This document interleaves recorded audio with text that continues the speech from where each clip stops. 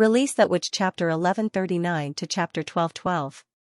The swirling sea is so vast, so it's understandable that there are all kinds of strange terrains. After a moment of silence, Thunder said, I once saw a weathered rocky mountain in the kingdom of Wolfheart. It's somewhat similar to these stone pillars, except that it's not as long and slender. But there's no wind underwater. Camilla thought but did not say it out loud. Wind? Joan's voice suddenly came to her mind. It's windy here. What did you say? Camilla asked subconsciously. Well, did I not make myself clear enough? Thunder coughed twice. Then I'll say it again. When I was in the kingdom of Wolfheart, I'm not asking you, I'm asking Joan. Camilla interrupted. Although it was a little rude, she was too shocked to care about it. Joan just said. There's wind at the bottom of the sea. All the listeners on the deck could not help but be stunned. I can't feel it, but I can hear the sound of the wind. Whoosh, whoosh, whoosh, don't you hear it? Yes, it was a telepathic communication. If Joan could hear it, he should be able to hear it as well.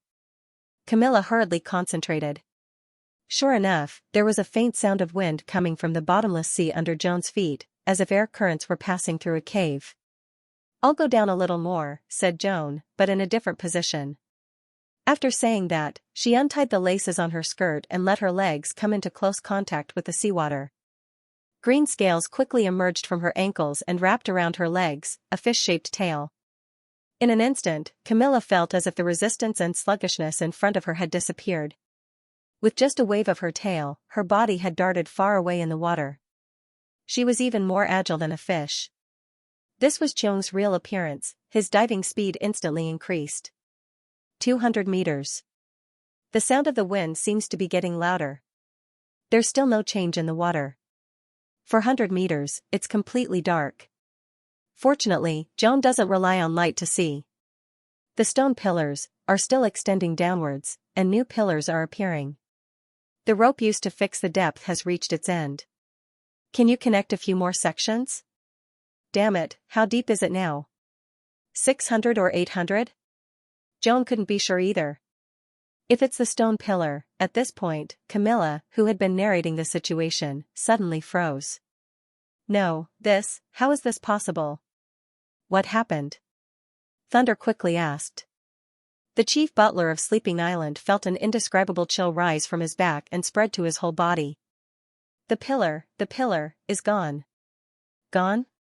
Do you mean disappeared? Thunder frowned and looked at the sea. The dense islands and reefs around them had not changed at all. No matter how he looked at them, they did not seem to have disappeared. Camilla held her trembling hands and said, There is no seabed, there is nothing. They are floating in the sea. Everyone couldn't help but suck in a breath of cold air. In Joan's vision, she clearly saw that the pillars had reached their ends. However, it did not mean that they had a fulcrum. Instead, they stopped abruptly as if their ends had been cut off, leaving only their upper halves floating in the water. Not only the small stone pillars, but even the islands and reefs were the same. The huge stone blocks stood in the air without any support. This scene was too strange, and it completely defied common sense. Floating? Do you mean the islands are all floating in the water? 3 gods above, they're all rocks. Woman, are you sure? Impossible. Even if they can float, they can't be as still as they are now. Without the anchors, the current is enough to push the entire Shadow Islands into the fjords. The deck suddenly burst into an uproar. All of you, shut up. Thunder shouted, causing the others to calm down. Are all the islands floating? I don't know. They are of different lengths, Camilla murmured. The new stone pillars are still extending downward. Joan's speed of diving had obviously slowed down. Apparently, although her ability could resist the pressure of the deep sea, there was still a limit. Just then, Camilla noticed a strange scene. A few of the pillars closer to Xiong seemed to have been elongated. It was not their overall length, they were almost as straight as tree trunks, plunging deeper into the sea. She could not see the end of them at all. What caught her attention were the details, such as the lines on the pillars and the barnacles attached to them. Starting from one of the pillars, the former seemed to be more slender, while the latter gradually turned from a circle to an oval. Since there were normal specimens within a few meters of them, it was quite incongruous. Do you want to take a closer look? Joan sensed Camilla's surprise. There is something strange over there. Okay. Okay. Camilla cleared her dry throat. Be careful.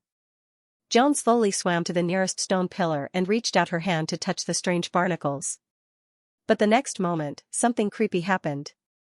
The chief butler saw with his own eyes that the finger covered with scales grew a little longer. Huh?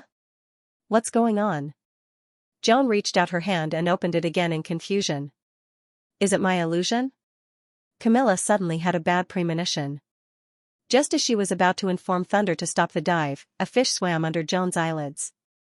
It was an ordinary silver eel, about an arm's length.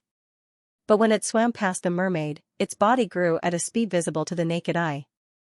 In less than 5 meters, it turned from an eel into a creature that looked like a sea snake. But this was not the end.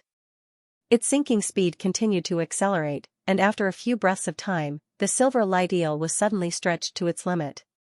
Its tail was still in sight, but its head had already plunged into the boundless darkness. It was at least 100 meters long.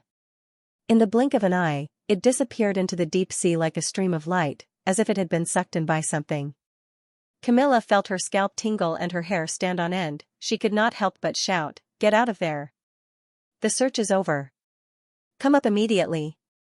But it was too late. Joan swayed her tail a few times, but her body did not move. Or rather, the speed at which she was stretching was the same as the speed at which she was rising. Camilla could clearly see that her tail had grown to more than 10 meters long, but its width did not change at all. It was a horrifying scene. Joan began to panic. What's wrong with me? Camilla, what should I do? Come on. Don't stop, swim harder. You can do it. Camilla hissed. But all her efforts were in vain. No matter how hard Joan swam, her body kept sinking as if she had sunk into a swamp. At this moment, not only her tail, but even her body and hands were distorted. She seemed to realize something and helplessly stretched out her arms above her head. Somebody, help me, no. Before she could finish her words, her vision suddenly sank and then turned pitch black. Camilla opened her eyes and knelt on the ground helplessly. Sweat dripped from the tip of her nose and dripped on the back of her hand. Only then did she realize that she was covered in cold sweat. What's going on? Is Joan in danger? Thunder came up to her and helped her up. It seemed like a long time had passed, but it also seemed like a short moment. Joan saw her body stretching infinitely toward the dark bottom of the sea until a white light spot appeared at the end of her vision. Then, the light spot turned into a dazzling light that enveloped her. The next moment, the feeling of a body that did not belong to her came back to her consciousness. The roaring sound of the water almost broke her ears. The tranquility of the deep sea was instantly shattered. She felt as if she had been sucked into a whirlpool. But she quickly rejected this idea. A whirlpool would only revolve around the center, but here, there was a rapid flow of water in all directions. It was the collision of these water currents that caused such a loud sound. Even Joan could not keep her balance in such a situation. Everything was out of control. She was like a feather floating in the stormy waves. She could only let the water flow around her, crashing left and right. Where am I? Although she could not figure it out, she knew that she was not in the depths of the sea. Her scales did not feel too much pressure, and the water was no more than 100 meters deep, which meant that she would soon surface. Besides, no matter how hard Joan called out to Camilla in her mind, she could not get any response. This made her desperate to get out of the current predicament. Even if she could not control herself, she had to at least float to the surface and have a look. Fortunately, it was much easier to float than to change direction. She tried her best to raise her head and slowly rose up in the surging currents. The moment she jumped out of the water, Joan opened her eyes wide in confusion. The shadow islands had disappeared without a trace. There were rocks all around her and above her head. The vast sea had turned into a waterway hundreds of meters long. The seawater flowed rapidly in it, rumbling. The wind was blowing above the water, so strong that it was almost impossible to open one's eyes. The whistling sound overlapped with the sound of the wind at the bottom of the sea. Just as she turned her head around, she saw a bright light behind her. The water rushed toward the source of the light, as if it had found a vent. Was she going to have to go through the same thing again? Before she could think further, Joan was pushed into the light by the unstoppable seawater. The roaring suddenly quieted down, as if she was a lot farther away from the light. For a moment, she felt that she was flying. Her body became light as a feather and did not feel real at all. But soon, she realized that she was indeed in the sky. Beneath her feet was the familiar blue ocean, but it was 1,000 meters away. The surrounding rocks were replaced by the sky. The light she saw came from the sun hanging high above the clouds, and the seawater that carried her out of the cave had become a wide waterfall. But, she was neither Maggie nor lightning. She couldn't fly. Just as this thought appeared in his mind, his body suddenly fell. Plop, after a frightening fall from the sky, Joan fell headfirst into the sea. If he hadn't seen a similar scene in the magic movie, he would have been scared to death. She swam out of the water again and let out a long breath. That's right, I was clearly in the deep sea just now. How did I suddenly get washed up into the sky? At this thought, Joan looked up and froze on the spot. God, what is that? She could hardly believe her eyes. An incomparably huge boulder floated in midair. It was so huge that it was impossible to see its entire appearance. The shadow cast by the boulder covered half of the sea like a dark cloud in the sky. Some of the clouds were even below the boulder, which gave people the illusion that it was not an isolated giant, but the top of a mountain. However, even the impassable mountain range was not majestic in front of the boulder. Joan estimated that the boulder was at least 100 meters thick, which was like a large island. There were many cracks on the thick boulder, ranging from hundreds of meters to a few kilometers. Seawater poured out of the cracks, forming a waterfall that connected the sky and the sea. Such a large amount of water poured into the boulder, stirring up huge waves on the surface of the sea. Even Lord Thunder had never seen such a shocking spectacle, right? Although Joan did not know where she was sure that she was far away from the fjords and Grey Castle. Otherwise, such a huge boulder would have been discovered a long time ago. Can I go back? In the turbulent waves, Joan put half of her head into the water and spat out a string of bubbles. Plop. Just then, she heard the sound of something falling into the water not far away. It sounded like something had fallen from above. Are there other people who were unfortunately involved? Joan estimated the distance, dived into the water, and swam in that direction. After swimming for about a quarter of an hour, she finally got a good look at the thing that had fallen into the water. It was an oddly shaped boat, about the size of a three-masted ship. The lower half seemed to be a cross between a fish and a squid, and the upper half was a frame of curved ribs, wrapped in flesh that looked like internal organs. At first glance, it looked like the body of an animal that had been half-eaten, and she could not help but feel a little nauseous. However, it was definitely not an inanimate object. Soon after falling into the water, it spread its 4 pelvic fins and began to paddle in the direction of the spreading waves. Joan followed the direction of the boat and was shocked. In the distance, there were hundreds of such monsters.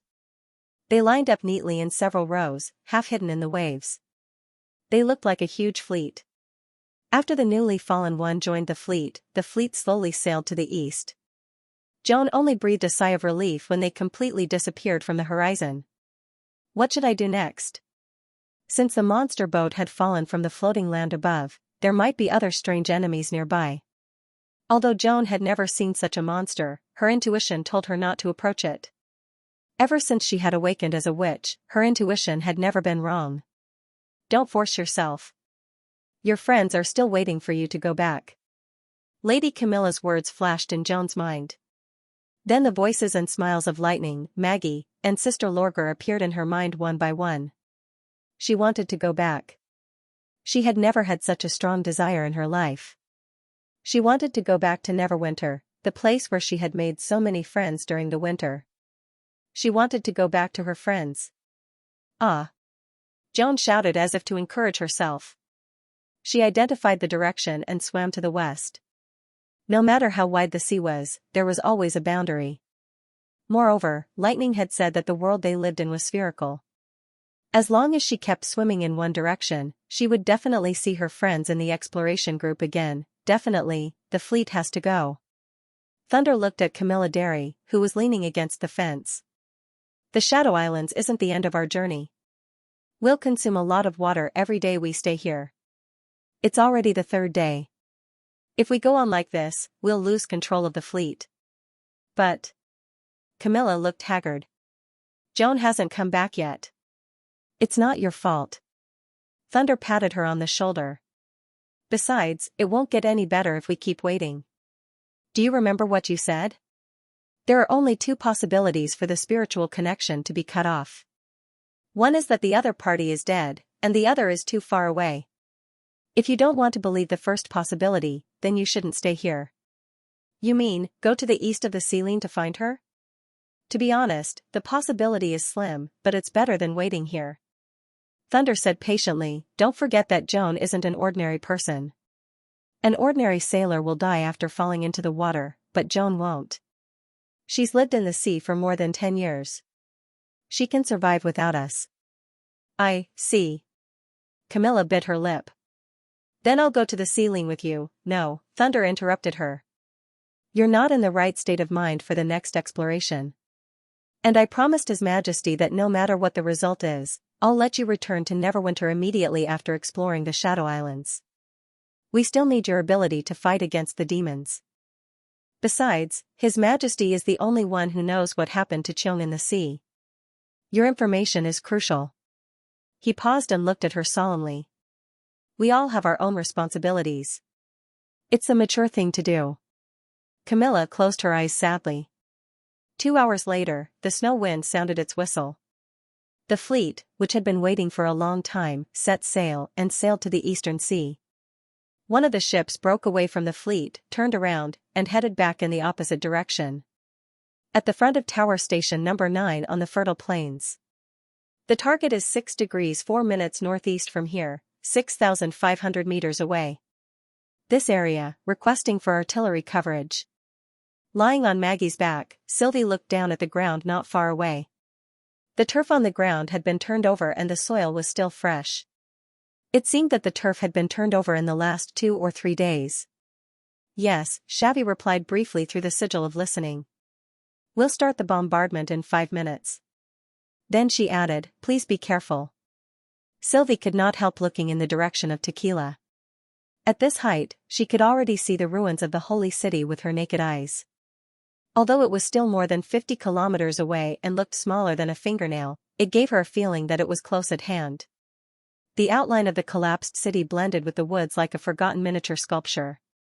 Although it was beyond the observation range of the Eye of Magic, she could still feel a shining red star flashing.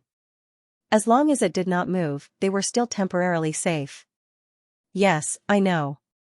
She put away the sigil and patted Maggie's broad back. Let's fly higher. Ow. Maggie, who had transformed into a devil beast, let out a long howl and spread her giant wings that were nearly 10 meters long. She was now almost the size of 2 ordinary devil beasts, which made her a giant among the devil beasts. She was even comparable to the mutant devil beast ridden by Caberdabi. But when she thought that Maggie was still a giant among pigeons, Sylvie felt relieved. After climbing for about 100 meters, she faintly heard the dull sound of thunder behind her. Then, several dust columns rose from the ground in front of her. She could clearly see the ripples around the columns. Wherever the dust column passed, grass was sent flying, as if the solid ground had turned into clear water. No matter how many times she watched this scene, it was always pleasing to the eye. Then came the second and third round of thunder. The artillery battalion was able to accurately shoot shells into the area she had marked. Since it was difficult to determine the specific area of the attack from the air, they usually used a rough estimate instead. This area was about the size of the castle district of Neverwinter, which was about 16,400 square meters. It was also one of the areas she was most familiar with. Under the cover of the artillery fire, it did not take long for Sylvie to see severed limbs flying in the dust column. A 152mm grenade was enough to create a 1-meter-deep crater, but the demons could not hide deeper than 50 centimeters, and that was on the ground that had been corroded by the red mist. If it was an ordinary ground, it would at most cover his head. If a shell happened to land on his head, not even a complete corpse would be left. Of course, it wasn't necessary for a grenade to hit accurately to kill a demon. The shockwaves released by the grenade were the real killer, especially for targets buried underground. His body was tightly attached to the soil, which meant that there was no buffer. Any impact within 20 meters of the center of the explosion would be fatal. His Majesty called this method of attacking, which did not care about the specific position of the enemy, but bombarded the entire area. After 5 rounds of artillery fire, hundreds of demons crawled out of the soil and began to flee. The enemy has appeared. It's a mad demon. Please continue firing at the same angle, Sylvie reported. Roger. All of a sudden, she seemed to have sensed something and raised her head to look at Tequila. The red starlight suddenly became much brighter, and it quickly flew towards the camp. She immediately took out another sigil of listening and said, "Lightning, come back. The magic slayer is on the move." Maggie also turned around and quickly retreated from the airspace. 7 minutes later, the 3 of them returned to the air defense circle of the First Army. The magic slayer was also within the range of the magic eye. Sylvie saw the blue-skinned demon, which resembled a human, hovering above the bombardment area twice. It then stared coldly at the 3 of them in the air with a murderous look on its face. During this time, the artillery battalion did not stop firing. Sylvie realized that the magic slayer could not do anything even though he was angry. Even the powerful magic slayer could not stop the whistling shells from killing his own kind. In the end, the magic slayer could only abandon the fleeing mad demons and turn around to return. Sylvie immediately felt a lot less pressured. It's gone. Shall we go and scout again? Maggie shouted. She glanced at Lightning, who was clenching her fists tightly, and finally shook her head. Let's call it a day. I need to conserve some magic power for tonight. Besides, we've already swept the area within 5 to 6 kilometers. It's enough to ensure the safety of the engineering team for the next few days. After returning to the underground command center of Station Number 9, Sylvie painted a piece of land on the map green. It was the area that they had swept today. Almost all the areas along the railway were green. Thank you. The light of dawn came up to her with a cup of black tea. It seems that Lady Edith's banishment plan worked. Sylvie took the tea and said with a smile, yes, it seems so for now. This was not the first time she had encountered such an encounter. In fact, ever since they were within 100 kilometers of Tequila, the risk of scouting ahead had increased significantly. Using the magic eye to observe through the soil made it difficult for her to keep track of the enemy in the air. Within this distance, the demons could already stay in the air for a long time with a lot of gas tanks. Therefore, the General Staff formulated a banishment plan, dividing the reconnaissance area into several layers. The area within 0 to 2 kilometers was the absolute safety zone.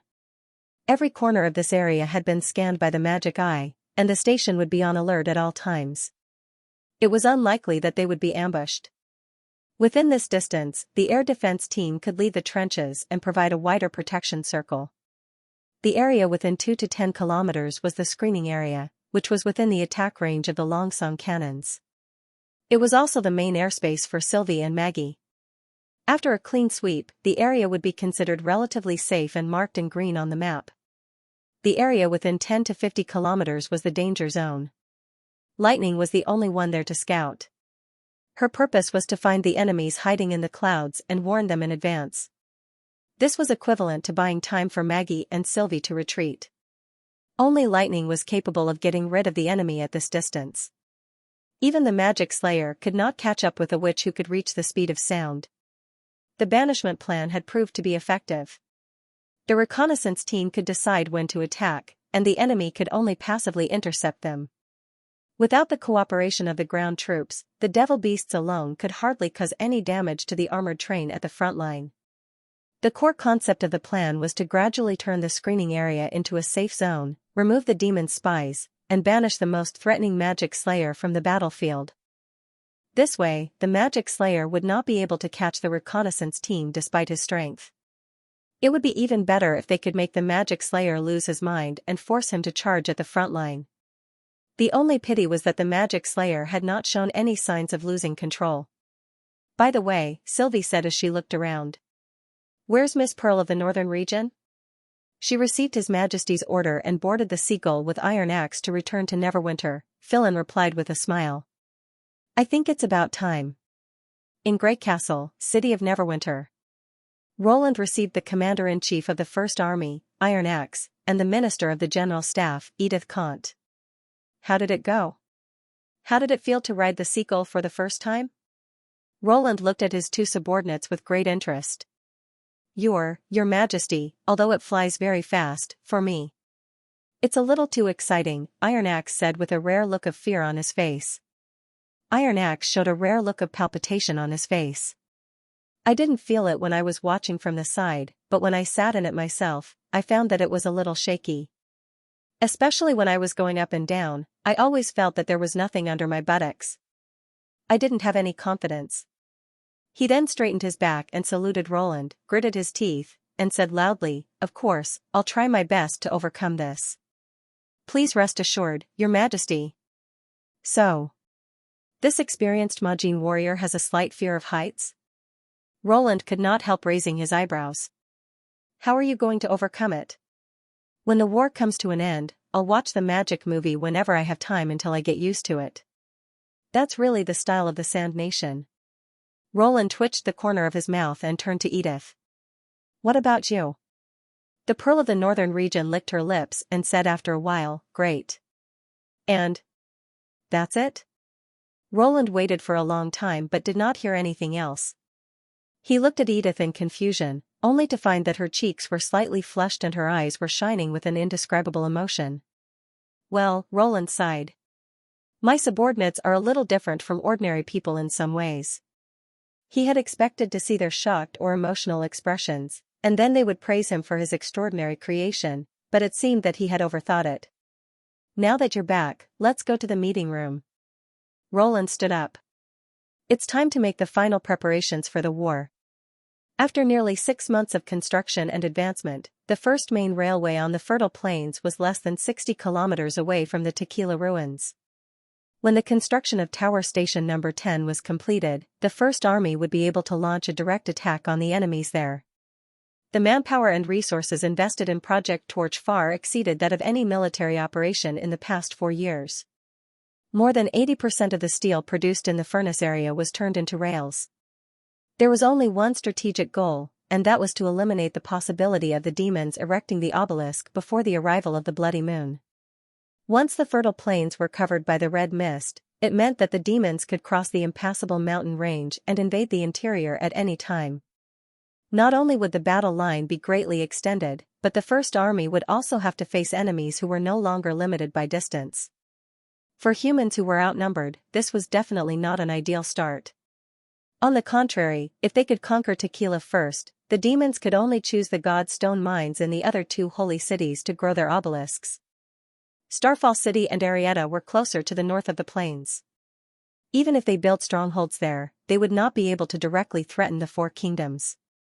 In this way, not only would the Battle of Divine will be within their grasp, but they would also be able to buy at least another 400 years for the human race. As for Grey Castle, which had entered the industrial age, how much could it develop in 400 years? The answer was self-evident as to how many times human beings, who were not limited by the food shortage, could develop in 400 years. Therefore, the vast and fertile plains served as a strategic buffer and reserve land for future development. Mortals would eventually defeat the demons. However, this did not mean that their generation would be able to witness the arrival of that day. This was also the deeper reason why Roland did not tell the others. Unfortunately, the reality was not always as perfect as the plan. According to the original plan, as long as the demons in Tequila were eradicated and the ruins were rebuilt into a stronghold, it would be considered a great success. If this was the goal, the First Army was now only one step away from complete victory. However, the appearance of the Magic Slayer forced a change in the plan. The power of the curse rendered all healing methods ineffective, so small wounds could be fatal. Lightning's self-healing ability was basically equivalent to the speed of infection, but Leaf was not so lucky. According to Ash's secret observation and report, Leaf's condition was deteriorating. Although she did not say anything, her complexion and spirit could not be hidden from Ash's, who was always by her side. Deteriorating meant that the speed at which the wounds were decaying had exceeded the limit of healing. Like a lesion that was spreading little by little, it seemed to be fine at first, but in the end, the body would collapse. Whether it would take a year or a decade, as the most important part of the population expansion, this was an unacceptable loss. They had to put an end to the magic slayer in Tequila. In the conference room, the witches and the representatives of the army gathered together. The light screen from the third border city was displayed on the wall. They were discussing how to ensure the death of the senior demon with the power of the curse in the final battle. First of all, according to the general staff's deduction, when the situation becomes unsalvageable, the magic slayer has a 90% chance of retreating, said Edith. Edith was still the first one to speak. There's not much concrete evidence for this conclusion. It's more of an expectation than anything else.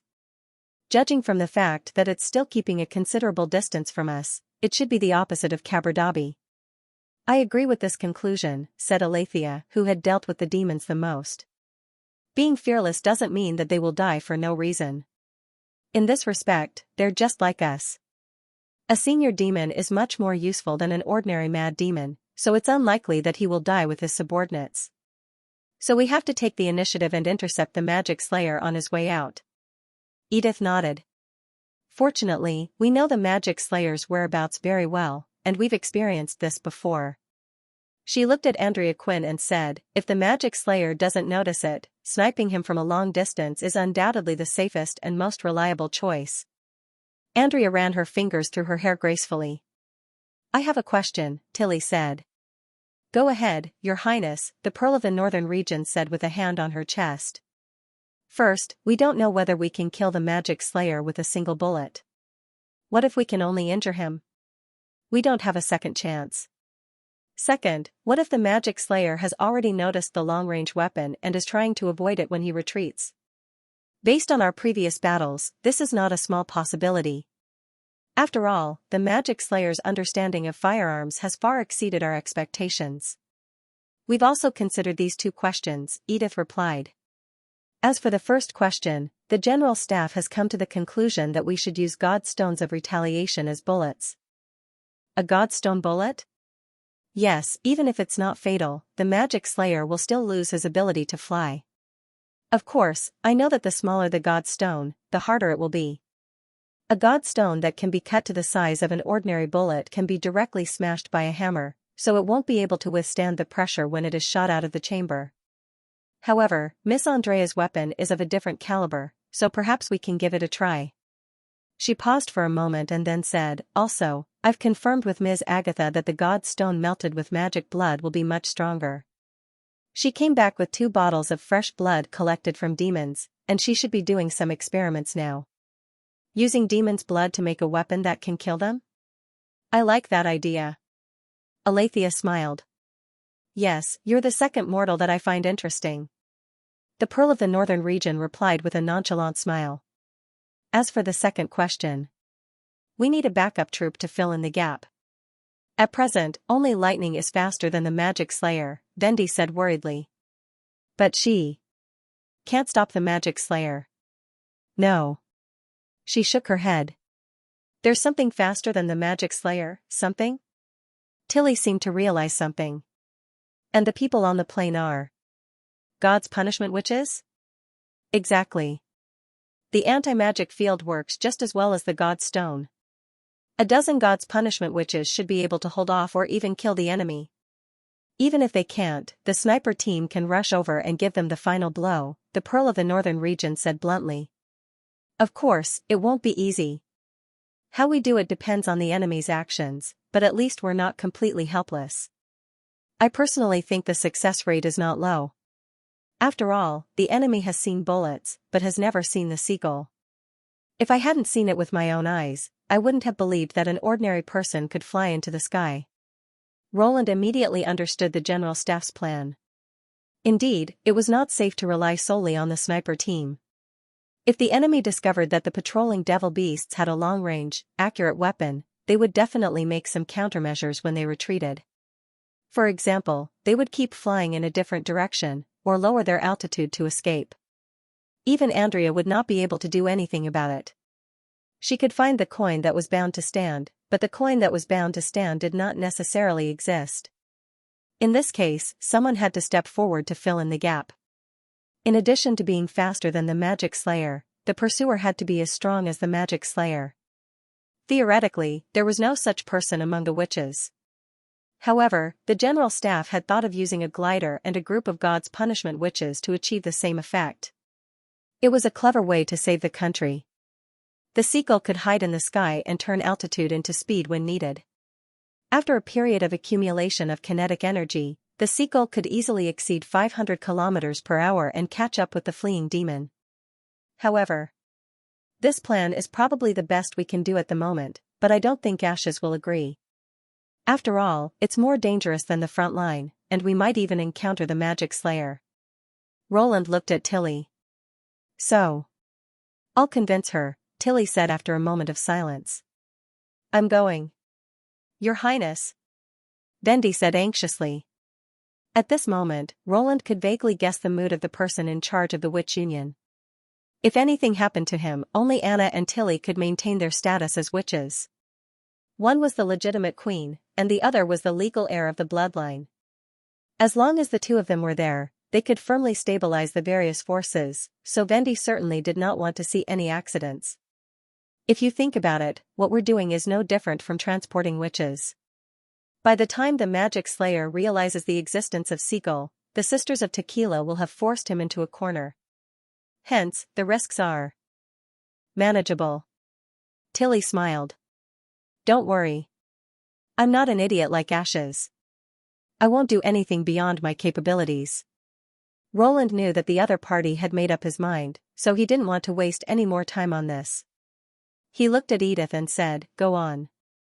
"Yes, Your Majesty." Edith walked to the side of the map. "The last step of the plan is the location of the ambush. Without the support of the red mist, the senior demons won't be able to hold on for long.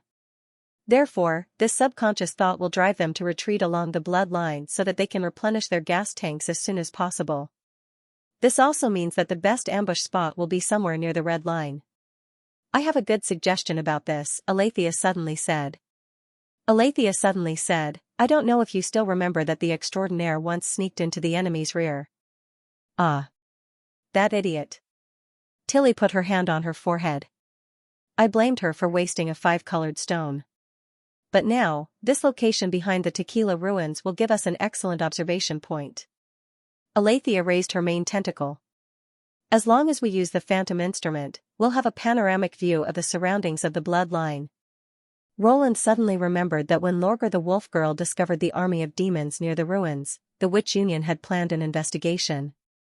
However, the plan had failed because the team had gone astray.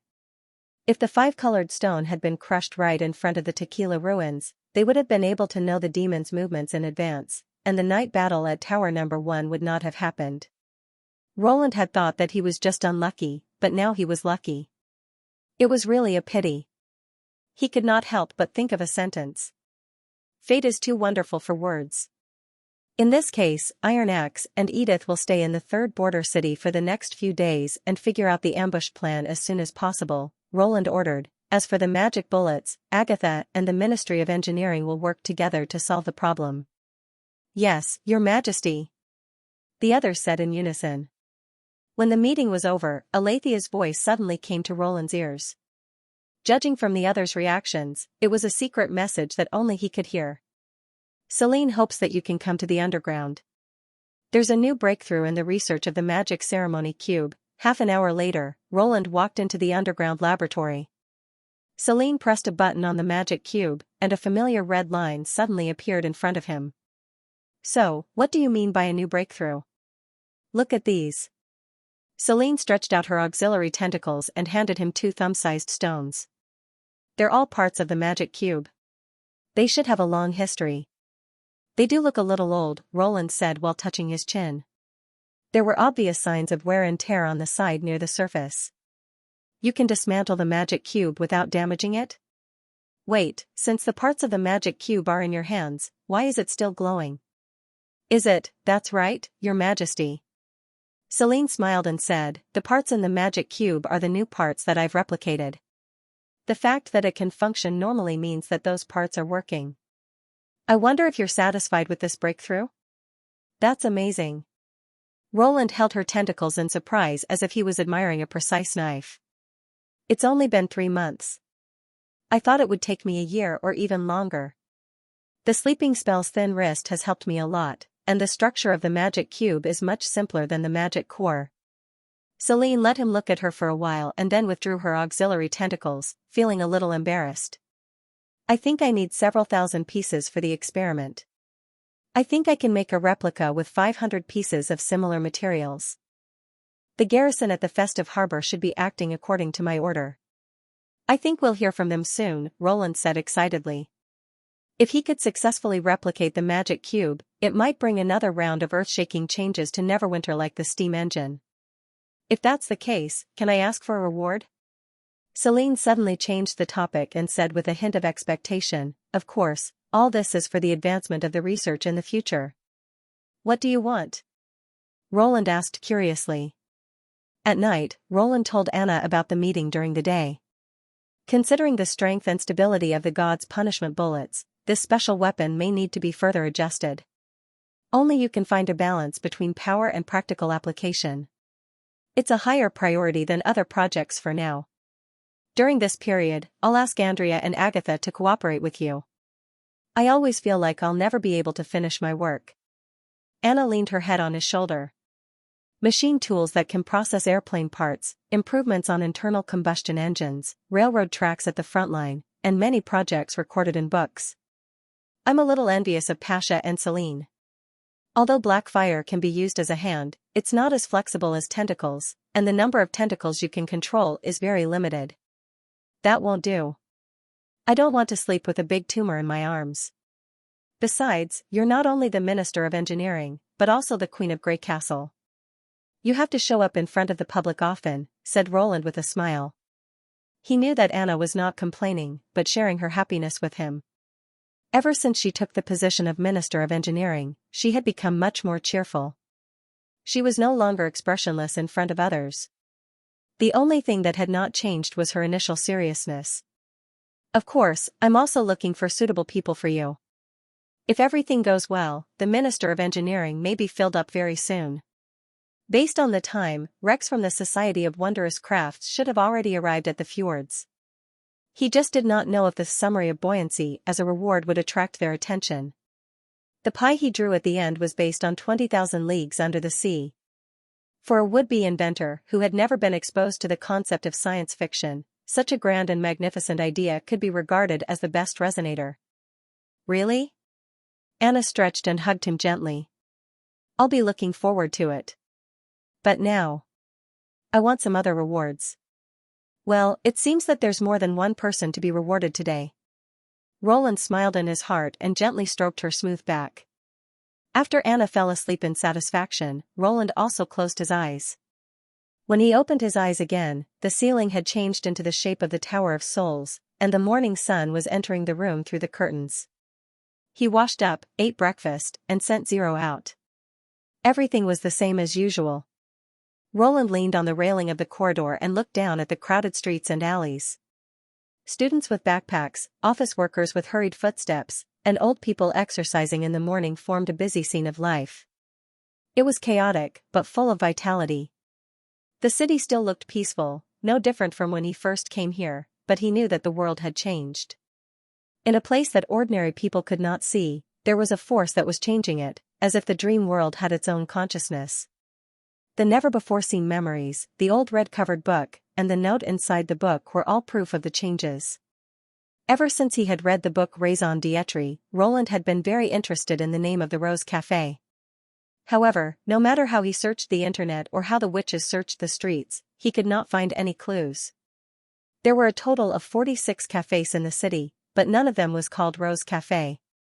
He had considered the possibility that it was a prank, but as he learned more about the real world, he found that the content in the book became more and more difficult to ignore. Even the notes seemed to have a deeper meaning.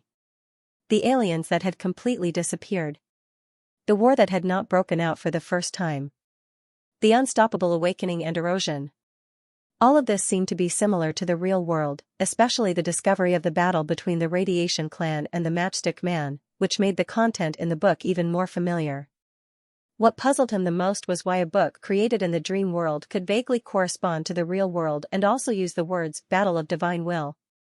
Unfortunately, according to Xianxia, the author of the book did not leave any information behind, so the only clue was the note. However, before he found the Rose Café, he could only bury his doubts in his heart. He returned to the living room and waited until it was about 8 o'clock when he heard a rhythmic knock on the door. Bang, bang, bang. This was the signal to indicate that there was no one in the corridor. Roland hurriedly opened the door and let the person who knocked on the door in. "Your Majesty, good morning." 3 petite witches raised their elbows and saluted him. One of them was Donnan, the lightless curtain, who was the first to enter the dream world. They are really high school students. Roland could not help thinking. He knew Donnan very well. She had joined the Blessed Army the second year after her awakening and was already 28 years old when her soul was transformed. She had rich combat experience and was good at using short knives, daggers, and other weapons to sneak into battle. However, because of her small size and the special magic power that could slow down the aging process, she looked no different from a young girl in her teens. The other 2 witches also looked the same. He could not help but think of the conversation he had with Celine. Go to school? I remember that the average age of a god's punishment which is above 20, right? According to this age group, the corresponding college is a university, but their level of knowledge is only around that of a junior high school student. If their age does not match, I'm afraid that their identity may be exposed. Don't worry about that. If you only want to look young, many of us can satisfy that requirement. Judging from the fact that the other 2 witches were younger than Donnan, Roland knew that Celine was not exaggerating. He could only say that he did not pay much attention to the god's punishment witches after handing over the daily chores to Phyllis, Faldy, and the others. After all, the team of more than 300 witches was divided into dozens of rotating groups. If he was the leader every time, he would not have the time to collect and memorize all kinds of academic materials. In this regard, Roland believed that he was quite self-disciplined. My name is Saint Miron, and my ability is to imitate gestures. As long as I can connect with someone, I can perfectly imitate any movement. This is my second time in the dream world. Please give me some advice. My name is Dodo, and my ability is to put non-existent pockets. Simply put, I can put things in invisible bags made by magic. It's not very useful, but I will live up to Lady Celine's trust and the reputation of the Quest Society. The 2 witches introduced themselves respectively. Judging from their abilities, they were not combat witches. Since such witches could not join the Blessed Army, they usually worked harder in other areas. Roland seemed to be able to prove that the 3 witches who were playing cards could affect their temperament. As for Donnan, she was probably chosen by Celine to protect them. After all, the dream world was not without danger, especially now that there were more and more fallen evils. Roland nodded and looked at the 3 witches. Celine should have told you about this mission. Try not to talk too much later. Just cooperate with me when the other party asks. Yes, Your Majesty. After solving the problem of age, the next problem was how to go to school for unregistered people. In fact, the identity of the Tequila Witches had been bothering Roland for a long time. Every time he went to rob fallen evils, he had to do it secretly and in the middle of the night. If it weren't for the witch's ability, the warehouse, which always had different people going in and out, would have been exposed to the enthusiastic residents of the Tongzi district. No matter how he thought about it, there was only one person who could solve this problem once and for all. Hey, good timing. I have something to talk to you about. Garcia's voice came from the other end of the line before Roland could say anything. What's up? It's not convenient to talk over the phone. Just come to my room. You just woke up, right? Roland could feel the disdain coming from the other side of the phone, as if staying in bed was a heinous crime for a martialist. Well. Okay. He thought for a while and decided to go to room 0827 first. If Garcia was in a bad mood, he could talk to her another day. After hanging up the phone, Roland asked the three witches to wait in the living room for a while and then went to room 0827 alone. The door's open. Come in. Garcia had obviously heard his footsteps. Roland pushed the door open and walked into the living room. She was wearing a loose summer dress and holding 2 glasses in front of the refrigerator.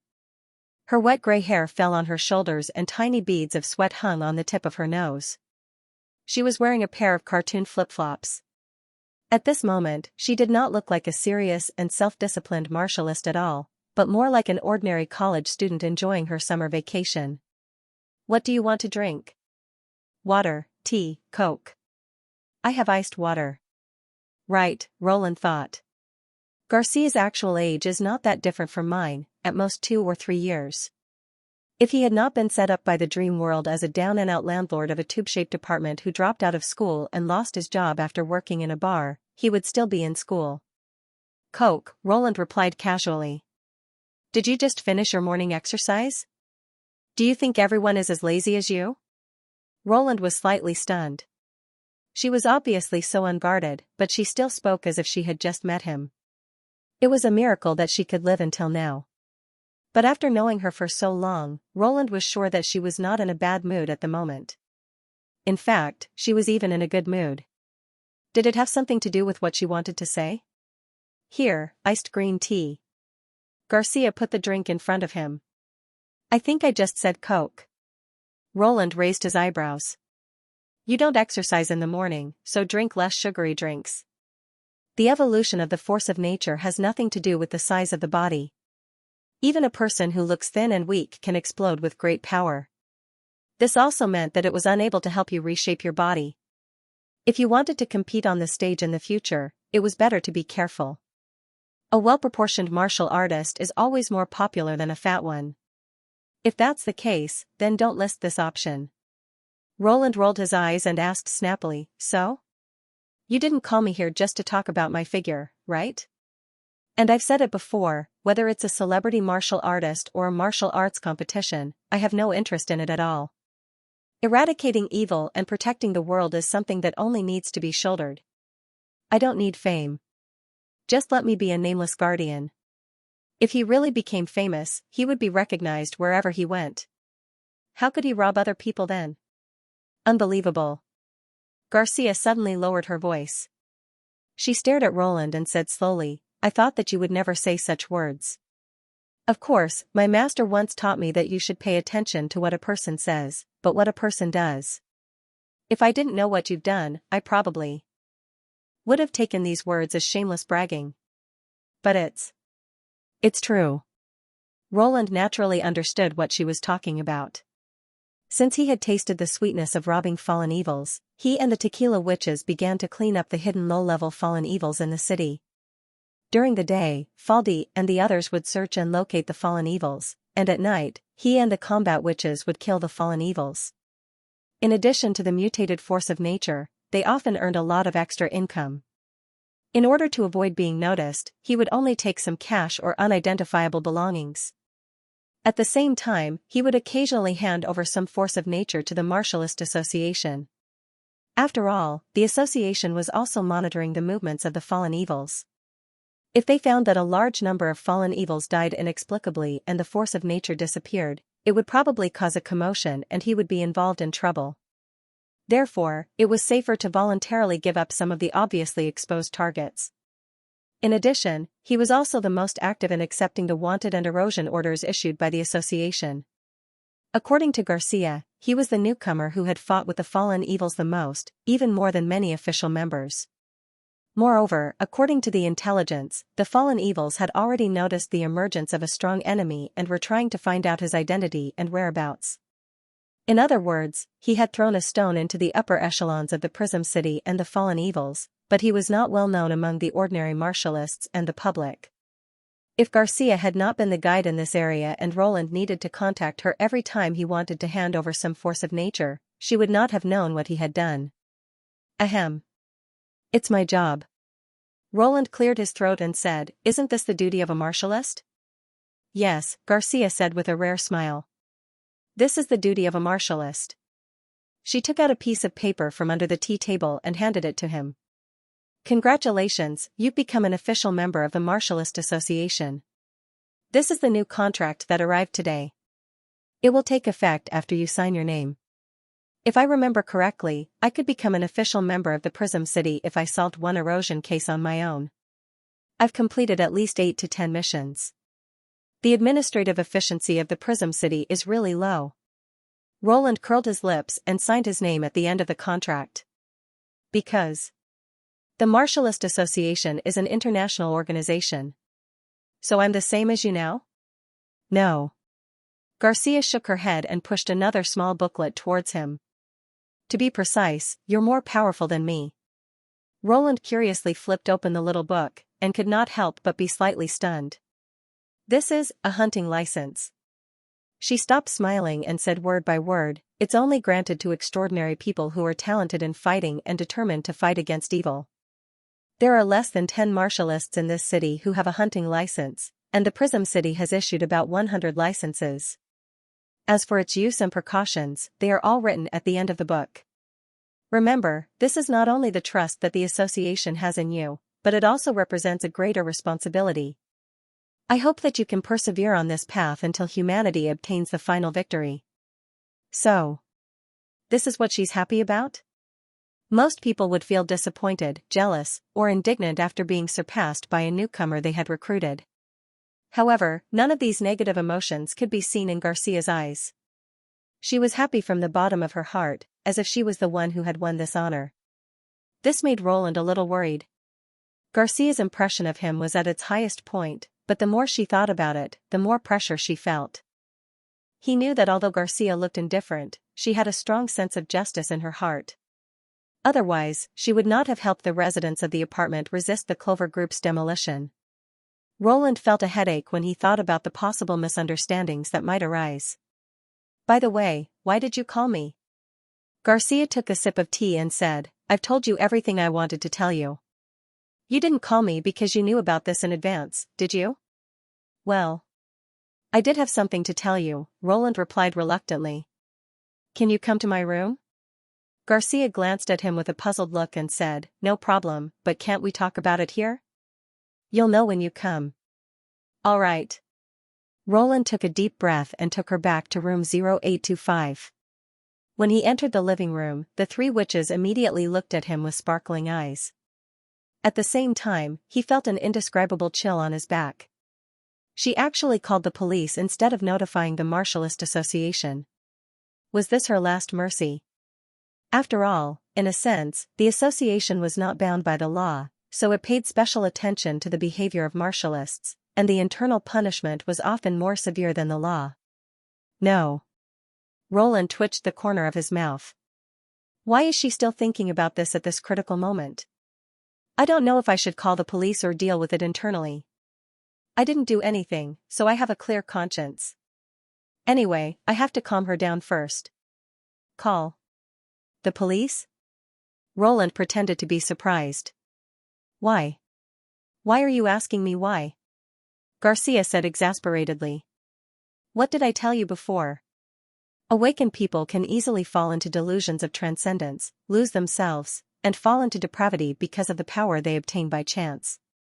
That's why martialists need to restrain themselves and guard their hearts. I don't want to interfere with your private life. It's okay to see girls coming out of your house, but they're not adults at all. The expansion of desire is one of the most obvious signs of depravity. Don't you understand? Compared to the time he spent with the 3 girls, she was actually more angry at him for indulging his desire and embarking on a path of no return. I understand, but the problem is, if I really did what you said, why did I bring you here to witness the scene? Roland sighed. Don't you think it doesn't make sense at all? In fact, whether I did those things or not, it's easy to attract criticism, so the right thing to do is to avoid them being seen by others. But I took the initiative to let you see them. Don't you think there might be something fishy about it? Garcia blinked her eyes and slowly put down the phone in her hand. Why? Roland secretly heaved a sigh of relief and said in the most sincere tone, this is what I want to explain next. Miss Garcia. I need your help. Half an hour later. So, those girls who came out of your room don't have that kind of relationship with you, but are part-time tutors? Garcia asked with narrowed eyes. That's right, Roland said calmly. They're all college students from nearby. Besides tutoring Zero, they can also teach these three girls. However, this was not a solution. If they taught them for a long time, they would become suspicious of their identities. After all, they were young, and it would be strange if they did not go to school. I had no choice but to replace him with a new candidate before the tutor became suspicious. He had been very careful in dealing with the problem of the gods' punishment witches. The residents of the community had seen at most 3 or 4 witches walking out from 0825. This reason was not convincing, but at least it was reasonable. When you stood me up for the first time, you mentioned on the phone that relatives came to our house. Are you referring to these 3 people? Hey, that was more than half a year ago. Are you still brooding over it? Yes, but they are not my real relatives. They are from the same village. Roland lied with a straight face. Donnan, Saint Miron, Dodo, and I live in the same village, on the same street.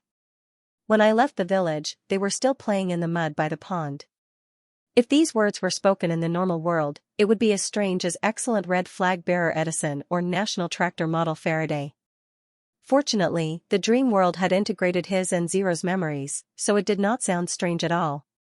Then why didn't they register? Roland paused for a moment. Because of their gender. I see. Garcia was silent for a long time. When she spoke again, her eyes were much softer. Are there many people like them? Yes, but it's only changed in the last 10 years. Seeing that the conversation was going better than he had expected, Roland seized the opportunity to say, the news that I joined the Martialist Association has spread in the village. They probably don't want to stay in that small place for the rest of their lives, so they came here to seek refuge with me. Your brother Roland is telling the truth. Please let us stay here. I want to go to school. The 3 of them made up the last part in time. Garcia slightly turned her head away, seeming to be hesitating. Neither private tutors nor self-study can solve the fundamental problem. I hope they can live a normal life like ordinary people. Among all the people I know, you're the only one who can do this, Roland said slowly. Even if Garcia could not do it, the Clover Group could. For such a large and powerful family business, it was not difficult for them to fill in a few illegal accounts. Apparently, Garcia had also thought of this. After struggling for a while, she let out a long sigh and said, I'm sorry, I can't help you. Before Roland could speak, Garcia continued, I've left my family and said I'd never see my father again.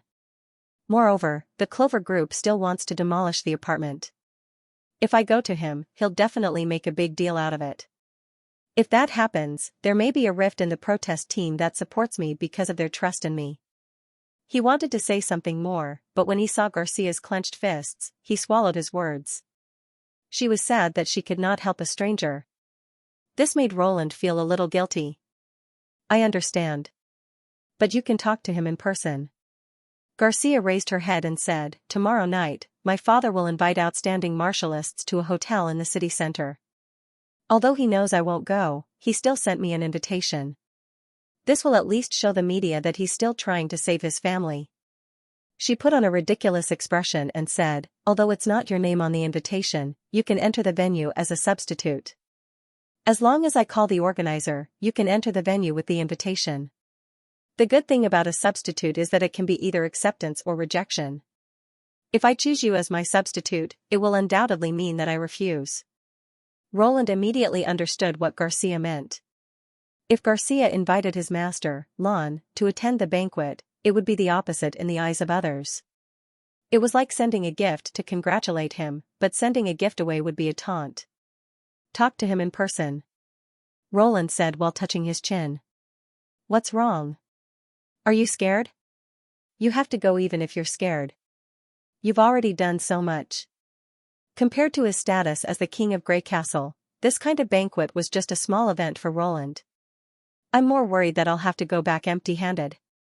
After all, this kind of rejection is tantamount to ridicule them. Don't worry. My father is not an unreasonable person. In business, especially in transactions, he only cares about profits, Garcia said with a smile. And you're not an ordinary martialist. Even the Prism City has noticed your growth. Don't underestimate yourself. Roland vaguely understood what Garcia meant. I'll try my best. To be honest, I'm very happy. Garcia stood up and reached out her right hand to him. It turns out that you've never deviated from the path in your heart. On the contrary, I misunderstood you. I owe you this. I'm sincerely proud to have a martialist like you as my fighting partner. She paused for a moment and then said, also, if you need my help in the future, just tell me. Don't call me Miss Garcia anymore. It doesn't suit you. Roland slowly reached out his hand and held hers. Although most of what he said was a lie, he did not forget his goal for a moment. He wanted to break the shackles of the divine will, discover the truth of the world, and save mankind from the endless battle of destiny. Due to the difference in the flow of time, they could sleep for 2 days at a time. The next day, after arranging for the gods' punishment witches, Roland drove the 3 witches to the Crown Hotel in the center of the city for the banquet. Your Majesty, can we really eat whatever we want there? Donnan poked her head out from the back seat and asked, her eyes shining. Of course. It's no different from a banquet held by the nobles. You must have attended many banquets like this in the Union, right? But we can't eat whatever we want at those banquets. Can't we? Roland asked curiously. Yes. Saint Miron, who was sitting in the passenger seat, nodded. Those who are invited to the banquet are all important people. Making friends is more important than eating. No one wants to talk to someone with a greasy mouth. Eating without restraint will only invite ridicule. If the banquet is long, most people will choose to eat first before going to the banquet. She swallowed her saliva and said, if this behavior will damage His Majesty's reputation, we can totally tolerate it. Roland glanced at the 3 witches through the rearview mirror and could not help laughing. Don't worry. When have I ever gone back on my word? This is not the Union, nor is it the King's City of Grey Castle. We're playing the role of ordinary people. As long as we don't disturb others, we can eat whatever we want. Then. Can I sneak some food back? Dodo asked excitedly. There are many sisters who also want to experience the standard of banquets in this world. Just don't be discovered, Roland said casually. When the time comes, follow me. Don't stray too far away from me. If anyone tries to talk to you, just pretend you didn't hear it. I'll deal with it. Yes, Your Majesty, the 3 witches said in unison. About half an hour later, they arrived at their destination. As soon as they entered the door, Roland felt the difference. Almost all the luxury cars parked around the front yard of the hotel were worth at least $1 million. The clean paint on the cars was as shiny as a mirror. In contrast, the van he drove was quite eye-catching. Although robbing fallen evils made a lot of money, it was still several orders of magnitude lower than that of a real capitalist. In order not to attract attention, the van he bought was only an ordinary brand, which would not attract much attention no matter where he went. However, here, he was the most eye-catching one. Sir, the hotel doesn't accept outsiders today. May I ask if you have an invitation letter? After parking the car at the entrance, the receptionist quickly walked up. Roland took out the card Garcia had given him and waved it in front of him. Welcome to the Crown Hotel. The venue is on the top floor, and there are people in the lobby to receive you. The man smiled warmly and said, Please let me park your car. Roland sighed inwardly. No matter what these people thought, they were still polite on the surface. When he led the witches into the magnificent lobby, the 3 witches were much calmer than he had expected. Perhaps spacious and bright buildings were not rare in the tequila era. After all, stones of lighting were once common in the upper echelons of the witch empire. For example, the crystal chandelier overhead, which looked very expensive, was probably just an ordinary item. In the palace where the 3 chiefs resided, Roland was amused when he thought that the magnificent decoration was not even comparable to a few cream cakes. The appearance of the witches immediately attracted the attention of several people. It seemed that no matter which world they were in, their appearance was enough to attract people's attention. After a more detailed inspection, the receptionist scanned the card and reported to him through the walkie-talkie. Then she handed the invitation card back to him. Mr. Roland, sorry to keep you waiting. May I ask if these three ladies are your cousin? Roland shrugged and said, Garcia told me that relatives are allowed to enter the hotel. I see. Please follow me. The receptionist escorted them into the elevator and pressed the button for the top floor. She then placed her hand on her chest and saluted outside the door. Have a good time tonight. After a while, the elevator suddenly lit up. The wall that surrounded them suddenly disappeared under their feet.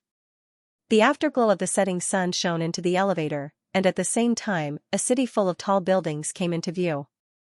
The buildings formed an unbroken horizon. Even as far as the eye could see, there were still rows of walls of buildings. Only then did the witches exclaim in a low voice. Even the three holy cities combined are not as big as the city, Donnan said in a low voice. No matter how many times I see it, it's hard to imagine that mortals without magic power could create all this. The miracle building that you want to build is also for commemoration, right? Saint Miron looked at Roland. He smiled noncommittally. Although he had never told anyone about his origin except for Anna, it was common knowledge among the tequila witches that he came from a place similar to the dream world. Otherwise, they could not explain why he was so familiar with this incredible world. When they arrived at the top floor, a large circular banquet hall appeared in front of him. Apart from the ground, the walls and the dome were almost entirely made of glass. Standing by the wall, they could have a panoramic view of most of the city, as if they were looking down at all the mountains in the city. The fact that the Clover Group was able to hold a banquet in such a place showed how powerful the Clover Group was. The dining table in the hall was filled with all kinds of food, from cold dishes to pastries, fruits to champagne towers. The guests gathered in groups of 2s and 3s, and there were hundreds of them. Obviously, they were not only martial artists, but also businessmen and politicians. In the past, he would have been very reserved in such a high-class banquet, but now, Roland had already gotten used to it. After entering the hall, he led the witches straight to the main topic, the dishes on the table in the back. Wow! This fish is so tender. It feels like it's melting in my mouth. Are these really grapes? Ah, I haven't tasted such sweetness for a long time. Don't talk nonsense. You just came to the dream world last month, right? But last time, we only had fast food. That idiot Elena only ordered kaifeng dishes and lanlu. Hey, don't just eat. Put something in Dwedwa's pocket, okay? Roland looked at the excited witches, who were swallowing their saliva, and shook his head with a smile. He suddenly felt that even if the dream world could not bring him any benefits, he should let this place continue to exist. For him, this place might be the realm of nothingness, but for the survivors of tequila, it was the only place where they could feel that they were still alive. The taste, the touch, the smell. They could only be compensated here for everything they had lost in the fight against the demons. Before the banquet officially began, Roland carefully looked at the other guests. Basically, the guests were divided into two groups. Those who wore formal clothes were the members of society, while those who wore the robes of the Martialist Association were basically his peers. Although this division was not necessarily accurate, for example, because he had just become an official member, he had not been issued a robe and could only wear formal clothes to attend the banquet. But in general, no one in the hall was dressed strangely, which was completely different from the scene he had seen in the Prism City last time. Is this the difference between the awakened in the academy and the awakened in the wild? He could not help but think of what Garcia had said. Although the Martialist Association is an organization that aspires to save the world, ideals alone are not enough to gather enough people. That's why the Martialist tournament came into being. Less than 50 years after its birth, it has already become the most watched competition in the world. Through the competition, the awakened ones could gain more exposure, fame, and income. The competition also injected countless new blood into the association. This caused the martial arts competition to become more and more important in the association. Those who performed well would also have a higher say in the matter. This change even caused disagreements among the upper echelons, and the members of the association gradually divided into the old and the new.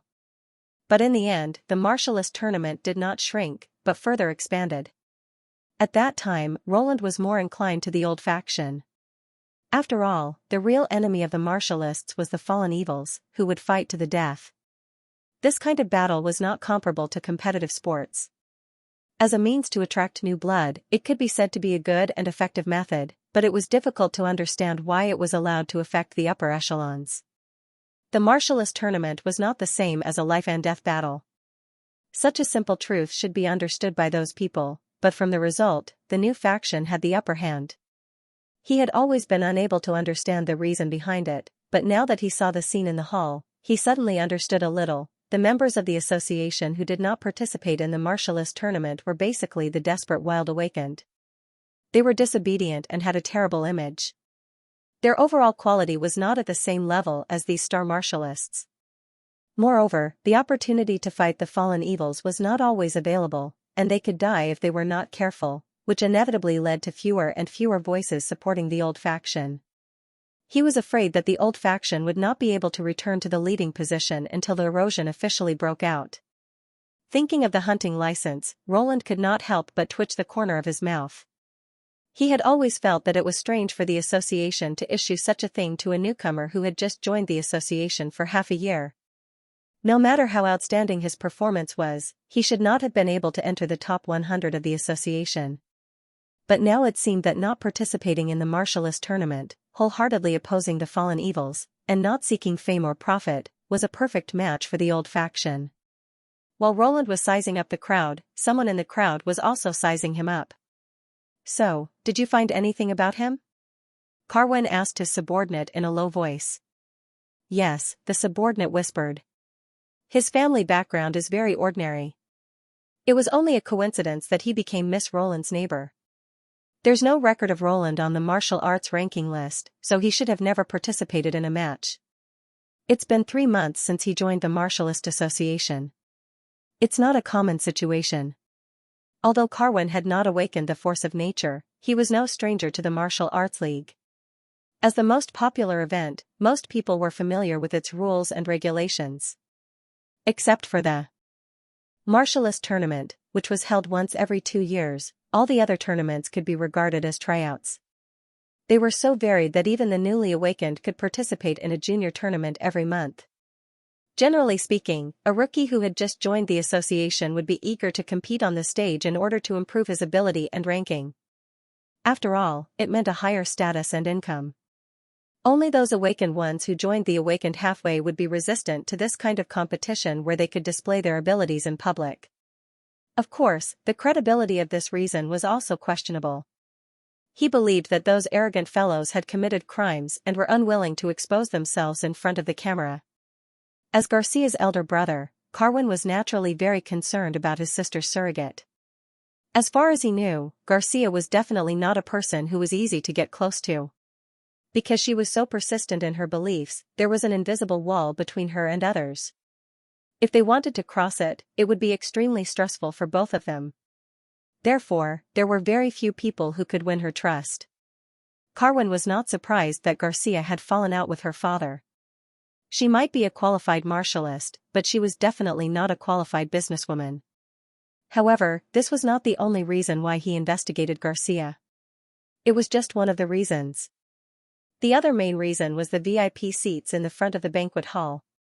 He looked towards the first row of seats, only to see a woman dressed entirely in white sitting there. She wore a martial arts robe that didn't have any decorations on it, which made her seem even more ethereal and refined. Her long black hair cascaded down her back like a waterfall. Just looking at her back was enough to amaze people. Fei Yuhan was the most dazzling star of the martial competition. It had only been 5 years since her debut, but she had already made it to the finals of the martial competition twice. Although she had yet to win the championship, most people thought that it was just because she was too young and inexperienced. As long as she had enough time, the title of the strongest would definitely be hers. With such outstanding talent, she was regarded as the representative of the new generation of geniuses. It was even rumored that the day she won the championship would be the day she would enter the upper echelons of the Prism City. Carrie had thought that a person like her would ignore the Clover Group's invitation. She had not expected that she would attend the banquet in person, which surprised her father. With Fei Yuhan's attendance, this banquet would definitely become the most eye-catching headline in recent times. However, when he finally found a chance to talk, he was entrusted with an unexpected task. Carwin suppressed his distracting thoughts and slowly walked up to the man. "Miss Fei Yuhan, the thing you asked me to find out, you don't have to repeat yourself." "I heard everything," she interrupted, then smiled. "Thank you. Did you hear that?" Carwin looked back in surprise at where he had come from. He was almost 10 meters away from her, and he was in the noisy banquet hall. Could a martialist really have such acute senses? She was simply inhuman. Of course not. Even if my ears could hear everything, my brain wouldn't be able to process it. Fei Yuhan probably noticed his bewilderment and explained, which she rarely did. "When your subordinates approached you, I intentionally increased my vigilance. After that, as long as you concentrate, you can reconstruct the entire conversation through the shape of your mouth, your voice, and your facial expressions. It's not difficult for most martialists to do so." "I see. I see. You're indeed the strongest martialist," Carwin said with an uneasy smile. "The strongest?" Her voice was as melodious as a wind chime. "I haven't won that trophy yet. Sooner or later, it's just a matter of time. Apart from you, who else can step into the ring of the martial competition in the first year of their awakening? Even the defender of the Prism City." Carwin's voice gradually trailed off. Even though Fei Yuhan looked like she was listening, the faint smile on her face made him feel as though he was being ignored. It was as though she was just being polite, but in reality, she was not interested in what he was saying and did not want to continue the conversation any further. He suddenly realized that Fei Yuhan's "thank you" actually meant that the conversation was over. The latter part of the explanation was just for the sake of the organizer, the Clover Group, but it was only enough for him to say a few more words. Thinking of this, Carwin could not help but feel angry. He, who was sought after everywhere he went, had never been treated like this. However, just as his anger rose, Carwin forcibly suppressed it. The Clover Group could not afford to offend the Martialist Association. It was closely related to the national government and various industries. Otherwise, his father would not have spent so much money to befriend these people. He forced a smile, turned around, and left the VIP area. Of course, this slight change in his expression did not escape Fei Yuhan's eyes. However, she did not care about what these ordinary people thought. In the face of the erosion, wealth and power were of limited importance. The only thing they could rely on was their own strength. She looked in the direction of Roland again. She had agreed to attend the banquet because she was following her master's instructions. She did not know why she would waste her precious training time to attend such a social event. It was not until the appearance of that man that her attention was drawn. When the awakened's heart of nature reached a certain level, they would be able to roughly sense the level of their opponents. This was not due to some special ability, but a comprehensive manifestation of the improvement of their observation skills. Fei Yuhan had reached this level 3 years ago. She also found that as long as they were not in the Prism City, there were only a few people who could surpass her. However, her observation skills were useless in front of that man. His movements, intonation, gaze, and the slight trembling of his skin were no different from that of an ordinary person. The only thing that she could not sense was the fluctuation of the heart of nature. Without this, she would not be able to judge. It would not be strange if the man was just an ordinary person. However, judging from the waiter's hospitality, he was a martialist. Fei Yuhan went to find Carmen. Although she could check the ranking information herself, she preferred to let others handle the trivial matters. As long as she gave them a simple order, they would do their best to complete the task and usually do it better. Then, she heard the name Roland from Carmen's mouth. All her doubts were solved. A week ago, Fei Yuhan learned from her master that a new hunter had been born in the Prism City. He was a martialist with a hunting license. This was not surprising. In order to fight against the evil fallen evils, the martialists had to be given the power to go beyond their limits. This way, they could eliminate their enemies more efficiently. Generally speaking, there were not many people who could become hunters. The few that she knew were seniors who could be called out by their names. However, the hunting license this time was given to a new member who had just joined the association not long ago. If the identity of a hunter had not been classified as top secret by the association, it would have caused a huge uproar. The association usually regarded the holder of the hunting license and the champion of the martial arts tournament as martial artists of the same level. Sometimes, the former's status was even higher. The award. This time also meant that someone had picked up the league championship trophy as soon as he awakened. What an incredible thing! If that was the case, it was not worth mentioning that she had made it to the finals 2 times in a row. The name of the hunter was Roland. Fei Yuhan stretched out her right hand expressionlessly and clenched it into a fist. As a disciple of an old guard, she had heard about the conflict between the new and the old factions. One of the most controversial and unanswered questions was, which kind of martialist was stronger? Was it a fighter who walked on the edge of death and used all means to fight against the fallen evils, or was it a fighter who honed his skills every day and competed fairly with different opponents in the same arena? The former was more of a test of one's ability, but it was difficult to fight against the fallen evils even once in several months. For many people, their first battle was their last. Although the latter could spend a lot of time on cultivation, the rules set out for safety reasons not only limited the martialists' performance, but also formed habits in their thoughts and actions.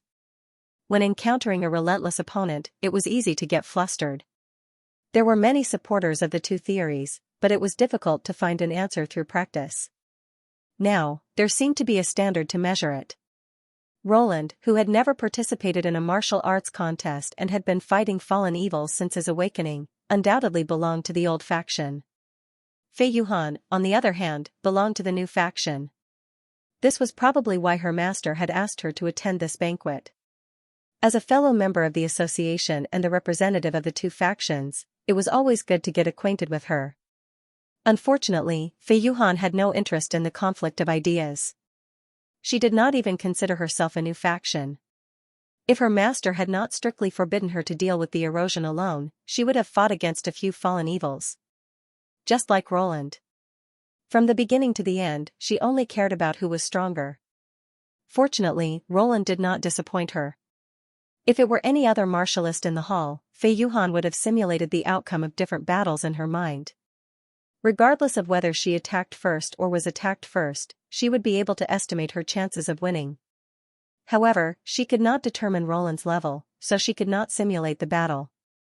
In other words, the two were still tied. Fei Yuhan slightly raised the corner of her mouth. This banquet would not be so boring after all. Moreover, she had also heard some interesting conversations from the 3 girls who were traveling with them. For example, Dream World. For example, Your Majesty. Is this some kind of novel game? But looking at the girls' expressions, it doesn't seem to be some kind of vulgar roleplay. If I have the chance, I can ask him face to face. Fei Yuhan retracted her gaze and silently committed these questions to memory. After plundering every table, Roland finally found the person he was looking for. That man is. Donnan mumbled while stuffing a pastry into her mouth. Yes, he's the same as the photo I saw in the newspaper. Roland nodded slightly. He had done his homework before coming here and had a basic understanding of the Clover Group. It was Guard, a member of the board of directors of the Clover Group and the president of the construction department. He ranked 5th in the family and was also Garcia's father. He had thought that he would see Wimbledon 3, but it turned out that Zero did not devour the poor king of Grey Castle. At the same time, he also confirmed that the residents in the Soul Building had been completely accepted by the dream world and formed a self-consistent set of memories and interpersonal relationships. As for whether Garcia or Guard came first, whether the Clover Group was created based on Garcia's existence, or whether Garcia was randomly selected into the Clover Group's network, it was impossible to know. If he did not have all the memories of the other world, he would probably treat everything here as real. Although the dream world was evolving in a direction that he did not understand, at least the foundation of the world was still based on his memories. Therefore, there was a sense of disharmony everywhere. This, on the contrary, made Roland feel a little relieved. The elements that had been forcibly pieced together were constantly reminding him that he was in a dream. For example, Garcia's surname was Wimbledon, but in this world, her surname was Guard. Such small changes could be seen everywhere. If Cobb in the movie Inception needed a personal item as a totem to distinguish whether the world he was in was a dream or not, Guard would not be so confused. Guard's speech was nothing more than to thank the martialists for their attendance and support. In the end, he also mentioned his daughter, who had severed ties with him. As Garcia had guessed, Guard's tone was full of regret for his daughter's absence, and he expressed his willingness to have a talk with her at any time. There was another round of applause from the audience, and the cameras in the reporters' hands flashed at the perfect time. Only Roland sneered inwardly. After all, as long as he gave up the renovation plan of the apartment or gave her sufficient compensation, Garcia would not have made a fuss with him. After the speech, it was time for a toast. Roland had been waiting for this moment. "Let's go. We'll come back later." He gestured to the witch, picked up a glass of champagne, and walked toward Guard. "Mr. He, thank you for coming tonight. I'll need your support for the Green Space Project in the future." "You're flattering me. We've been working together for so long. Why are you still being so polite? Miss Yuhan, are you satisfied with the new dojo built by 3 Leaves in the Southern District? I've never been there." Haha, you will definitely be able to stand on it this year." When Guard walked out of the noisy crowd after toasting the guests in the front row, Roland stepped in front of him and blocked his way. "You are?" The other party was visibly taken aback. "Roland, Garcia's representative," he answered straightforwardly. "Oh, it's you. Nice to meet you." Guard's expression quickly returned to normal. He turned around and picked up a glass of wine from the waiter. "Those who can awaken the force of nature are all born lucky. I really envy you young and promising people." Roland clinked glasses with him but did not drink the champagne. "I have something to talk to you in private." Roland's words were somewhat rude. In terms of age, Roland was obviously an elder, and in terms of social status, a director of a large corporation was not much lower than a celebrity martial artist, not to mention a newcomer like Roland who had just entered the industry. Guard could not help but frown. "Sorry, I have other guests to entertain. Garcia asked me to come to you. Don't you want to know how your daughter is doing?" Roland raised his voice slightly. From the corner of his eye, he saw that some reporters had noticed what was going on. He knew that Guard would definitely agree. Otherwise, he would not be able to maintain his image of caring about his daughter. "All right." Guard chose to give in. "If it's not too long." "Of course, it won't take you long." Roland smiled. There was such a private VIP room in the banquet hall. After the attendants left, only Guard, his secretary, and Roland were left in the room. "Is it okay to keep him here?" Roland glanced at the old secretary. "What I'm about to say involves your interests." "Of course. He's a member of my family and has been with me for decades," Guard said in a low voice. Guard said in a deep voice, "But are you sure you want to talk to these 3 beautiful little girls? This is not an amusement park." Now that there was no need to pretend, the secretary looked obviously impatient, and his tone was no longer as polite as before. "I see," Roland thought. Considering that he had the force of nature, the secretary would definitely be on guard. Although the man was old, judging from his movements and standing position, he was most likely an awakened as well. "Because what I want to talk about is about these 3 girls." Roland shrugged. "To make a long story short, it's a deal. They're unregistered residents, and I need you to register them as legal residents and arrange for them to study in a good high school." After a moment of silence, Guard said, "Is this what you want to talk to me about?" If Roland was an ordinary person, his first reaction would be, "Are you King kidding me?" His second reaction would be to turn hostile and leave. The fact that he could still control his temper showed that he was a good businessman.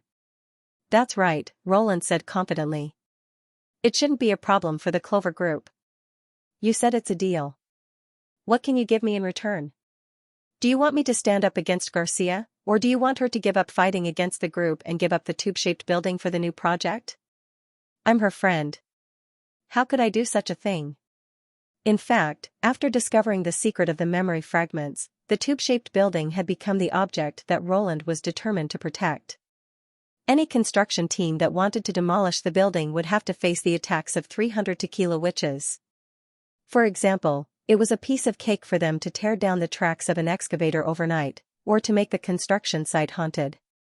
"Oh. Friends?" Guard sneered. Then we have nothing to talk about. Not necessarily. Roland took out the hunting license from his pocket and waved it in front of Guard. This is. Guard's expression changed instantly.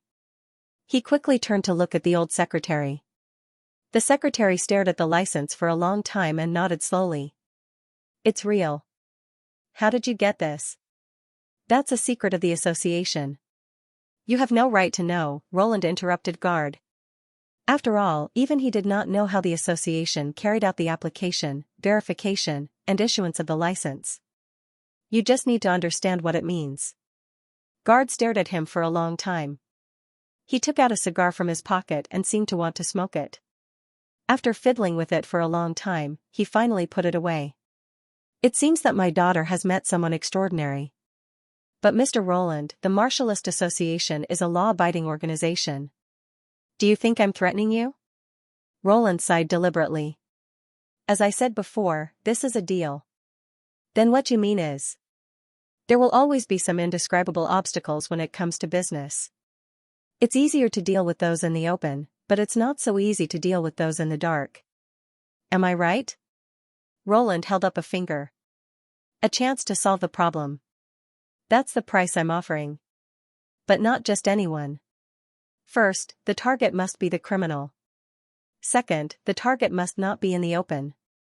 Finally, the target must be a threat to you. I have a way to verify the above 3 points, so don't take any chances. In this way, the association will not care too much about this matter. Of course, it's best if the higher-ups know nothing about it. To put it simply, it was a gangster leader. Such a person usually had a large number of subordinate gangs under his control. Normally, it would take a long time to collect evidence, set up an ambush, arrest, and trial, during which the company might suffer a huge loss. It would be much easier to solve the problem by violence. Judging from the look in Guard's eyes, Roland knew that he must have encountered several similar cases. Guard hesitated for a moment. Mr. Roland, if you're serious, then the value of the 3 accounts is not equal. Roland could not help but chuckle. Garcia was right. Don't worry, my father is not an unreasonable person. When it comes to business, especially transactions, the only thing he cares about is his own interests. Now, he knew when to advance and when to retreat. You can take it as a deposit to reach an agreement. The 3 people with me are just the first batch. There should be about 300 people in total. 300 illegal accounts? Guard said hesitantly. The police will definitely notice. Take your time. I don't want you to complete it in a short time. 1 year, 2 years. Or even several years won't be a problem. After all, this agreement is valid for a long time. According to Celine, not everyone could concentrate on studying. For people like Elena and Phyllis, it would be better for them to follow him to rob fallen evils to earn a living. In that case, I might be able to do it. Then let's have a pleasant cooperation. After the old secretary took photos of the witches, the deal was sealed. Although it would not write down any written contract, Roland knew that it would not easily break its promise. When he was about to leave the room with the 3 witches, Guard suddenly stopped him. Wait. Wait. Anything else? Roland turned around. How's my daughter, Garcia? Doing? Guard hesitated for a moment before he asked. I've called her many times, but she didn't answer. Don't worry, she's having a good time, Roland replied. Looking at the closed door, Guard finally lit a cigar. After a long while, he asked in a low voice, is this man really just an ordinary person? I have the same feeling. The silent secretary nodded. That kind of high and mighty attitude doesn't seem to be faked. Ordinary people usually showed timidity, flattery, arrogance, and pretended to be tough in front of him. This was caused by the gap in age, wealth, and social status. The force of nature could not change a person's temperament, especially for a newly awakened person like Roland. However, Guard did not see any discomfort in Roland. Instead, Roland looked natural, relaxed, and looked down on him as if he had been in this situation countless times. But how could this be possible? Guard was about the same age as Garcia, in his 20s. For the first time, Guard found that he could not see through a person at all. You shouldn't have made such a deal, Saint Miron muttered after leaving the cubicle. After leaving the cubicle, Saint Miron muttered, "You are the king of two worlds. The way he looked at you was too rude." "If Lady Alethea was here, she would have put her sword to his neck," Dodo echoed. "Since he's the king, he should do whatever he wants," Donnan objected. "Just like Lady Alice, she doesn't care about other people's opinions." Roland did not know whether to laugh or cry when he heard these words coming out of the mouth of the little girl, who looked so different from him. "Well, it's because my minister can't enter the dream world. And as I said, don't call me your majesty." "Yes, brother Roland," the three witches immediately corrected themselves. "By the way, are we going back now?" Donnan looked at the buffet at the back of the hall and unconsciously licked her lips. "The banquet will probably last until late at night, but it's not good to keep the other witches waiting for too long." Roland looked up at the darkening sky with amusement. "Let's eat for half an hour and leave at 8 o'clock sharp." "Yes, your majesty." The three witches looked at each other and excitedly ran to the table. They really look like underage children, Roland could not help sighing in his heart. He followed them slowly and picked up the glass of champagne that he had not touched. When he was about to drink it, he remembered that he had driven here, so he had no choice but to put it down reluctantly. Just as he raised it up and put it down, the pale golden champagne suddenly changed. A bright red undercurrent appeared out of thin air. Like ink dripping into a glass, spreading out in circles along the swirling wine, but it did not dye the champagne the same red color. Instead, it gradually condensed into a line of distorted text, appearing extremely abrupt and strange. "Don't forget our agreement." It was a short sentence, but it made Roland break out in a cold sweat. He subconsciously wanted to throw the glass away, but he forcibly suppressed his impulse the moment the glass left his hand. He pulled it back so hard that it even cracked the leg of the glass. Roland felt an indescribable chill enveloping his body. As expected, he was being watched by someone in this supposedly illusory dream world. He raised his head and quickly scanned the people around him. Who? A waiter? An entrepreneur? And awakened, the banquet hall was still bustling with people enjoying the party. The only abnormal person seemed to be Roland himself. Roland took a deep breath and slowly calmed his racing heart. The agreement could not be referring to anything else. The messenger of the message should be the same person who left the note in the book. Rose Cafe, number 302. There was no doubt that someone wanted to see him. This kind of means was beyond the scope of the force of nature. Martialists were not witches, and they were not good at all kinds of abilities. The awakened ones had stronger strength, speed, and 5 senses. When they practiced to a certain extent, they could also release their cyclones, which were similar to spells. But generally speaking, they were more inclined to the combat type. Moreover, he had not sensed any fluctuation of the force of nature around him. In other words, the crafty trick that made the words appear was probably from a more advanced power. The dream world was constantly evolving into an unknown realm, which might have something to do with this. "I'm really being watched by an NPC," Roland muttered self-deprecatingly. As a world where time would completely stop when he was awake, it was really difficult for him to relate to reality. Except for the foreign witches and the defeated people who had been devoured by Zero, he subconsciously thought that the rest of the people in the dream world should be imaginary. No matter how real they were, they lacked the key self.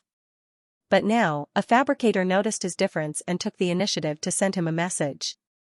When did it start? Was it when he borrowed the internal books of the association from Garcia, or when he found in the Reflection Church that the figure from 800 years ago was exactly the same as Lon in the dream world, or was it earlier than that, like the moment when Zero pulled him into the soul battlefield? He could not think of an answer. Even if he knew, it would be meaningless. The most important thing was what the other party wanted to say. "Brother Roland?" Donnan's voice interrupted his thoughts. "What happened?" "No, nothing." Roland snapped back to reality and shook his head with a smile. "I'll be right there." After confirming that there was nothing wrong with the wine glass, he placed it on the nearest table and walked towards the witches. "This tastes so smooth and tender. Even if you have to wait, you should give it a try." Saint Miron handed him a skewer of freshly grilled foie gras, and the enticing aroma of the grease wafted over. Roland followed her gaze and couldn't help but cover his face. He saw the 3 witches standing guard in front of the 3 tables that needed to be freshly cooked, taking all the food that the chef had just cooked into their hands. They had the posture of "this place has already been occupied by me." The surrounding men were still fine. None of them would snatch food from the hands of the young ladies, but the ladies were rather disgruntled. With his excellent hearing, he heard some intermittent whispers coming from the surroundings. Who brought them here? They're so cute, but why do they look like they've never eaten anything good? Look at their clothes and shoes. Did they sneak in? TSK, they look like they've been starving for hundreds of years. After hearing these complaints, Roland wanted to tell them to restrain themselves, but he swallowed his words and turned around to glare at the group of people who were gossiping behind him. Sorry, they really haven't tasted food for hundreds of years. Don't forget to bring some for your family. Oh. Biting into the foie gras skewer handed to him by the witches, Roland resumed his previous train of thought.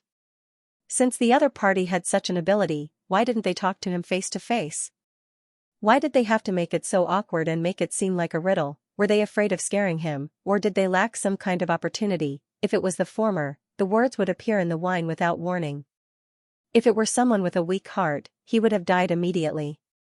As for the latter, his mind involuntarily recalled the contents of the note.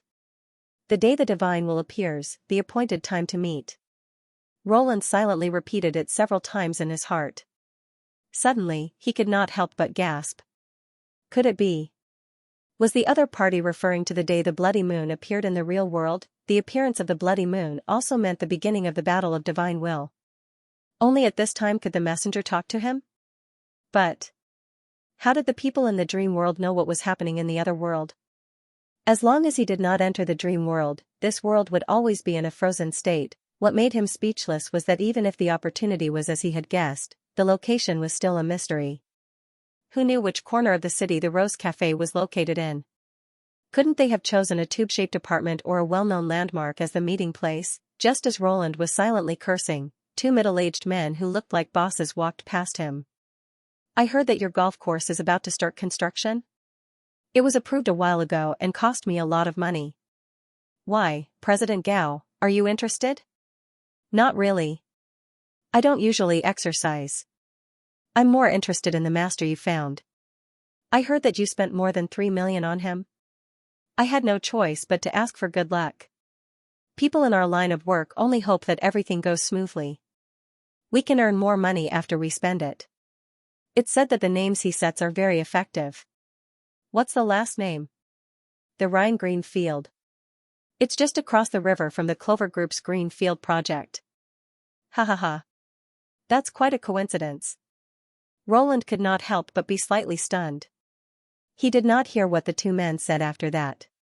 Names can be chosen by oneself. He had been secretly asking the witches to look for the Rose Café, but he had neglected this point. What if he opened a cafe and named it Rose? If the other party really wanted to contact him, they should not have chosen a place that he had never heard of.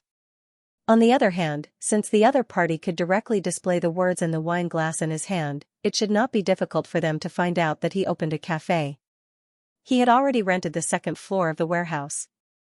As long as he rented the 2 shops next door, he would have enough space to set up the cafe. He could even go one step further. Other than the bar counter, tables, chairs, and other necessary facilities, he could just set up a private room and set the nameplate as 302. With the addition of the tequila witches, he could say that he had both waiters and customers. Who said that a cafe could not sell its own food? After calculating the funds on hand, Roland quickly made a decision. After Roland left the banquet hall, Fei Yuhan walked to the table at the back and picked up the glass of champagne. She saw with her own eyes that the association's new hunter threw the glass of champagne with a shocked expression, but at the last moment, he caught it back. It was as if he was not holding champagne, but a piece of burning charcoal. For a moment, she even saw a trace of panic on his face. What could cause a hunter to panic? She could not imagine it. For people like him who constantly walked on the edge of life and death, even death would not cause him to panic.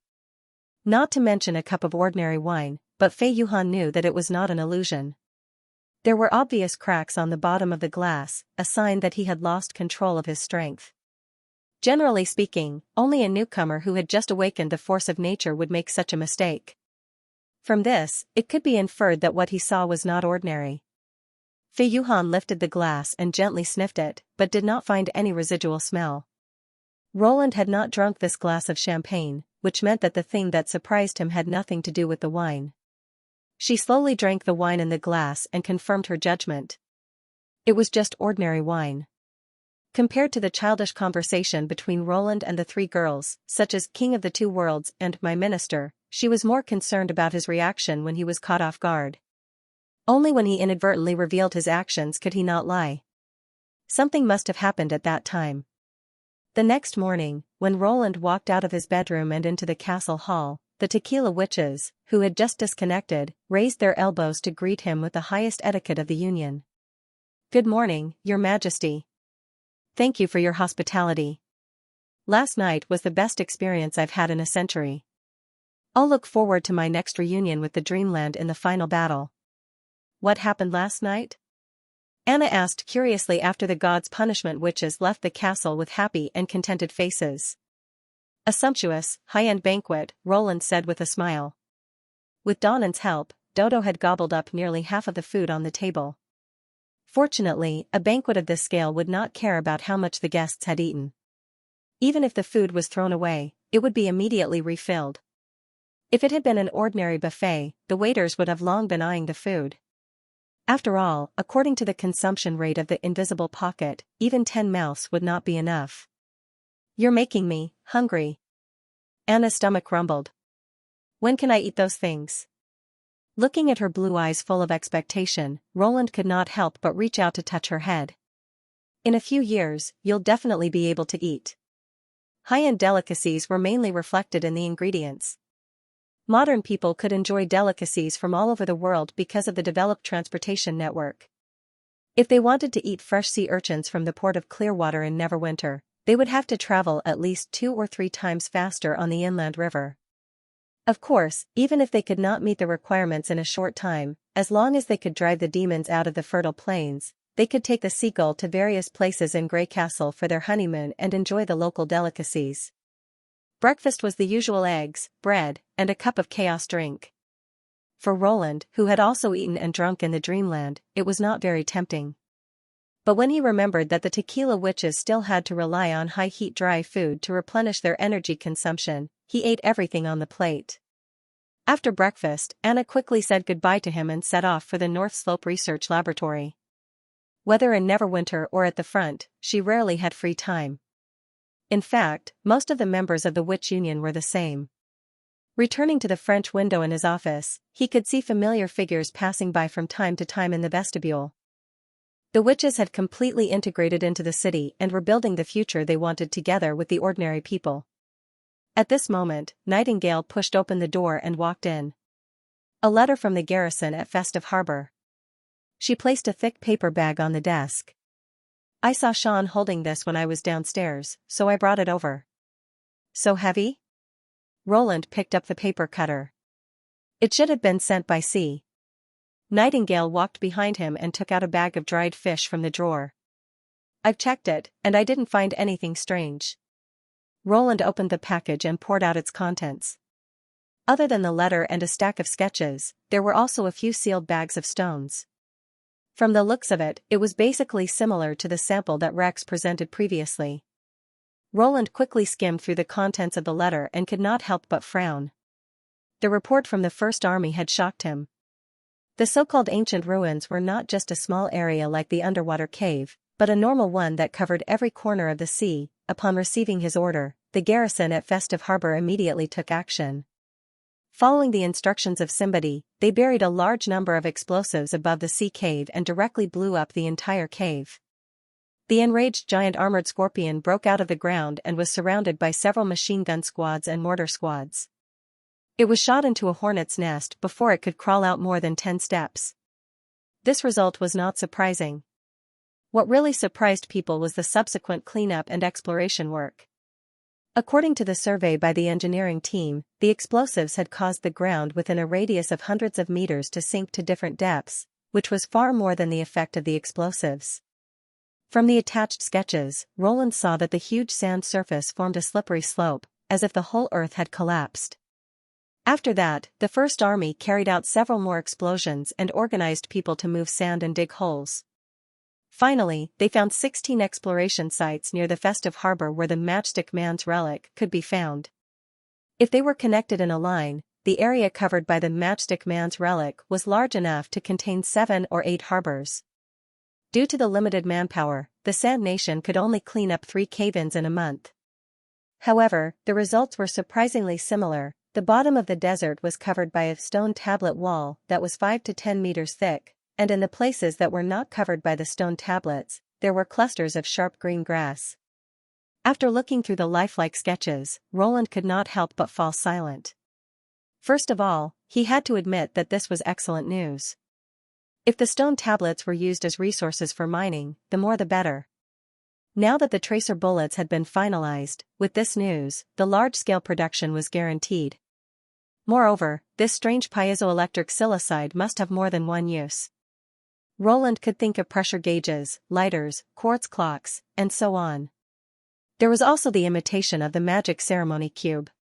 Although the exploration results showed that the number of the radioactive clan's relic was far less than the Matchstick Man's, it was not a big problem to gather a bunch of magic cubes. For example, the samples sent back this time could almost meet Celine's research needs. However, the content hidden in the report was chilling.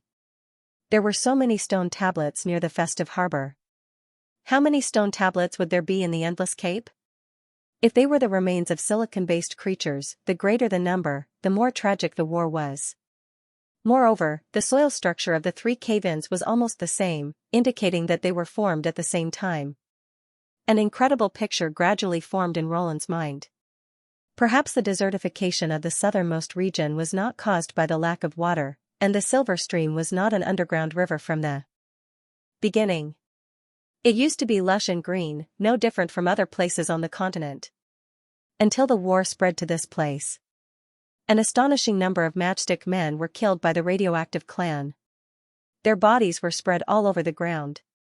This could be confirmed by the murals in the Temple of the Cursed, where the radioactive clan finally seized the relics of the gods and won the war. The key was that after the Battle of Divine Will, the bodies of silicon-based creatures would not decay as quickly as the bodies of carbon-based creatures. Instead, they would become nutrients for the soil and return to the biosphere. Layers of the bodies were piled up on the grass. The thickness of the bodies might be several stories higher than that of a building. The river was blocked, the forest was crushed, and most plants lost their living space. Only vines could climb up through the cracks and absorb the precious sunlight. The ecology of the southernmost region was destroyed. But nature was always tolerant. Whether organic or inorganic, they would eventually become part of the world. Hundreds of years later, the top layer of the bodies gradually weathered and became sand, which then fell down layer by layer. The sand moved with the wind until all the holes were filled up. During this process, the vines growing in the cracks died one after another. Only in the open space that was not covered by the Matchstick Men survived. The large number of plants resisted the erosion of the sand and turned the gravel into soil again. Hundreds or even thousands of years passed. The countless bodies on the top layer gradually piled up into a desert. They isolated the bodies on the bottom layer from the sea wind and piled up the shoreline more than 10 meters high. The flowing effect of the sand dune kept the pressure on the bottom layer constantly changing. The steels glowed and extinguished again and again. This extremely long alternation could not guarantee the diversity of plants, but it allowed some grasses with a long growth cycle to survive. The open space became the Silver Stream oasis and nurtured the Irons and people of the Majin clan. In other words, the current Iron Sand City and the festive harbor were built on weathered corpses. This scene made Roland shudder. He even hoped that he had guessed the wrong direction. If the Battle of Divine Will really had no end, how many people would be sacrificed in this world, under the earth, in the depths of the sea? Hey! Roland. Nightingale's voice pulled him back to reality. Are you okay? What's wrong with me? Roland cleared his throat. You're staring at the blueprint in a daze, and you don't look good. Is there any bad news on it? No, maybe I'm just overthinking it. Roland shook his head and briefly explained his speculation. If this is really the world, then it's really hopeless. A problem that could not be ignored was that thousands of years was a very short period of time for life. When the radiation people and the matchstick people were fighting each other, where were the humans? Where were the demons? If the battle of divine will was endless, then what about the civilizations that won the divine will? No matter how tragic the war was, there would always be a winner. But why were they also missing? At this thought, Roland suddenly felt that the road ahead was much more difficult. I see. Nightingale said thoughtfully. But even if you're right, I think there's still a solution. Roland looked at her in surprise. What solution? First of all, I'm not Anna, so I can't say anything. It's just my personal opinion. Don't laugh, understand? I promise I won't laugh. Nightingale stuffed a piece of dried fish into her mouth. First of all, you have to admit that this is not a problem that can be solved in 1 or 2 generations, right? So the most important thing is to pass on the news until the time is right. Well, that makes sense. Roland nodded. And then? There's no then. Ah? He was a little surprised. Because it has nothing to do with us. Nightingale said matter-of-factly, our lifespan is limited. It's not easy to complete the responsibility of this life. Why worry about the future? As for what those people do and whether they succeed or not, it's their responsibility. It's meaningless even if you think about it until your hair turns white. He could not help but grin. Is this comfort? But no matter what, such a simple and straightforward way of thinking was indeed Nightingale's style. Are you going to laugh at my short-sightedness? Nightingale narrowed her eyes. No. Roland immediately closed his mouth. You've thought it through. That's more like it. She raised her head and said proudly, and if you're worried that the latecomers aren't capable enough and can't shoulder this responsibility, you can always share it with the other clans. Share? What should I do? Building ruins to record the truth of the Battle of Divine Will. This is also a way to transmit information. Didn't you discover the existence of the radiation race and the stickman from the murals in the Temple of the Cursed? Build a few sturdy underground fortresses around Grey Castle and engrave the paintings on the walls to warn the other civilizations that are participating in the war. If enough time passes, I think there will be 1 or 2 races that can wait until the time is right. Roland couldn't help but be startled. Not only could Nightingale's words not be said to be short, they could even be said to be extremely profound. Even if the human race was completely annihilated in the war that determined its fate, it would not be the same as withdrawing from the stage. By using this method to transmit information, as long as there was a winner that jumped out of the framework, the human civilization would definitely be recorded in the history books. Perhaps even she herself didn't realize the significance of this method. After a while, Roland shook his head with a smile and poured her a cup of chaos drink. It's good that you can think of this with your brain. You can omit the first half of the sentence. Although Nightingale said so, she still took the cup without hesitation. Indeed, that was the last and most helpless method. Roland thought to himself. However, if possible, he would prefer humans to be the recorder rather than the symbol to be recorded. After calling Xian and handing him the stone pieces in the bag, Roland threw himself into the day's work. In the afternoon, the person he had been waiting for came to the castle. It was Camilla Derry, the butler of Sleeping Island. Strangely, she did not travel with Tilly, and there was no sign that she had taken care of herself. She still looked travel-worn. This meant that she probably went straight to the castle as soon as she got off the ship and did not even go to the sleeping spell. A bad feeling rose in Roland's heart. You've just arrived in Neverwinter? He made a cup of tea for Camilla. Thank you. How was Thunder's expedition? Camilla drank the tea in one gulp and almost choked. Ahem. Ahem, something happened to the Shadow Islands. Joan, she disappeared. Disappeared? Roland's heart sank. He could not help but exchange a look with Nightingale. Tell me what happened. That's about it. Camilla spent half an hour to tell him the whole story. We waited outside the sea for 2 days, but Joan didn't come back. Thunder said that you were the only one who could possibly know what had happened to Joan underwater. That distorted scene, that floating pillar island. Can it really exist in the real world? How could such a thing happen? Roland could not help rubbing his forehead. The more he learned about the world, the more he felt it was strange. He had thought that the dream was full of incongruities, but now it seemed that the reality was not much better.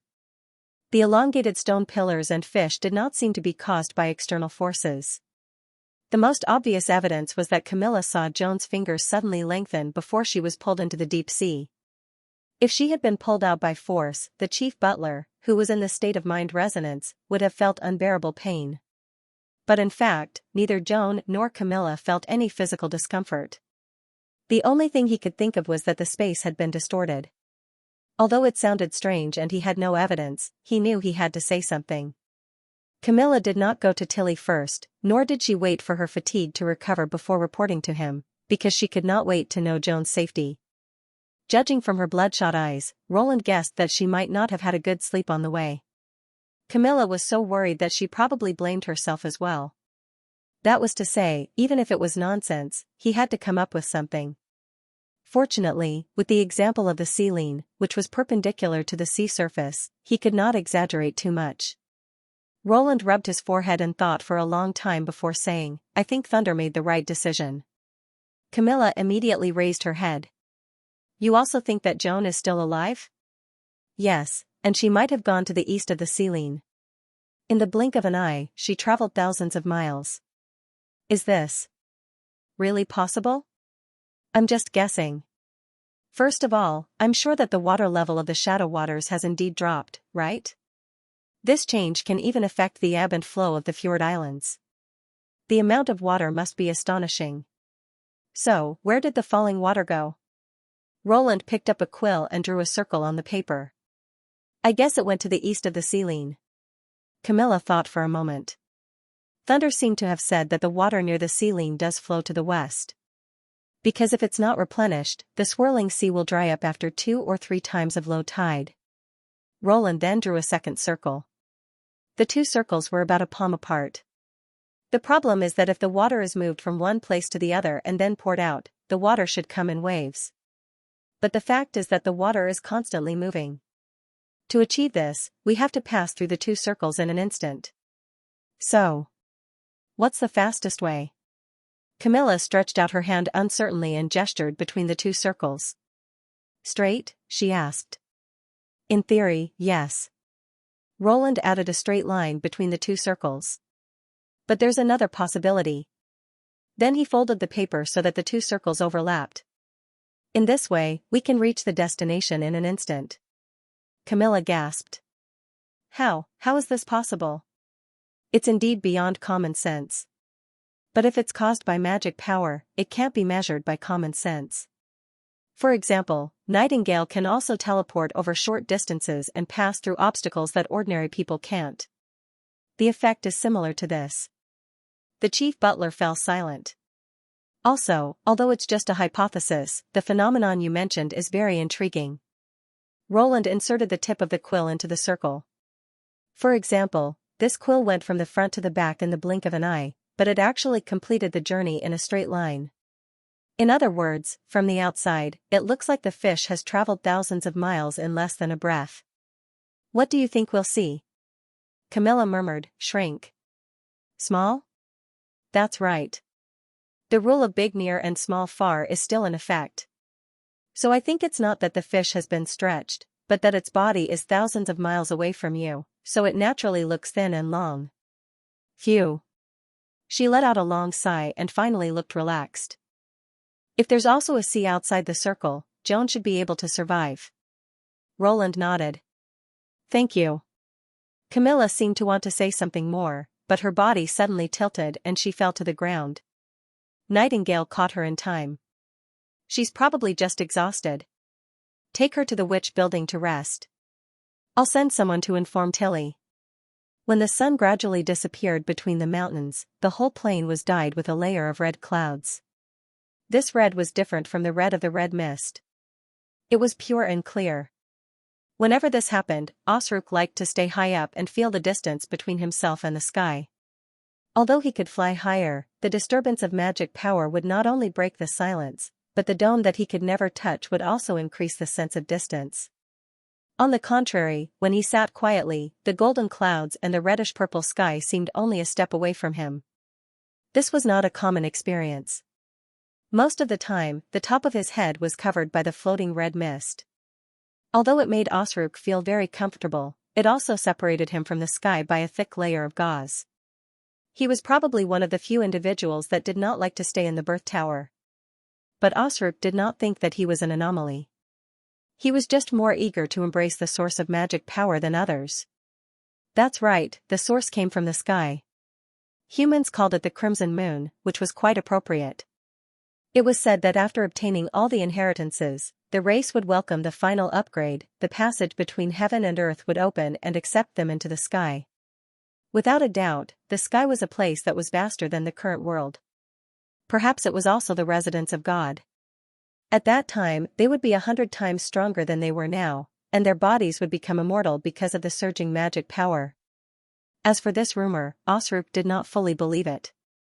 He had tried to use his own strength to fly into the deep sky.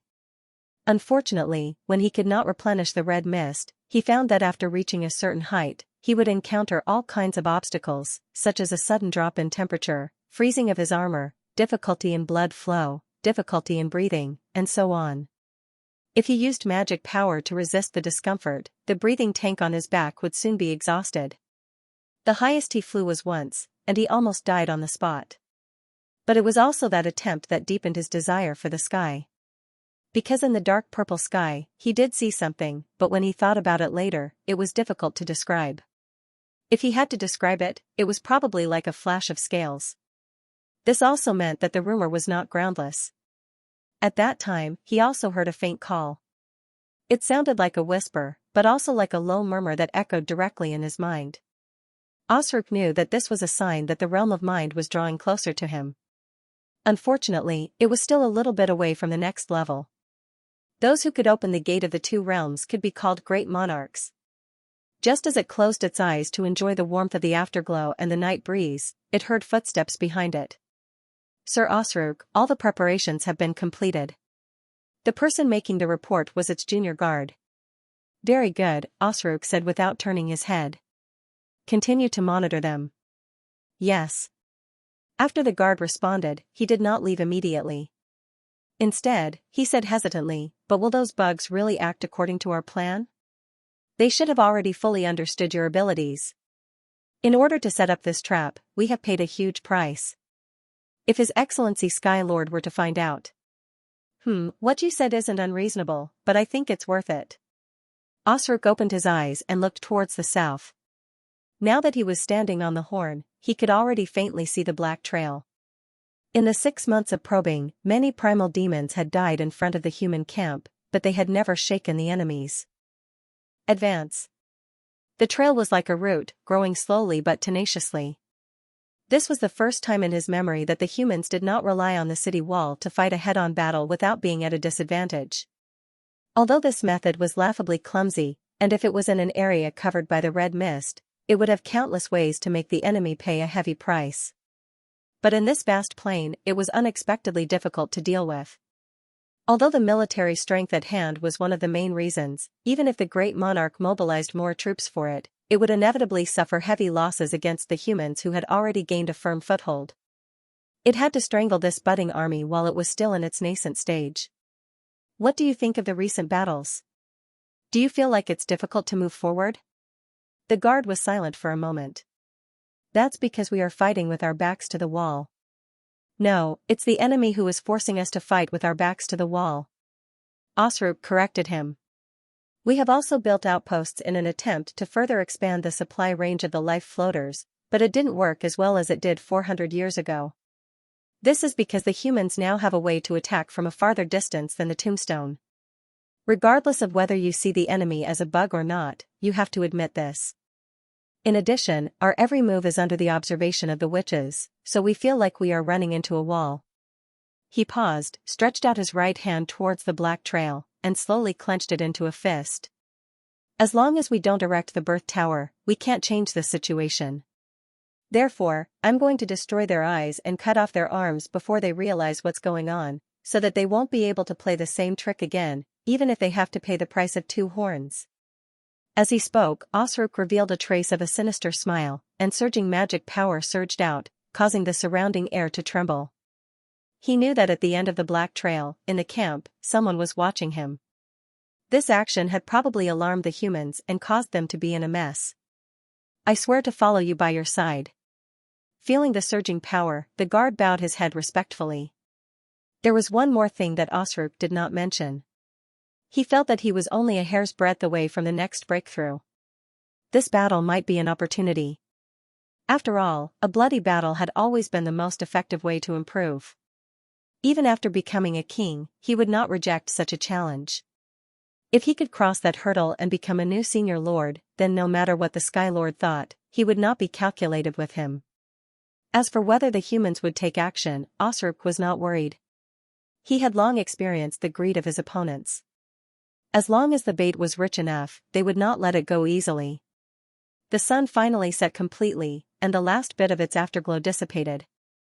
The sky was completely shrouded in darkness, and there was only a faint starlight and darkness above his head. This scene seemed to overlap with the scene when he was sprinting towards the heavens. That day, he confirmed his desire. And now, he was approaching that goal step by step.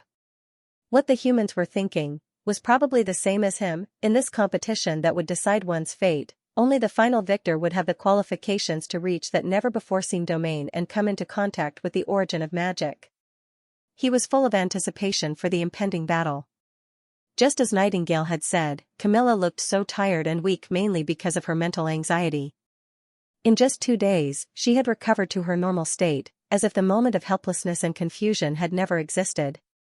Roland heaved a sigh of relief. Camilla's ability was very important for long-range ambushes.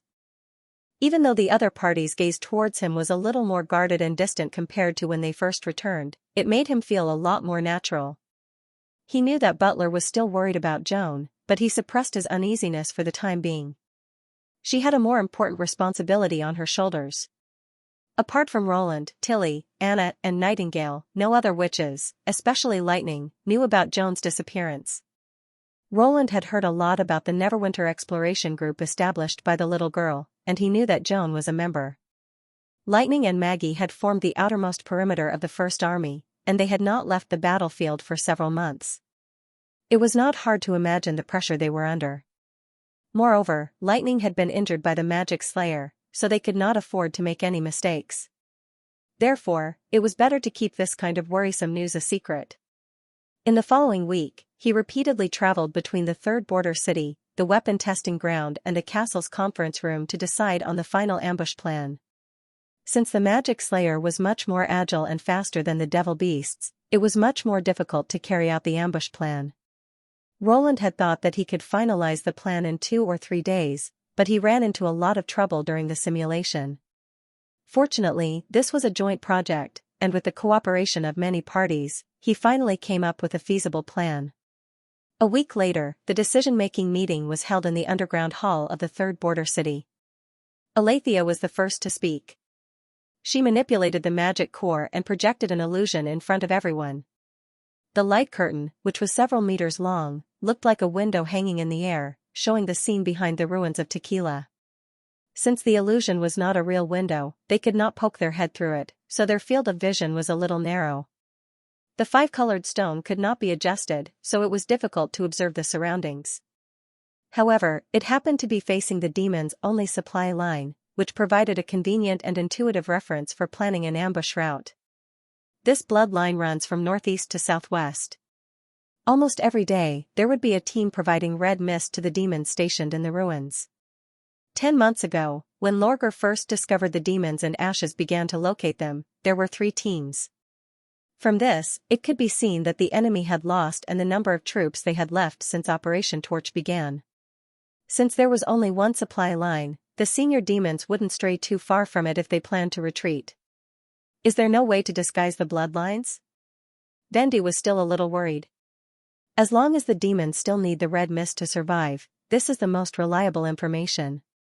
Although she had answered similar questions many times before, Alethea still explained patiently, they have indeed used the tactic of transporting a large amount of red mist to conceal the direction of the main attack, or carrying a large amount of red mist on their backs to carry out long-range attacks, but they have never compressed the demand for red mist to conceal the movement of the main force, because that would be suicidal. In fact, it's easy to understand, Agatha added. If the demons really have a method that doesn't rely on the red mist, they can bypass the frontline station and directly attack the interior of Grey Castle. Whether they attack from the misty forest or occupy the Hermes Plateau, they will pose a much greater threat to us. The obelisk made with the help of the god's stone mine is no longer a stronghold that they have to defend. Seeing that no one had any objections, Aletheia continued, the supply team is basically made up of modified siege beasts and a few mad demon guards. They pose no threat to the special operations team and the seagull, so the interception is mainly to guard against the devil beasts flying in the sky. As for the location, she pointed to Edith, I very much agree with this mortal's judgment. Let her speak. This is the result of the joint efforts of the General Staff and all of you. The Pearl of the Northern Region smiled. Of course, it's also inseparable from the map provided by Lightning and Miss Maggie. Please take a look at the report in your hands. The east side of the bloodline is almost flat, and the forest is very sparse. It's not suitable for the special operations team to hide, but it's an ideal view for the seagull. The west side is much more complicated. Not only is the terrain undulating, but there's also a small hill. Roland flipped open the report on the table. One of the pages was a simple map. Compared to the high-definition version that Soroya had explored, this map was undoubtedly much simpler. It was probably roughly drawn by Lightning in a very short period of time with Maggie while flying at high speed. Although it couldn't be used for precise tasks such as guiding the march or artillery strikes, it could at least give people a general idea of the situation behind the tequila. The terrain on this side can only be seen a little through the phantom instrument, so we need to use the map to fill in the gaps. And there are 3 locations that are more suitable for Miss Andrea to launch her shooting formation. From north to south, they are the top of the hill, the forest at the foot of the hill, and a raised foothill. The best place to shoot is the top of the hill, Roland said. Although the hill was not more than 100 meters high and looked more like a lump of earth from afar, it was still the highest point within 1,000 miles. For a sniper, there was nothing more important than vision. Shooting from a high place not only gave them a longer range, but also allowed them to catch the target flying close to the ground. Indeed, Miss Andrea said so too, Edith nodded. But this hill is quite far from the supply line. If the seagull intercepts the Magic Slayer, the special operations team will have to travel a lot longer. Similarly, the top of the hill is not well hidden, and flying devil beasts can easily spot them. If something happens, the seagull will not be able to rescue them. Most importantly, it's not within the range of the phantom instrument. Roland pondered over the meaning of this sentence. You're worried about the demons? It's the only high point in the area where we can overlook the whole situation. If I were stationed there, I wouldn't be at ease if I didn't take precautions.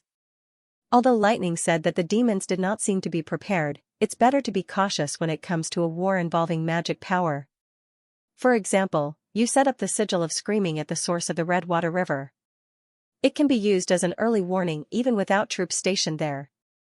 And the special operations team's trump card is secrecy. If we're exposed, we won't be able to attack. To be honest, in the Union era, the most difficult thing to explain to mortals was magic power. Just then, Aletheia's voice came into Roland's mind. Judging from the reactions of the others, it was undoubtedly a private message.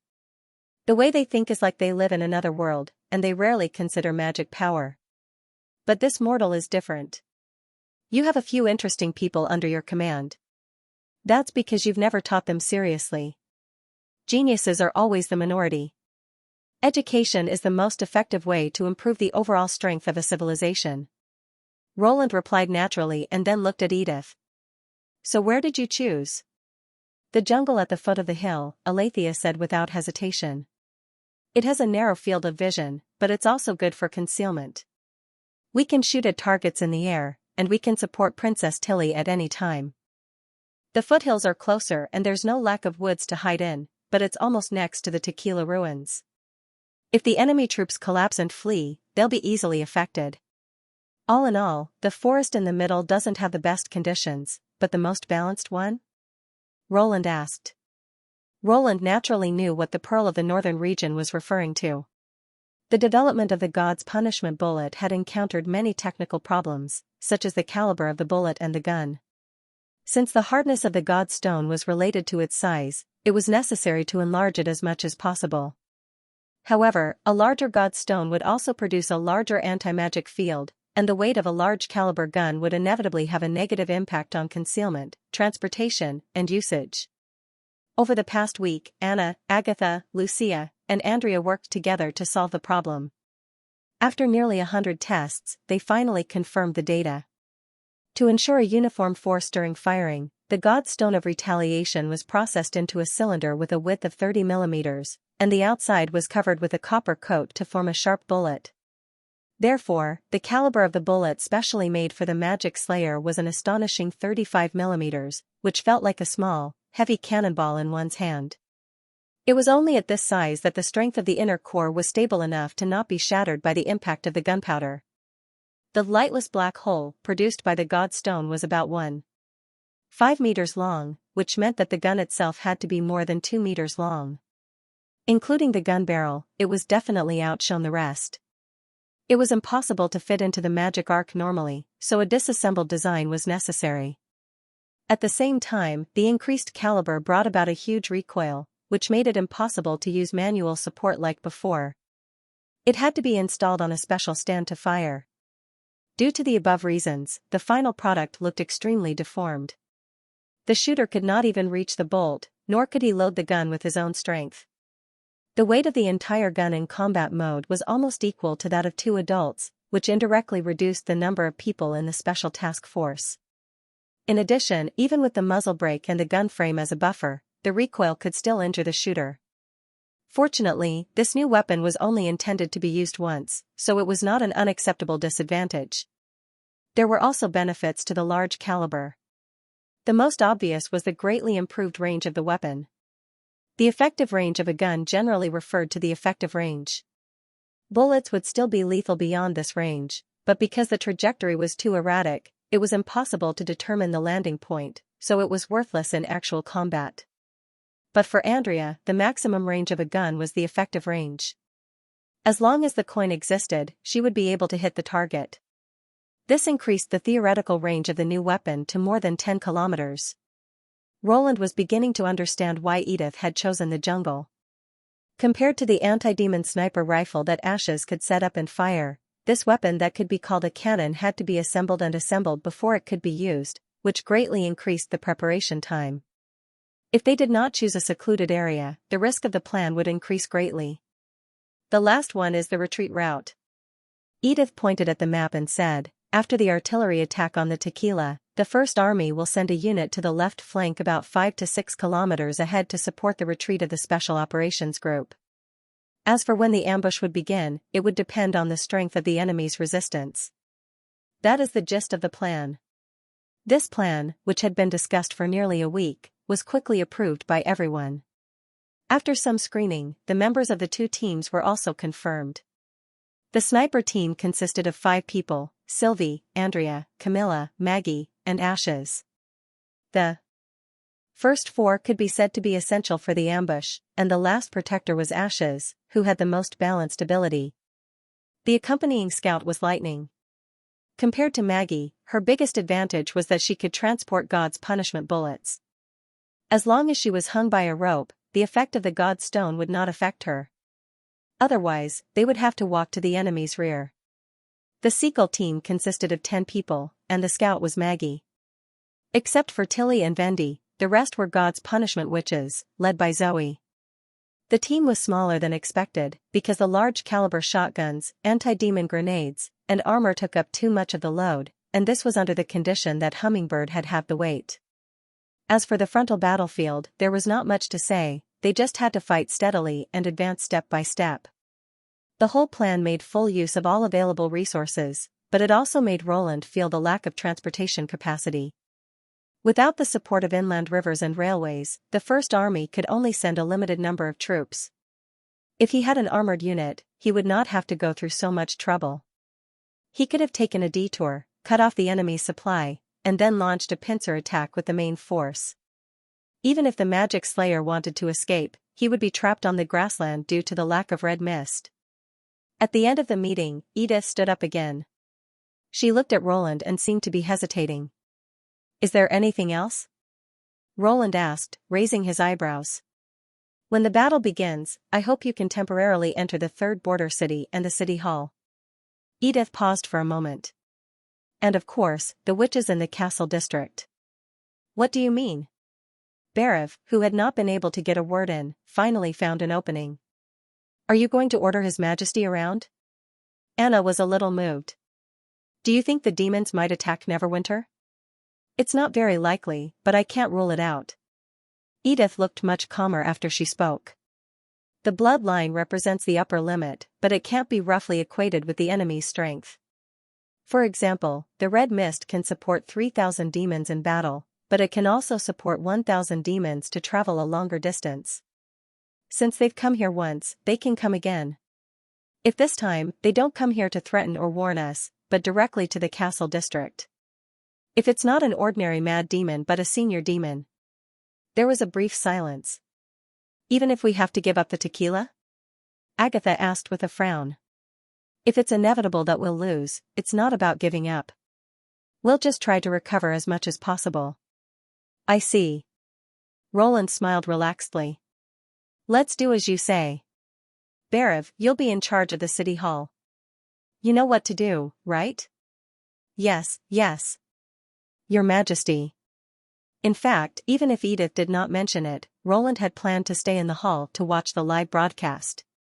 Although he could only see a corner of the tequila, it was still a rare opportunity.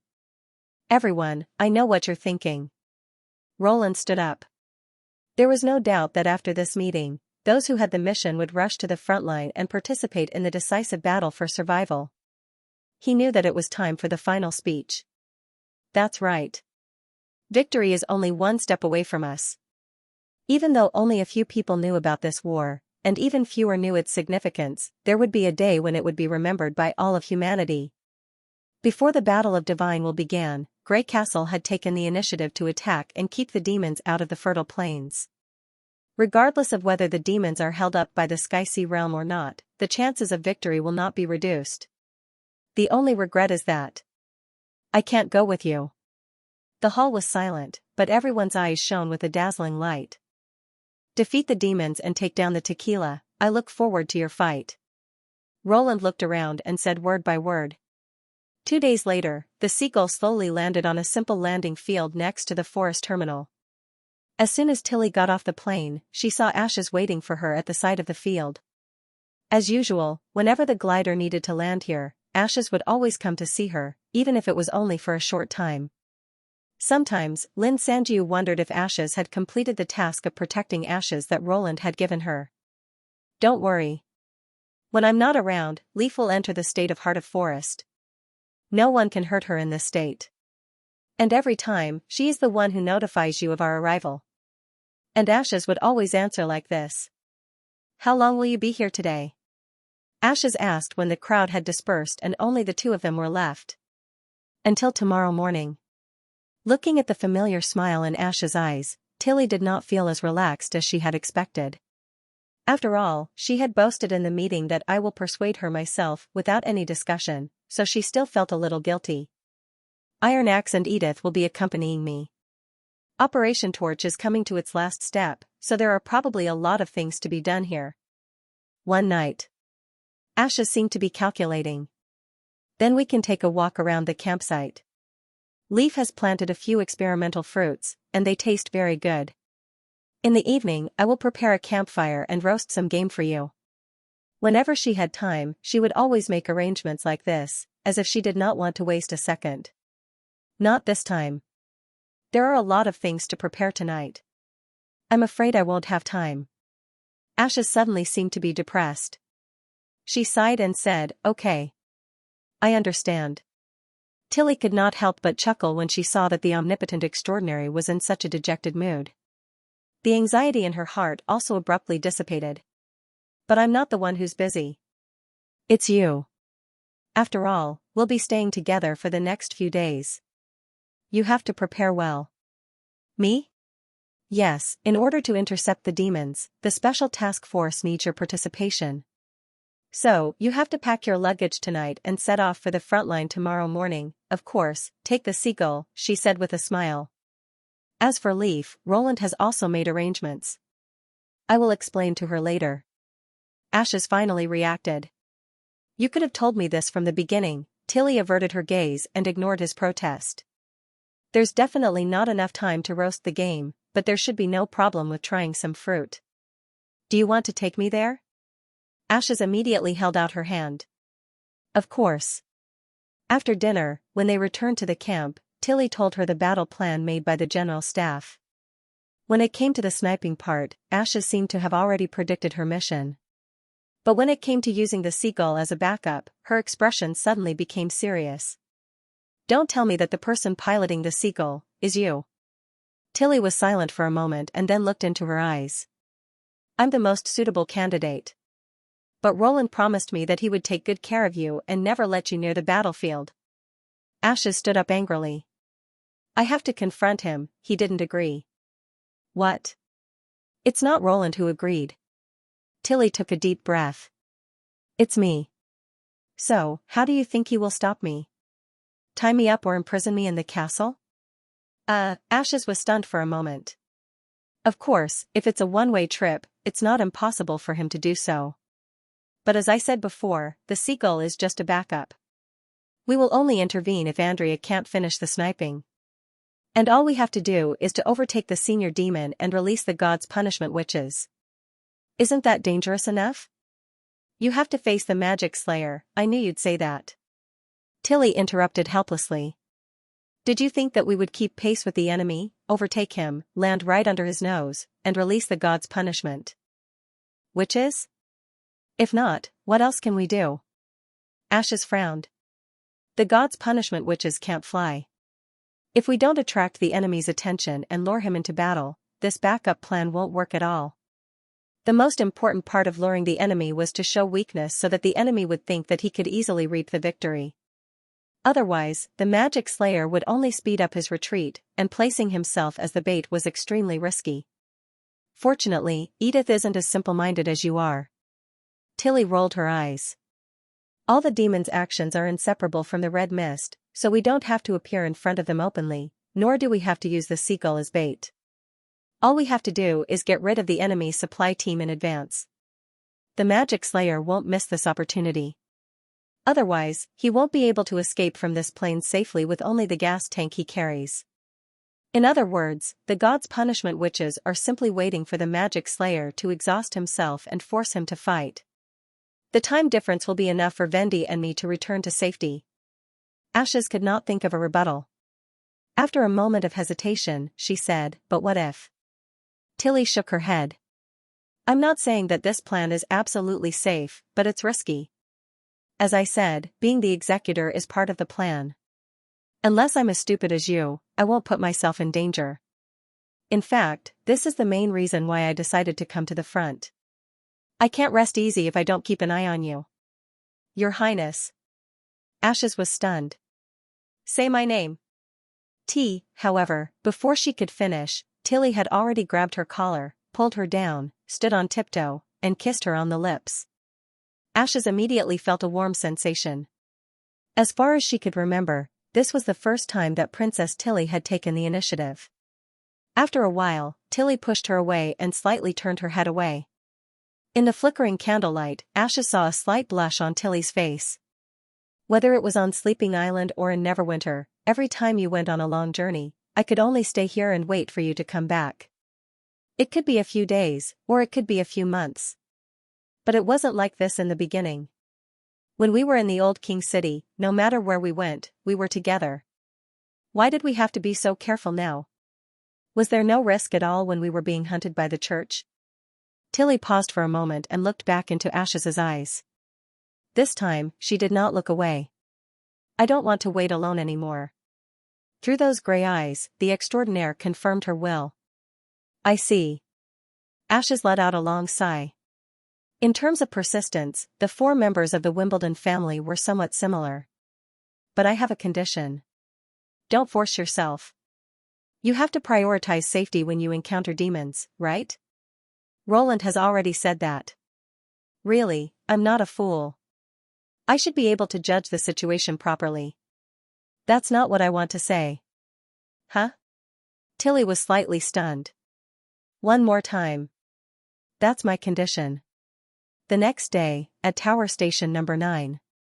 The officers and decision-makers of the joint battlefront, who had been busy in Neverwinter for more than a week, finally returned to the frontline command center. However, this place could no longer be regarded as the real frontline. Agatha noticed that on the map, the front line of the railway had almost reached within 15 kilometers of the Tequila ruins, and the area within a 5-kilometer radius had been marked as a green safe zone. However, the area within 3 kilometers of the ruins had become bright red, which was obviously the most striking change in the past week. You're finally back. The light of dawn, Phil and Eltec, quickly walked up to them and saluted them with a standard military salute. The other members of the army and the General Staff Department also stood up and saluted with joy on their faces. Perhaps it was because they saw that their backbone had returned, everyone had a look of relief in their eyes. Agatha was also a little relieved that her colleagues could still smile, which at least meant that the dangerous zone that had suddenly appeared did not threaten the entire Torch plan. Well done. It seems that everyone has been busy these days. Iron Axe nodded with satisfaction. He then walked up to the map and knocked on it. Philin, come and report the situation. Did the demons receive reinforcements? No, sir, the Light of Dawn replied. That trench was dug by the demons. Trench? Miss Sylvie was the first to discover the demons' movements. Some demons crawled out of the red mist and started digging 6 days ago. Miss Lightning confirmed the situation and noticed that there were demons moving in the trench, so she marked it as a dangerous zone. Iron Axe, Edith, and Agatha exchanged a look. Trench? We think so too. According to Lightning's drawing, although it looks very simple, its general layout is very similar to the trench in front of the First Army's position. The distance between the front and the back of the trench varies from 10 to dozens of meters, and there are many longitudinal trenches connecting them. Ferlin spread out a rather sloppy drawing in front of everyone and said, the biggest difference between us and the demons is that they use more longitudinal trenches to gradually retreat, and all of them are basically in the same line. The deviation is no more than 2 meters, so the whole thing looks more orderly. They're learning from humans, Agatha couldn't help but whisper. If the rumors before the first Battle of Divine Will were true, it meant that after nearly 1,000 years, the demons were once again imitating humans. Interesting. Edith pondered over the sketch and said, those trenches may not be used for retreat, but for attack. Yes, Iron Axe agreed. Hiding in the trenches can indeed reduce the chance of being hit by shrapnel, but they don't have any weapons that can fight against the Longsung cannons. A few trenches can't change the situation. Only by attacking the First Army's position can we hope to win. Is that why they built the longitudinal trench so close? Philin also quickly came to a realization. If they are all close together, they can indeed shorten the time of traveling. Then what should we do? Agatha asked. Nothing, the Pearl of the Northern Region sneered. When they dig into the firing range of the cannons, let the Black River open fire. It's a bit of a waste, but His Majesty has prepared enough ammunition for this battle. I'd like to see if they can dig their trenches to our front under the bombardment.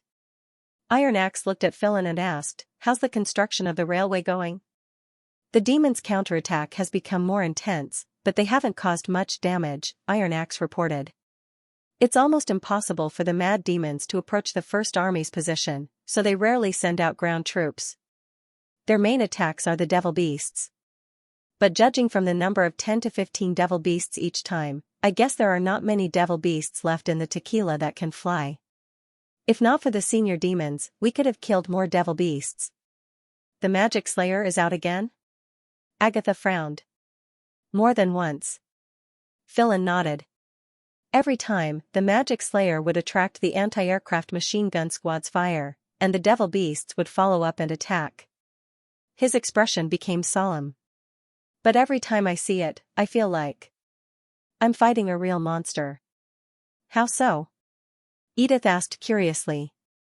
The magic slayer usually plunges into the sky from the weakest point of the First Army's defense.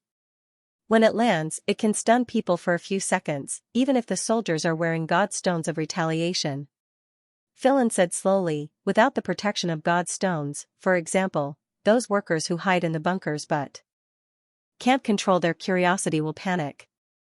The closer they are to the magic slayer, the more they will be affected. The devil beasts waiting in the clouds will take advantage of this opportunity to launch a surprise attack. Even though Sylvie would always inform the front lines in advance of every battle, it was still not an easy task to intercept a target that swooped down from above. Moreover, 1 or 2 hits would not be enough to cause fatal damage to it. Our best result so far is that we broke one of the magic slayer's arms when it landed. It seems that the magic slayer isn't so lucky sometimes, the Pearl of the Northern Regions said with a smile. The problem is that when it reappeared a few days later, the broken arm would be as good as new, as if it had never been hit. Ferland's smile was slightly bitter. If that's all there is to it, then it's fine. We have Miss Nana. Perhaps they also have some kind of special treatment, but what? Iron Axe asked in a low voice. Several platoons of soldiers reported to the general staff that the magic slayer's movements are getting more and more difficult to follow, as if it's getting used to this level of combat. In the past, one machine gun could block its movements and force it to change its direction, but now it takes 2 or 3 platoons to do that. If it weren't for the weapons and God's stones of retaliation invented by His Majesty, I guess it could kill all of us by itself. They did in the Union era, Agatha said through gritted teeth, and as long as it doesn't die, it can survive the next battle. As long as it doesn't die? Senior demons evolve through constant battles. The more heavily injured they are, the more powerful they will be when they come back. This is true both in terms of magic power and combat skills. Many extraordinaries died in their hands. Not only did they fail to overcome that obstacle, but they also helped them advance further. The Ice Witch closed her eyes. But not every demon can survive a serious injury. The only reason it can recover in such a short time is because of its own ability. You mean, a senior demon that can curse and heal itself at the same time? Iron Axe's expression became serious. Agatha, Iron Axe, and Edith took the train to the front line to meet the needs of Neverwinter's battle plan. In order to meet the dual needs of firepower and material transportation, the double-track railway was divided into 4 branches, which were exactly the same as the station area. Although the increase in the amount of work slowed down the construction, the command headquarters knew that Tower Station Number 10, the terminus of the Torch Plan, would probably not appear in the final battle. If they waited until the fortress-like station was built, the demons would not be able to change the situation no matter what they did. The enemy's commander should be very clear about this. The Black River, which was made of steel, was extremely difficult to destroy. Even if the transportation was interrupted for 2 or 3 days, the humans could use the station to resupply until the railway was repaired. This made the usual tactic of cutting off the demons' retreat useless. Attacking the well-defended station under the front line of fire would undoubtedly be suicidal. The demons' only chance was to stop the First Army from advancing before Station Number 10 was built. In other words, there was no clear time for the decisive battle, it could break out at any time. Therefore, the bunkers, trenches, and bunkers on both sides of the railway were arranged according to the scene of the battle. In addition, Agatha noticed that the railway, which was originally facing the Holy City, was slightly deflected so that one side of the train was parallel to the Tequila. In His Majesty's words, this was the most suitable battle line for the carrier-mounted artillery. Standing at the end of the railway were 2 armored trains called Black River. They served as mobile fortresses. For groups of rotating machine gun turrets were ready to fire at demons who attempted to approach the position. The mobile 152mm long-song cannon mounted on the train pointed to the sky, always aiming in the direction of the Tequila City. The Ice Witch climbed up the watchtower in the center of the camp step by step. The ruins, which were covered by a variety of lush plants, gradually appeared in her sight.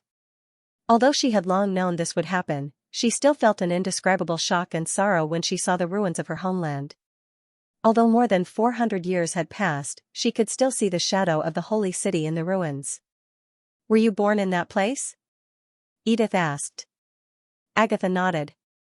Memories of the past rushed into her mind. Congratulations. From today on, you're a member of the Union.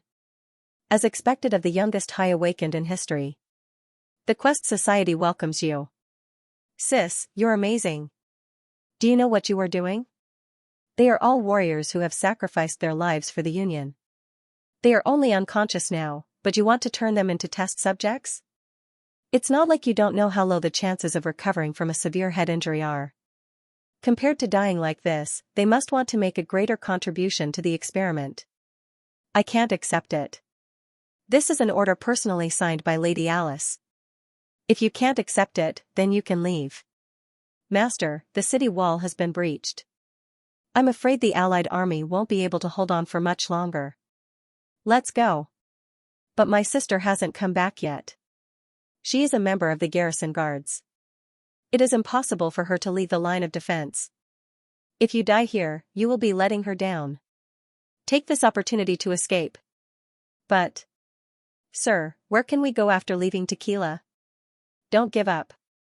We still have hope. Climb over the mountains, cross the river, go to the barbarian land, to rebuild the order. Why do you insist until the end? If you escape now, you might be able to survive. Although I don't have magic power, I understand many things. It is my duty to protect you. Your Majesty, she is awake. Images flashed by one after another, like a reincarnation. In the eyes of most witches in the Union, she was an anomaly. Although she was a genius, she was controversial because of her attitude towards mortals. Later, she was ostracized by the Quest Society because of the God's Punishment Army plan. She had no choice but to continue her research in the private experimental tower in the concealing forest.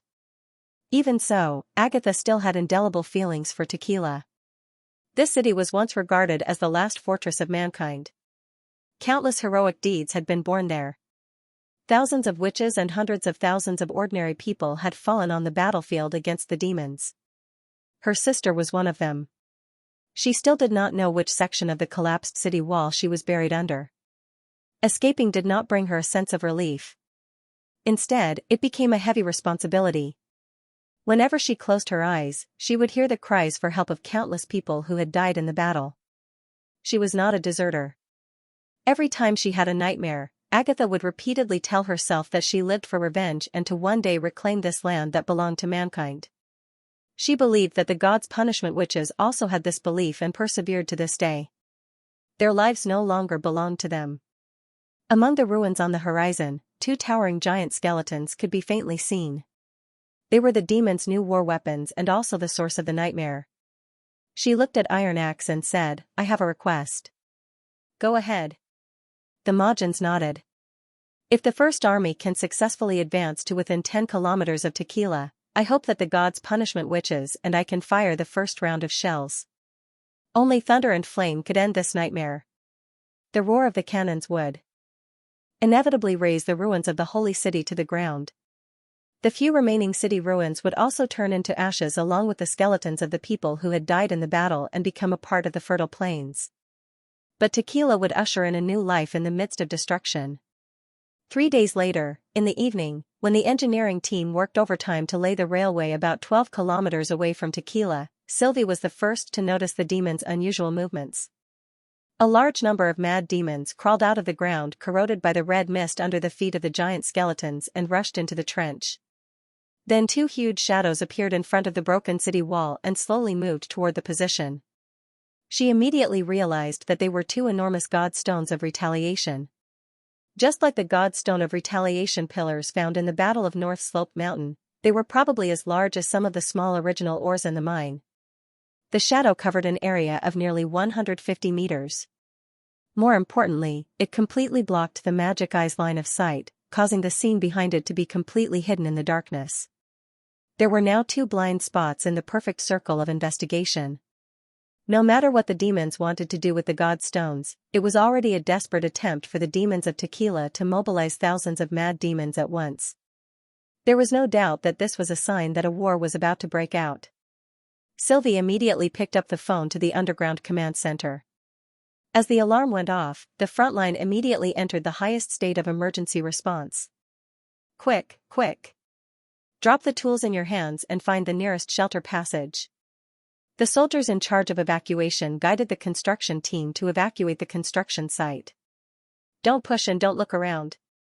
Remember, no matter what happens outside, don't leave the shelter. Shelter number 6 is full. We can't fit anyone in shelter number 7 either. Move back to the next shelter. Don't block the passage. Move. This was not the first time such a thing had happened. Although the soldiers were yelling and the atmosphere was quite tense, it did not lose order. Nearly 2,000 workers dispersed like a tide and entered one underground shelter after another along the preset evacuation passage. These temporary shelters, built by Lotus, were located behind the defensive line and were covered with steel plates. Not only could they allow passage, but they could also effectively resist spear attacks and machine gun fire. As long as the outer perimeter was not lost, hiding in it meant safety. After the crowd retreated, the originally brightly lit construction site was soon shrouded in darkness. The evacuation of the construction team is basically complete. The blackout is normal. The First Army is entering the position. Sylvie quickly looked around and conveyed the latest situation to the various units. At this moment, the observation room set up above the command center was the busiest place in the front line. More than 10 telephones on the long table rang one after another. The staff officers in charge of answering the calls sat around the table and would only inform Sylvie after confirming the importance of the message. On the other side, many staff officers summarized the information and fed it back to the SAN table or map to provide key information for the command center to make decisions. If Sylvie used to be the eye of the army, now the observation room with her as the center had become the information center of the entire army. As long as she was in charge, the operational efficiency of the First Army would be several times higher than usual. Yes. Yes, I got it. Miss Sylvie, Vanner from the artillery battalion is calling. He hopes you can provide the enemy's position and test firing coordinates. Black River no. 1 and number 2 also sent the same request. Let them wait a little longer. Sylvie glanced at the front line. The shadow was not advancing very fast. It was probably a little slower than walking. They had just entered the shooting range of 10 kilometers. According to their current speed, it would probably take them 5 to 6 hours to reach the front line. Therefore, the most urgent task was to find out the demon's intentions. What kind of tricks did they want to use the blind spots of the God's Stone of Retaliation? When magic detection was ineffective, eyes were undoubtedly the most reliable method. She picked up the sigil of listening. Lightning, Maggie, can you hear me? Where are you now? I just took off. Maggie is right above me. Not long after, the answer came from the other talisman. At the same time, there was a loud alarm. What happened? Have the demons launched an all-out attack on us? From the looks of it, it looks like it, but the enemy has interfered with the magic eye's observation, and the range is very large. I'm guessing it's the same as the last time, a large God's Stone of Retaliation. Understood. I'll go take a look. Leave it to us, Ku. In contrast to the busy atmosphere in the observation room, in Lightning's eyes, the battlefield looked completely different. The flames under her feet were shrinking as if swallowed by the night sky. The land in the distance was pitch black, and it seemed deep and quiet. The fertile plains seemed to be in a deep sleep. There was no sign of an impending war. If not for Sylvie's warning, it would be hard to imagine that the demons were already charging at them. Maggie, turn on the night vision mode. Coo, coo, coo. The white pigeon's feathers rapidly expanded and wrapped around its body. Then a huge head popped out of the feathers, its round eyes almost occupying the entire eye sockets. The owl's transformation is complete, Coo. Let's go. Lightning held the giant owl above her head with both hands and flew northeast. However, before they could get close to the tequila, Sylvie's urgent voice suddenly came from the sigil of listening. The investigation is cancelled. You two, come back. The magic slayer is on the move. Lightning suddenly shivered, and even her limbs seemed to have stiffened. After trying to suppress the fear in her heart, she bit her lip and replied, even so, it shouldn't be that easy to find me. And if I go back now, I won't be able to find out what the demon is hiding with the God's Stone, right? But, don't worry. It can't catch up with me with the Stone of Flight. I just need to avoid its large-scale magic suppression. Lightning clenched her fists. Although her palms were sweating, she did not want to run away like this. After more than half a year on the battlefield, she knew that she was not a brave person. Not only the gods' punishment witches, but even the conductor was much braver than she was. However, she was not alone. She had Maggie, Lorger, Joan, and many other companions to support her. They gave her the courage to start anew after facing her true self. She gradually regained her strength and began to investigate the demon again. After many hurdles, she finally arrived at the place where she had fallen half a year ago. There were only 2 hurdles left for her to overcome.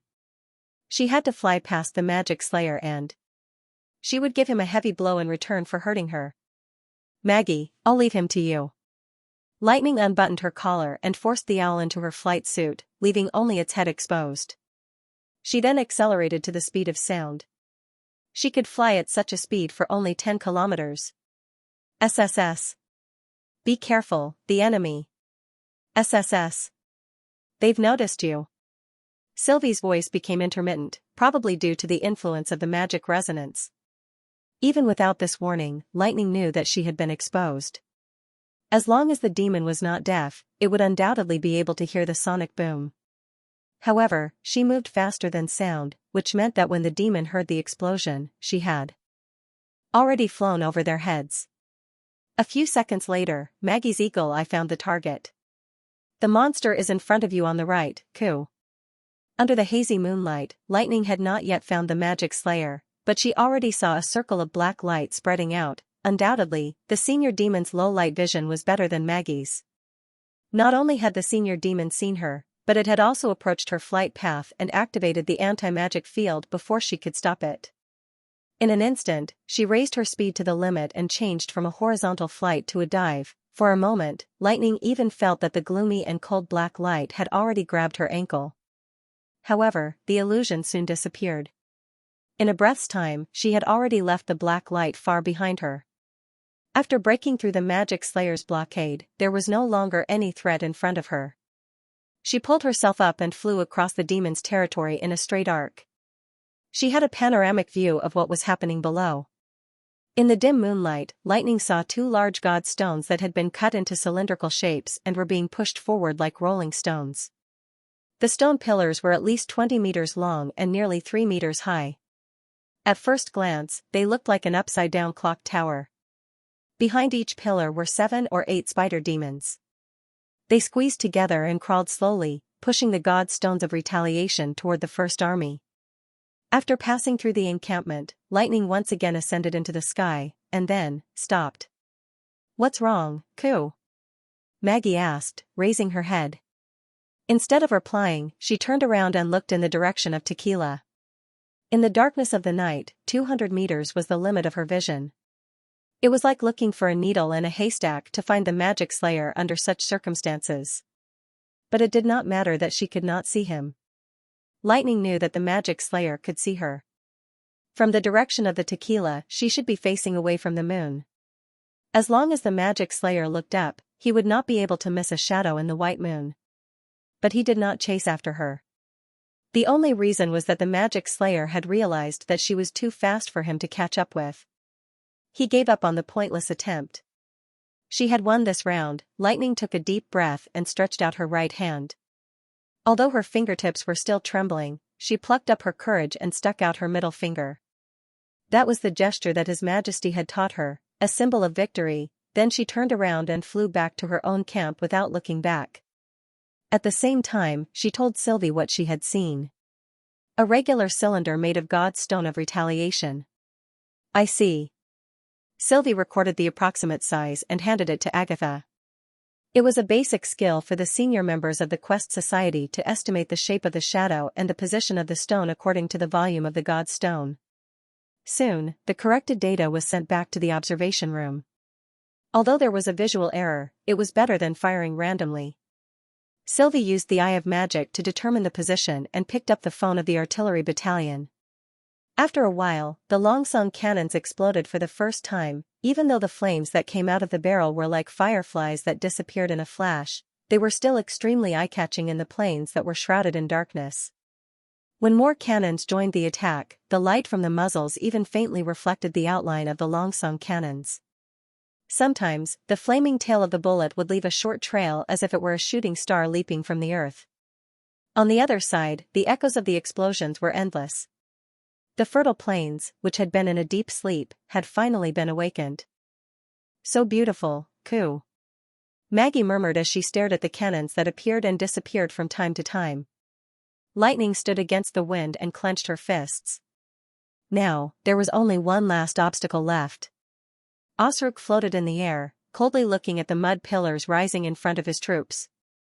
This was the most threatening attack the humans had so far. As long as the projectiles landed in the middle of the army, they could instantly take the lives of more than 10 primal demons. Moreover, its power didn't need to be displayed through contact. Even if they were separated by several dozen meters, the metal shards shot out by the projectiles were enough to penetrate armor and tear flesh apart. Even it didn't have the confidence to block a direct hit.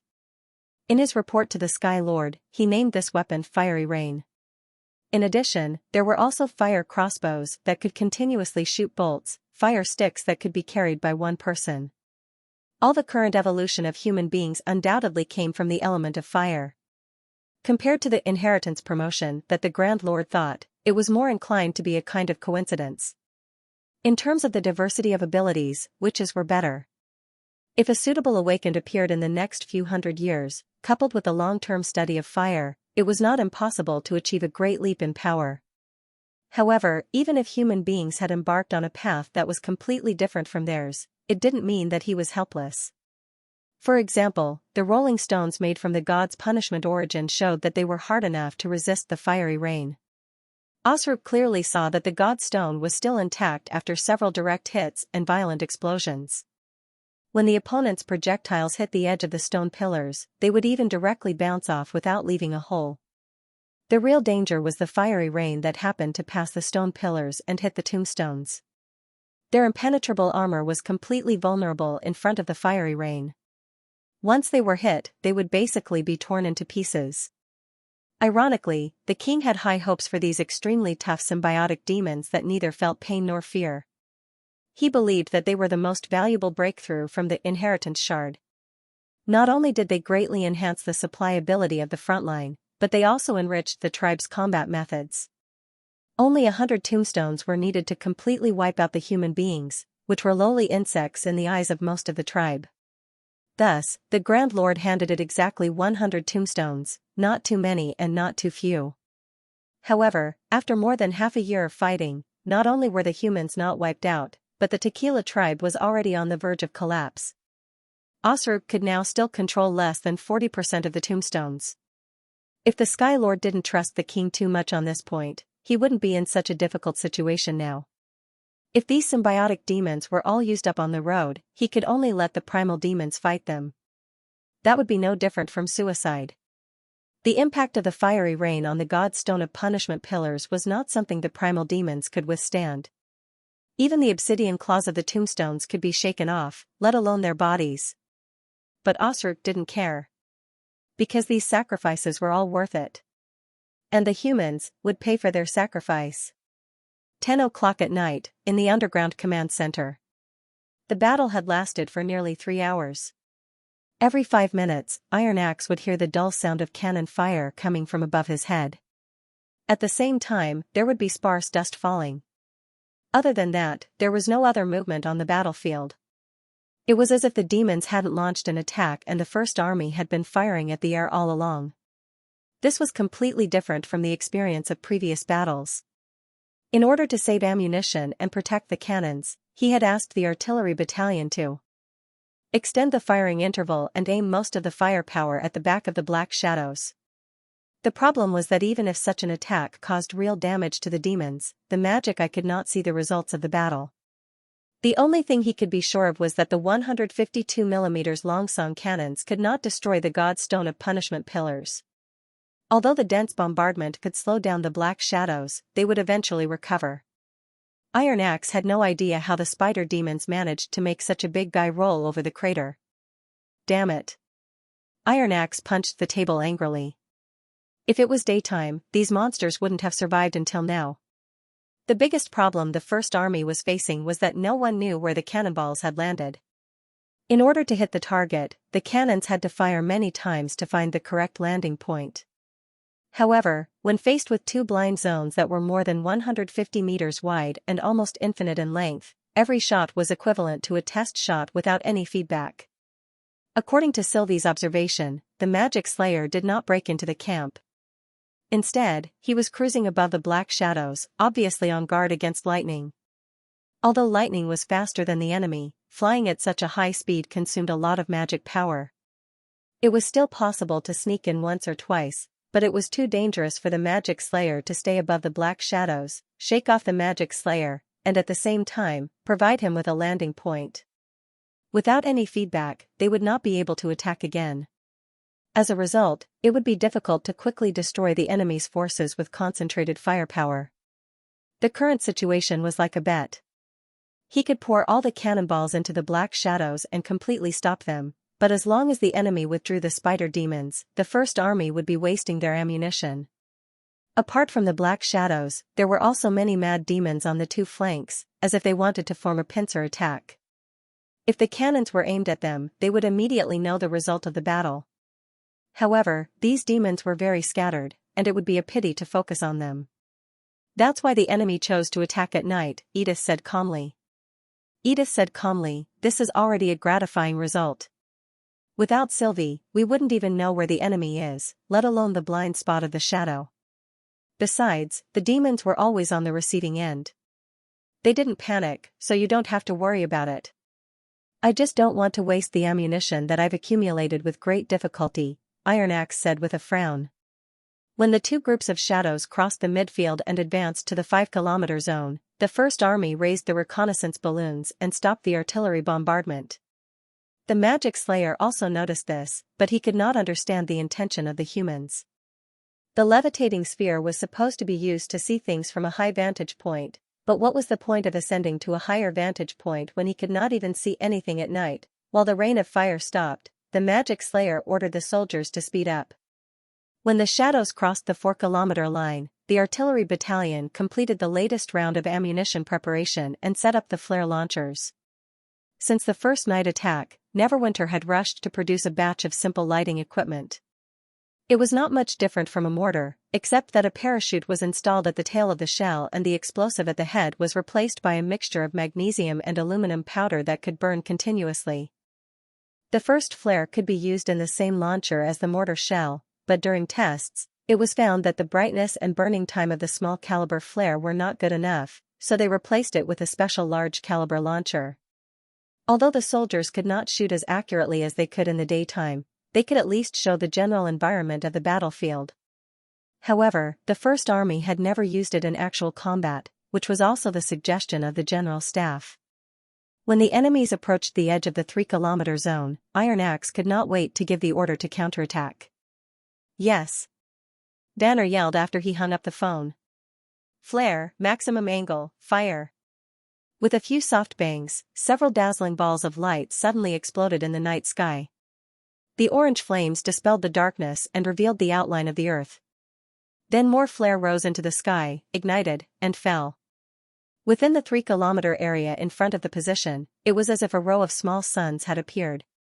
Although they could not change the day and night, they made the stars and the moon lose their luster for a moment. The huge stone pillars, spider demons, and mad demons that had been hiding in the night sky also showed themselves. Even if it was only a small area, it was enough to point out the target for the cannons. After a round of test firing, the dense shells whizzed toward the back of the god stone. Unlike the previous aimless shooting, this time the cannons were completely prepared. The demons were obviously stunned and did not know whether to move forward or to flee from the area that was suddenly covered by the light. For a moment, they were stuck in a stalemate. In an instant, a deafening explosion engulfed the enemy's crooked marching troops. Osrook looked at the light balls that were slowly falling from the sky, and his indifferent expression finally showed a trace of change. Now, it understood the significance of humans raising the floating sphere. 6 months ago, they were still at their wits' end against the night attack and could only passively guard the camp. But now, they had come up with a countermeasure, and they had endured until now to use it.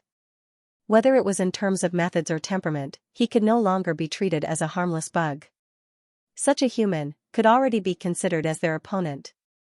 He had to let the king understand this. It instantly made a judgment. At the same time, Osruk made up his mind. Cutting off the enemy's eyes and arms was the most important goal at the moment. Otherwise, this unit might bring endless trouble to the tribe's development plans. It shifted its gaze back to its feet. Under the bombardment of the humans' fire rain, the god's stone pillars of punishment and the follow-up troops had begun to disconnect. According to the original plan, these pillars should be able to push into the tombstone's attack range. At that time, they would be able to cooperate with the primal demons on both sides to launch an attack to recover the disadvantage in range and maximize the killing efficiency of the troops. But now, the illuminated area had cut off the army's route. If they forced their way through, they would only become the target of the fire rain. After losing the cover of the night, the originally hidden blind spot had become a narrow stretch of land of death. Destroy those light balls?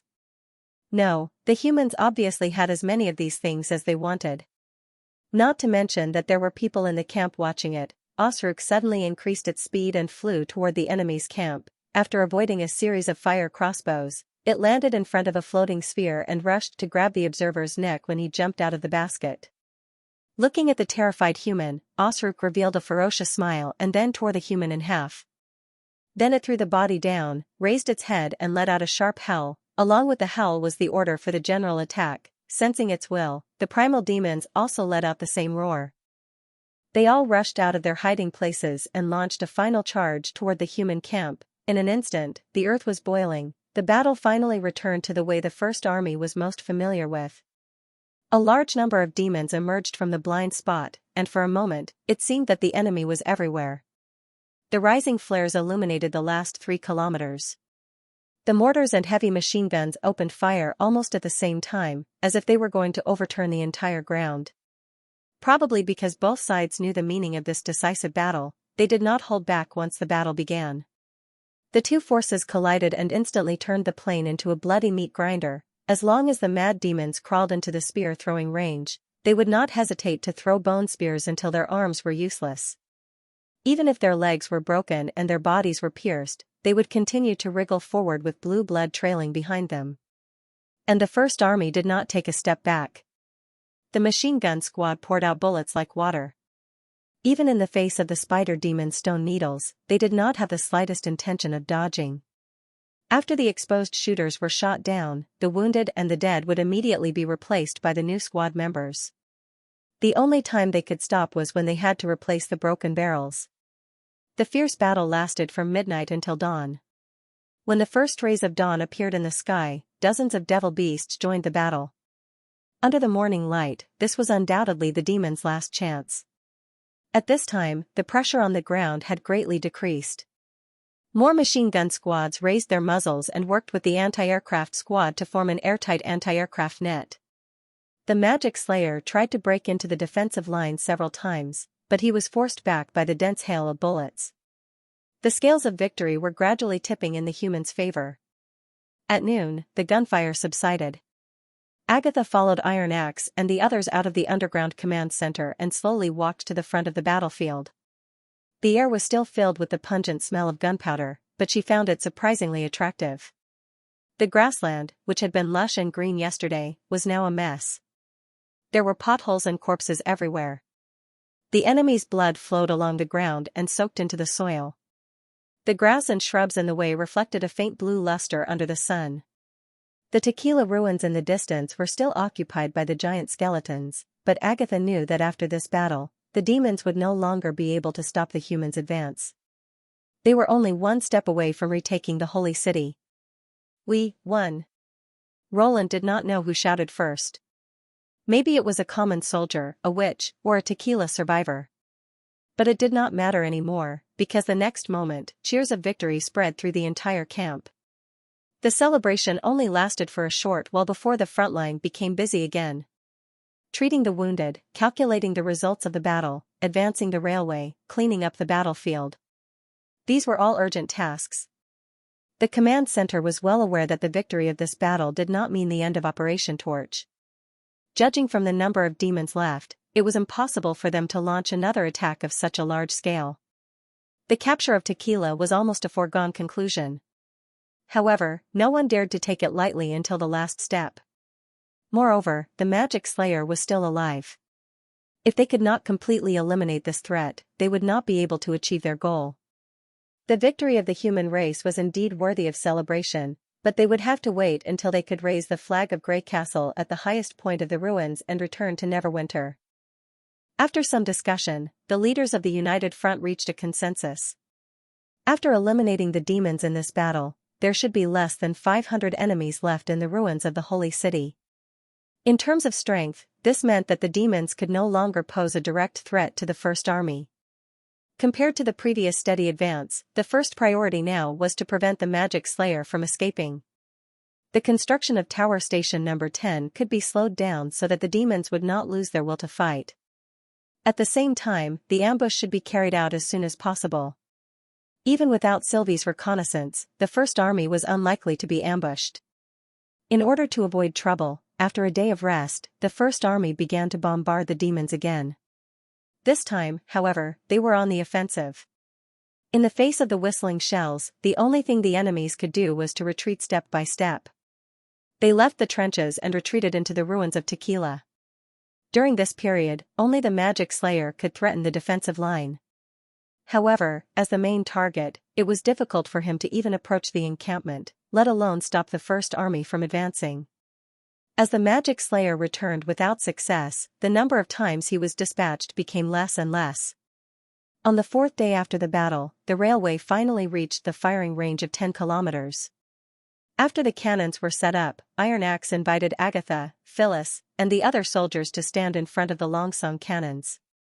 As the number of cannons was far from enough, Vanner, the commander of the artillery battalion, specially prepared a dozen hemp ropes and tied them together with the firing cord. In this way, they could fire the first cannon aimed at Tequila City at the same time.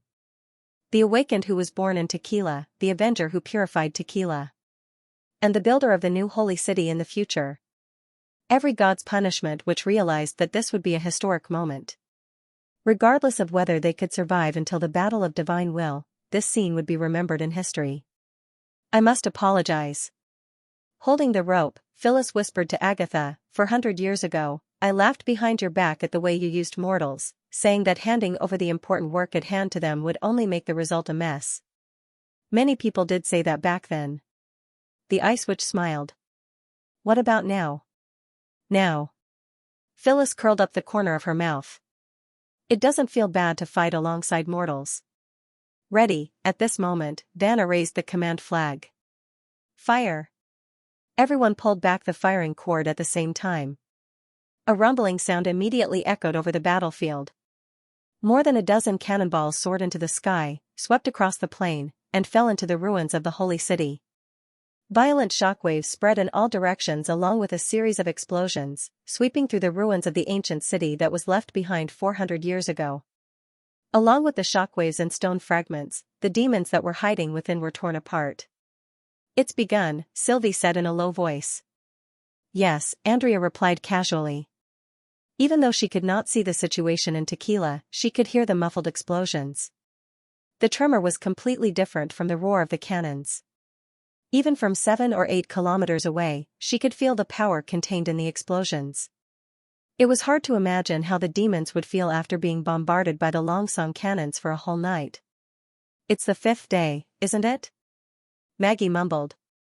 Will the Magic Slayer come today? Who knows? Ashes shrugged. I want to go back to Neverwinter and eat hot pot and fried dumplings. Gulp. Before her voice trailed off, everyone heard the sound of their stomachs moving. Of course, teppanyaki is good too. It would be even better if we could have some ice cream bread, Ashes stuffed a piece of dry food into Maggie's mouth. If you're hungry, eat more of this. It doesn't taste good, but at least it'll fill you up. Don't forget that we're still on a mission, Camilla Derry added. We can worry about food when we get back. Now, please focus on your duty. She was still as serious as ever, even though she had just swallowed her saliva a moment ago. Andrea shook her head and turned her attention back to the Tequila ruins. While the First Army was on the offensive, the Special Task Force also left the camp according to their plan. They went around the ruins of Tequila and hid in the woods to the west of the supply line. Since they could not determine the Magic Slayer's intention in time, they could only wait patiently for an opportunity to come. Although it was not difficult for the witches to survive in the wild, considering the devil beasts in the sky, they did not even have a tent to shelter them from the rain, let alone a fire to roast the game.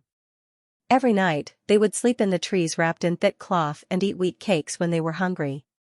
Of course, it was not comfortable for them. To be honest, when she heard Maggie's words just now, she suddenly missed Neverwinter very much. When she first moved from Sleeping Island to Neverwinter with Tilly, she had thought it was just another place to settle down and that the so-called home of witches was just a bluff. If Tilly decided to leave, she would follow her without hesitation. However, now that she was faced with this problem, she was not so sure. Even as a member of the Quinn nobility, she had never enjoyed such a comfortable life, a large, soft bed, a variety of delicious dishes, automatic hot and cold water supply, and a heater that allowed her to walk barefoot in winter. It was not just a luxury that came from the Golden Dragon. Instead, it was an exquisite and unique life. She found it hard to make a decision when she thought about saying goodbye to all these. Fortunately, Tilly and Roland got along well, so she did not have to worry about where she should go for the time being. When we get rid of the Magic Slayer, I must ask His Majesty to reward me, Andrea thought. The most ideal outcome was that the Magic Slayer would defend the Tequila and be blasted into pieces by the cannons. The second scenario was that the Magic Slayer did not notice the existence of the ambush team and was killed by the God's Wrath bullet in the air. The worst scenario was that the Magic Slayer had already noticed their long-range precision attack ability and was flying close to the ground and constantly changing directions to avoid them. In that case, they would have to rely on the Seagull to intercept them. However, she was not very confident in the first two scenarios. 5 days ago, during the night battle, the Magic Slayer had once approached the camp from the Tequila. However, he had been moving irregularly the whole time and did not give her a chance to attack. Was it a coincidence, or was he deliberately guarding against her? Oh! Suddenly, a strange cry reached everyone's ears. What happened? Ashes asked. A cannonball hit the giant skeleton. Sylvie exclaimed. There's a big hole in its back. My God, that thing is howling. So it can also feel pain? Just by looking at it, I thought it was just an empty shell. The place where it was hit is spewing out red mist, like blood. Sylvie gazed toward the southeast with a grave expression. The Magic Slayer is on the move. He's charging toward our position. I hope someone can kill it with one shot. Andrea spread out her hands. Wait. No, the Magic Slayer turned back halfway. Sylvie observed for a moment and could not help but frown. What's going on? The giant skeleton seems to be retreating. Some demons tried to stop the giant skeleton, but they were trampled to a pulp. The ruins are in a mess, they are. After a while, she said in an uncertain tone, the demons are killing each other? Andrea and Ashes exchanged a look. No matter how they looked at it, it was a sign of defeat. Could it be that the Magic Slayer could not bear the pressure and had completely lost the will to fight? Soon, Sylvie's words confirmed their suspicions. Andrea! Camilla yelled. I know. Andrea quickly grabbed the gun, closed her eyes, and threw all distracting thoughts to the back of her mind. I didn't notice. Andrea muttered in her mind several times before she suddenly opened her eyes. In an instant, her vision suddenly became distorted. Everything in front of her seemed to have countless overlapping images. They stretched and overlapped with each other, and continued to extend into the distance. That was the perception of the magic eye surging into her brain. As the layers of trees and land that should have been blocked appeared one by one, the closed world suddenly became open and free. At the same time, Sylvie's consciousness was also connected. When the double images in her eyes completely merged together, her gaze had already followed the other's train of thought and was cast several kilometers away. A familiar figure in pitch-black armor was reflected in her eyes. What was even more intense than her vision was the Magic Slayer's surging magic power, which burst out from his body and was so dense that it was almost tangible. Perhaps the skeleton's escape was too sudden, Or the loss of tequila was too great a blow, but the magic slayer was flying straight in the air without any guards around him. "What's the situation?" Ashes asked in a low voice. "The magic slayer didn't notice us," Andrea replied excitedly. "He's flying toward the supply line. Although he's a little to the east, he's still within the gun's firing range. Load the gun, there's no better chance than this." Ashes nodded and stuffed the huge god's punishment bullet into the barrel. Then, with a click, she pushed the bolt back into the gun. The magic slayer was about 8 to 9 kilometers away. The wind was blowing in the northeast, and there were no other demons around. This was the ideal situation.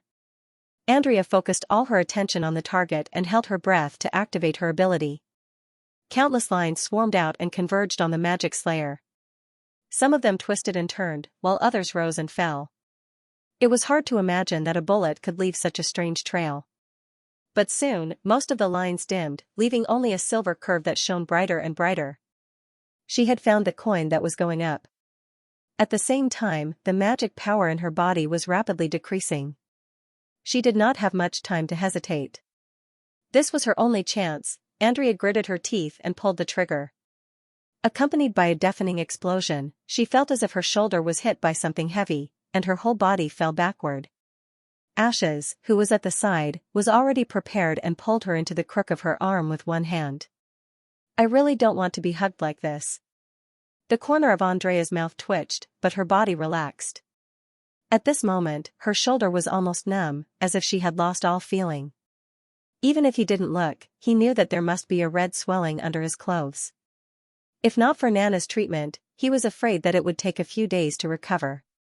This was the burden brought about by the large caliber. Even if they used a variety of buffering methods, including muzzle recoil, the remaining impact could not be underestimated. During the weapon test, she had already noticed that even if she created more God's punishment bullets, there would not be a second chance to fire. Whether it was her magic capacity, her physical strength, or the load on the arc, all of them limited her ability. However, the ability to kill in one strike was what she was most proud of. Fighting back and forth with the enemy and being bathed in blood was something only a barbarian liked to do. For example, the guy who was holding her now. "If it weren't for the fact that Sylvie is feeling the same way as you, I wouldn't care about you at all." Ashes rolled her eyes. "Look at the result, the magic slayer, wait a moment." Andrea made a shushing gesture. "The bullet is still on its way." The silver line in her vision was rapidly shrinking. Its end was no longer connected to the magic slayer, but crisscrossed in front of him, forming a subtle angle. From her point of view, it looked like the relationship between the bullet and the demon was a mutual competition. They were heading for the same target and would eventually converge at a single point. Once the trigger was pulled, the result was already decided. The god's punishment bullet would fly along the predetermined trajectory, and the only variable was the target. If the magic slayer suddenly changed direction, nothing would happen. 25 seconds was neither long nor short. The only thing Andrea could do was to pray silently and hope that the magic slayer would maintain his current posture. The gust of wind from the west to the east pushed the bullet forward, allowing it to fly at high speed and close to the demon. In the last few seconds, Andrea held her breath and even prayed in her heart, "Don't move, don't move, don't move." At this moment, the magic slayer suddenly turned his head and met her eyes. Andrea felt as if all the blood in her body had frozen. However, the next moment, the bullet fell from the sky and hit him squarely in the back. The huge impact shattered the god's stone, turning it from a black shadow into countless tiny pieces. However, the magic slayer's body was even more shattered than the god's stone. If she had not seen it with her own eyes, she would not have imagined that a stone as wide as 2 fingers could have such amazing destructive power. The magic slayer's thick armor was torn apart like a rag. After the bullet drilled into his body, it directly blasted a large hole in his chest. Blood, flesh, and organs gushed out like a turbid fountain. Perhaps because the hole was too big, the magic slayer tumbled twice before breaking into 2 halves and falling to the ground at the same speed. Only then did Andrea recover from the shock. She swallowed and said, "The target is dead." "We did it?" Maggie asked joyfully. "Yes," Sylvie said with a sigh of relief. The bullet split him in two. Even if Nana was there, she wouldn't have been able to save him. Well done. Ashes patted Andrea on the shoulder and then took out the sigil of listening. Lightning, ask the seagull to rendezvous with us. The mission is over. We can go back now. Understood. Lightning's reply came quickly from the other end. The sniper rifle was soon dismantled into its spare parts. Once the other team returned from the Eastern Front, they would be able to set off. Everyone relaxed at the thought of being able to return home immediately. Andrea was the only exception. The entire ambush process was normal, just as they had planned, except for the last moment when the magic slayer turned his head. Even now, she could still feel the lingering coldness on her back. Did he notice that she was looking at him? But how was that possible? They were 8 or 9 kilometers apart and separated by a forest. It would be like looking for a needle at the bottom of the sea to find them. Moreover, the magic slayer did not look for them. Instead, he suddenly looked at her as if he had known that she was here. Also, Sylvie should have seen it too. Why didn't she feel anything strange? Or did she think that it was just a coincidence and that it wasn't worth thinking about? After all, the magic slayer was already dead. No matter what he was thinking at that moment, there was no need to investigate the reason behind his actions. Andrea rubbed her forehead, and her fingers suddenly stopped. She remembered that Ashes's face was injured when she fought with the magic slayer to protect Leaf. By the way, how long will it take for you to recover from light wounds like a cut on the skin with your own recovery ability? Andrea looked at the superhuman. Ashes shrugged her shoulders. About 1 to 2 hours. Why do you ask? That is to say, the wound will start to heal in 10 minutes, right? Andrea stared at the magic slayer's face and asked, do you feel it getting better now? The magic slayer was stunned and touched her cheek. Strange. It still hurts a little. Sylvie was the first to react. Her expression changed drastically. She forced herself to endure the exhaustion of her body and once again opened her magic eyes. Then, she looked behind everyone with a look of horror. Dang, be careful. Ashes drew her sword and turned around at lightning speed. She swung her sword upward with all her might. With a clang, a black shadow brushed past the blade of the sword and pierced straight into Maggie's body. The force was so great that she was sent flying. Before the others had the time to check on her condition, a tall, slender, and blue humanoid devil slowly appeared in front of him. Found you. The bone-chilling coldness once again enveloped Andrea.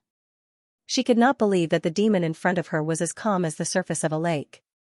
She did not feel any magic fluctuation from the moment it appeared. Maggie! Ashes yelled, and at the same time, she stood in front of everyone. She was met with a series of painful coughs. Although Maggie seemed to be in a terrible state, at least she was still alive. You have quick reflexes, extraordinary. The demon revealed a human expression of regret. Had it not been for your sword, she would have died a painless death. But what you're doing is just prolonging the torture she's going through. It's meaningless. It was not a coincidence that he had chosen Maggie as his first target. Looking into the demon's eyes, Andrea suddenly realized that this was a well-thought-out attack. Maggie could not be of much help in a one-on-one fight, but as the only witch who could help them escape, once she was eliminated, the others would be cut off. She bit her lip and secretly glanced back. She saw that the bone spear was stuck in Maggie's shoulder, and the blood that seeped out dyed a large area of her clothes red. Maggie's breath was weak, probably because of the injury to her lungs. She coughed up blood from time to time. If Ashes had not raised her hand, the bone spear would have pierced through the witch's heart. However, even if she was not dead, she would not be able to control her ability to maintain the magic Arkansas. How did the demon slayer know about Maggie's ability? You're the human's eye, aren't you? If not for you, we wouldn't have been forced into this state by the fiery rain. The magic slayer's next words tore apart her last hope. He pointed at Sylvie and then turned to Andrea. And you must be the divine archer. You might not have been a big deal 400 years ago, but now you're even more difficult to deal with than a transcendent. Fortunately, you've all gathered together. After saying that, he stretched out his right hand and pressed it on his chest. Please allow me to introduce myself. I'm Osruk, the commander of this expeditionary force, and also your undertaker. Without a doubt, this was a trap that had been planned for a long time. Andrea's expression became increasingly unsightly. Since when did the magic slayer become synonymous with surging magic waves? That's right. Ever since the magic slayer came to the north of the misty forest and attacked Leaf, his striking features had been engraved in everyone's mind. In fact, it could be traced back even further. When Lightning encountered the magic slayer for the first time, she felt a strong, almost tangible magic power. Since it was so powerful, wasn't it only natural that it could be captured by the demon eye from a distance? In the long battle that followed, the other party kept reinforcing this impression, exposing his whereabouts to Sylvie's surveillance, which made everyone believe it. Without a doubt. However, all of this was just an illusion created by the magic slayer. It used itself as bait and drew everyone's attention to the front of the stage. Could it be that it had been preparing for today from the very beginning? But such a statement was simply untenable. The senior demon Ursruk had lost Tequila and thousands of demons on the fertile plains in order to set up a trap for Sylvie and Sylvie. Even if the senior demon Ursruk had sensed Sylvie and Sylvie's existence during the Battle of the Northbound Slope and decided to kill them as soon as possible, Ursruk had actually abandoned Tequila and killed thousands of demons on the fertile plains. If the magic slayer was ruthless and did not care about the lives of his subordinates, then what about the holy city? Without the Godstone mine, they would not be able to build the obelisk, which meant that in the next 400 years, the demons would completely lose the opportunity to lay their hands on the fertile plains. If this was the price they had to pay, it was simply too much. Was it really worth the magic slayer's sacrifice? Andrea's mind was a mess, and she could not make sense of it at all. However, Sylvie asked the most important question. Why? Tequila should be more important than us. The magic slayer did not attack immediately. He shook his head slightly and said, I can't tell you. Can't I even know the answer before I die? But you're not dead yet. Osruk's voice was tinged with sarcasm. Even though you're trapped, you still haven't given up, have you? What was he waiting for? Was he waiting for the magic stone to fully recover? But his arm did not show any signs of withering. No matter what, this was an opportunity. Andrea swallowed hard. Judging from the previous battle, Ashes could at most stall the magic slayer for a while, and she did not have much magic power left. Even if she added all her magic power together, they would not be able to increase their chances of winning to more than 50%. As for Sylvie, Camilla, and Maggie, they would only make their chances of winning even lower.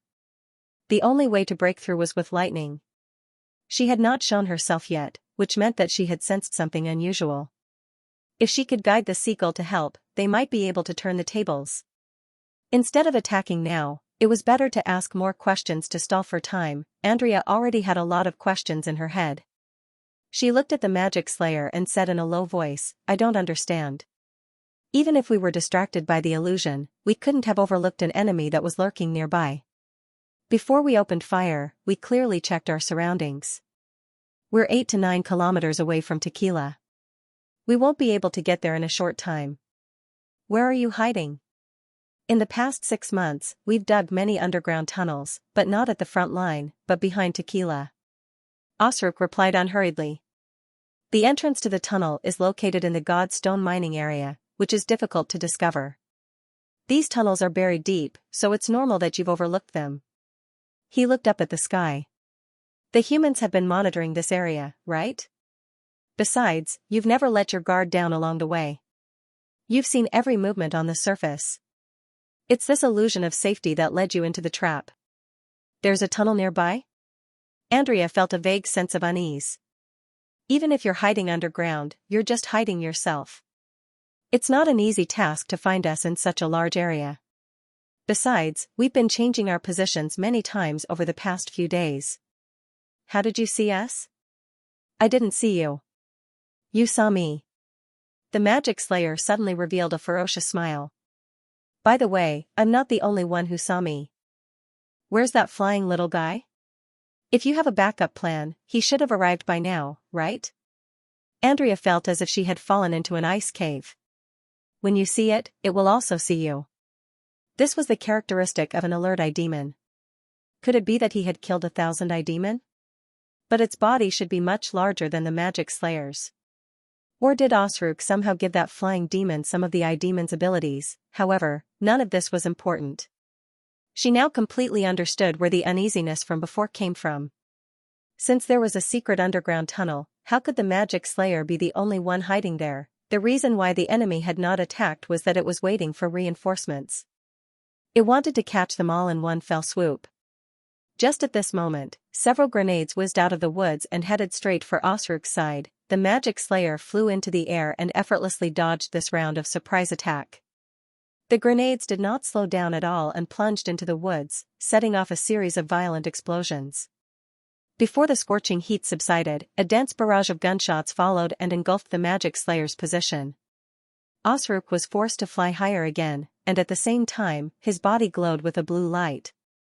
"The gods' punishment witches are here," Sylvie exclaimed joyfully. "Are you all right?" Zoe dashed out of the trees and stood between the magic slayer and the ambush team. The other 7 gods' punishment witches followed closely behind to protect them. "Let's go, we have to get out of here." Andrea's heart was in her throat. She did not have time to explain and shouted at the others. At this moment, Osruk also raised his fist. 2 muffled sounds came from afar. Xiao. Sylvie's expression changed instantly. No one knew better than her what that sound meant. "Watch out, it's the spider demon." 2 black stone pillars flew above their heads in the blink of an eye. With a muffled explosion, a dense number of long needles rained down on the sniper point. Andrea gathered the last of her magic power, accelerated the air in front of her to the limit, and pushed it toward the sky. However, nothing happened. A black light swept across and shattered the magic power that was about to be released. The magic slayer had activated the anti-magic field. Elena, who was the closest to Andrea, leaped up and dashed toward a nearby tree with Andrea in her arms. Everything happened in an instant. "Don't move." Elena's voice came from beside her. Then, with 2 swishing sounds, one of the stone needles was cut off. The numbness gradually subsided and was replaced by a bone-deep pain. Andrea clenched her teeth to prevent herself from screaming out loud. She looked up and saw that the place where they had been standing had been filled with the long needles of the spider demons. Had it not been for the gods' punishment witches, she would have been nailed to death on the spot. However, even though Andrea was as skilled as an extraordinary, it was still extremely difficult for her to completely avoid such a wide range of attacks. When Andrea had jumped out with Elena, a stone needle had pierced her thigh and penetrated her legs and knees. After the stone needle was cut off, her twisted flesh and bones could still be vaguely seen. Her pants were soaked with blood, and the wound was a bloody mess. Elena was not much better off. Her abdomen had been pierced by a stone needle. Her internal organs had been blocked by half of the needle head. Fortunately, the body of a god's punishment warrior could not feel pain, so she could still maintain a high level of concentration. In just a few seconds, Andrea felt her forehead was covered with cold sweat. She struggled to take out the pain-relieving pill made by Leaf and put it into her mouth. The bitter and astringent taste pulled her consciousness back. Ashes had already started fighting with the magic slayer. The others had temporarily escaped the disaster thanks to the protection of the gods' punishment witches. However, they were all in a sorry state with many new wounds all over their bodies. If the magic slayer shot at them again, they would probably die. Fresh footsteps could be heard in the forest. Obviously, Osruk had prepared a trap for more than just 2 spider demons. The gods' punishment witches were restrained by the wounded and could not fight back at all. The situation was extremely unfavorable for them. Andrea grabbed Elena's hand and said in a hoarse voice, "Gather everyone and retreat to the west. It'll be too late if we wait any longer." "To the west?" Elena was stunned. "The front line of the First Army is in the south.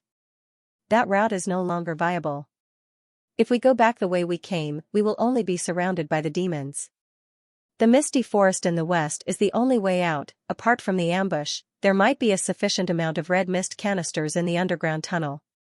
If they were surrounded by the enemies who had nothing to worry about, it was easy to imagine the consequences. Although they would be further away from the support point if they headed west, it would also lengthen the enemy's attack range, provided that they could hold on until then.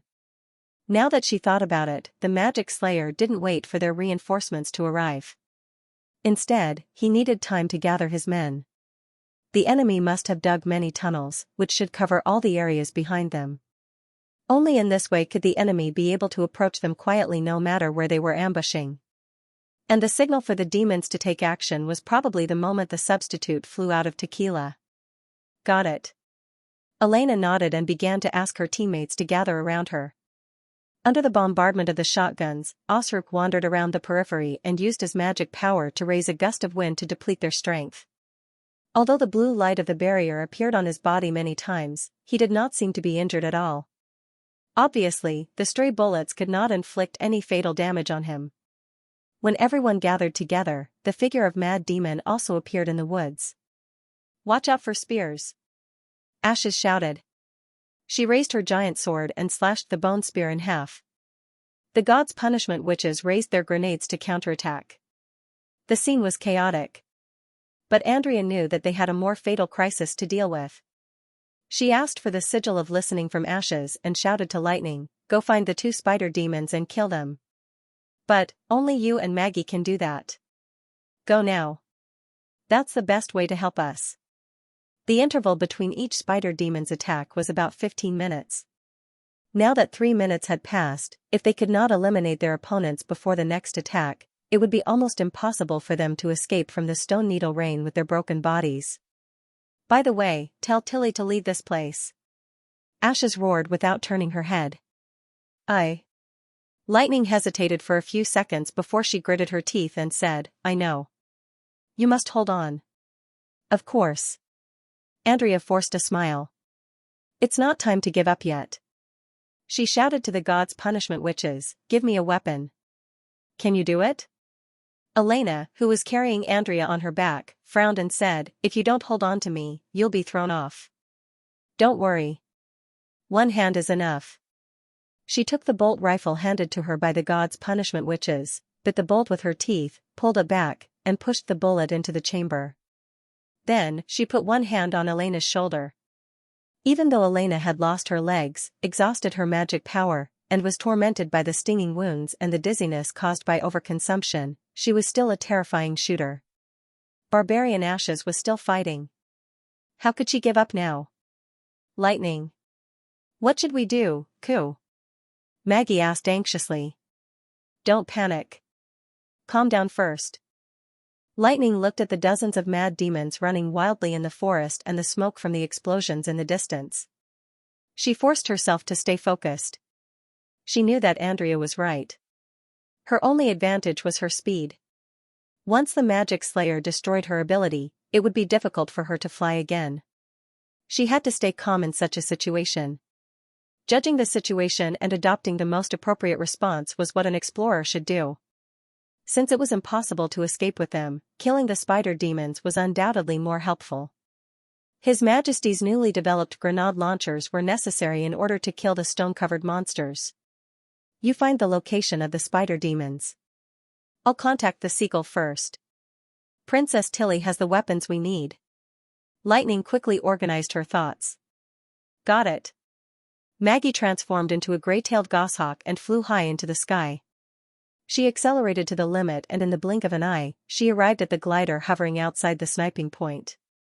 "Where are they? What's the situation now?" Vendi asked worriedly as she pulled open the hatch. "I don't have time to explain. I need backup weapons."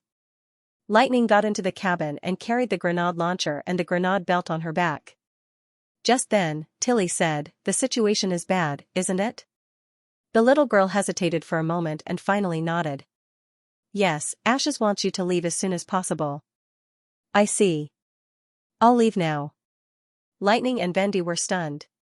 "Because if I stay here, I'll only be a burden to her, and I won't be of any help." Tilly's voice trembled slightly, as if she was trying hard to suppress something. "Reason tells me that returning to the camp immediately is the most reasonable choice." "Your Highness. But remember to tell her that I'll definitely come back. It won't be long before the seagull arrives with reinforcements. Tell them to hold on until then." At this moment, the cry of an eagle came from the sky. "I'll tell Ashes." Lightning took one last look at Tilly and jumped out of the cabin. The weight on her body made it impossible for her to maintain her current height. She fell like a rock to a height of more than 10 meters before she managed to steady herself.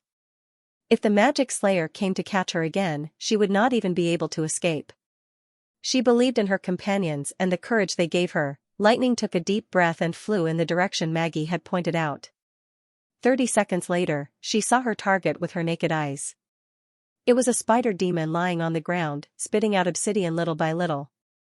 The ground beside it had sunk into a large pit, and at the bottom of the pit, there were several holes that seemed to be connected to other places. There were 2 mad demons guarding the spider demon, so Lightning directly ignored them and flew to the top of the target's head. Without hesitation, she aimed at the deformed monster whose carapace was wide open and pulled the trigger. With a bang, the grenade penetrated into the spider demon's body diagonally. The scorching energy of the energy-charged bullet instantly penetrated its abdomen, crushing the muscles and blood vessels wrapped in obsidian into pieces. The guarding mad demons roared angrily. They grabbed the bone spears and their arms swelled up rapidly. If it was the old Lightning, the first thing she would have thought of was to drop all the weights and run away as fast as possible. But at this moment, her mind was unexpectedly clear. There was still one spider demon, and she could not stop it without a weapon. No matter what, she could not abandon it. So the only way was to rely on her poor eyesight to avoid it. She deliberately flew up in a straight line. When she passed the canopy and disappeared from the enemy's sight, she suddenly changed her direction and flew horizontally. Almost at the same time, the 2 bone spears pierced through the branches and flew close to her feet to the sky. Lightning let out a long breath and flew to the next location Maggie told her without looking back. However, when she saw the second spider demon, her heart sank. The crystal pillar on the back of the spider demon had fully grown and was raised high. The blood vessels on it glowed blue. Obviously, it was on the verge of launching, and she had not yet loaded a new grenade into the launcher. It was too late. Maggie! Stop it from launching the stone pillar. Awoo! The goshawk that had been hovering above suddenly swooped down. At the same time, its body rapidly expanded, and in the blink of an eye, it turned into a huge devil beast. The mad demons guarding the spider demon were also a little stunned, as if they did not understand what was going on. Maggie's huge body hit the side of the spider demon hard, and the sound was no less than that of a cannonball. Sand, stones, and mud flew in all directions. The spider demon that was lying on the ground staggered and fell to one side, almost flipping over. At this moment, the stone pillar was launched almost close to the ground. The mad demons who were not in a good position became the first victim. The almost horizontal pillar rolled past them like a rolling stone, and then crashed into the woods without slowing down. It did not stop until it rolled dozens of meters. Not only did it break into several pieces, but it also swept out an empty space. Well done! After landing on the ground, Lightning quickly loaded the grenade, removed the safety, and aimed it at the spider demon. The latter was still waving its short legs as if it was struggling to get up, but Lightning would not give it a chance. The grenade accurately hit its exposed abdomen, and the flames and shockwaves produced by the explosion directly sprayed out from the other side, blasting a large hole in its stomach. After making sure that the target was silent, Lightning pulled up Maggie, who had returned to her normal state. "Are you okay?" "It's nothing serious. I hit it with the thickest part of my shoulder." She rolled up her sleeves and swung her arm in a circle, pretending that nothing had happened. However, just as she raised it to the highest point, she suddenly froze, and her face scrunched up in pain. "Looks like it's not thick enough."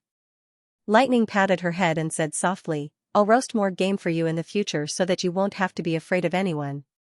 But for now, you have to hold on a little longer, okay?" "Okay." Maggie nodded vigorously. "Then come on." Lightning squatted down and picked up the little girl who had turned into a pigeon. "Let's go help the others. Neverwinter Exploration Group, let's go." Bang! Andrea pulled the trigger and shot down a demon that poked its head out. How many times had she fired the gun? Somewhat numbly, she bit the gun and loaded it. Her mouth was filled with the fishy smell of blood, and her tongue was full of fine residue. She did not know whether it was rust or her own broken teeth. She had probably shot dozens of times. Even if she hit 1 out of 10 times, it was still more than 10 demons. However, the enemy's attack did not weaken at all. Instead, it became fiercer. The mad demon, whom she had never taken seriously before, had now become an extremely difficult opponent. Due to the advantage in numbers, the enemy could stretch the battle line without any scruples and surround them from the side. If it were not for the difference in weapons, they would not have been able to stop the enemy's attack. Fighting in the woods also greatly reduced the effectiveness of the guns. The mad demons used the trees to dodge the bullets, and at the same time, launched a wave of spears. The gods' punishment witches, who had no defensive equipment such as shields and firearms, could only rely on their agility and skills to dodge the attacks. To make matters worse, apart from the aggressive magic slayer, the enemy also had a senior demon. Probably transformed from a lord of hell, the senior demon still looked like a four-legged demon. Although it was not as powerful as Osruk, its physical strength was exceptionally strong. It often threw trees like spears, and every time it attacked, several gods' punishment witches had to work together to block it. At the same time, it could also summon earth walls to provide cover for its own kind. As the magic slayer and the others took turns to attack, their retreat became slower and slower. Every time they reloaded, aimed, and fired, it was as if they were all mechanical movements. The throbbing pain from her wounds and the exhaustion of her body hit her brain one after another. Gradually, Andrea felt herself falling into a trance. After 2 waves of spears, Sylvie, who was protected in the middle of the team, suddenly shouted, "Andrea, watch out to the right." A group of mad demons had attracted most of the gods' punishment witches' firepower. The magic slayer parried Ash's giant sword and leaped to Elena and Andrea like a ghost. Andrea raised her gun, but Osruk's claw cut it into 2 pieces. Then came the second fatal blow. Everything happened in a split second, and the scene seemed to freeze. She could see the blue light emitting from the magic slayer's palm. The condensed magic power turned his 5 fingers into an indestructible blade. With one swing, he could kill her. It was over. She slightly tightened her body, waiting for the heart-wrenching pain to come. However, the death she had expected did not come. At the last moment, Elena suddenly turned around and took the blow for her. The demon's claw left a terrible wound on her chest, exposing her ribs and organs. Even with the god's punishment body, she could not fight with such a wound. Elena collapsed. No. Zoe angrily turned her gun and fired several shots at Osruk. At such a close range, even the magic slayer could not completely dodge. The shield on his body was finally broken. Half of his body was riddled with bullet holes, and blood was gushing out. Surprisingly, the magic slayer did not seem to be in pain. Instead, he thrust his hand into his wounded body with a hideous smile. With the help of the surging magic power, the magic slayer's body healed at a speed visible to the naked eye. Monster! Sylvie, who had witnessed all this, could not help but let out a cry of despair. I gained the ability to plunder life and give it to myself. It's rude to call me a monster. Osruk returned to the other senior demon and replaced it with a gas canister. Unruffled, he said, "Every wound on your body and every bit of strength you lose will become part of my nourishment. You should know the result of the battle. Struggling will only increase the pain. If you surrender now, I can let you die painlessly as a reward for your bravery." T. Zoe cursed. I will never surrender to the demon. I'll tear you into pieces even if I die 1,000 times. But Andrea did not hear these. The gunshots, roars, screams, and warnings seemed to be very far away. She slowly crawled to Elena, turned her over, and held her in her arms. She murmured blankly, "Why? Did you save me?" Ahem. Elena coughed out some blood and laughed in a low voice. "It's our destiny to die in battle. The only difference is what we get in return. Our limit has been set, but you have unlimited potential. Isn't it obvious what we should do?" Looking at the sorrowful Andrea, the god's punishment which reached out her hand and gently stroked her cheek. "Don't feel sorry for me. It doesn't hurt at all. Really, it doesn't hurt at all. I'm just a little sleepy." Her voice gradually faded and Elena's breathing calmed down. It was as if she had really fallen asleep. Andrea gripped her hand so hard that her vision became blurry. At this moment, the troop had completely stopped moving. 2 more God's punishment witches had been knocked down by the magic slayer, and the enemies on the flanks were gradually closing in. Is this the end? The burden on her body finally exceeded its limit. A strong sense of dizziness overwhelmed her and she could no longer sit upright. She swayed and fell on her back. Dark clouds had gathered in the sky, as if a storm was brewing. Amidst the thick and dark clouds, she could vaguely see a flickering golden light. Ashes found that she could not move any faster. If she had been a little faster, she would have been able to block the spear that had severely injured Maggie. If she had been a little faster, she would have been able to force the magic slayer to retreat before Elena was hit. If she had been a little faster, she would have been able to block the mad demon's attack without falling to the ground. Magic power surged through her body, strengthening her muscles and bones, and at the same time, burning her nerves. The pain did not weaken her willpower. Instead, it made her more focused. If she had been a little faster, Ashes had already entered a new realm where she had fought the magic slayer for the first time. Time seemed to slow down in her eyes.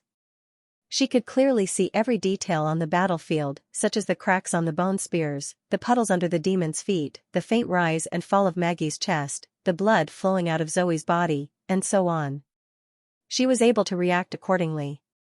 She would either swing her sword to kill the demons or help them. She felt that magic power was continuously flowing into her body and condensing in every part of her body. Perhaps this was the level of advancement that Agatha had mentioned. She thought that she might have already reached that level. The condensed magic power not only provided her with great strength, but also gave her a keen sense of perception, which enabled her to fight 2 senior demons at the same time without falling into a disadvantageous position. But that was all. Clang! Ash's sword and the magic slayer's arm collided, sending out a series of sparks. What's the matter? Is this the fastest you can go? Before Ashes could draw back her sword, Osruk had already flown back and said sarcastically, "If this is all you can do, your companions will die here sooner or later. Or are you deliberately giving up on them?" Ashes turned a deaf ear to his words and turned around to cut down a spear that was flying at her. "Don't listen to him. This damn monster is trying to infuriate you and make you lose your mind." Zoe panted as she loaded the remaining bullets into the magazine. She was running out of bullets. "If you chase after him impulsively, you'll lose for sure." "I know," Ashes said calmly as she nodded. The other party's intentions were very obvious. It was always looking for gaps in the team to launch a surprise attack, and the scattered demons would also follow suit to provide cover or attack. There was almost no delay in their coordination. Even in the face of a shotgun blast, the charging mad demon did not hesitate at all. As long as she was distracted for even a moment, her line of defense could be torn apart by the enemy. The more than 100 men that it had hidden should be the most elite troops in Tequila's garrison. If it weren't for the fact that the 8 Tequila witches were also experienced warriors, they wouldn't have been able to hold on until now. However, the magic slayer was right about one thing. This was indeed her fastest speed. Up to this point, every inch of Ash's skin seemed to be burning, which was the sign of magic backfire. For an extraordinary who was constantly training herself, this was the first time that Ashes encountered such a situation. If she stopped now, turned around and broke through the enemy's encirclement, and focused on recuperating for a while until her body completely adapted to the new strength of the magic power, she would definitely be able to reach a higher level. However, that was meaningless to the predicament. She couldn't save anyone. The most she could do was protect herself. If she wanted to turn this situation around, she couldn't rely on speed alone. Perhaps even the Queen of Witches, Alice, couldn't think of a better way. "You're an extraordinary, born with unimaginable potential. But if you want to really cross that threshold, you must have a practical goal and a firm will," Phyllis's voice echoed in her ears. Phyllis's words echoed in her ears. According to the records of the Union, the Transcendents were all promoted in battle, and those who failed to cross the threshold all fell at the hands of the demons. "I hope you can become the former."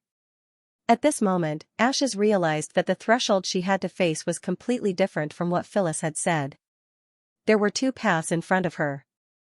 One was to survive and reunite with Tilly, while the other was to go further and reach a new realm that no one had ever reached before. The price was to burn herself. If we desire to use magic power to achieve a certain goal, it will lead us in that direction. The voice became chaotic and distant, as if it came from the sky. It sounded like a whisper, but also like thunder in the distance. What exactly do you want? Here. Look here, open fire. Boom. The explosion, which had been silent for a long time, suddenly rang out again, accompanied by the screams of the demons. Ashes looked in the direction of the sound and saw that lightning had entered the battlefield from the back of the encirclement. The demons, who were distracted by Maggie and were completely unprepared, were hit by a grenade. The first mad demon to bear the brunt of the explosion was instantly blown away, while the other two demons standing close to it were penetrated by the sputtering shrapnel and instantly lost their ability to fight. Ah! Then, an astonishingly large devil beast drilled out of the forest and smashed its way through the demons who had turned their heads to aim at lightning. With the cooperation of the two, the encirclement was in chaos for a moment, and 5 or 6 of the remaining 20 mad demons were killed in the blink of an eye. Hang in there! We're coming to help. Annoying flies. The magic slayer frowned, shook off the confrontation with Ashes, and flew directly toward Lightning and Maggie. Meanwhile, the other senior demon threw a giant tree at Ashes. 2 bone spears were already in the air, one aimed at Zoe, who was barely standing, and the other at Andrea, who was lying on the ground. It was the same situation again. If they stayed, Lightning would be in danger. If they intercepted the magic slayer, everyone would be in danger. Since faster speed was useless, then the only thing that could change all of this was power that surpassed speed. Seeing that the 2 demons had returned, Ashes made a decision. Perhaps the decision had been made long ago, during the nights he spent with the Neverwinter witches, during the night he talked to Phyllis, or when Tilly said, "I would much rather see you as you are now than as an Avenger." "I'm sorry, Tilly," Ashes said softly and then took a step forward. "What do you want?" "Yes. I want to protect them." In an instant, she saw a surging sea of magic power, which was indescribable. However, there seemed to be countless murmurs and gazes hidden under the torrents. Ashes let go of the restrictions and completely accepted the magic power. Osrook, who was flying halfway, suddenly felt alarmed. He turned his head abruptly and saw that the extraordinary had raised her big sword and pointed it at the sky. There seemed to be golden light flowing on the blade. The moment he saw the light, he felt his body become inexplicably slow, as if he had fallen into a quagmire. He was not the only one. Even the flow of the air around him became sticky. This was not the first time that Osrook had seen such a scene, but at this moment, he felt that it was unbelievable. How is this possible? That was not the power of the magic stone, but from her own body. He tried to raise his head, hoping that he was wrong, but the rolling golden lightning in the dome shattered his last hope. Judging from the intensity of the gathering magic power, this attack was even more powerful than that of the red-haired witch. It was impossible to dodge. If he could not block it, he would die. Realizing this, Osrook used all his strength to open the interference field. At the same time, his opponent also swung her big sword. The dazzling lightning pierced the sky and illuminated the whole earth. In the deathly silence, Lon suddenly opened her eyes. She stood up from her seat, avoided the motionless people, and walked step by step to the window. This world had not yet woken up, and everything was still at the moment when time was frozen, whether it was the champagne that was poured out of the bottle or the raindrops falling from the window. They were suspended in the air, like a stroke in the background of a banquet scroll. In a place where time was frozen, there should be no sound. However, in the dark night, there was a faint sound of thunder. She opened the window and looked at the distant sky in a daze for a long time without saying a word. When Lightning recovered from the dazzling lightning, she was surprised to find that the ground where the fierce battle had taken place had turned into a scorched earth. All that was left of the surrounding trees were smoking trunks, and the air was filled with a pungent burnt smell. What happened just now? She only remembered that a mad demon hiding behind a tree suddenly pounced on her. She had focused all her attention on the magic slayer and only noticed that he was close to her. In a moment of desperation, she threw the launcher at the magic slayer, hoping to stop him. Then, the golden light enveloped her. But now, except for the 2 senior demons, the rest of the enemies were nowhere to be seen. The one that had been transformed from the Lord of Hell was lying on the ground.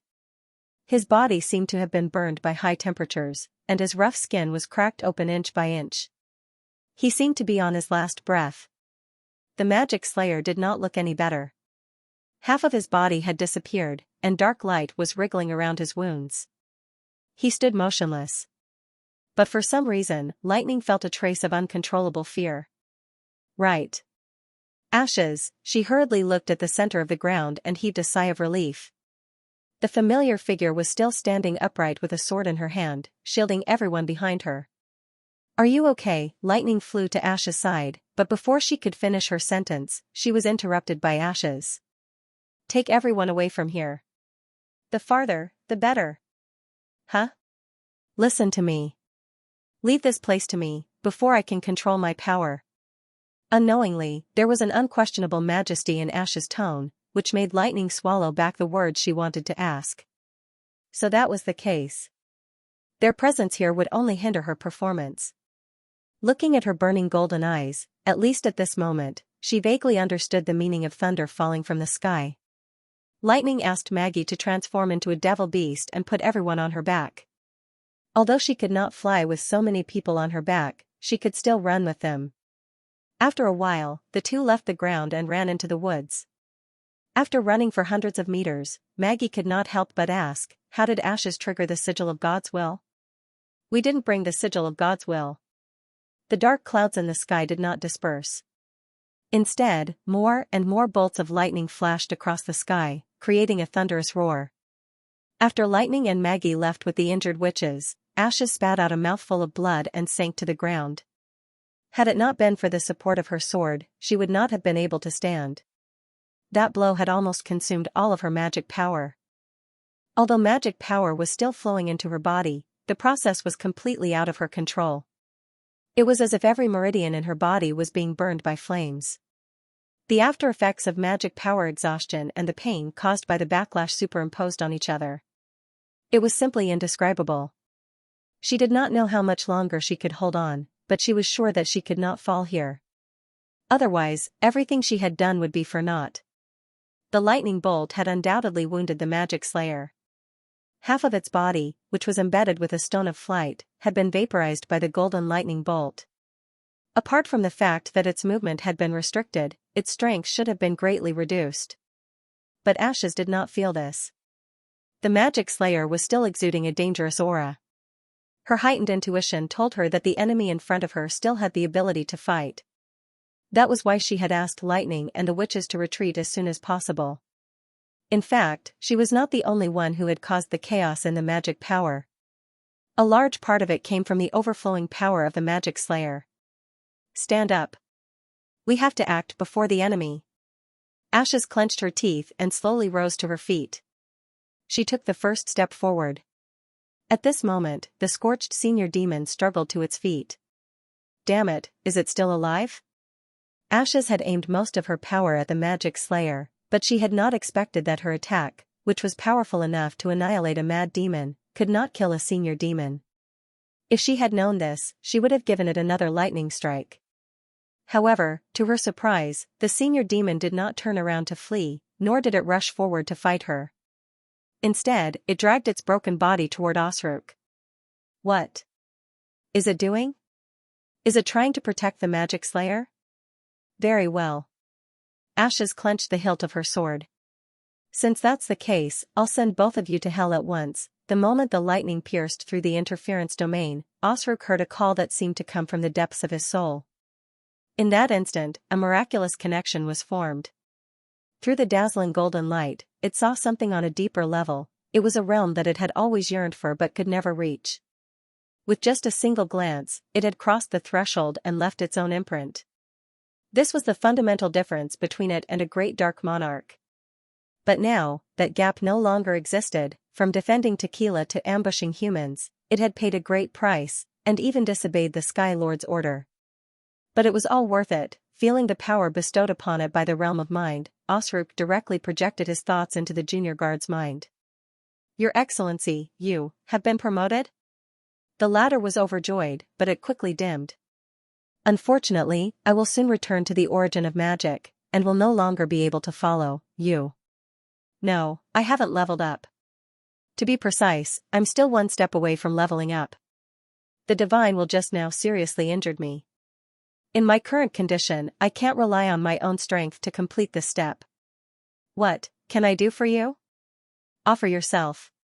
The guard's thoughts became excited again. Is that all? Please leave it to me, Your Excellency. Although it could also try to bypass the limitations of the magic stone and directly integrate itself with the origin of magic, just like the extraordinary witches did, it was impossible to predict what the consequences would be. To be on the safe side, it did not mind enduring a little longer. The communication on the mental level happened in the blink of an eye. When the junior guard used the last of his strength to climb up, the extraordinary also slowly stood up. No, it was no longer appropriate to call her an extraordinary. After more than 400 years, humans once again had a transcendent. Fortunately, the previous divine will consumed a lot of energy, and it would be difficult to recover in a short period of time. This was the best chance for it, the junior guard finally reached Ursruk. Although it was only a short distance away from Ursruk, its life force was already as weak as a candle in the wind. However, its consciousness was getting clearer and clearer. Your Excellency, will our race one day be able to escape the cage of fate, win the battle of divine will, and set foot on the sky that no one has ever reached? There will be such a day, I promise. Ursruk paused and said its name. Tartarus. Its eyes lit up as if it was the last ray of light before it was extinguished. Then, please take my soul with you. The guard abruptly stood up and forcefully inserted his hand into his forehead. Ashes could not help but be stunned, and then a great sense of crisis welled up in her heart. The senior demon held and pulled out the magic stone from its head, along with a large piece of flesh, and stuffed it into the magic slayer's body. The wriggling black light around the wound suddenly swelled. She suddenly remembered what Roland had said, demons needed to fuse with magic stones to enhance their power. Did Ursruk intend to complete the promotion ceremony under such circumstances? Regardless of whether it was true or not, they had to be stopped. Ashes endured the burning pain in her body and once again poured the magic power that she had gathered with great difficulty into her sword. The thunder in the sky responded to her will. When the power reached its peak, she slashed at the target for the second time since entering the new realm. Although the magic power she poured into the sword was not as much as the first strike, it was not much less powerful. The golden thunder once again broke through the clouds and lashed at the place where the demon was standing like a whip. Ursruk let out a shrill roar. The black light covering its body turned into a missing arm and directly grabbed at the lightning. The two collided and immediately triggered a violent explosion. The whistling airwaves raised a large amount of sand and stones, and for a moment, the two people's vision was blocked. When the dust gradually settled, Ash's heart gradually sank. The magic slayer's body seemed to be intact, and even the missing half of his body had basically recovered. The only change was that the new arm was several times thicker, and there were two long barbs sticking out of the shoulder and elbow, which looked like the limb of the senior demon. However, the aura he exuded was completely different from before. I have to say, you're a rare genius among witches. Not only did you surpass the previous strongest human, but you also opened the door to the realm of mind.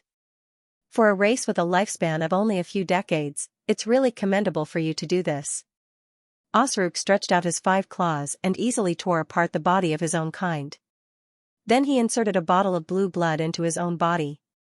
Unfortunately, you're not the only genius, especially for those of us who can live beyond the battle of divine will. This is a difference that exists at birth. Although it's a little unfair, fate has no choice. The collision between the two of them caused the ground to suddenly boil.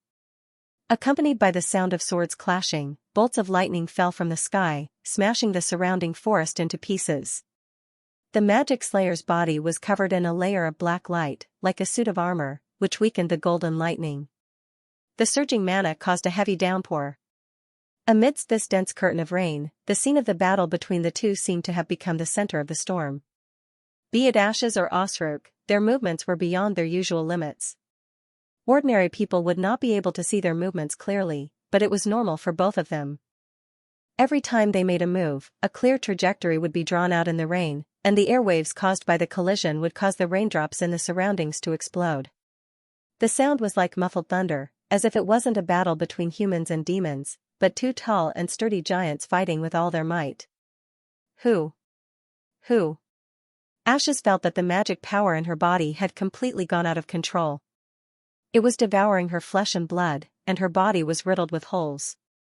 After a certain point, the pain from the backlash became numb. However, this was not a good sign.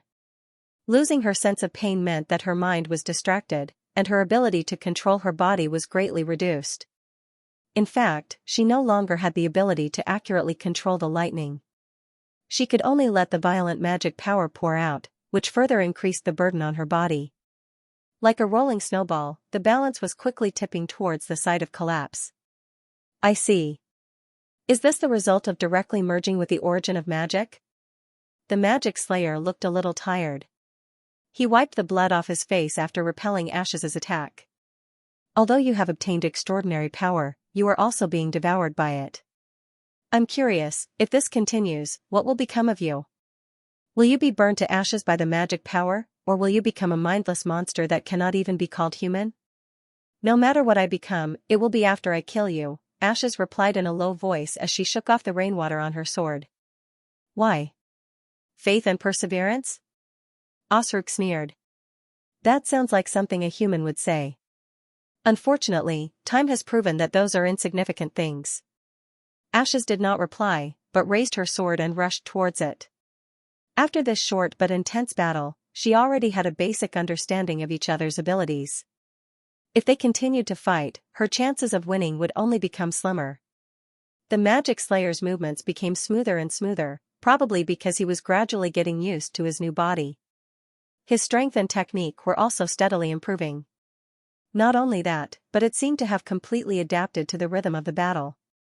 Regular slashes could now hardly hurt it. This kind of limitless growth was really chilling. It also made her realize what kind of height a so-called talented person could reach. The only way for her to kill her opponent was to gather enough power of divine will. Ashes did not know why she could trigger a celestial phenomenon without the sigil of God's will. She only knew that the magic power responded to her call and transformed into golden thunder according to her will. But even if the lightning struck the Magic Slayer, it would dissipate most of its power, leaving only a few more wounds on the Magic Slayer. Although it would be effective if she attacked more than enough times, it was a pity that she wouldn't be able to last that long under the constant weakening of her strength. The biggest problem was that it took time to gather the power of divine will, and the Magic Slayer would definitely not let her finish her attack. She had to create an opportunity for her to gather enough power of divine will. It was obvious what she should do next. Ashes approached Ursruk and fought back and forth for a while. Finally, Ashes purposely revealed a flaw in her defense and her sword missed its target. The Magic Slayer would not let go of this opportunity. He clenched his fingers and stabbed at her chest. Instead of retreating, she moved forward and collided with the Magic Slayer. The sharp claws pierced through her right chest and only stopped when it reached her elbow. Osric's expression changed. Ashes coughed out a mouthful of blood and grabbed the Magic Slayer with both hands. She said in a low voice, "I got you." At the same time, the gloomy clouds above them began to spin and in the blink of an eye, formed a huge vortex. What did you say? Ashes, she became a transcendent? Agatha's surprised voice came from the sigil of listening. After traveling several miles to the west, Lightning finally contacted the command center and reported to the Ice Witch that they needed help. She was relieved when she learned that the First Army was already on the way. She then told the command center about the Magic Slayer's attack. I can't think of anyone other than a transcendent who could do that.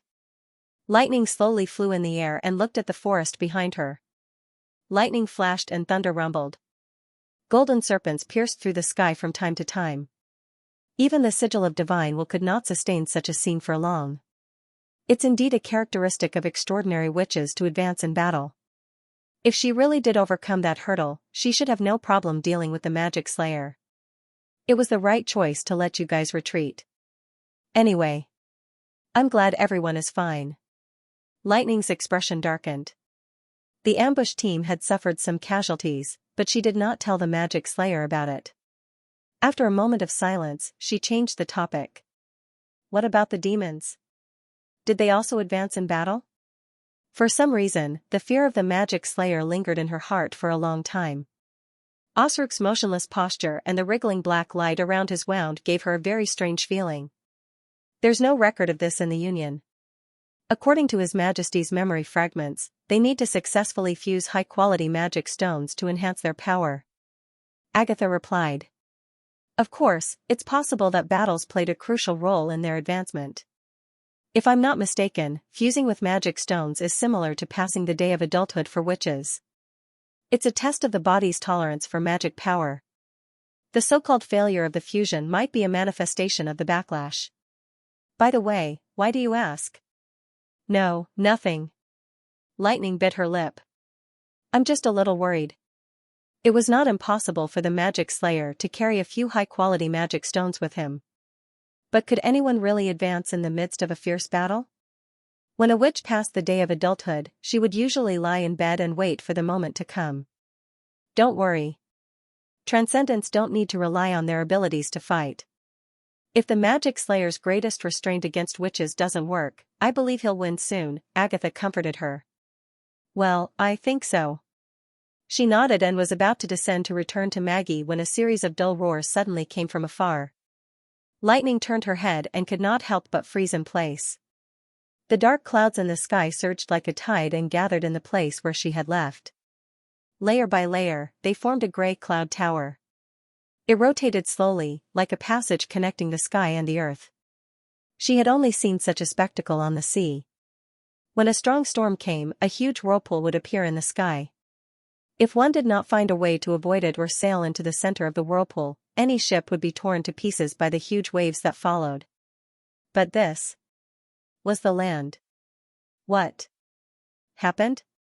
The voice in the sigil of listening was interrupted. What was that sound? Lightning could not help but clench her fists. I don't know. How long will it take for Princess Tilly's reinforcements to arrive? The gods' punishment witches are moving combat equipment to the Seagull. It'll take them about 10 to 15 minutes to get there. 15 minutes. She was silent for a moment and then ended the call. Flying back to Maggie, Lightning began to search among the unconscious wounded. The thunder was so dense. Oh. Will Ashes be okay? Maggie asked as they hurried along. She'll be fine. She's a transcendent. You just need to send everyone safely to the rendezvous point. Did you forget where it is? Of course, oh. Just go around the Tequila ruins and turn southeast. Wait, why me and not us? Rumble, rumble, rumble, rumble, rumble, rumble. Lightning flashed densely in the vortex formed by the dark clouds and gradually moved closer to the center. Heavy rain poured down from the strong winds, stirring up a hazy mist in the forest. The new Grand Lord and the Transcendent were tightly pressed together like two fused statues. The surging magic power had completely surrounded Ashes, and her body was even surrounded by a golden stream of light. This was also the target of the divine will. She used herself as a sharp blade. Is this your final struggle? Osruk roared. You want to use this method to perish together with me? How foolish. I won't, let go, Ashes said with difficulty. With half of her chest and lungs pierced, even breathing became difficult. Blood flowed back into her trachea, and her mouth and nose were filled with the salty smell of rust. 5 minutes. She kept telling herself that only 5 minutes was enough. Her opponent's strength was not much different from hers. As long as she did not let go, it was basically impossible for him to break free from her restraints. Do you think that I will use my strength to determine victory or defeat? Osruk's face looked even more ferocious under the rain. It seems that you have imprisoned me, but in fact, this is just a cage that you have created for yourself. After saying that, several black lights extended from his chest and pierced into Ashes's body like tentacles. She could not help but cry out in pain. She originally thought that it would not be more painful than the magic power backlash, but the pain caused by the black lights was actually several times worse than the burning of her body. It was as if countless thin needles had been pierced into her brain. If not for the fact that she had repeatedly warned herself not to lose consciousness no matter what, she was afraid that she would have already fainted. However, the unbearable pain was just the beginning. Black lines began to spread from the piercing point, and wherever it went, the skin would slightly bulge as if something was crawling in her body. Ashes coughed out a mouthful of blood. You, cough cough, what did you do? A small gift. It is also proof of the gap between our understanding and control of magic power. Osruk moved closer to Ash's ear. To be honest, I should be thanking you. If not for this battle, I would not have been able to welcome the advancement so quickly. Now, you have sent yourself to me. I am looking forward to completely defeating you, to see to what extent I can advance. Asha suddenly realized that this was another form of erosion. She could not feel the area that was covered by the black lines, as if it did not belong to her anymore.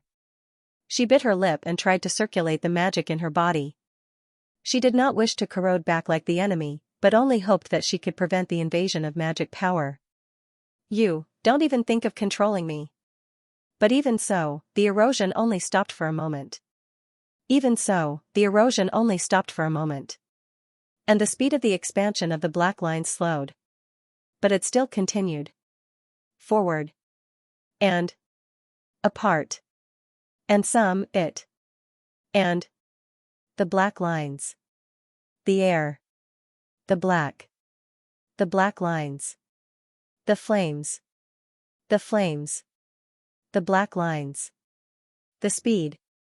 The flames. The black lines. But even so, the erosion only stopped for a short while. The speed at which the black lines were expanding slowed down. But it was still pushing forward. A part of it had already climbed up to Ash's neck. That's a commendable perseverance. Osruk laughed cruelly. He looked completely different from before. The mutated body not only distorted the face of the senior lord, but also made him lose his human form. He looked no different from a monster. But what's the use of this? I won't give up? Unyielding, hard work, faith, perseverance. These are just the words of the weak to comfort themselves. On the road to survival, who would easily admit defeat? But it's a pity that these words alone can't change anything. If I can keep my race alive just by saying these words, then it's too easy. Intense pain battered Ash's mind. She opened her mouth, but no sound came out. The vortex above her head had already formed. Golden light shone within it, but she felt that the power was getting further and further away from her. Whether it's in terms of tolerance to magic power or the long lifespan required to adapt to magic power, we are far superior to you. This gap is like a bird and a bug. No matter how hard we struggle, we can't make up for this gap. The 2 battles of divine will have proven this point. Osruk slowly lifted her up, as if he was pronouncing her final fate. So, die here in peace. If you want to blame something, blame yourself for being born as a weak human. Don't underestimate humans. Suddenly, a clear shout came from the rainstorm. The voice was so familiar that it made Ashes regain a little clarity of mind. She forced herself to look sideways, only to see a figure rushing out of the forest like lightning. It's lightning. She dragged a long trail of mist through the curtain of rain. After passing through the blackened tree trunks, she charged straight at Osruk. She seemed to be carrying something in her arms. Ash blinked his eyes in confusion. That's 3 grenades? Bug, you're courting death. Osruk instantly activated the anti-magic domain. Just as the black light was about to collide with lightning, she released her arms and changed the direction of her flight. She was separated from the grenades. Although she had lost her ability, inertia still existed. After leaving Lightning's arms, the grenade spread open its tail and flew straight at Osruk without slowing down. You! The Grand Lord bared his teeth and used all his magic power to erect a blue barrier in front of him. The next moment, 3 flowers of fire bloomed outside the barrier. But that was only the prelude to destruction. The scorching and violent energy was condensed into a dazzling jet by the cone-shaped bullet cover. It hit the barrier and shattered it like glass. After penetrating the defense, the jet cut through Osruk's mutated body like a hot knife through butter, turning the tumor behind him into a pile of mud. The magic stone he obtained from the senior demon was also completely shattered by the attack. Osruk raised his head and screamed. The spreading black lines immediately shrank back, and Ashes felt the pain in her body suddenly disappear, and her consciousness returned to her mind. Without hesitation, she activated the divine decree that she had been accumulating for a long time. Osruk also realized that the situation was not good. He howled and tried to shake off the witch in front of him. But Ash's hands were tightly clasped around Osruk and naturally would not give him the chance. You're right, humans are indeed weak. But even so, we still want to continue on this path. No matter what challenges lie ahead, we will not retreat. She paused and revealed a smile. Because someone is already standing in front of us, pointing us in the right direction. Following that, a golden thunder that covered the sky pierced through the horizon. In the almost incandescent light, Osruk was completely vaporized. Not a trace of his existence was left behind. The roar of thunder echoed over the fertile plains and did not dissipate for a long time. After the divine decree was extinguished, only ashes was left on the empty ground. Lightning clenched her teeth and slowly climbed up from the ground. When she crashed into the demon's territory, she changed from flying horizontally to flying sideways, so she was thrown out at a high speed like a stone. Fortunately, most of the enemy's energy was focused on the defensive barrier. Before she hit the ground, she got rid of the binding of the black light and hurried to activate magic synchronization at the last second. As a result, one of her arms was broken, and half of her body was badly mutilated. She limped to Ashes and forced a smile. Finally, we won. Yes, thanks to you. To be honest, I didn't expect you to come back. This is called the sixth sense of an outstanding explorer. You always appear when you need it the most. Lightning suddenly froze. She found that there was something wrong with Wendy. Hey, you. What's wrong with you? Ashes looked down at her pale hand. Maybe, this is the price of burning myself? Burning myself, what does that mean? Lightning could not help but be stunned. The transcendent in front of her was gradually becoming illusory, and her long hair was scattered by the wind. It was as if she was no longer a physical entity, but a virtual image made of countless fireflies. If we desire to use magic to achieve a certain goal, it will lead us in that direction, and I probably forced it to use more power than I can bear. Ashes said softly. So this is what it's like to be completely integrated with magic. If it doesn't turn me into a monster, it's not bad. What the hell are you talking about? Lightning tried to grab her hand, but only managed to raise a cloud of dust. Ashes, tell me. What should I do? Tell Tilly that I like her. The dark clouds in the sky dispersed, and the sun shone through the clouds. In the thousands of beams of light, Ashes closed her eyes and disappeared with the wind. Lightning hugged her to where she stood, but there was nothing left. The little girl hugged her body with one hand and sobbed. Looking at the pitch-black night sky, Lon let out a long sigh and lowered her eyelids. After a long silence, she closed the window and whispered softly. It sounded like she was asking someone, but also like she was talking to herself. What are you looking forward to? There's nothing to hesitate about, right? Hurry up, we don't have time. Is that so? I got it. Hearing the news from the front line, Roland felt his heart sink. After a while, he replied in a low voice, How's your injury? Then there was silence again. When he spoke again, it was already several minutes later. No, it's not your fault. There should be no ifs at this time. Now that the threat from the front line has been eliminated, take a long vacation and have a good rest. After hanging up the phone, Roland leaned back in his chair and heaved a long sigh. Nightingale seemed to have expected something. Instead of flashing to the table as usual, she walked to Roland's side step by step and asked, Was it Leaf? Yes. Roland closed his eyes and said, The war is over. The First Army conquered Tequila at a small cost and found a half-built tower foundation in the Godstone mine. Although the ambush plan failed, the enemy magic slayer was killed and the curse was gone.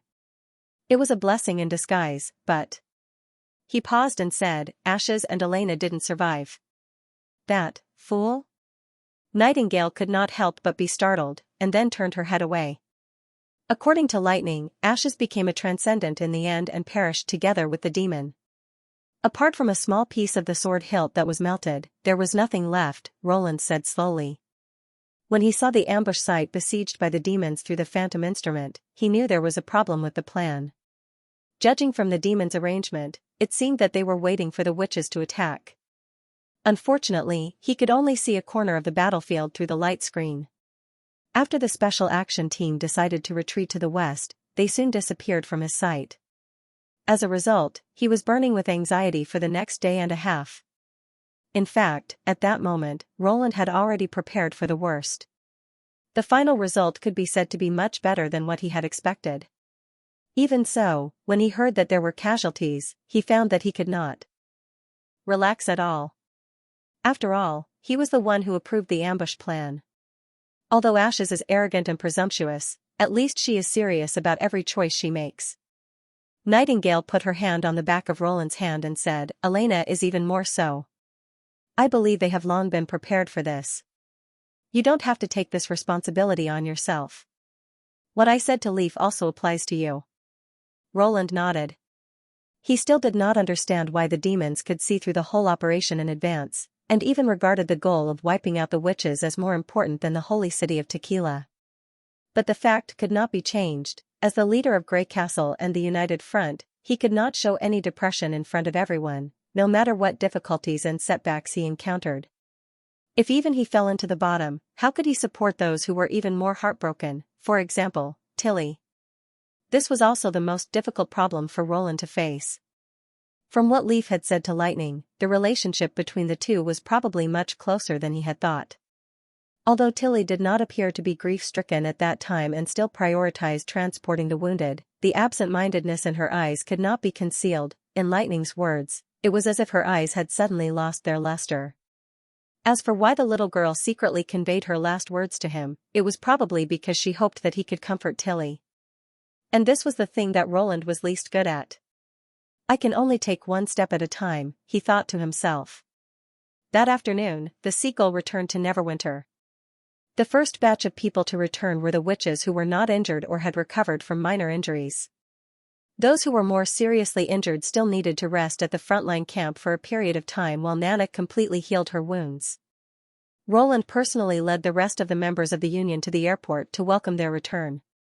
Anna, Agatha, Molly, Phyllis. Everyone walked down the gangway one by one and hugged Scroll, Nightingale, Sharon, and the others in turn. The ordinary staff of the Union, such as Belle, Grey Rabbit, and Pearl, were also among them, no matter whether they were combat witches or non-combat witches, whether they were survivors of the Union period, whether they were awakened or ordinary people. At this moment, there was no difference between them. The last one to come down was Tilly. Roland walked up to her and said, "Well, can I talk to you alone, brother?" Tilly raised her head and said. Back in the castle office, Roland said a few words to Nightingale and personally closed the door. "Well, what do you want to say?" As soon as he turned around, he suddenly felt his chest tighten as a figure leaned against him. "Don't move, please." Tilly hugged him and said in a slightly trembling voice, "Just let me lean against you for a while, just for a while." Towards the end of her words, there was already a sob in her throat, and her fingers clutched his back harder and harder, almost as if they were going to dig into his flesh. "I see." She was also like him. As the guide of the sleeping spell, she could not show excessive sadness in front of everyone, and the deeper her feelings were, the more painful it was to restrain them. It was not easy for her to hold on until now. Roland gently patted her back and said, "There's no need to hold it in anymore. Don't worry and cry, no one here can hear you." Woo. Woo. At first, Tilly let out an extremely suppressed sob, then it became louder and louder, and finally she let out a cry that he had never heard before. Even when she was maliciously bullied by Prince Roland when she was a child, she had never been so sad. Like a person who had lost their most precious treasure, her cry was full of grief. It was no longer important whether there were words to comfort her or not. All he could do was to accompany her to the end. At the same time, at the frontline camp, the tent flap was lifted, and Shavy walked in with a bowl of boiled medicine. "Are we going to drink this thing again?" Andrea asked vaguely. Her legs were tightly wrapped in gauze, and her cheeks were covered with ointment. Although it was not very effective, the cold touch could at least offset some of the pain. "I can't drink it without sugar." "Then, should I ask the medical team for some?" Shavy hesitated. "The medical team won't have sugar, and we're not in Neverwinter." "Forget it, just help me up." Andrea sat up, took the bowl, and drank the bitter painkiller in one gulp. "Ahem, is Nana still busy?" How long do I have to wait before I can see her treatment? I asked her, and she said it would take about 3 or 4 days. She said those God's punishment witches were more seriously injured than you, and said. Said what? Xavi muttered in a low voice. She said your leg injury looked scary, but it's not fatal, and that you just need to drink the medicine. Andrea rolled her eyes. I'm not that muscular monster. How can this degree of injury heal naturally? Xavi's eyes reddened. All right. Andrea coughed twice. Pretend I didn't say anything. No. Xavi shook her head. I just felt that your expression just now was a bit like Ash's, so I couldn't help. I look like her? What are you kidding? She frowned, but forced herself to suppress it. It seemed a bit vulgar to say it like that. Aristocratic. Well. I'm just a little tired. You should go back and rest. Remember to tell Lightning or Maggie in advance next time, and ask them to bring back some honey when they patrol. At least it'll make it easier for me to drink the medicine. Okay, I got it. Thanks. After Xavi left, Andrea found that she couldn't calm down. You only know how to put on a brave front and become a transcendent in the end. Do you think you're the queen of Starfall City? But now, you killed the Grand Demon Lord, and became a hero who saved everyone. It would have been fine if that was all. She lay down again and pressed her face with her hands. Bastard, have you never thought about it? Tilly cried on and off for nearly an hour before she finally calmed down. When Roland put her on the sofa, he found that she had fallen asleep. When the two of them separated, their tears and snot even left a few thin lines between their cheeks and clothes. Of course, it was not convenient for the witches of the sleeping spell to see her undignified appearance. Roland thought for a while and finally called Anna to carry Tilly to the big bedroom on the 3rd floor of the castle. After wiping her cheeks, Tilly's breathing returned to normal, but she still showed no signs of waking up. Roland could tell that she was indeed very tired. Relying on busy work to numb oneself, this kind of shock therapy was not uncommon. After learning the news of Ash's sacrifice, she probably did not have a moment of good rest. You sleep with her tonight, Roland sighed. At times like this, I'm afraid of being alone the most. You're the only one who can take care of her now. Don't worry. I can feel her mood and know what to do. Anna nodded gently. What about you? I'll sleep in the 3rd border city. I've been there for the past few days anyway, so it doesn't matter if I stay a little longer. Roland replied. And they should know about the success of the torch operation as soon as possible. I think those ancient witches have been waiting for this day for a long time. Okay. Anna came over and kissed his cheek. Although I don't want you to leave, these things are really more important. Sorry, it's rare for you to come back from the front.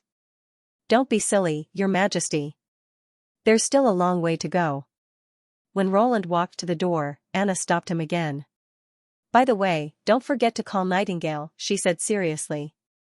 The only person in this city who can't have an accident is you. Looking into her clear eyes, Roland agreed and closed the door. As soon as Roland entered the 3rd border city with a large group of guards, Pasha appeared in front of him. Your Majesty, any news from the front? How's the situation? From the swaying whiskers all over her body, one could tell that she was currently in a state of unease and unrest. Roland had no intention of keeping Roland in suspense and replied bluntly, we won a complete victory. The demons on the plain were wiped out and the magic slayer failed to escape. The First Army now controls Tequila. Pasha's tentacles instantly stopped moving. After a few seconds of silence, she said excitedly, is this true? Your Majesty, please forgive my rudeness. I don't doubt you, but I really don't know what to say. Can you tell me more details? After more than 400 years of training, there were few things that could make these senior witches change their emotions so much. This was the first time Roland had seen Pasha lose her composure. Of course. But, thank you, Your Majesty.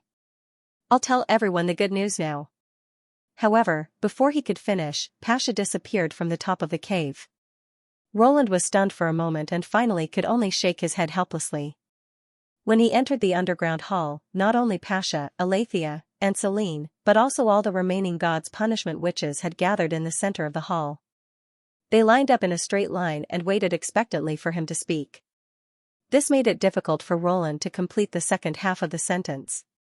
Let nature take its course, Nightingale reminded him in a low voice. Or you can tell Pasha and the others privately through mind communication. That was the only way. He nodded, took a step forward, and began to tell them the general process and result of the last battle. Although the detailed statistical report had not been released and Leif's report had many omissions, the data and gains and losses were not important to them. For these survivors who had been waiting for more than 4 centuries, victory was the most important thing. By the time he finished his report, the crowd was already in an uproar. Cheers rang out incessantly. Many witches burst into tears, but whether they were crying or laughing, they all expressed the same emotion. It was a kind of joy that broke free from the shackles after hundreds of years of silence. Please forgive me for my impoliteness and offense to you. Aletheia took the initiative to come to him and lowered her main tentacle. From today on, the united front is no longer necessary. You are the only ruler of Tequila and our will lies in your hands. Pasha and Celine did not interrupt, which obviously meant that they agreed with her. This also meant that Tequila would be an inseparable part of the Kingdom of Grey Castle in the future. After Roland nodded to show his acceptance, Aletheia raised her main tentacle again. There's one more thing I have to tell you. He concentrated and told the 3 witches about Elena. Really? It's her. Pasha said slowly. To Roland's surprise, they didn't show much emotional fluctuations. You already knew? He could not help asking. No, we just prepared for it. Aletheia said frankly, the ambush team was surrounded by the demons. If we were in the era of the Union, there would be no chance of survival. It's already a great fortune to be able to save everyone at such a price. You may not understand, but death is a common thing for us. Celine continued, after all, everyone survived voluntarily through the fusion of the soul instrument and carrier. This process is equivalent to being screened by death, not to mention the heavy casualties we faced in the battle of divine will. The only thing we are afraid of is a meaningless death. And Elena just made the choice that every Tequila warrior will make, Aletheia said at last. So, you don't have to worry about it. So, I'm being comforted? Roland felt a little emotional and did not know what to say. Of course, this doesn't mean that we don't feel sad for the death of our companions. It's just that war has taught us restraint. Pasha looked at the witches who were still celebrating. I'll tell them about this. But for now, let them enjoy the joy of victory. 5 days later. With the return of the frontline troops, the news of the victory of the Northern Expedition Army gradually spread in Neverwinter. Although it was not as shocking as the defeat of the demonic beasts or the Duke of Ryan, and it did not cause the whole city to celebrate, the people still gradually pieced together the real face of the enemy from the testimonies of their families and neighbors. The enemy was ferocious, powerful, and fearless, far beyond the demonic hybrids and the Duke's Knight Regiment. Coupled with the testimonies of the devil-beast attack, the image of a powerful enemy that completely matched the demons of hell was gradually established. Some people even exaggerated the description of the demons as the legendary demons of disaster, which were hundreds of feet tall and could spit fire. It quickly became one of the hottest topics on the streets. Even such an enemy was still defeated by the First Army from thousands of miles away. This greatly inspired the people. If even the demons from hell could not compete with the army of Grey Castle, who else could? At the same time, Grey Castle Weekly began to publish the accounts of the frontline soldiers and the whole process of the war on a large page. For a time, the slogan of joining the First Army and expanding the territory for His Majesty swept the whole city. But the leaders of Neverwinter knew very well what the real challenge they were about to face was. The public cemetery in the west of the city. Since the first tombstone was laid during the months of demons 5 years ago, this wasteland, which was overgrown with weeds, had become a cemetery park covered with green grass. Today, there were 426 new tombstones here. Most of them were empty, because the limited transport capacity was not enough to transport all the bodies back, but no one would feel that the victims were abandoned. The names on the tombstones recorded their honors and contributions. The tombstones of Ashes and Elena were also among them. They looked the same as other tombstones. The only difference was that there was a melted sword hilt in front of Ash's tombstone. Salute! Iron Axe shouted, then raised his arm forcefully. All the leaders followed suit and saluted, even though their positions were higher than most of the soldiers. This was a memorial, but at the same time, a warning. The fateful battle of Divine Will was far from over. After the funeral, Roland immediately summoned Berev and said, "Summon all the ministers. I have a new task." The sound of the waves in the realm of mind gradually dissipated. Haxord opened his eyes. He saw a ring-shaped hall. Below him was a calm sea of fog, and above him was an endless sea of fog. 9 seats of different sizes were suspended in the air, forming a circle along the vertical stone wall. In the center of the circle stood a huge birth tower.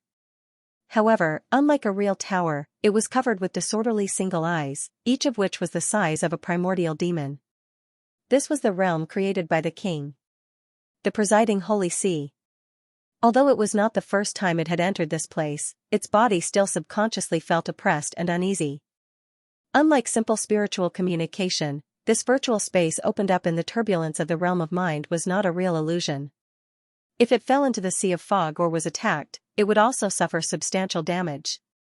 It would be fine as long as it did not wake up as if it was a dream. Unlike the chaos outside, this place was orderly and strict with rules. The king controlled everything.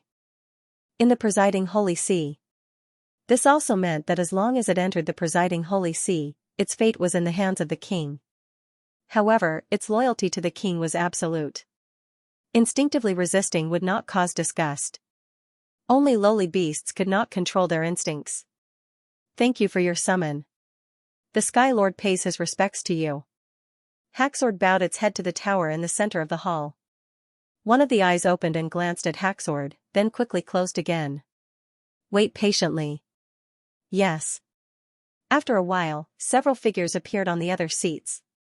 They looked a little blurry, but Haxord could still identify them based on their characteristics. For example, the Bloody Conqueror, which had a body as large as a hill, and the Heart of Loathing, which had all sorts of weapons hanging from its armor, as well as the Heart of Loathing, which had a warped look in its clothes and mask. How vivid one's performance was depended on one's understanding of the origin of magic, and there were only a few who could fully display themselves like this. When a figure appeared on the last seat, it meant that the 9 Grand Lords had gathered in the presiding Holy See. The image of the king, the birth tower that rose from the sea of fog, slowly opened half of its eyes. I believe you all know why I summoned you. Not only me, but everyone should have the same question. A few days ago, an ascendant came into contact with the realm of mind and caused a ripple there. But soon after, there was no response. He paused and looked at the Sky Lord.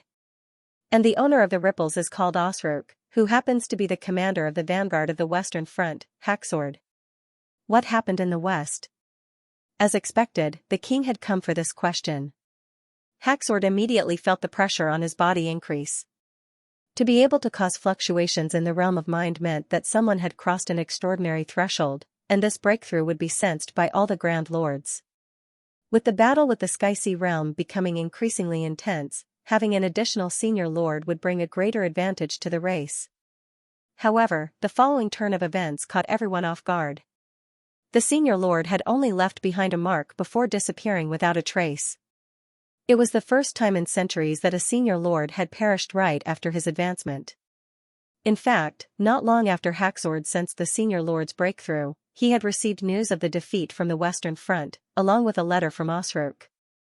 The contents of the letter made him want to cut open the head of this outstanding subordinate to see what was wrong with this guy that made him act so recklessly. When the king asked, he instinctively wanted to hide the result of the battle on the Western Front, but his loyalty eventually made him tell the truth. Just as the Sky Lord had expected, there was a burst of doubt, surprise, and mockery in the hall. Did I hear that right? The Blood Lord was the first to sneer. Your subordinate knew that he was no match for the enemy, but he still left all his troops on the fertile plains, and in the end, all of them died in the hands of those insects. I remember what you called him, the genius general? Haxord was not surprised at all. As the main general of the battle against the Sky Sea realm, he had always been disdainful of the praise that Osrook received. If Osrook became a Grand Lord, his position would probably be the first to be affected. Now that there was a chance to attack Osrook, he naturally would not let it go. Forget about the primal demons and the tombstones. I think the Sky Lord knows how precious the horns are, Mask, who was in charge of cultivating the symbiotic demons, said in a strange voice. Mask, who was responsible for cultivating the symbiotic demons, said in a strange voice, if we can conquer Tequila, Meteor, and Arietta, we'll be fine. The Godstone mines there can at least replenish our current consumption, but without enough mines, we'll lose one of our horns. Losing to those insects is unimaginable. I think your excellency more or less has to bear some responsibility. What genius general? I think he's just SOSO. Ordinary ascendants can't open the gate of the two realms. Otherwise, there would be more than 9 of you sitting here, not to mention that the enemy has a transcendent. Why, it's not like it was 400 years ago. Do you still think that perishing together with a transcendent is a glorious thing? Listening to the discussion, Haxord's face darkened. Even if he did not understand Osruk's actions, he was still his former subordinate. Belittling a trusted general like this was no doubt an attack on him in disguise. This was not something that a Grand Lord could easily tolerate. At this moment, the king interrupted everyone's conversation. He did not ask them to shut up, but directly silenced them. Enough, I just want to know if this will affect your plan. Haxord quickly gathered his focus. Of course not. In the plan, I have made many preparations. It would be best if we can take down Tequila, but even if we can't, it won't affect the overall situation. Rest assured, King, we will set foot on the land of humans as scheduled. That sounds exactly like what you said. The king's tone finally eased a little. But the Sky Lord hesitated for a moment and decided to tell the king about the letter Osruk had written to him in advance. Perhaps it was the trust he had accumulated for hundreds of years, or the warning was so horrifying that it stuck in his throat. No matter what the reason was, Haxord felt a voice in his heart reminding him to speak. But this plan needs to be adjusted in terms of military strength. According to the commander of the Western Front, we need at least 10 times the number of soldiers to stabilize the war. 10 times? The Blood Conqueror growled. Are you kidding me? The Sky Sea realm is suppressing the front line, and you still want to take soldiers from me? I won't give you a single cent. Osruk, what did it say? The king asked in a deep voice. When it wrote this letter, the battle between the vanguard and the humans had not yet begun. It said that it insisted on staying in Tequila because it discovered the opponent's vital weakness. If this plan succeeds, it will greatly weaken the opponent's strength.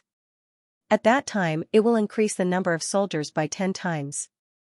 If it leads, it will definitely destroy the humans. Is this a prophecy? Someone sneered. I wonder if it foresaw its own death. Haxord nodded after a moment of silence. It did mention it in the letter. The hall suddenly fell silent. The Grand Lords looked at each other, and the atmosphere suddenly became a little strange. The king broke the silence. What did it say? When he said that, the Holy See was in an uproar. Full power? The Blood Lord's tone was cold. What do you mean by full power? Literal meaning. Once he started, Haxord found himself relaxing. Give up the cities that have finished mining the Godstone mines, give up most of the land to the Sky Sea realm, and then send all the troops to the Land of Dawn. Not 10 times the current plan, but all, including the existing and new ones, one after another, until the humans perish. Impudent. Is he crazy? Then where will the millions of people in the cities go? Although the letter didn't say, I think it should be the fertile plains, that place is wide enough to accommodate all the immigrants, the Sky Lord replied. This isn't ants moving. Mask was so angry that he laughed. If we can't move the birth tower, just moving them there is suicide. Besides, we only have one chance to erect a new tower after the bloody moon descends. It would be good if we can build it in Tequila, but the problem is that Your Excellency's genius general has already given up the fertile plains. Isn't it too late to talk about this now? It wasn't that he wanted to give up on Tequila, Haxord thought expressionlessly. The so-called second-hand preparation was just a helpless choice with limited military strength, and the one who rejected the request for reinforcements was the Supreme King. Of course, he would never object to Wang Xinxing because of this matter. This little bit of grumbling was just his instinct. That's right, instinct. If we consider this line of thought, it's not impossible. He paused. For example, using the deity of gods, absolutely not. Bloodlord interrupted him before he could finish. That is our only hope to counterattack the Sky-Sea realm. Using it to deal with the insects? Stop joking. The deity of gods is the core of the third battle of divine will, the king added. Every plan revolves around it. It's impossible to change course because of one person's judgment, even if he's a newly promoted senior lord. There's no need to discuss this further. Since the king had made a decision, it meant that the matter was settled. Haxord breathed a sigh of relief. In fact, even it felt that Osric's words were too shocking. If not for the strange feeling in its heart, it would not have mentioned the contents of the letter in front of all the Grand Lords, especially the Blood Lords. No matter what, it had done its duty. Also, I think the request to increase the number of troops by 10 times is simply nonsense. Just as the bloody conqueror was about to follow up with another attack, someone suddenly interrupted him. I think we can't completely ignore Osric's warning. The speaker's voice wasn't loud, but it left everyone stunned. It was the guardian of the capital, Silent Disaster. Even though it was a great dark lord, it rarely spoke in the Holy See Assembly. It was also a man of few words, just like its name suggested. At the same time, it was also one of the strongest great dark lords. Unlike Mask and Heart of Loathing, who were lacking in strength and had no choice but to use clothing to conceal their flaws, Silent Disaster was extremely pragmatic. Despite having evolved to a high level, it seemed to be clad in a pitch-black armor all day long. Even its head was covered tightly, as though it didn't care about its image or comfort. Reason? The king asked succinctly. In this world, there might be legacy shards that we don't know of. The hall was in an uproar once again. This sentence was even more shocking than Osric's last words. How is that possible? There are a total of 4 fragments, aren't they determined based on their shape? Do you also think that humans have upgraded through unknown means, so we need to deal with them with all our might? Where did you get this information from? Everyone questioned. No, I don't have any evidence, it's just my own guess. Silent Disaster said slowly, I once saw some incomprehensible scenes in the divine realm. Can you tell me? Half of the king's eyes looked at it. Silent Disaster shook its head. It's hard to describe with words. Please look into my memory, king and everyone. Then it lowered its head. Then. The king suddenly opened all its eyes. At that moment, Haxord felt his body tremble. An extremely cold feeling drilled into his mind, and his body's resistance and rejection reached its peak. That was the discomfort caused by the forceful injection of consciousness. No, I'm absolutely loyal to the king. The Sky Lord forcibly suppressed its instinctive resistance and accepted the consciousness. Then a series of strange scenes appeared in front of it, which seemed to be a mixture of countless emotions of fear that could be reflected into the depths of its mind through its eyes, making it difficult to extricate itself. Amidst these images, Haxord could vaguely see the figure of a human standing not far away, as if admiring Haxord's struggle. Haxord knew that these were not simple illusions. Black tentacles representing erosion were frantically attacking him. If he did not think of a way to escape, he would be devoured by the realm of mind. So it fled, and in its haste, it even broke a part of the throne's armrest. The next moment, Haxord suddenly woke up from the other party's memory. In such a short period of time, it already felt a chill run down its back. And the other Grand Lord seemed to feel the same, and for a moment, the hall was filled with heavy panting sounds.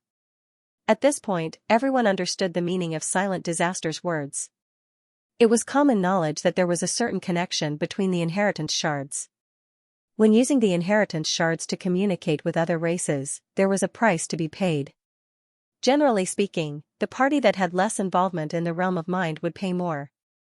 If it was a witch who appeared in the divine realm, it would not be strange at all. Actively exploring the realm of mind and inadvertently entering it were two completely different things. The latter could not be used as a measure of strength, especially for witches with all kinds of strange abilities. However, that figure was a male.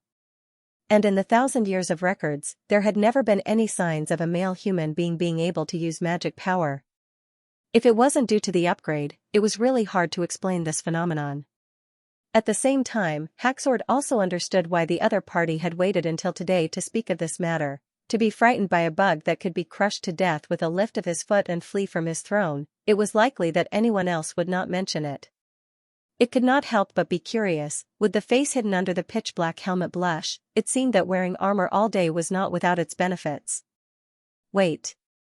Speaking of which, could it be that this was the reason why Silent Disaster requested the king to change the guardian? As expected, very soon, a Grand Lord looked at it. Your Excellency Firmament, could it be that you also? No, although I have entered the divine realm a few times, I did not see any phenomenon, Haxord hurriedly said with its chest puffed out. If there was, I would definitely report it to the king immediately. Besides, with my understanding of the realm of mind, the situation might be reversed. After saying that, it felt a cold glare from Silent Disaster. Interesting. At this moment, a clear and melodious voice reached everyone's ears. Everyone's attention was focused on the person who spoke. Haxord was no exception. The Nightmare Lord, Valkyries, could be considered the most special of all the lords. She had been promoted very early, so much so that most of the people present had been under her care. During the first battle of Divine Will, she was also the one who had the closest relationship with the humans, and it was even rumored that there were still believers in some cities. Although her individual combat ability was not the strongest, it was enough to evolve completely. However, she maintained her appearance after her first promotion: green skin, horns on her head, and a vertical third eye in the middle of her forehead. If you had to say that she did not look like a human, her dressing, speech, and behavior were distinctly human. She was also one of the first lords to master the human language. This was basically the polar opposite of Silent Disaster. This could be seen from the Nightmare Lord's thin and delicate white robe. In order to show off her appearance, even the fine threads on her robe were clearly visible, and she looked completely different from the blurry figures of the Blood Conqueror and the others. To be able to spend so much energy on such an unimportant thing and still look so relaxed, it was enough to show her mastery of the realm of mind. If she had been the one scared away, Haxord would not have said a word. In fact, she was the only lord that the Sky Lord could not see through. If it were someone else, he would have marked them as disloyal by closing his eyes in the presiding Holy See. More importantly, the king did not seem to have any opinion on this. Oh? What did you discover? I just thought of a possibility. Valkyrie slightly straightened her body. Regardless of whether there really is a way to promote that we do not understand, assuming that this male has the same ability as the witches, then this ability must be related to the realm of mind, and the degree of involvement is not small. Otherwise, with Her Excellency Silent Disaster's ability, she would not have been suppressed to such an extent. The red light under the Silent Disaster's helmet flickered. I have been guarding the legacy shard for nearly 200 years, and I have seen more than one human, but most of them ended up escaping or being devoured. In the past 200 years, there has only been one person who can look at me as an equal, and it was only 1 or 2 years ago, but she was a female. The words of the witch are not surprising. What I'm trying to say is that it doesn't matter whether the person is male or female. What matters is the ability itself. Perhaps he didn't even realize it himself, but this degree of involvement was enough to leave a mark in the realm of mind. If it's just based on the results, I agree with your judgment. Haxord seized the opportunity to speak. After all, this was its area of expertise. But what's the point? The realm of mind is even more vast than the ocean. It's almost impossible to find these traces. Maybe. Valkyries could not deny it. But I still want to give it a try. By using the connection between the legacy shards, it might not be hopeless. What do you think? It could not help but be stunned. You can already sense the connection between the fragments? The inheritance they received from the underground civilization had greatly improved their ability to use mana, including the resonance of the birth tower. At the same time, they also realized that whether it was through the birth tower or through the legacy shard, it was all done through the realm of mind. Therefore, in theory, as long as they started searching from one end, they would always be able to find the other end. But this was only in theory. The realm of mind was full of chaos and disorder. It was like an ocean full of whirlpools. Trying to find a thin thread hidden under the surface of the sea was very difficult. Besides, the deeper they went, the more they would be affected by the turbulence of the realm of mind. They would need to use all their strength just to maintain themselves, not to mention trying to find the faintly discernible connection. It had never thought of such a method. Could it be that the other party's understanding of the origin of magic had already surpassed its own level? Probably, Vakri said unhurriedly. But we won't know until we try.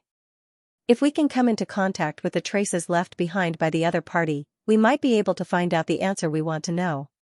No, even if we find it, it won't be of much use, Haxord thought to itself. The realm of mind was too complicated. Even those of the same race who had ascended needed a lot of searching, feeling, and guessing to find the truth, not to mention those of a different race. If they tried to understand it by force, they would only fall into confusion and madness. He wanted to say this, but when he saw the other party's pure white robe, he swallowed his words. That might be the case for others, but for the Nightmare Lord, it wasn't so sure. The legacy shard is now under the care of the Sky Lord. If you want to try, go find him, the king said. Yes. Vakris put her hand on her chest. But there are too many uncertainties in this idea, and the time it will take is immeasurable. If human beings really find a new way to ascend, it's very likely that irreparable losses will be caused before we know the answer. If I understand correctly, His Excellency the Sky Lord is prepared for two things. After losing Tequila, there's only one option left, right? If there's another problem, won't 400 years of preparation go down the drain? You worry too much. Blood Conqueror said in a muffled voice. I was the one who presided over Osruk's ascension ceremony. After he became an ascended, he learned a lot about human beings from me. Vakris closed her eyes and rested again. His talent was fully revealed during the learning period. I don't think his warning is groundless. As for the proposal to send more troops, I support it. Me too, Silent Disaster echoed. The king was silent for a moment and looked at the frontline commanders. Without affecting the entire defense line, is it possible to send 10 times the planned number of troops to reinforce the Sky Lord? King, I'm only asking if there is or not. There was a brief silence in the hall. To Haxord's surprise, after a while, Mask spoke first. Yes, King, I can do it. As long as you invest enough resources in my research, I can cultivate more powerful and diverse symbiotic demons. Their growth cycle is not limited by their mother, and their individual combat ability is far above that of the primordial demons. It's not impossible to send 10 times the troops. More importantly, they won't affect the front line at all. But that will consume a lot of god stones, the Heart of Abhorrence said worriedly. If we don't control them well, it's no different from destroying our own foundation. As long as we can crush those bugs, we can make up for the losses. Are you sure you can keep up with the schedule? Blood Conqueror said grumpily. Mask paused for a moment. Of course, it's difficult to provide 10 times the number of symbiotic demons at one time, but the bugs may not react so quickly. If we can destroy them with 5 times the number, we can save half of the resources. Besides, it's better to provide them in batches than none. All right, the king interrupted the conversation. Then let's go with this plan for the time being. In any case, we can't let the humans in the Land of Dawn live for another 400 years. In this battle of divine will, we must conquer the entire continent. Grey Castle, City of Neverwinter. In the Castle Conference Hall. With the expansion of the administrative office, the hall, which used to be big enough, was now a little small. Many department heads had to move a small stool and sit behind their ministers and deputy ministers. More clerks and assistants had to lean against the wall. The room was tightly packed with nearly 200 people. It seemed that there was a need to build a special conference hall in the castle area to meet the needs of all kinds of meetings in the future. Roland thought, these are only the senior officials of Neverwinter. When the managers of other cities come to the new King City to report, I'm afraid that the first floor of the castle will not be able to accommodate them. After recording this idea in his notebook, he gently clapped his hands, and the conference hall immediately quieted down. I think everyone knows that the torch operation, which has lasted for nearly 10 months, has been a complete success. Now, our footprints have extended to the fertile plains, which is hundreds of kilometers away from Neverwinter. The threat from the demons has been completely wiped out. From now on, the west of Neverwinter is no longer a barren land full of danger and difficult to traverse. It's a fertile land that can provide us with abundant resources. After a pause, Roland raised his voice and said, "That's right. This plain, which is even wider than the four kingdoms combined, will be the main development direction of Grey Castle in the next 100 years." The hall was instantly filled with thunderous applause. Expanding the territory was the most important achievement for the king, and it was also the easiest way for the officials to gain benefits. Even the ordinary subjects could get a share of the benefits. Now, there was suddenly a new territory that could accommodate several Grey Castle. The significance of this was self-evident, and no amount of praise could be overstated. "I'm afraid that the four kingdoms will completely become history in a few years," Barif said with a smile, stroking his beard. "Whether in terms of size or strength, they're far inferior to Grey Castle." "You're right. If the history books and biographies are written like before, I'm afraid that the future generations will laugh at us." "How about one big and three small?" "Three small kingdoms is too hard to pronounce. It's better to give them a new title." "I agree. I think the empire is very good." The ministers discussed eagerly, and the atmosphere at the long table seemed to be a little high. Roland did not deliberately stop them. Instead, he left some time for them to enjoy the aftertaste of victory before he brought the topic back to business. "But I hope that everyone realizes that this victory is just the beginning, not the end." Driving the demons out of the fertile plains was a relatively safe place to live, but it did not mean that they would give up on conquering human beings. The real threat was the legendary Battle of Divine Will.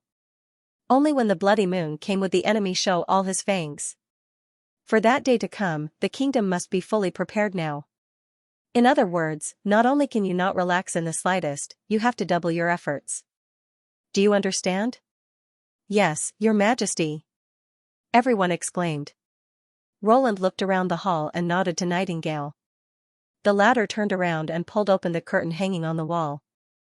The place where the map of the western region was originally hung was replaced by a huge blackboard, and there was only one word on the blackboard: people.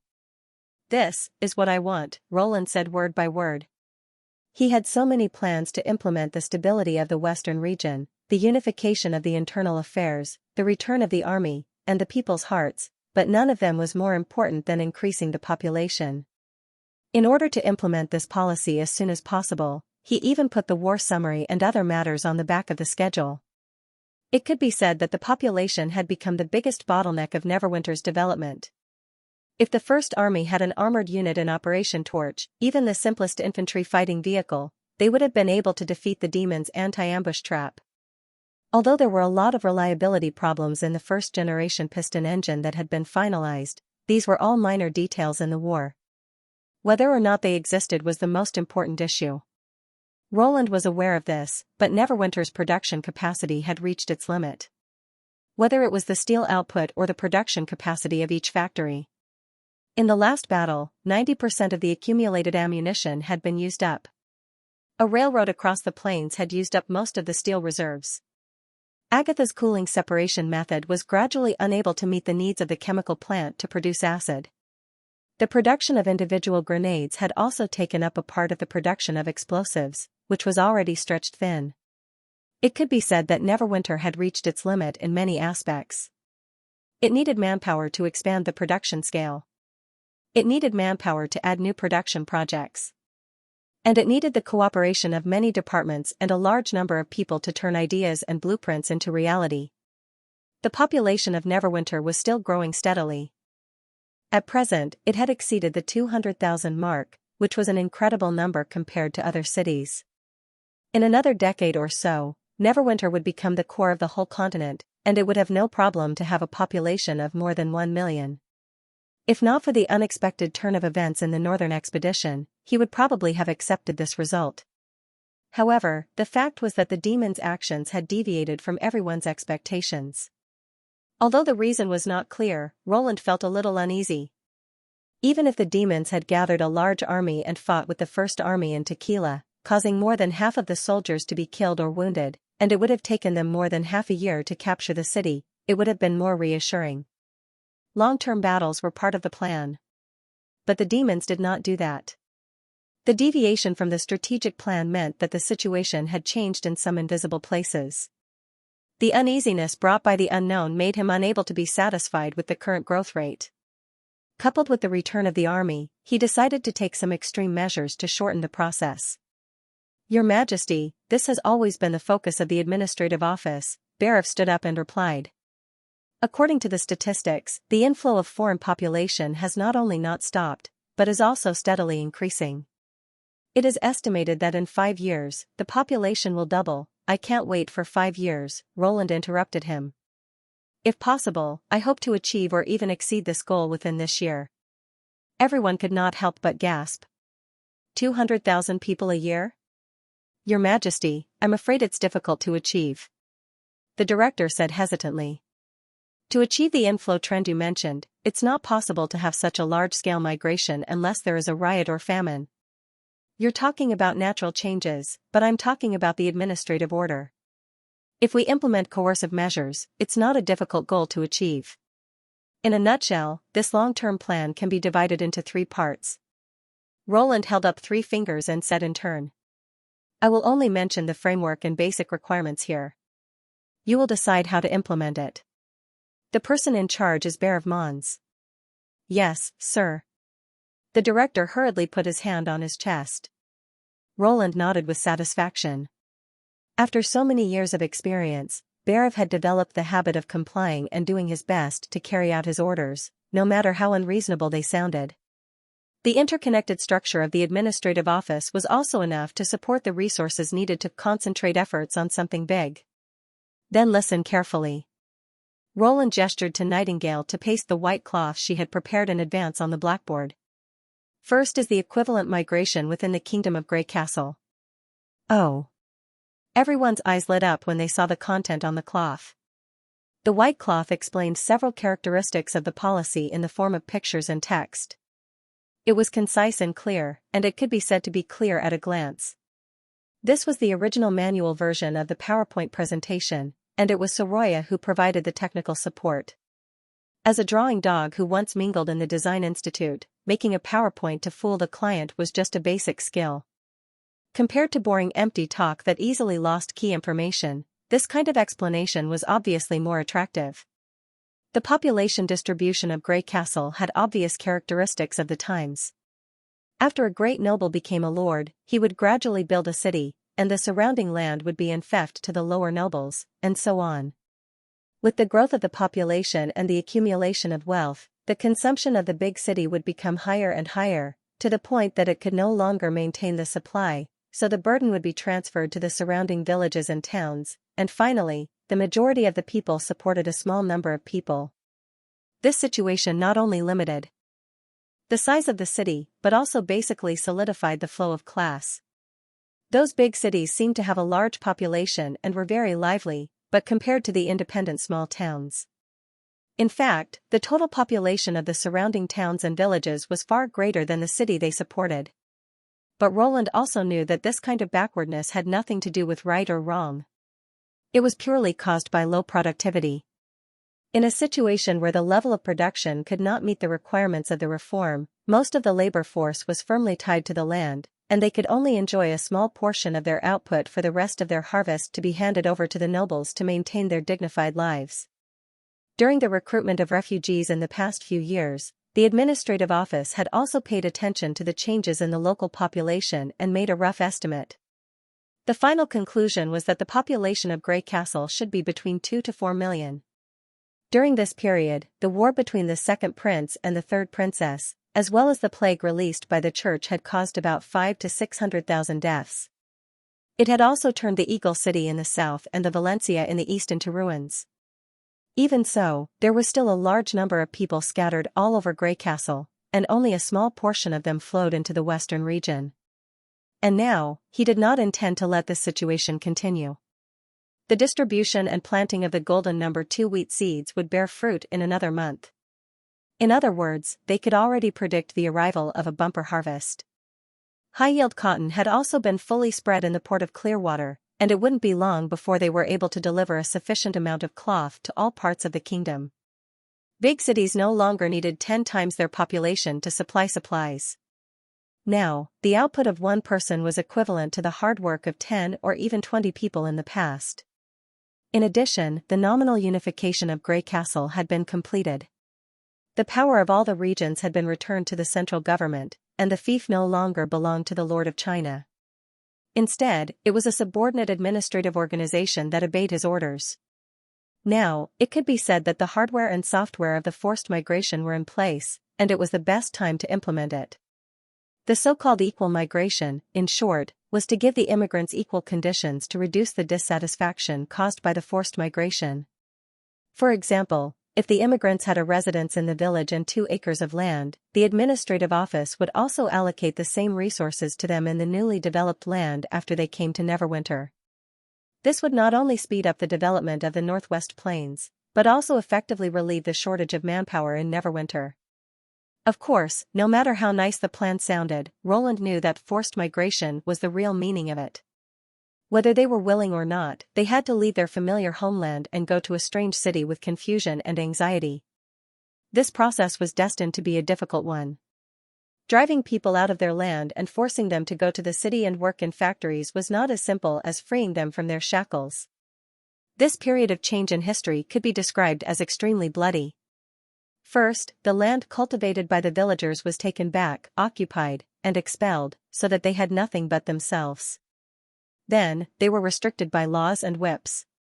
Some countries even issued laws that allowed those who had not worked for a long time to be executed to force them to join the mass production. Although Roland knew that he could not do that and planned to compensate them after the migration, he would not change the original intention of the forced migration. He knew very well what he was doing. As for the second cross-border conscription, it was the foreign version of the forced migration. Unlike the Kingdom of Dawn, which was the least affected, the Kingdom of Everwinter and the Kingdom of Wolfheart had both been wiped out by the Church and lost their legal rulers. According to the information collected by Hill, these 2 kingdoms had not yet returned to normal.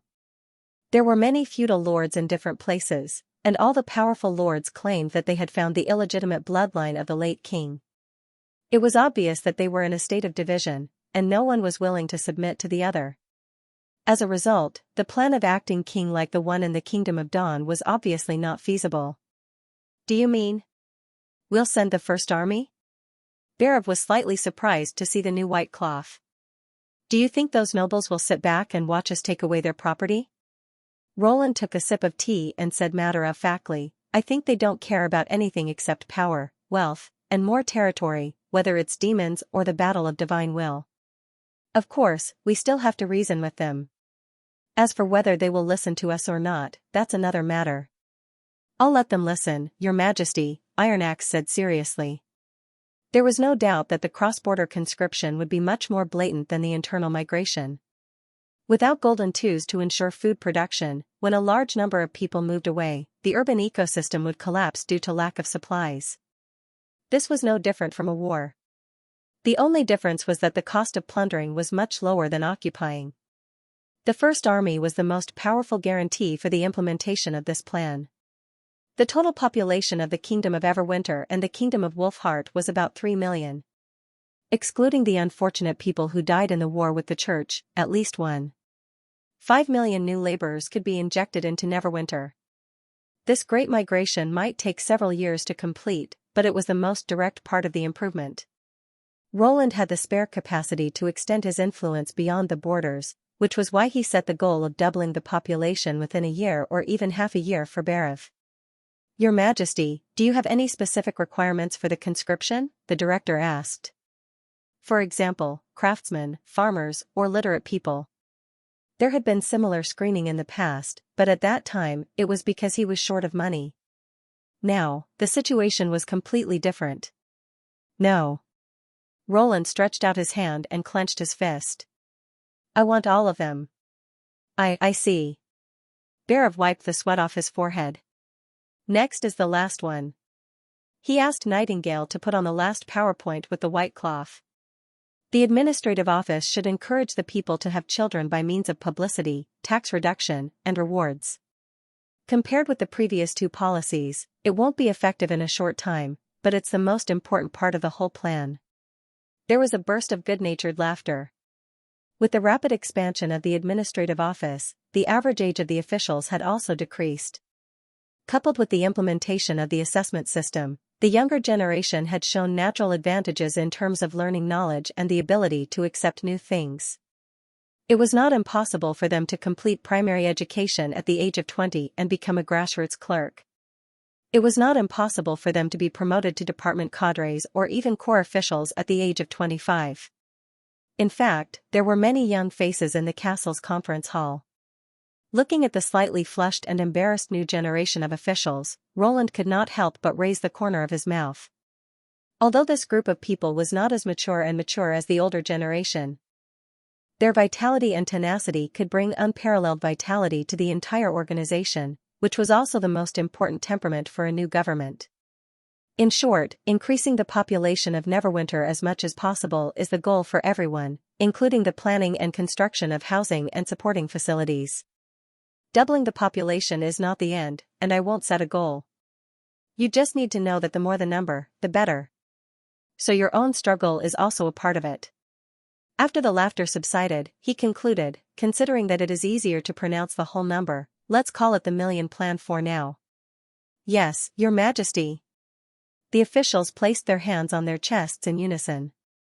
The following government decrees were all supplements or extensions of the million plan, such as the exploration of the resources on the fertile plains, the establishment of many full-time schools and specialized schools, and the further standardization of universal education. Medical personnel were transferred from military training to civilian recruitment, and small clinics were set up in new residential areas to share the burden of the only medical hospital.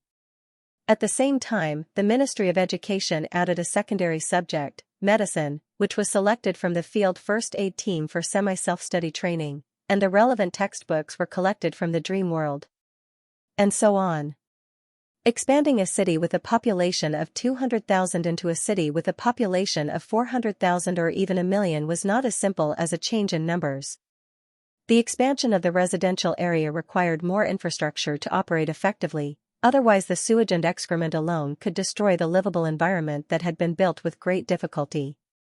The high concentration of the population put forward higher requirements for health and epidemic prevention. Even with Lily's ability, monitoring and forecasting was also a problem that needed to be explored. The importance of education was self-evident. Without widespread literacy education, the population would only be a burden, not an aid to industrial production. This was also the reason why he pointed out that this meeting was only a framework. Building a large city with a population of 1 million was not something that could be decided in 1 or 2 meetings. In order to find a suitable path for Greycastle, the administrative office had to keep exploring and practicing. While everyone was excited about the plan to build the largest city in history, Berev suddenly asked hesitantly, Your Majesty, are you going to send all these people to the factory? Roland nodded. Or the engineering team, the First Army, the Research Institute. As long as it's useful. But that may cause the administrative office to fall into a predicament of insufficient funds. The director hesitated. Nowadays, the main income of the administrative office comes from the sale of chaos drinks, perfume, steam engines, and other commodities. As you know, the latter is realized through the Joint Chamber of Commerce. The payment is made every 3 to 6 months, and the people's salary is fixed every month. The amount is about 80,000 golden dragon. Currently, the former is far greater than the latter, so we don't have to worry about the stock of funds. But if the number of people doubles, the situation will be different. Are you worried that if the payment is delayed for a few months, Neverwinter won't be able to pay the salary? Roland raised his eyebrows and asked with interest. Berev was indeed an assistant to the Minister of Finance for many years. Roland was delighted that he could link the population plan to the economic problem so quickly. Exactly. Berev wrote on the notebook as he said, and the salary will continue to increase with the number of years of service, so the expenditure will only increase. But the total production of chaos drinks is limited. Adding the 1 million chaos drinks to the plan will greatly reduce the purchasing power of the Kingdom of Everwinter and the Kingdom of Wolfheart, and the future income will inevitably decline. I'm afraid that the reserve funds of the administrative office will not be much. I estimated that for every 100,000 people in a year, the risk will sharply increase by 30%. Unless you can find a new source of income. Hearing this, Nightingale's eyes lit up. She bent down and whispered in his ear, "There was an unexploited gold mine in the former territory of my family."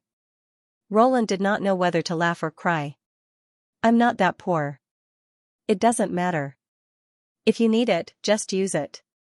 "Ahem. Don't worry. I won't hesitate to use it when I really need it." "But not now," Roland replied in a low voice. Then he looked at Berev and said, "In fact, I already have a plan for this, and I can solve the problem that you're worried about once and for all." "Once and for all?" The old director was startled. "Yes. As you can see, the problem is that the income can't keep up with the expenditure. If we can have unlimited income, this problem will be equivalent to no longer exist, right? After all, there was no faster way to get rich than printing money. When the productivity developed to a certain level, the problem of the precious metal currency would inevitably arise. Limited by the mining and smelting level, the output of precious metal would generally be maintained at a stable level. However, when the production technology improved by leaps and bounds, it was very likely that in a short period of time, goods with a value far higher than the value of the currency would be produced. When all the precious metal currencies added up together could not keep up with the output of goods, the payment system would automatically collapse. However, the credit currency did not have this limitation. The point notes that he had previously given to the witches were an experiment.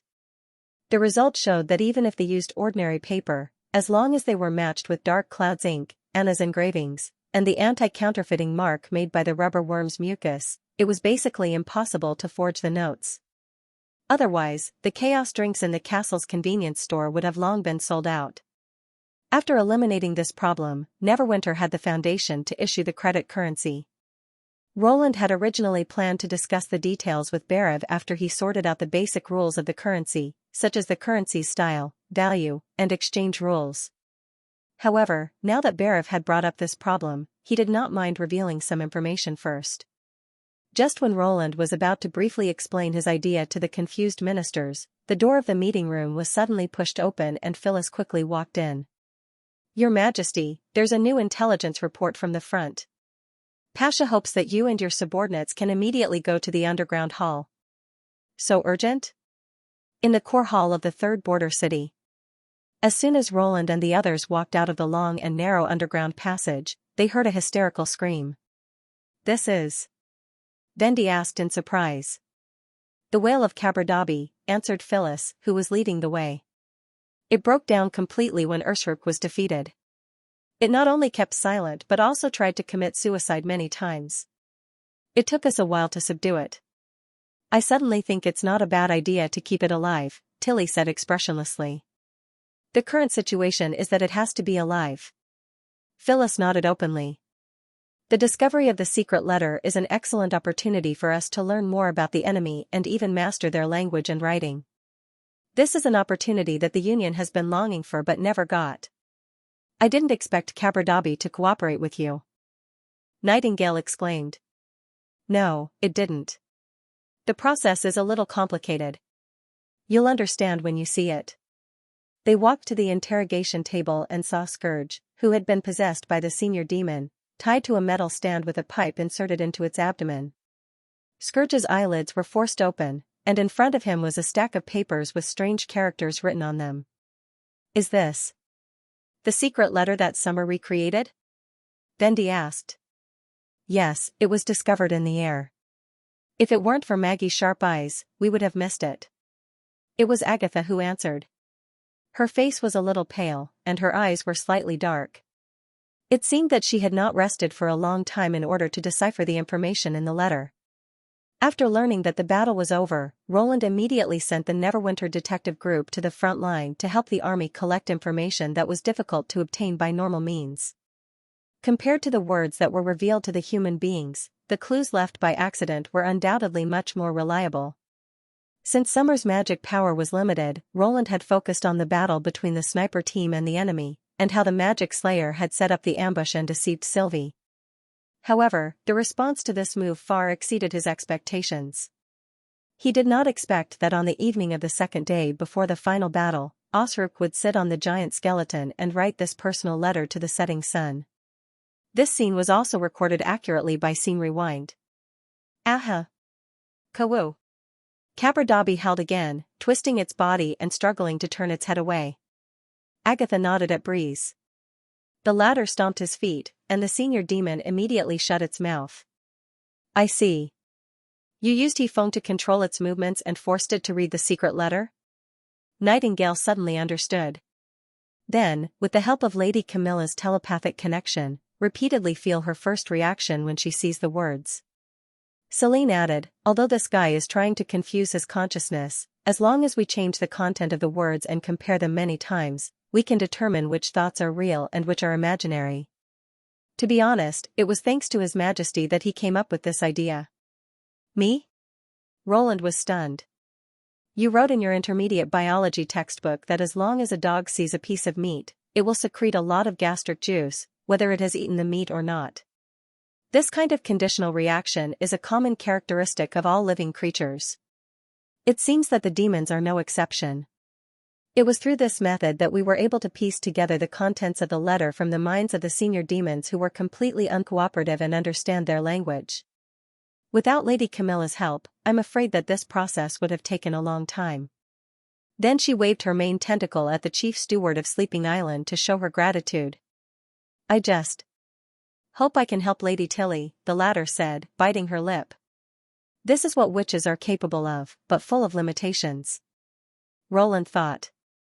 Their unique characteristics made it impossible for any of them to be the same. If they lacked a key ability, they might not be able to be awakened even after hundreds of years. There might have been witches similar to Camilla Derry in the past 2 battles of divine will, but they were probably born at the wrong time. By the time they awakened, the situation was already in a disadvantageous position, and humans could no longer catch a living senior demon. Perhaps Osrook focused on eliminating witches because of this. But in the eyes of the demons, could Ashes, Sylvie, and the other witches really be as valuable as Tequila? The obelisk needed God's stone mines to build. Once Tequila was occupied, the red mist it produced would cover the entrance of the impassable mountain range. At that time, the devil beasts could easily cross the mountains and invade the hinterland of the 4 kingdoms. It would undoubtedly be hundreds of times more difficult for humans to drive the demons out of the fertile plains. This was also the opinion of the general staff and the ancient witches of Tequila. Perhaps the clue as to why there was such a big difference in their judgment was in the letter. Then, tell me in detail what you've deciphered, Roland said slowly. As the sentences were separated and then pieced back together, the content of the letter was not complete. It was a little disjointed, but it was enough for everyone to understand. As Celine reconstructed the sentences into his mind, Roland could not help but have the illusion that she was whispering into his ear. Skylord, the decisive battle is coming soon. I've made sufficient preparations, both for the enemies and for myself. In the past month, I've heard the call of more than once. The omen is so clear, perhaps I will usher in a breakthrough in this battle. I know this will bring you criticism, but it will not affect your plan for the Western Front. If we succeed, the enemies will lose the means they rely on. And we will regain the upper hand in the battle. If we increase the number of troops tenfold, the humans will definitely lose. But this battle is not without suspense. If I fail, please treat the humans as an opponent on par with us and annihilate them, even if we have to give up the fathomless abyss. As long as we can obtain their legacy shards, we still have the hope of defeating the Sky Sea realm. Finally, please send my regards to the King and Lord Nightmare. When Osrook finished displaying the entire letter, Roland felt a layer of cold sweat oozing out of his back. He finally knew why Phyllis was so anxious. From the result, the enemy had undoubtedly failed. Not only did it not wipe out the sniper squad, but it had also died in the hands of Ashes. But this also meant that the situation had been led to the second hypothesis. Although there were still some uncertainties, the meaning of the sentence seemed to be urging its people to give up the battle with the Sky Sea realm, and treat the humans as the top enemy, attacking and annihilating them. Damn it. What a joke, Roland suddenly felt a great pressure. This was probably the worst news since the start of the war. I'm afraid we have to give up the development plan of the fertile plains, Vendi murmured. If the enemies go all out, it's too risky to build the residential area outside the impasse defense line. But how do we solve their need for the red mist? The demons can build the obelisk in Starfall City to relieve the pressure at the front. But that way, the red mist won't be able to cover the fertile plains, so we can still delay until the next battle of divine will. This is no different from the previous plan, right? The difference is that we'll be facing the demons' entire main force. Roland looked at the Pearl of the Northern region in surprise. After the ambush team was ambushed by Osrook, there was a wave of criticism among the higher-ups. They believed that the general staff, especially Edith Kant, was responsible for the misjudgment. Apart from the administrative office, there were also voices of dissatisfaction and doubt in the sleeping spell. If not for Tilly's prestige, the impact would have been even greater. When Edith returned from the front line, she even asked for punishment, but not only did he not agree, he even suppressed the series of repercussions. This was because it was not a man-made mistake. Not to mention that victory and defeat were commonplace, Operation Torch was not even a failure, but a complete victory. At the cost of less than 500 people, they had eliminated nearly 20,000 demons and successfully completed their mission, taking back the holy city that had been lost for hundreds of years. If this couldn't be considered a victory, then what could be considered a victory? The general staff's contribution was obvious to all. In fact, Roland had discussed this issue with Tilly, Agatha, Alethea, and the others in private. They also believed that the deviation in the strategic judgment was caused by some unknown factors. If it were the era of the Union, the demons would not have given up the opportunity to conquer the continent just because of a few witches, not even the 3 chiefs. But even so, Edith was still in the limelight for a period of time. Besides, she had indeed lost to Osrook in this duel. Roland thought that she would be depressed for a while, or perhaps talk less and listen more to prevent being criticized again. He did not expect that she had no intention of backing down, and the moment she opened her mouth, her opinion was different from the others. What's the problem? First of all, the last 2 sentences. Edith lowered her head and walked 2 steps. If we succeed, we will increase the number of troops tenfold. If we fail, we should go all out. Isn't it too strange? Since the demon's ultimate goal is to destroy humans, then tequila should be as important as we expected. No matter how great the pressure from the Sky-Sea realm is, they shouldn't have given up so hastily. After all, in this letter, the enemy suggested to go all out to destroy us. Vendi was startled. Indeed. Why didn't they do that earlier? Because the supply of red mist can't keep up? Nightingale supported her chin with her fingers. It's unlikely that they'll go all out, but if it's 10 times the number of troops, as long as more transport troops are invested, it's not impossible. Not to mention that they have new war machines like the giant skeletons. Agatha frowned. It took us more than half a year to get from Tower Station number 1 to Tower Station number 10. That's more than enough time for the demons to make their choice. The general staff's initial judgment came from Kabardabi's confession. The demons were stalled by the Sky-Sea realm, and the outcome of the war was a matter of life and death for them. Edith looked at the glaring high-level devil on the interrogation platform. But from this letter, even if they were to lose to the Sky-Sea realm, they wouldn't be wiped out. They might even have the chance to turn defeat into victory. So why didn't the enemy reinforce the tequila from the start? It doesn't make sense. From the point of view of intention and behavior, the two are contradictory. Everyone could not help but ponder. And this sentence, I know this will bring you criticism, but it won't affect your plan on the Western Front, Edith said after a moment of silence. It doesn't sound like a problem, but when you think about it carefully, something doesn't feel right. In order to deal with the infiltrating witches, the tequila is a real matter. How can it not affect the plan? Maybe Osrook is fooling his superior? Roland said thoughtfully. Nobles often do that, Your Majesty, please think of it as the most difficult enemy. Edith said seriously. If you can't imagine it, just think of it as me among the demons. Do you think I would do such a thing? Looking at her slightly clenched fists, Roland suddenly understood a lot. It turned out that she was not as calm as she looked on the surface, nor was she completely unaffected by the gossip behind her back. Instead, she was suppressing her anger in her heart.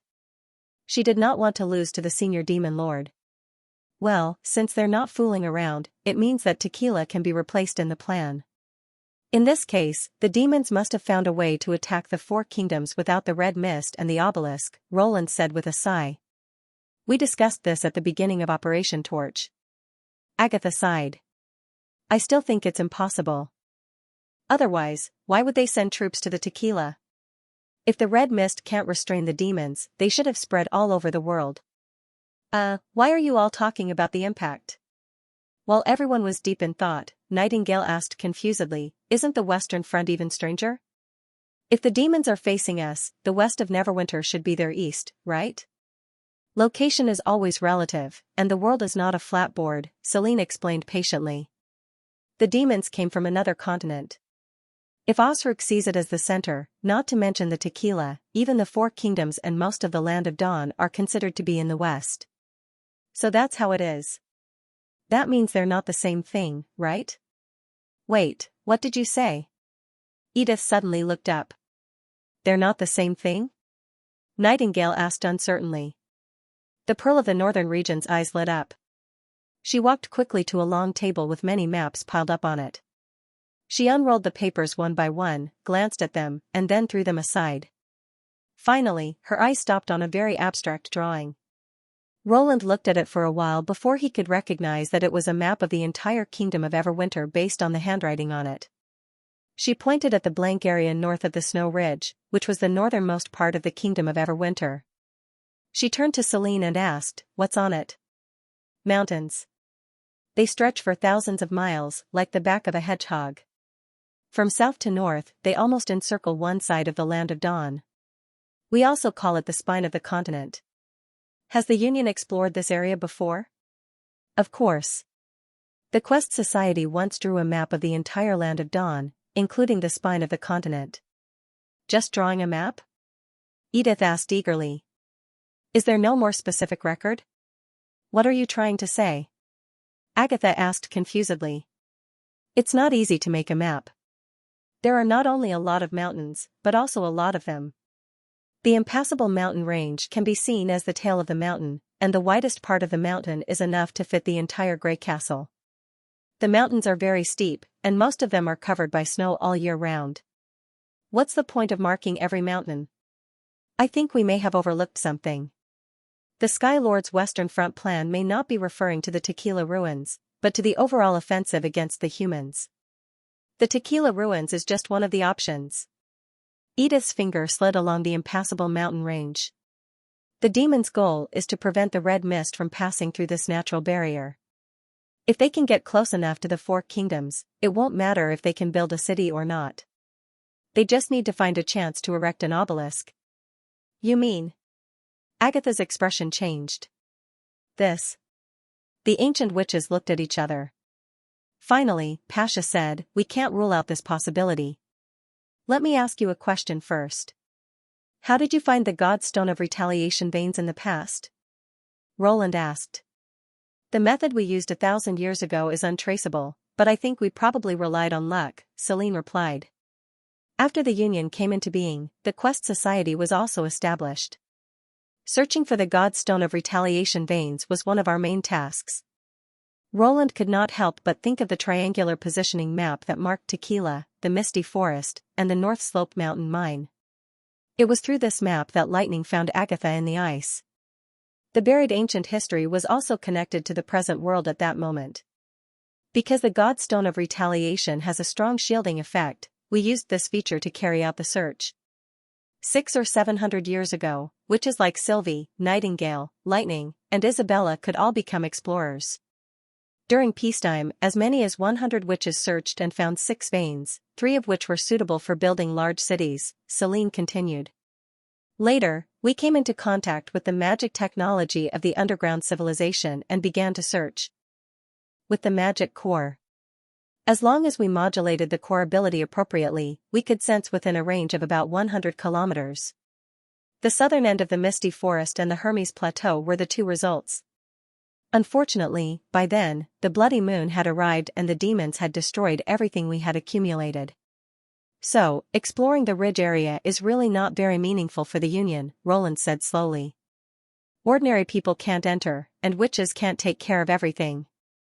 However, it should be very inconvenient for the demons to erect an obelisk in this place. That's right. Edith nodded. At least, it's unlikely that all the demons will be mobilized. But if he wanted to replace Tequila to a certain extent and achieve the goal of eradicating the human race, this was the only place he could choose. In addition, how many troops the demons can station in the mountains depends on how long they have been preparing. If the Western Front plan mentioned by Osrook included many preparations from the beginning. That was at least half a year ago, Iron Axe said in a low voice. Your Majesty. I understand. Roland looked at everyone.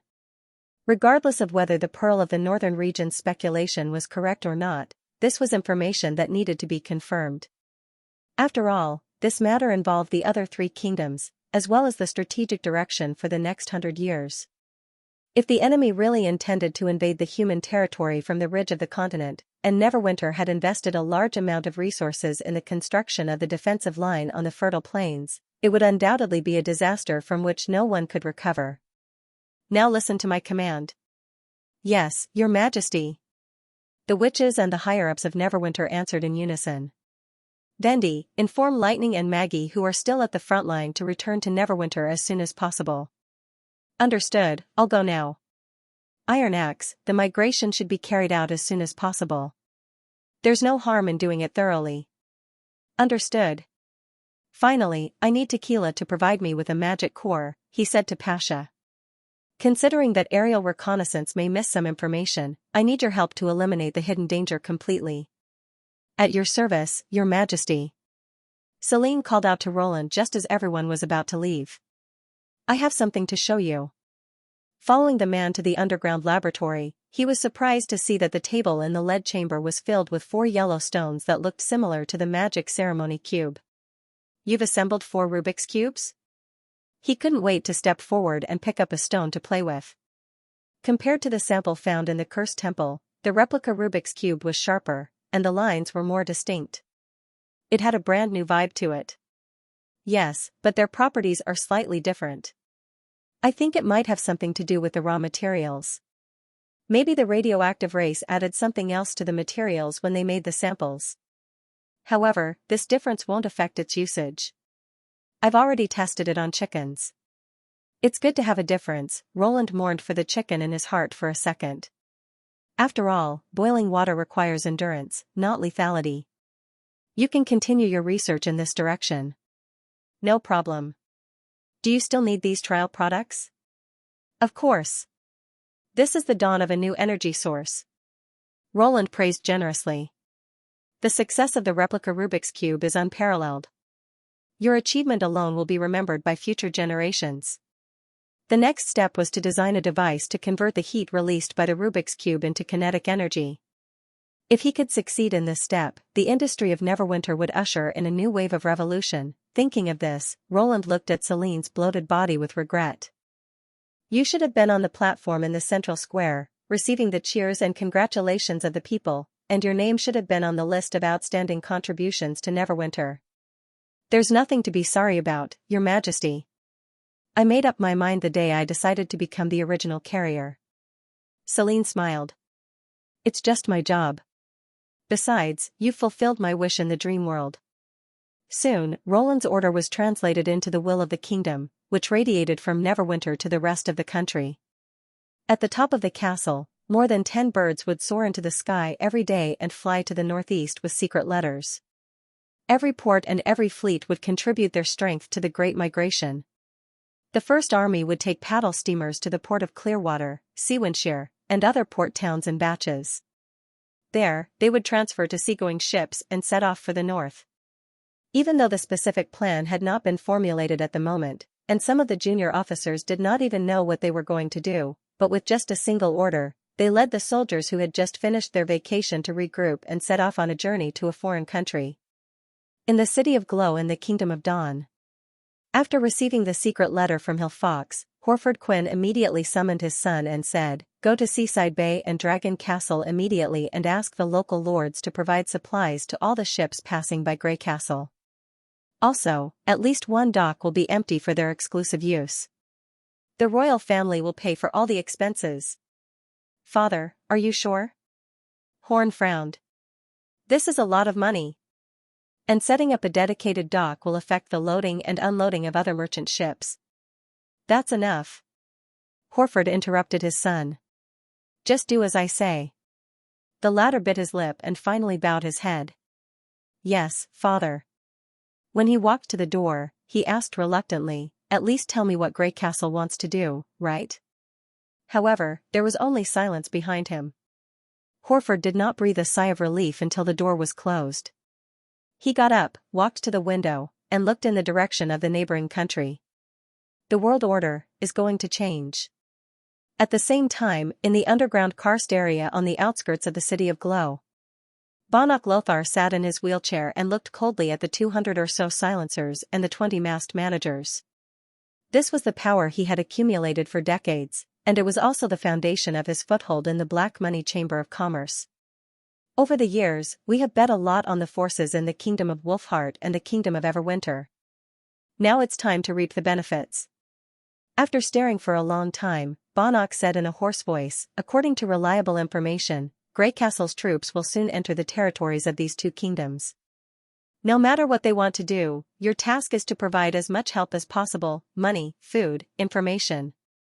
Whatever they need, Black Money must do its best to satisfy them. Do you understand? Yes, sir. Very good. Go. Without any hesitation, everyone bowed and quickly disappeared into the cave that extended in all directions. Banach took out an empty bottle from his pocket. This was the 5th bottle of potion they had sent to him since he killed App and Moya for the oracle. One more bottle. One more bottle, and God will accept me into the immortal realm. He murmured in his heart as he clenched the bottle with trembling hands. 2 days after the order was issued, Lightning and Maggie returned to Neverwinter before the storm swept across the entire human continent.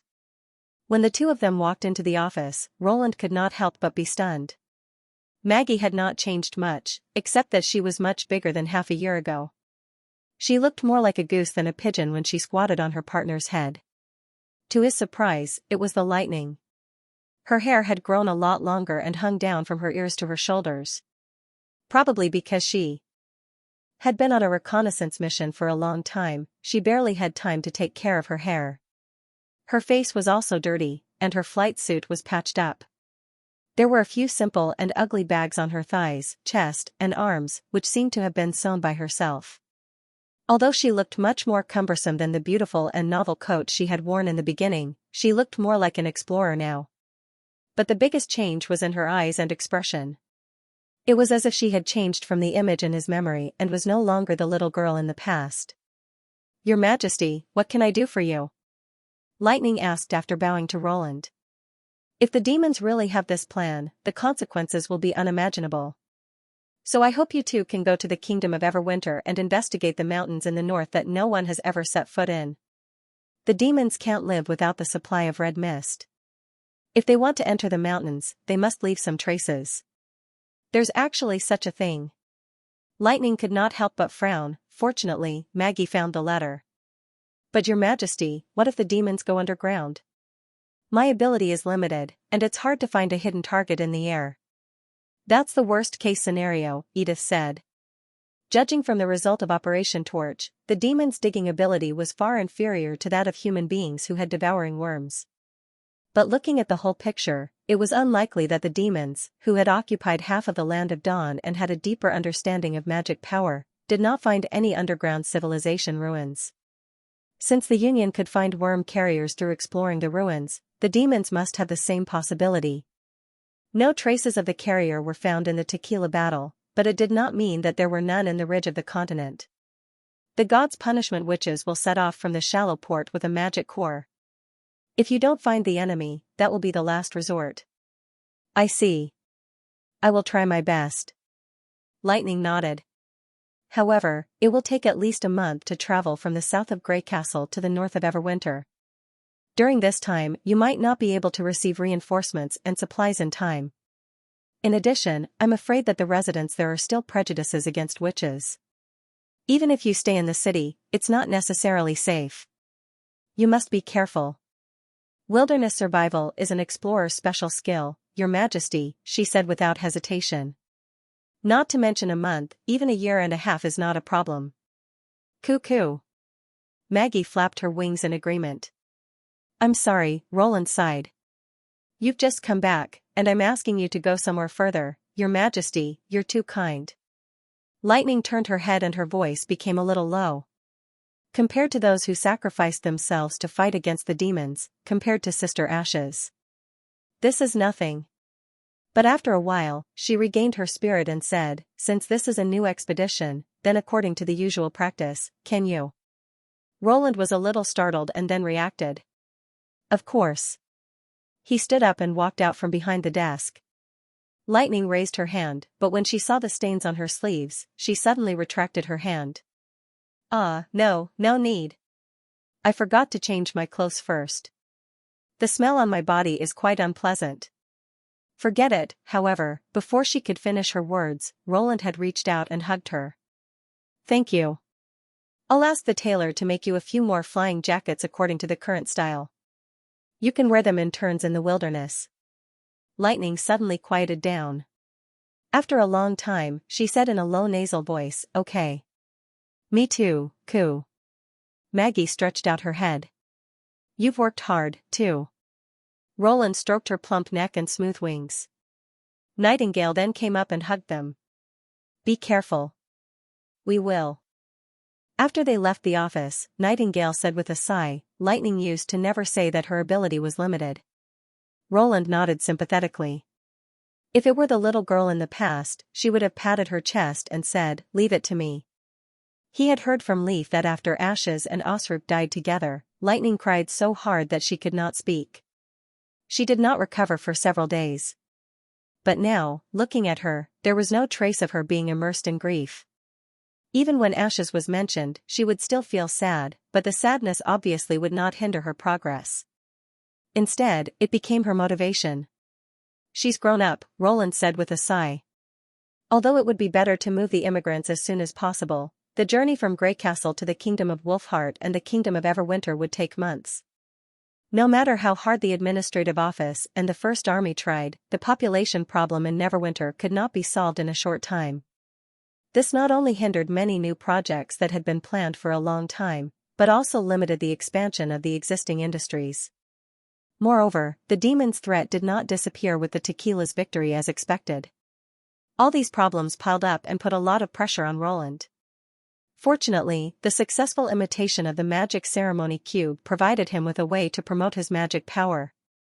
As long as there was no plan for him to confirm, he would stay in Anna's North Slope laboratory and try to make a new generation of power source using the magic cube as the core. After sending Lightning, Maggie, and the Roland with the magic core, he spent most of his time on this project. After all, once the magic steam engine made a breakthrough, it would bring more benefits than any other project. Besides Anna, Celine also volunteered to participate in this epoch-making research. Since the laboratory was located in a remote area and was heavily guarded, they did not have to worry about being accidentally seen by the subjects. The assembly ability that she demonstrated during the research was also truly amazing. The dozens of auxiliary tentacles were not only extremely strong, but also more flexible than fingers. Installing large components such as flywheels and pistons was effortless, which greatly reduced Anna's burden. For a period of time, the scene of a man, a woman, and a tentacle monster working around a machine became a common sight. Anna circled the prototype twice and accurately described her first impression. It's so small. But it's indescribably beautiful, Celine said thoughtfully. Especially the dense pipes around it. They're like tentacles. Roland could not help laughing. Their observations were completely different, but their conclusions were very accurate. They both expressed the features of the new machine in a concise manner. Compared with the first cast iron steam engine Anna had made, the prototype was more than 10 times smaller.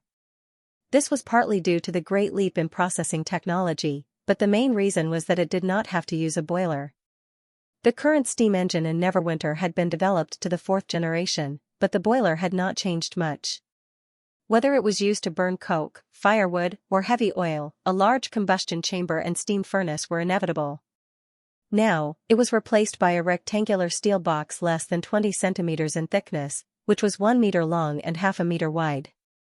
This box was also the core of the whole system. Although in simple terms, it was like putting the magic cube and water in a container to achieve the fusion of combustion and evaporation. But whether it was the harsh sealing requirements or the pipeline shell that could withstand high pressure, it was not something that Border Town could achieve at the beginning. In other words, even if they had obtained the relic of the Radiation Clan at that time, they would not have been able to use it. One end of the steel box was inlaid with 3 magic ceremony cubes as the power source of the machine. The bottom of the box was padded with a layer of lead to block excess radiation. More than 10 heat pipes were neatly arranged on the top of the smooth shell, passing through the secondary water tank and the cooling condenser before returning to the bottom. The heating, energy supply, and cooling cycle was completely closed and did not exchange with the outside world. If the equipment was reliable enough, there was no need to add a new heat-conductive medium until it was scrapped. Of course, this size was not the limit of the new steam engine. Water was just the easiest and cheapest heat-conductive medium. If it was replaced with a more efficient medium, such as liquid alkali metal, the volume could be even smaller at the same power. However, the prototype was mainly to verify the feasibility of the plan, so Roland finally resisted the urge to complete it in one step. After all, if there was an overheating leakage accident, the entire laboratory would be blown up if the alkaline metal and water vapor were to mix together. The heat generated by the Rubik's Cube could be continuously transmitted through the pipes that extended from the heating box until the secondary water tank boiled. The following process was no different from that of an ordinary steam engine, using the technology that Neverwinter had long developed. The part that Celine admired the most was the condenser tubes that were evenly distributed on both sides of the body. In order to obtain a large enough surface area for heat dissipation, each tube was twisted and turned. It would not be wrong to say that they were tentacles. If the existing steam engines were all big and bulky, then this prototype could be said to be small and exquisite, especially the silver-white core box and the brownish-red heat-conducting copper tubes that were bright enough to reflect one's face. In terms of color and brightness, it was much more dazzling than its predecessor. Even a layman who knew nothing about the industry would be able to tell the difference at a glance. In terms of craftsmanship alone, it was worthy of being called a work of art. Then, shall we begin? Roland looked at the two of them. Anna nodded and put her hand on the operating lever. Let's do it together. Celine hesitated for a moment, but finally lowered the main tentacle and gently placed it on the hands of the king and queen. Rubik's Cube steam engine prototype test. 3, 2, 1, start. Following Roland's countdown, the control lever was pulled to the maximum limit with a click, and the linkage mechanism pressed down on the switches of the 3 Rubik's Cubes at the same time. The landmark new generation of power source began its first operation. However, there was only silence as if nothing had happened. Did it fail? Looking at the unresponsive machine, Celine asked hesitantly. No, let it burn for a while longer, Roland replied calmly. About 2 minutes later, the core box trembled slightly, and an indicator light on the pipe also emitted a soft yellow light. It was a pressure gauge made from the remains of the matchstick man, which indicated that the pressure in the pipe was changing. The heat transfer process was much slower. After waiting for another 5 minutes, the secondary water tank finally emitted steam, and the piston began to move slowly.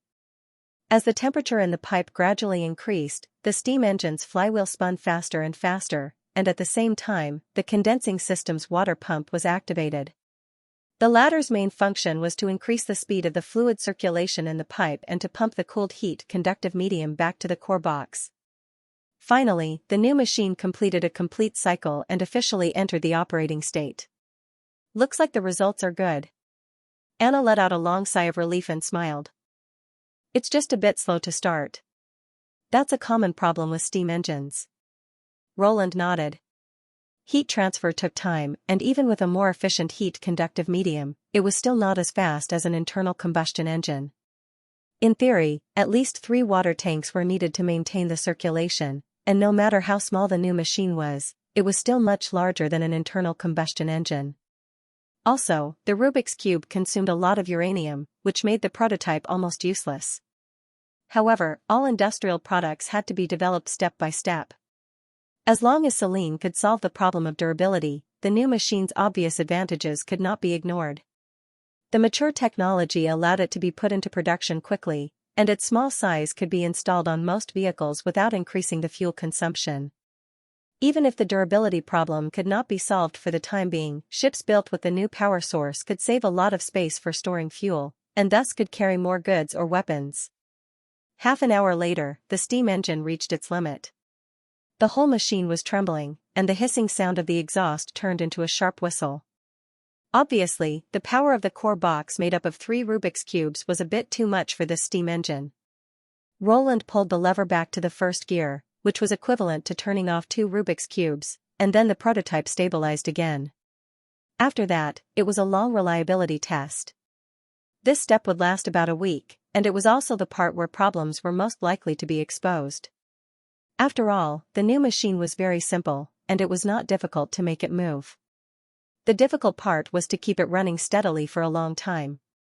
Originally, standing in front of a clanging steam engine was an extremely boring thing, but for Roland, it became a way to relieve his stress. He sat in the yard with Anna, chatting with her while watching the prototype. It was as relaxed and peaceful as when they first met. Celine quietly left the laboratory, leaving only Roland and Anna in the yard. Anna leaned her head on his shoulder, and the noise of the machine seemed to be very far away. If it succeeds, we will be one step closer to the world you once lived in, right? Yes, it will be a lot shorter. You know, there is no similar technology in that world.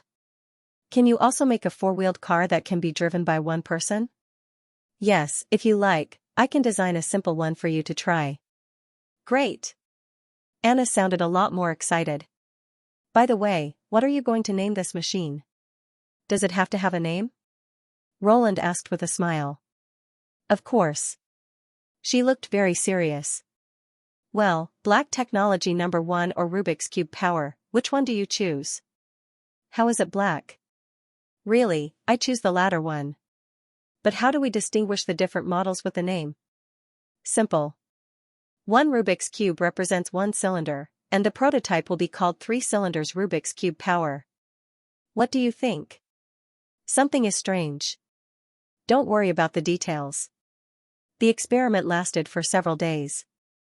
In addition to testing the power of the Rubik's Cube, which made Roland feel relaxed, another way to relieve stress was the dream world.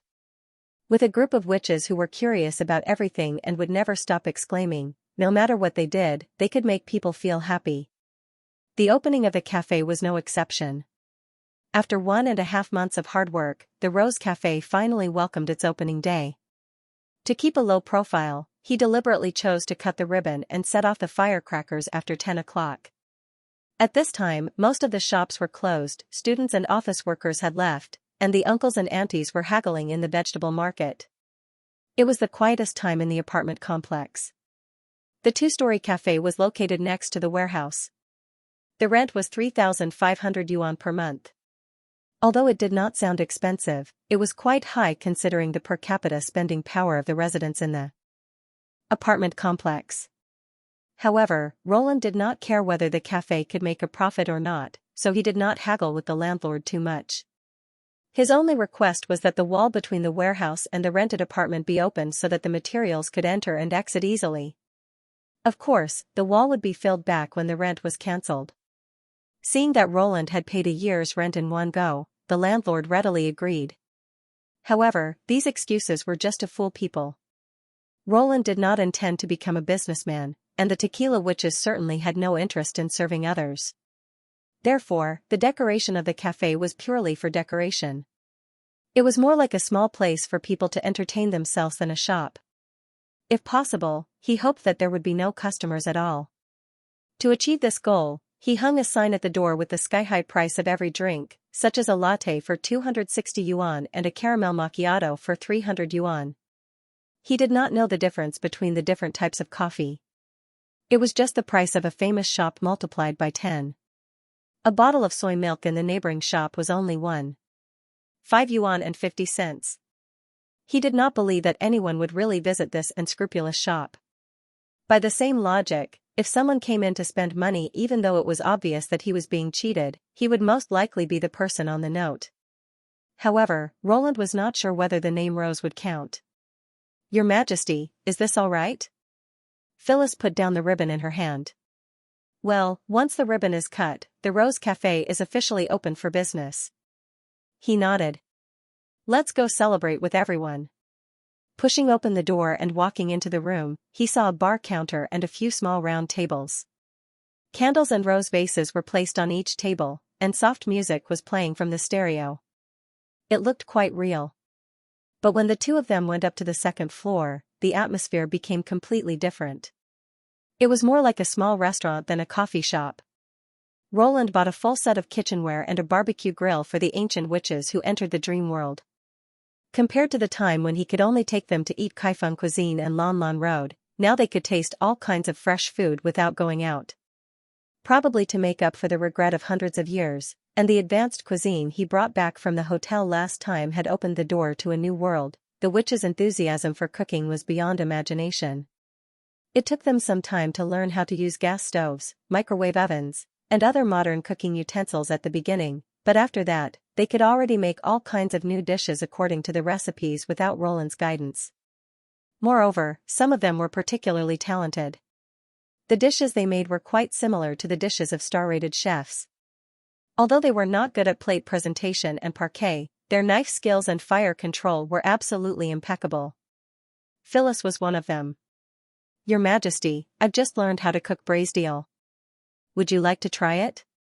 Here comes the freshly grilled tenderloin. Your Majesty, can you help me find some ways to cook cold dishes? The witches' greetings were endless. Obviously, for them, cooking was no less fun than watching a movie or going out to play. Unfortunately, they could not stay in the dream world forever. Looking at the lively scene on the second floor, Roland could not help but feel a little regretful. After learning about Elena's death, he had entered the dream world many times, hoping to see her again here. However, neither the warehouse nor the tube-shaped apartment had changed because of her death.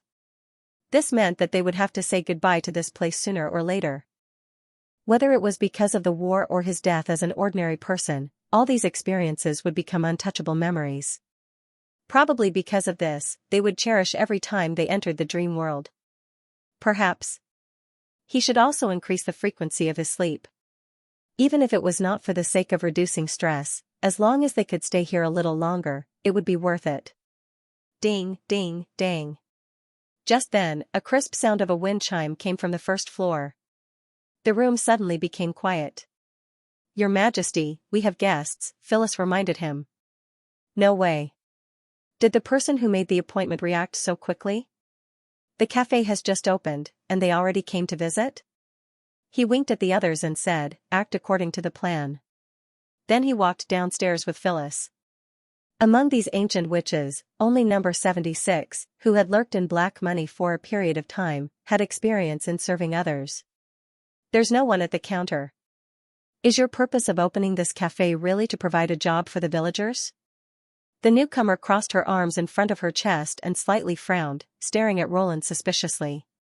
For a moment, Roland felt the newcomer's eyes scrutinize his cheeks and collar twice. The guest was Garcia. Roland heaved a sigh of relief. Garcia had known about the opening of the cafe for a long time, and the star martialist had helped him successfully transfer the business to the previous tenant. He nodded to Phyllis and said, 2 cups of coffee. Then he gestured to Garcia and said, of course, it's always been my goal to help them leave the village.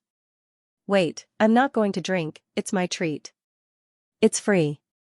Garcia sat down and said, anyway, the price you put out is too high. It's hard to believe your real purpose of opening this cafe. You're wrong. Roland pretended to be sincere and said, the most important thing for them to do is to adapt to the big city from the countryside. Do you think they'll be able to work peacefully if there are a lot of customers? It's good enough that they won't be scared. It doesn't matter if I don't make money. The key is to give them a space to adapt to life in the big city. This is the purpose of the Rose Cafe. Is that so? She asked doubtfully. Of course.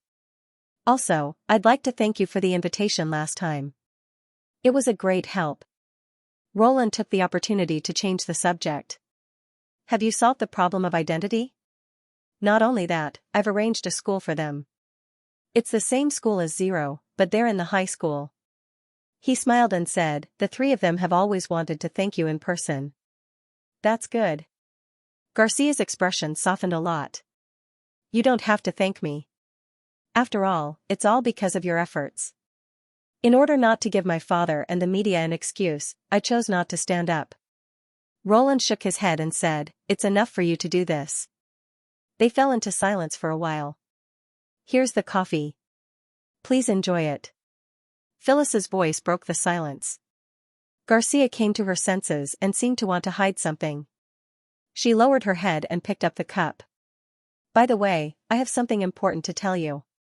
"Is it related to the Martialist Association?" Roland was not surprised. After all, Garcia was not the kind of person who would drop by for no reason. She nodded and said, "Yes, there's a task assigned to you by the higher-ups. I don't think it's an exhibition match or something like that.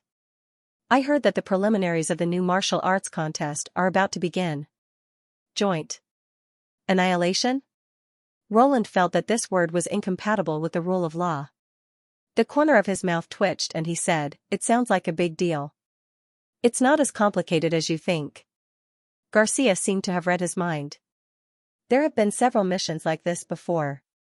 It's just that the association has enough information about the fallen evils and decided to catch them all at once. Compared with hunting alone or being attacked by fallen evils, it's much safer to take the initiative and prepare in advance." "Have you participated in it before?" Garcia paused for a moment and said, "I've only heard about it from my master. I wasn't qualified to participate in a joint annihilation mission before. This is the first time." She paused, looked down at the coffee cup in her hand and said, "Maybe you don't care about this, but I still have to make it clear. The moment you got the hunting license, your position was already above mine. The association asked me to inform you because you haven't been in the association for a long time, so there may be some mistakes in the handover. That's all. If you don't think it's appropriate, I'll go back and tell the association." "No, that's fine." Roland hurriedly interrupted her. He had joined the Martialist Association to solve the mystery of the erosion and the force of nature. He had robbed fallen evils to make money and support his family. He had never thought about contributing to the association, let alone becoming a regional leader. "Since you're the one who introduced me to the martialist profession, you should take responsibility, understand?" Garcia was stunned. She raised her head and stared at him for a while before she burst into laughter. "Responsible? You're such a strange person. It's obviously a shameless excuse to be lazy, but I always feel like I'm taking advantage of you." Although she said so, she looked a lot more relaxed. "Good that you know." Roland shrugged and said, "Let's get back to business. Besides you and me, who else will participate in this mission? Who's our target?" In order to avoid leakage, we usually only reveal this information after everyone has arrived. Garcia took a big gulp of coffee and said, "But I heard that some new martialists are also on the list." It seemed that the internal structure of the association was not completely united. He nodded. "Then what's the meeting time and place?" "Tomorrow night at 6 p.m., the location is in the southern suburbs. I will send the exact location to your phone. At that time, you can go by yourself, or you can take my car. I can do it alone," Roland quickly said. If he were to ride with her, how would he be able to take a witch with him? Garcia curled her lips. "Whatever you want." She waved at Phyllis and handed her a note. "I'm Roland's neighbor. I live at 0827. If you encounter any trouble in the city, I mean, anything against your will, you can call this number. I'll be happy to help." Phyllis blinked. Thank you. You're welcome." She patted him on the shoulder with a smile and waved to the door. "See you tomorrow." With a series of crisp chimes, Garcia's figure disappeared behind the door. "She's a good person." Phyllis sighed. "Your Majesty, are you sure you want to go? Since the association has named me, I can't refuse. Just take it as payment for the hunting license." Roland said casually, "Anyway, I'm not the only participant. As long as I pay a little attention, I should be fine. Besides, it's not bad to participate in this kind of activity once in a while. After all, beating people up was also a way to relieve stress." Moreover, he had witches to help him, so it would be difficult for anything to go wrong. Then I'll inform Lady Pasha to change a group of combat witches to help you, Phyllis bowed and said. After some enthusiastic registration and simple screening, the participants were quickly determined. They were still the first batch of witches to enter the dream world: Phyllis, Faldi, Ling, and Donnan. Their abilities were both concealment and tracking, so they were suitable for this backstage support job. The next afternoon, Roland and his team drove the van to the address on the GPS. On the map, the destination was a highway service area in the suburbs. Undoubtedly, this was an impromptu meeting point. It was convenient for them to arrive at the destination, and it would not attract attention when they changed vehicles. The Martialist Association was quite thoughtful. However, when he got off the ramp and entered the service area, he found that he had made a big mistake. There were dozens of dazzling luxury cars parked in the parking lot, and passers-by stopped to watch and point at them from time to time. What was even more exaggerated was that there were several groups of people gathered around, screaming excitedly one after another. Their posture was no different from chasing after a celebrity. At a glance, it was obvious that a celebrity martial artist had been recognized. Luo Luo, look over here. Can I take a picture with you? Are you here to shoot a commercial? Is that Mr. Yulong, the runner-up of the last competition? Wow, he smiled at me. He's so handsome. Hey, are you guys really here for a mission? Roland silently rolled his eyes. As soon as he parked the van, he saw Garcia walking toward him. Be careful. Got it. Donnan summoned lightless curtain and covered the 3 people in the back seat. Roland turned off the engine and got off the van. He greeted Garcia. You're really fast. You're a hunter with a hunting license now. Why do you still drive this kind of crappy thing? Garcia was puzzled. I know you like to keep a low profile, but this has nothing to do with keeping a low profile. It's even shabby. Really? He spread out his hands. I don't think there's a car more convenient than this. Whether it's to the supermarket or the market, it can carry a month's worth of food for several people.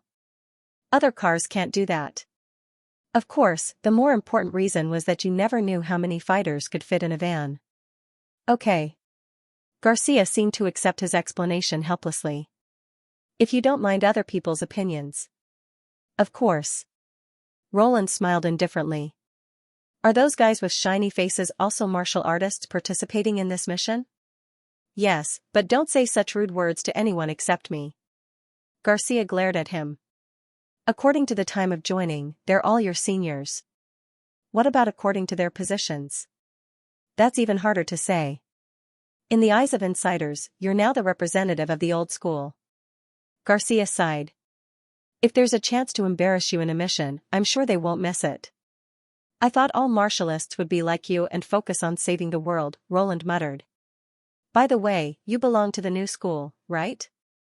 Is it okay for you to be so close to me? Not everyone cares about the conflict between the new and the old, Garcia said grumpily. Besides, didn't you ask me to be responsible for this mission? You're right. Roland couldn't help laughing. Thank you. As your senior, let me briefly introduce them to you. But you've probably met some of them at my father's banquet, so I'll just tell you the 3 most important ones. Garcia raised her eyebrows at the center of the crowd. Luo Hua, a famous martialist. He's a skillful fighter and has many admirers. He ranked 10th in the last martial arts competition, the best result in this city. Although he started his career early, he's only 22 years old this year, which is quite an achievement. Mr. Yulong, age unknown, probably between 30 and 35. He comes from a martialist family and is one of the representatives of the new school. That's how he got his nickname. He's matured in all aspects, and some people say that he's as strong as persistence. He was the runner-up in the last martial arts competition and should be ready to win this time. If nothing goes wrong, he'll be the captain of this mission. Garcia paused and looked around for a while as if she was looking for a target. After a while, she pointed at a pavilion in the outer ring of the stadium. And the last one is probably the one you need to pay attention to the most. Roland looked in the direction she was pointing. Fei Yuhan, the rising star who rose in the shortest time. she's only awakened 5 years ago, but she's already made it to the finals of the martial arts competition twice. She's a genius that everyone in the association knows. Garcia's tone was a little complicated, with both admiration and envy. I didn't expect her to participate in the mission. With her around, this team can be considered a celebrity team. So what should I pay attention to? Will she harm me?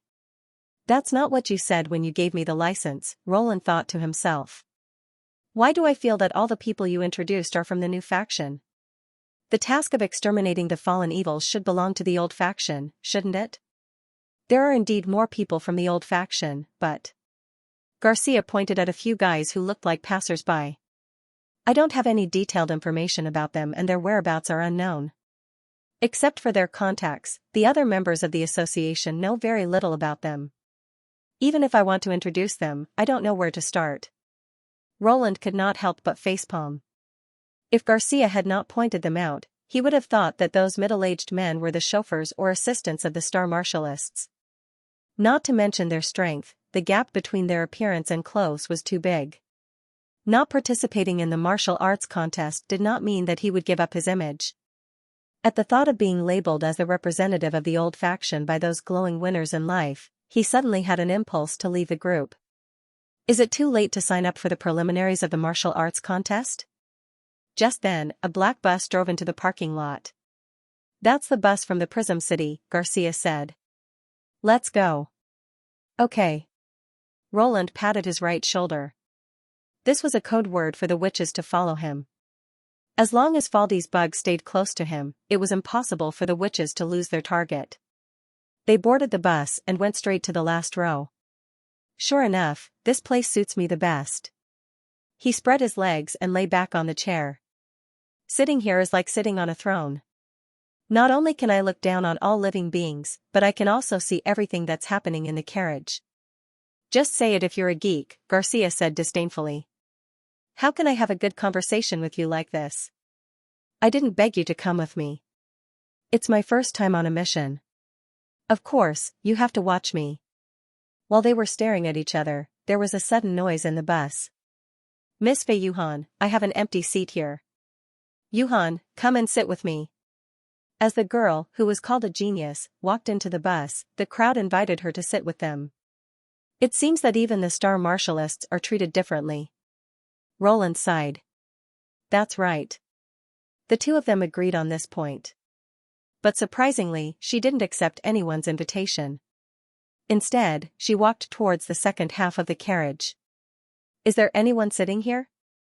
Fei Yuhan pointed to the seat beside Roland and asked calmly. Garcia looked at her in surprise, and then looked at Roland, as if trying to figure out the relationship between them. On the other hand, Roland himself was also confused. He had no idea what the other party was thinking. Feeling the gazes of the other people in the carriage, he coughed uncomfortably and said, "No. Thanks." Fei Yuhan nodded and sat down as though it was a given. First meeting, or should I say, second meeting. Hello, my name is Fei Yuhan. Please advise me on this mission. I'm Roland, and this is Miss Garcia. After the introductions, the atmosphere became silent.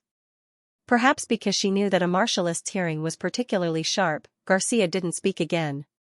Instead, she lowered her head and played with her phone. On the other hand, the genius girl sat ramrod straight, exuding an unapproachable aura. It was completely out of character for someone of her age. Only Roland, who was sandwiched between the two of them, felt as if he was sitting on pins and needles. He originally wanted to sit at the back to avoid attention, but now, everyone on the bus had noticed his existence. This awkward feeling of being the center of attention was only alleviated when the bus started moving. Just as he was about to discuss changing seats with Garcia, Fei Yuhan suddenly turned her head and said softly, "Your Majesty?"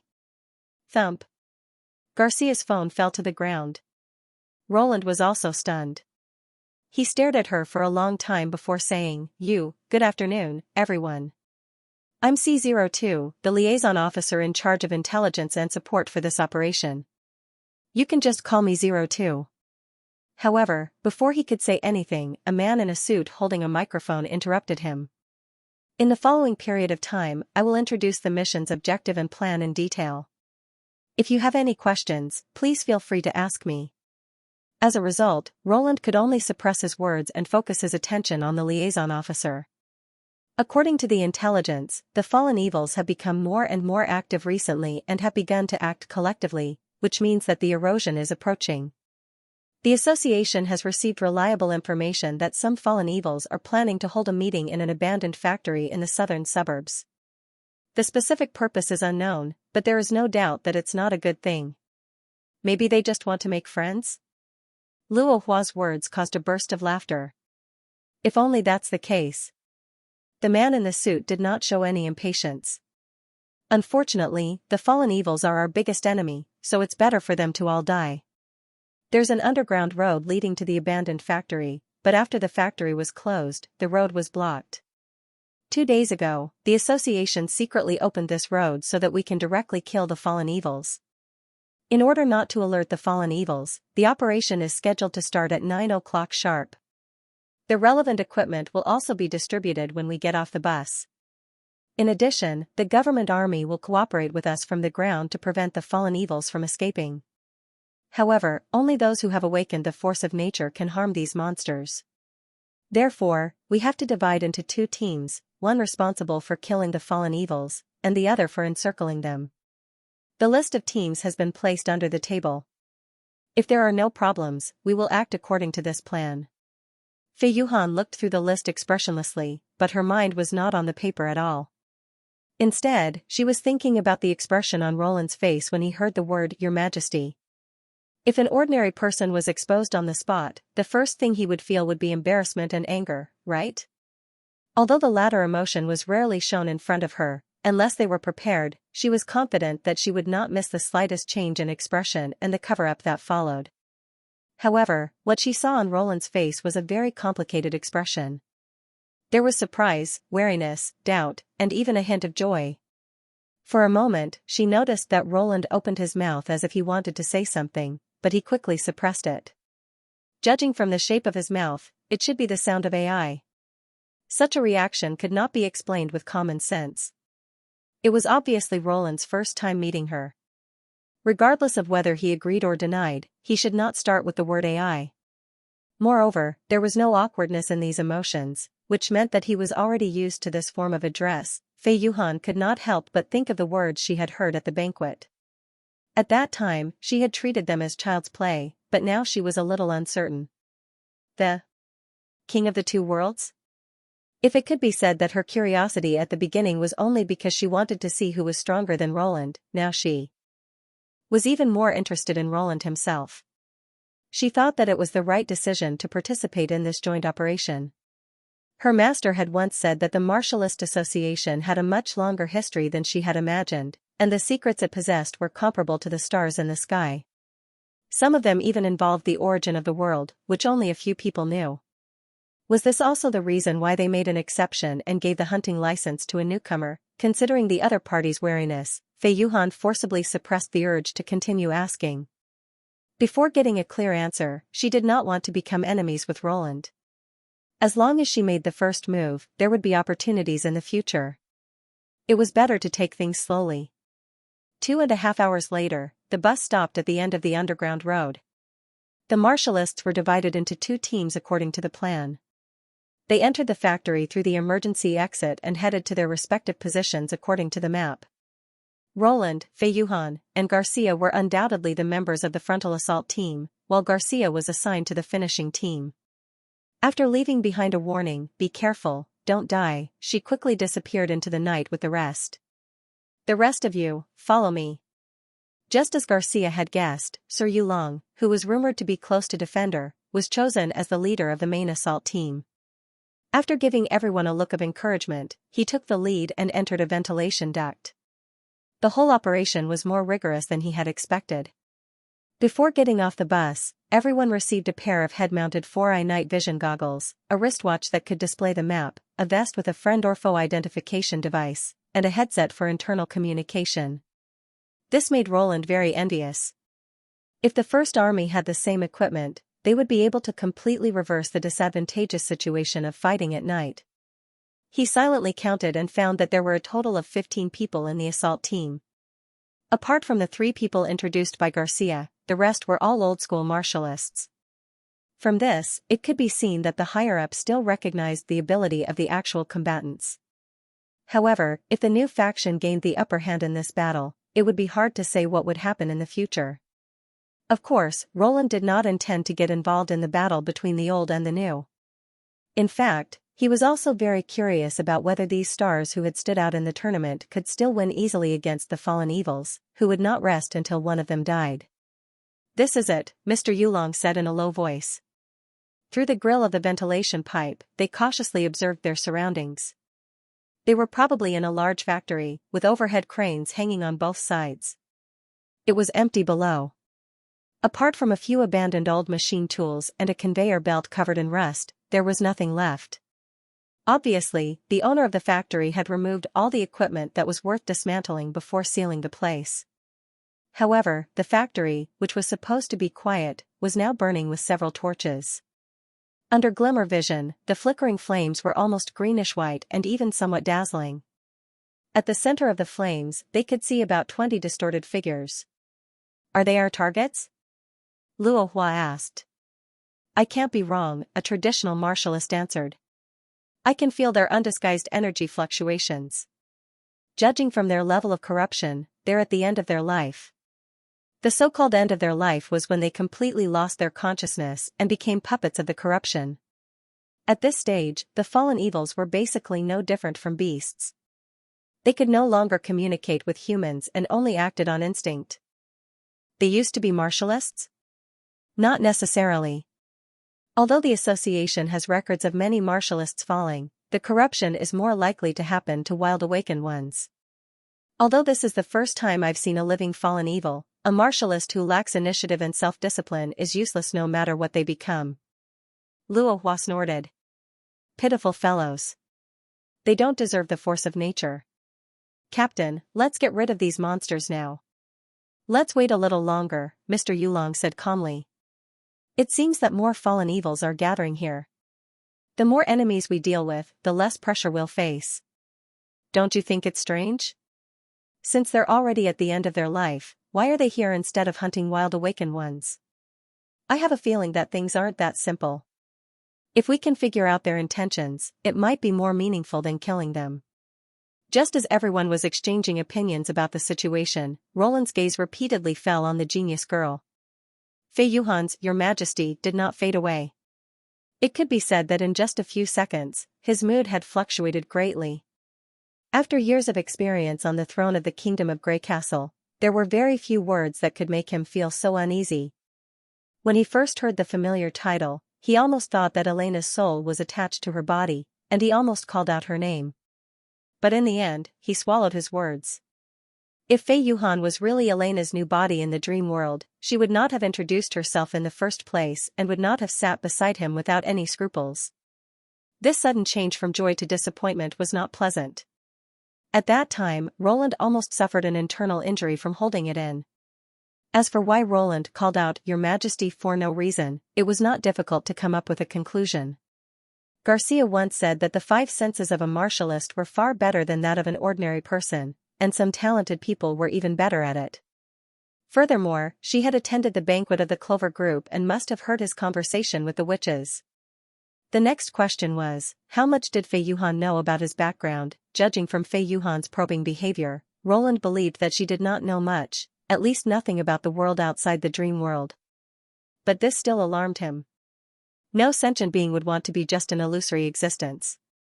Once the secret of the dream world was revealed, it would inevitably bring about unpredictable consequences, and it was very likely that the consequences would be catastrophic. Xianxia was right. Fei Yuhan was the one he needed to be wary of. Huh? Look, the new fallen evil seems to be a little different. Just then, a low voice came from the earpiece and interrupted Roland's thoughts. It seems to be commanding the other fallen evils. He took off the night vision goggles and looked toward the center of the factory. Under the guidance of a man in a suit, a group of fallen evils slowly walked in with 3 containers. A traitor who hasn't completely become a puppet. Mr. Yulong said doubtfully, what are they playing at? Several old-school martialists also frowned. Compared to the fallen evils who had completely turned into beasts, these half-human and half-human opponents were usually more difficult to deal with. They had lost the compassion of humanity, but retained their cunning and dangerous nature. Most of the awakened who could do this were already famous before they fell. Shu Feiyuhan, who had been silent all this time, suddenly said, quiet. There's something in the boxes. Everyone immediately held their breath. After a while, she said in a low voice, there are people in the boxes. What? I heard soft sobbing and pleading, as if they were gagged. In other words, there are probably innocent people in the boxes? Mr. Yulong asked in surprise. I've never seen anything like this in the association's records. Although fallen evils aren't afraid of killing, they wouldn't specifically target ordinary people. While everyone was looking at each other, the enemy who seemed to be the leader suddenly shouted, it's time, children. The will of God is approaching, and God is longing for the sacrifice. Roar. The other fallen evils roared. Come, let the power return to the source, and let the oracle return to the earth. Roar. The destruction of this world will give us a new life. Let's leave everything to God, the sacrifice begins. The fallen evils immediately let out a deafening roar. Damn it, we have to move, the captain said through gritted teeth. The captain gnashed his teeth. Although he had never heard of the fallen evils systematically sacrificing ordinary people, let alone pleasing the gods like a cult, the fact was that they could not sit idly by and watch innocent civilians being slaughtered. In a sense, saving people was even more important than killing the fallen evils. The core spirit of the Martialist Association was to protect. Everyone, get as close to the boxes as possible and keep these monsters at bay. It's okay to let one or two escape. Trust the guys outside, they'll take care of them for us. Fei Yuhan nodded expressionlessly and was the first to rush out of her hiding place. The others followed closely behind and charged into the crowd of enemies like unsheathed blades of cold light. The factory that had been sealed for a long time suddenly boiled up. The fallen evils were caught unprepared. Their indestructible bodies broke under the bombardment of the force of nature, and once their cores were separated from their bodies, they would immediately become paralyzed. Roland, on the other hand, was at the end of the team. While covering the rear of his teammates, he carefully hid his ability. This was not the first time that he had fought with fallen evils, so he was far more experienced in fighting than the rest of the team.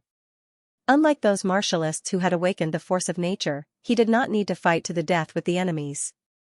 As long as he touched the fallen evils, they would lose all their strength and then be completely at his mercy. In addition, he did not dare to touch the red cyclones, otherwise everyone would see the scene of the core spiraling into the sky. The bug on his shoulder was also trembling slightly, which meant that Phyllis and the others had already arrived. With a meat shield in front of him and support from the back, Roland was getting more and more proficient in the fight. Even though his skills seemed to be the simplest, in reality, the number of enemies he had defeated was second only to Fei Yuhan. Fortunately, the attention of the entire main battle team was focused on those boxes. Coupled with his deliberate disguise, no one noticed this unusual scene amidst the chaos. Everything went smoothly.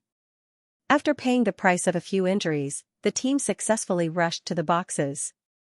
More than half of the fallen evils were dead or injured. What? Looks like it was easier than I thought, Luo Hua said as he shook off the blood on his hand.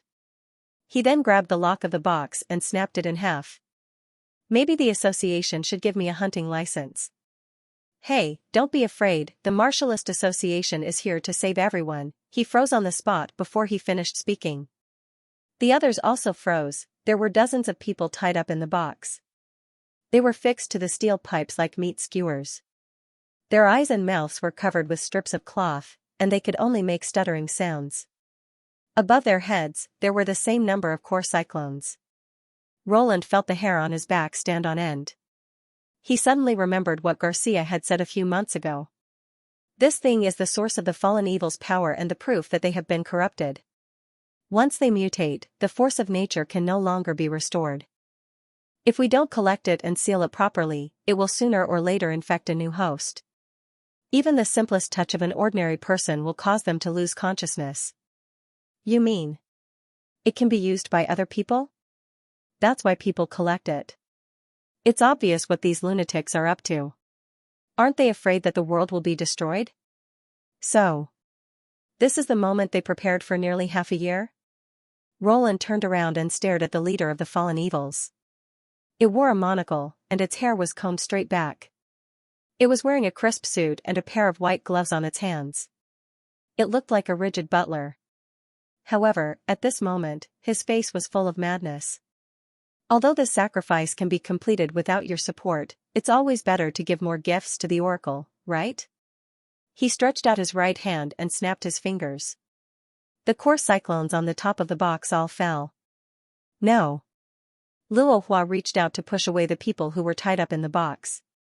However, with so many people around, it was almost impossible to prevent them from touching the core. Kill them, now, a traditional martialist shouted. But they are all ordinary people. Luohua murmured. In a few seconds, the erosion was completed. Although they were all new fallen evils and their strength and skills were far inferior to those of the fallen martialists, they had an overwhelming advantage in numbers. Especially when they were face to face, the instinct to gnaw was enough to kill them. The situation suddenly changed. The sudden turn of events stunned Sir Yulong and Fei Yuhan. The traditional martialists, on the other hand, immediately turned around and worked together to stop the fallen evils. Let's go. Find a way out, a middle-aged man said anxiously. We can't be surrounded. The other two containers were also in an uproar. Sounds of collisions could be heard coming from inside, and the iron sheet was bulging. It was obvious that the lock could not hold them for long. If there were dozens of fallen evils in these two containers, they would not be able to escape, let alone kill them. The most important thing now was to avoid being attacked from the front and the back. Fei Yuhan reacted quickly. She turned around and dashed toward the factory gate. As long as they could rush into an open area, they could split up and retreat. This was undoubtedly the best way to break out of the encirclement. Roland still chose to stay at the back, but compared to his relaxed attitude at the beginning, he was now fully focused on dealing with the new fallen evils that were pouncing on him like zombies. Even if the fallen evils could not fight as well as they should, they would still be injured if they were bitten. This is Team 1. We're in danger. The number of fallen evils far exceeds our expectations.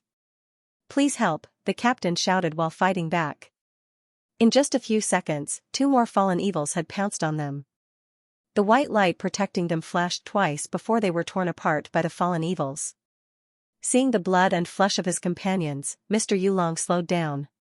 Even a layman like Roland noticed that his fists and feet were not as agile as before, and there was a gap in his switching between attack and defense. After knocking down several fallen evils, a scratch appeared on his body for the first time. Boom! The container gate finally could not bear the pressure and was smashed open by the frenzied fallen evils. However, there were not as many fallen evils as he had expected. Roland raised his eyebrows slightly. There were a dozen dead fallen evils tied to the steel pipes. Although they had completed their transformation, they did not break free from the ropes binding them. The large holes in their bodies were still dripping with blood, as if they had been pierced by something the moment they were infected.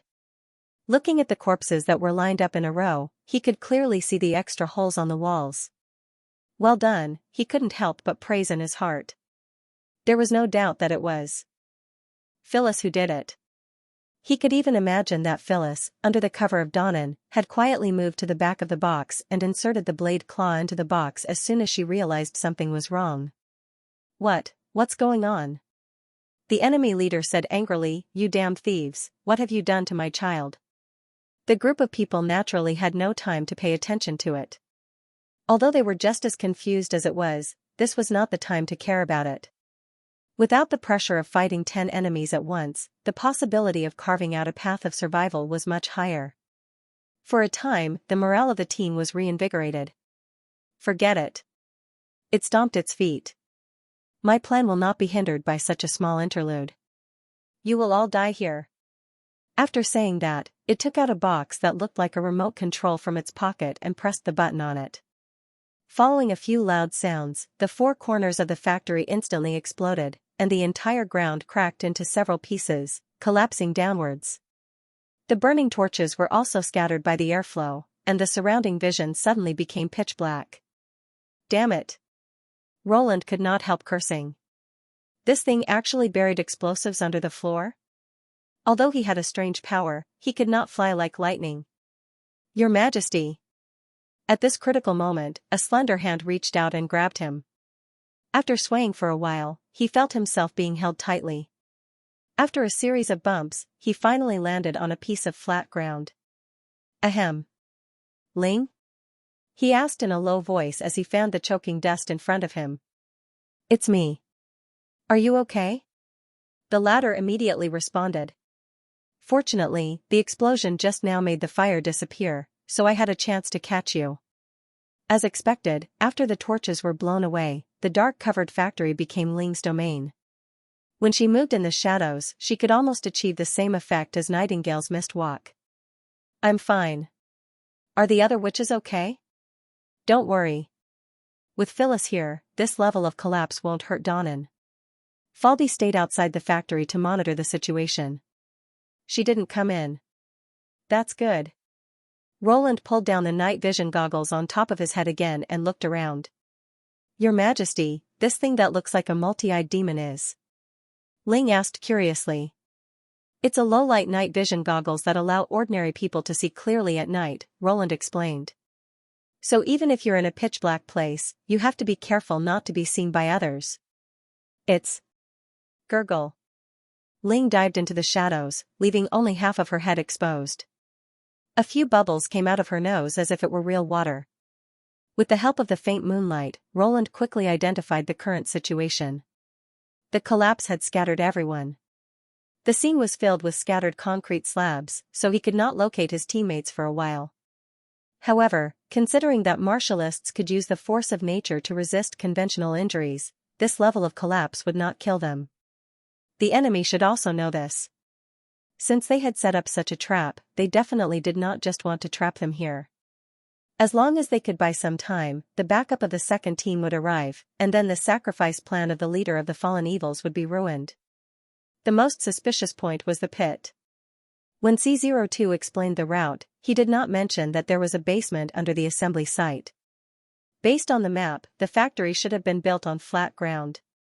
Judging from the different depths of the mud walls, this was obviously not part of the design plan.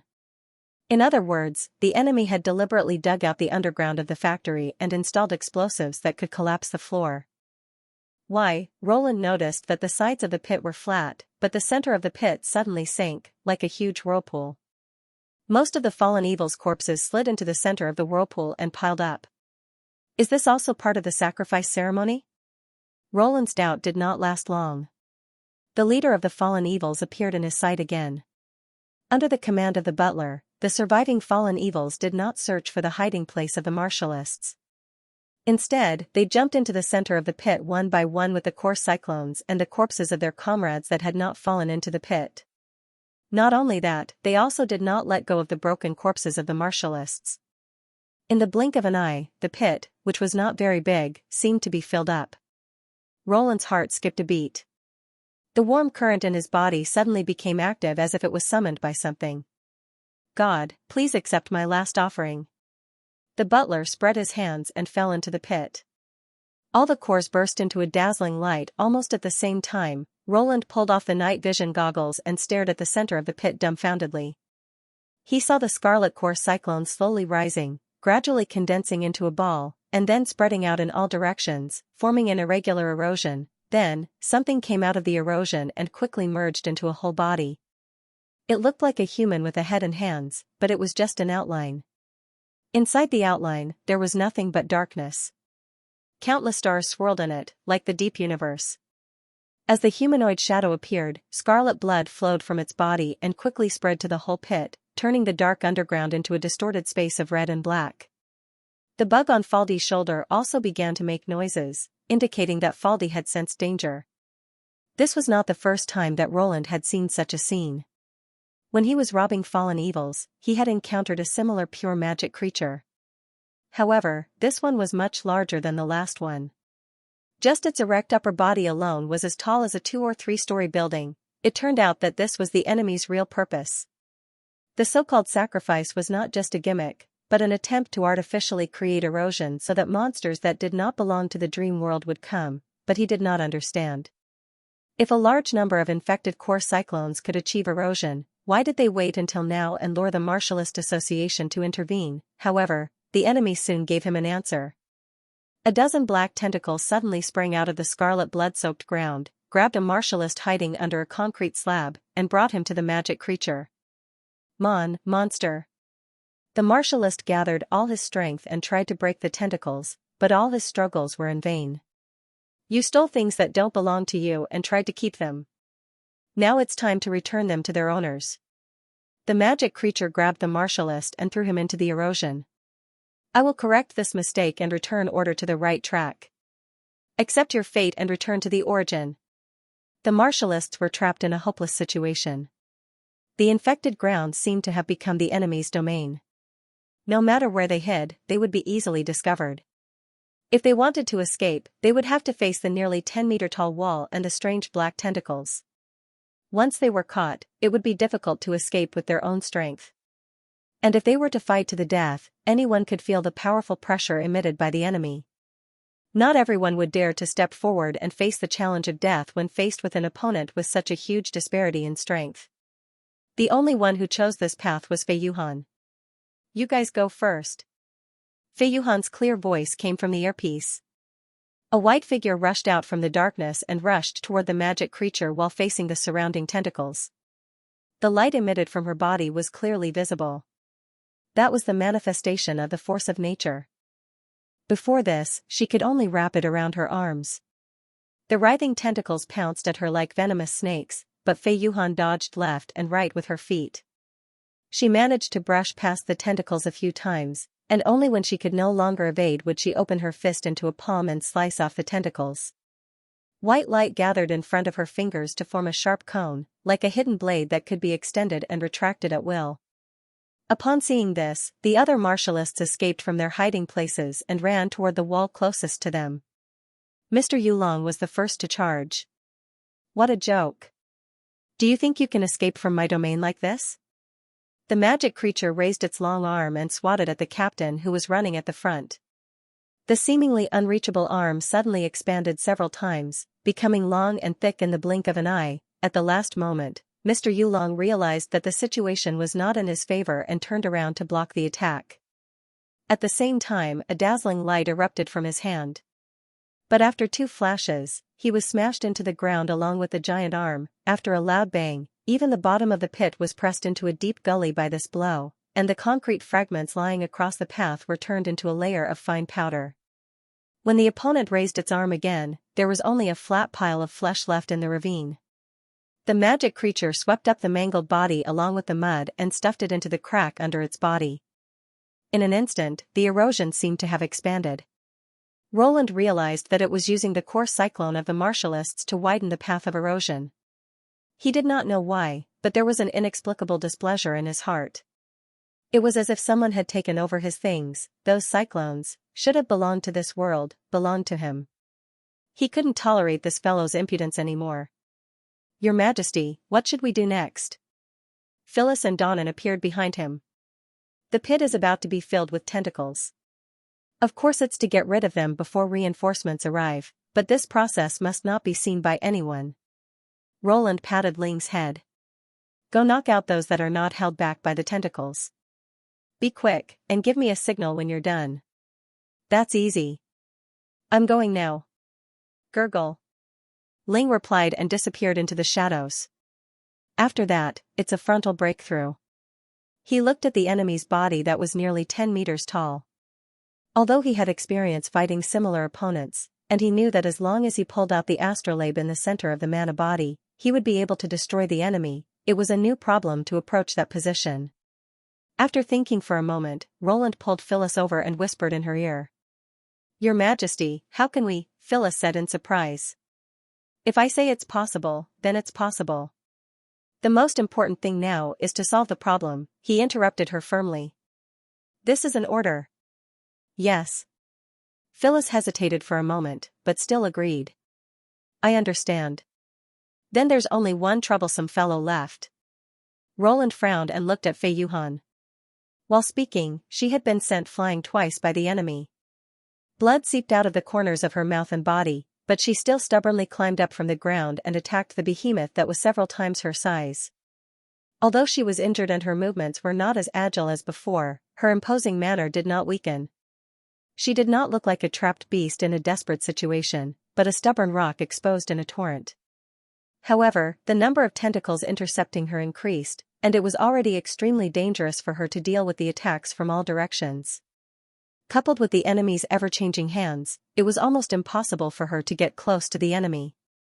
If not for the magical creature focusing most of its attention on killing the escaping martialists, she might not have lasted until now. As she was in the center of the scarlet blood, Ling could not sneak in quietly, so she could only hope that Fei Yuhan collapsed on her own. "Your Majesty, I knocked everyone unconscious." Ling's voice suddenly sounded in the earpiece. "Well done, not a chance."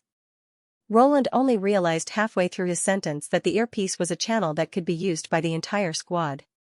On the other side, Fei Yuhan was obviously stunned and staggered. It was this opening that caused her to be sent flying for the third time. The white light covering her body completely dissipated, and it was obvious that she had lost consciousness.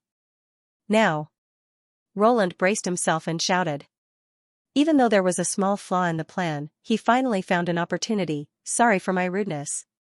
Phyllis opened the magic claws on her back, grabbed his ankle, and spun him on the spot. Roland suddenly felt the world spinning, and the contents of his stomach almost surged up to his throat. When the rotation reached its peak, Phyllis suddenly released her claws. Under the inertia, Roland was like an arrow released from a bow, flying straight towards the magical creature. The moment Roland left the cover of the lightless curtain, the enemy also noticed the unknown object coming at him. It dropped the martial artists who were knocked unconscious and reached out to slap Roland, as if it was trying to kill a fly. However, the collision did not happen as expected. Roland easily pierced through the pitch-black arm and crashed into its chest. Its tall and burly body was no longer indestructible, and it seemed to have returned to its original form, a group of imaginary illusions. The magical creature roared in horror. After a moment, it seemed to suddenly understand. "It's you didn't listen to my advice after all." Roland grasped the rotating astrolabe on its chest with both hands and pulled it hard. The crimson galaxy gradually turned blue and white, and the power in his body was also cheering as if it was expecting something. "Was that your brother last time?" "I'm sorry, it's a bit slurred, and I didn't hear its advice at all." "We are one." The magical creature's voice also began to distort. "Stop your foolishness. This is the last warning. Otherwise, everything will be irreversible. Everything will return to nothingness, and the accumulation of thousands of years will be destroyed. Such a crime is not something you can bear." The moment the astrolabe was pulled out, the creature's voice stopped abruptly. A dazzling white light soared into the sky and almost illuminated the entire pit. An indescribable sense of satisfaction filled Roland's body, as if his plea had been answered. The heartbeat of the earth seemed to have become much clearer. For a moment, he felt that he had become one with the world. In the chaotic realm of mind, the King of Nightmares suddenly opened its eyes. Just a moment ago, it felt a trace of an unprecedented rhythm, as if a song was accidentally played in the chaotic waves, which formed a sharp contrast with the chaos around it. Previously, when it was tracking the connection of the legacy shard, it had experienced a similar experience, but it had failed several times. After all, the lower consciousness was extremely complex, and a little carelessness would cause it to lose its way. But this time, it was much more vivid and clear. This proved that the location that triggered the rhythm was nearby. The corners of Valkyrie's lips curled up slightly. After everything was over, Team 2 finally arrived. Roland smeared mud on his face, tore a few holes in his clothes, and pretended to be as weak as the others as he lay on the ground, waiting for the Martialist Association's rescue. Although Ling's exuberant curiosity caused her to commit a grave mistake, she only imitated the button to speak step and did not change the channel to the entire team's communication mode. Therefore, Fei Yuhan was the only one who heard the declaration of knocking the monster unconscious. Not to mention the fact that she was still unconscious. Even if she woke up, Roland could firmly deny it and attribute the absurd ravings to a hallucination caused by his severe injuries. As for why the monster disappeared without a trace, it was naturally a question that he could not answer since he had already fainted. Although this was equivalent to giving the genius girl all the credit for forcing the enemy to retreat, in Roland's eyes, this was exactly what he wanted. What happened next was just as he expected. Without witnessing the battle with his own eyes, his vague description did not attract the attention of the liaison officer. The association's attention was completely focused on the new erosion. Even the death of only 6 of the 12 people in the main battle team, including 2 star martialists, was nothing compared to the shocking news of a man-made erosion. The only thing that surprised Roland was that Garcia was the first one to jump into the pit when the second team arrived at the scene. Seeing Garcia anxiously shouting his name while searching for him at the bottom of the pit, as well as her undisguised joy after finding him, Roland could not help but feel a surge of warmth in his heart. Of course, this feeling did not last long. Garcia quickly put on a cold expression and muttered in a low voice, "What? You're not dead yet?" She then dragged him into the ambulance. At this point, the joint annihilation mission had finally come to an end. After returning to the apartment, Phyllis and the others expressed their concern about the warning from the magic creature. After all, the enemy's last words were somewhat shocking and did not seem to be nonsense. The fact that they could discover Roland's abnormality in the first place was a proof in itself. If it was a year ago, Roland would have indeed considered the warning of the magic creature. There was a period of time when he was vigilant and resistant to this dream world, which was gradually becoming more and more complicated and unfamiliar. It was as if something that was originally born from his will was gradually breaking away from his control. But now, he had already made a decision. The dream world was not only a tool for him to make up for his lack of knowledge, but also a complete home for the gods' punishment witches. He might not be able to make this world exist forever, but before that day came, he hoped that he could accumulate more pleasant memories for the tequila survivors who had lost most of their senses. Another reason was that he trusted his own feelings.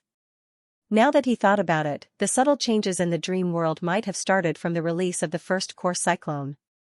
Although Roland had not figured out the relationship between the two, he felt a sudden sense of comfort when he defeated the magic creature and took away its astrolabe. He had a vague hunch that as long as he continued like this, he would find the answer one day. In addition, the end of the mission did not mean the end of the incident. It was not hard to imagine that the news of using the infected core to create the erosion would cause a sensation in the association. When the other martialists woke up, the association would definitely slowly restore the whole process of this conspiracy from different angles, and the corresponding investigation would also last for a long time. He would also be affected to a certain extent, and he might even be suspected by the new faction and even be hostile to him. But in any case, that was a matter for the future. 3 days later, the detective group finally returned to Neverwinter. Summer had not only retraced the whole process of the final battle of the tequila, but also recorded several important scenes with the sigil of recording. After receiving the news, Roland immediately summoned the senior officials who participated in the battle to the main hall of the third border city and watched the whole battle in person. When Ashes used herself as a sword and triggered the divine will to perish together with Osrook, Roland felt a slightly trembling hand grab him. He opened his palm and gently held it until the end of the magic film. When his vision returned to normal, he noticed that Tilly's eyes were slightly red, but even so, she did not show any intention of escaping. Instead, she stood still and watched the entire rewind. All the missing pieces of the puzzle were filled in at this moment. "It's the first time I've seen an eye demon merge with an ordinary demon." After a moment of silence, she let out a long sigh. But how did they do it? One of the biggest doubts about the ambush was how the demons could immediately rush to the sniping site after discovering the special action group. Although Andrea had suggested the possibility of the eye demon, it did not match the giant and clumsy image of the demon. Finally, there was conclusive evidence. A week before the final battle, Osrook cut open the face of a mad demon guard and stuffed an eyeball sealed in a box into its wound. The eyeball seemed to wake up when it sensed the blood. Its roots pierced into the mad demon's body one by one, causing the latter to let out an indescribable scream.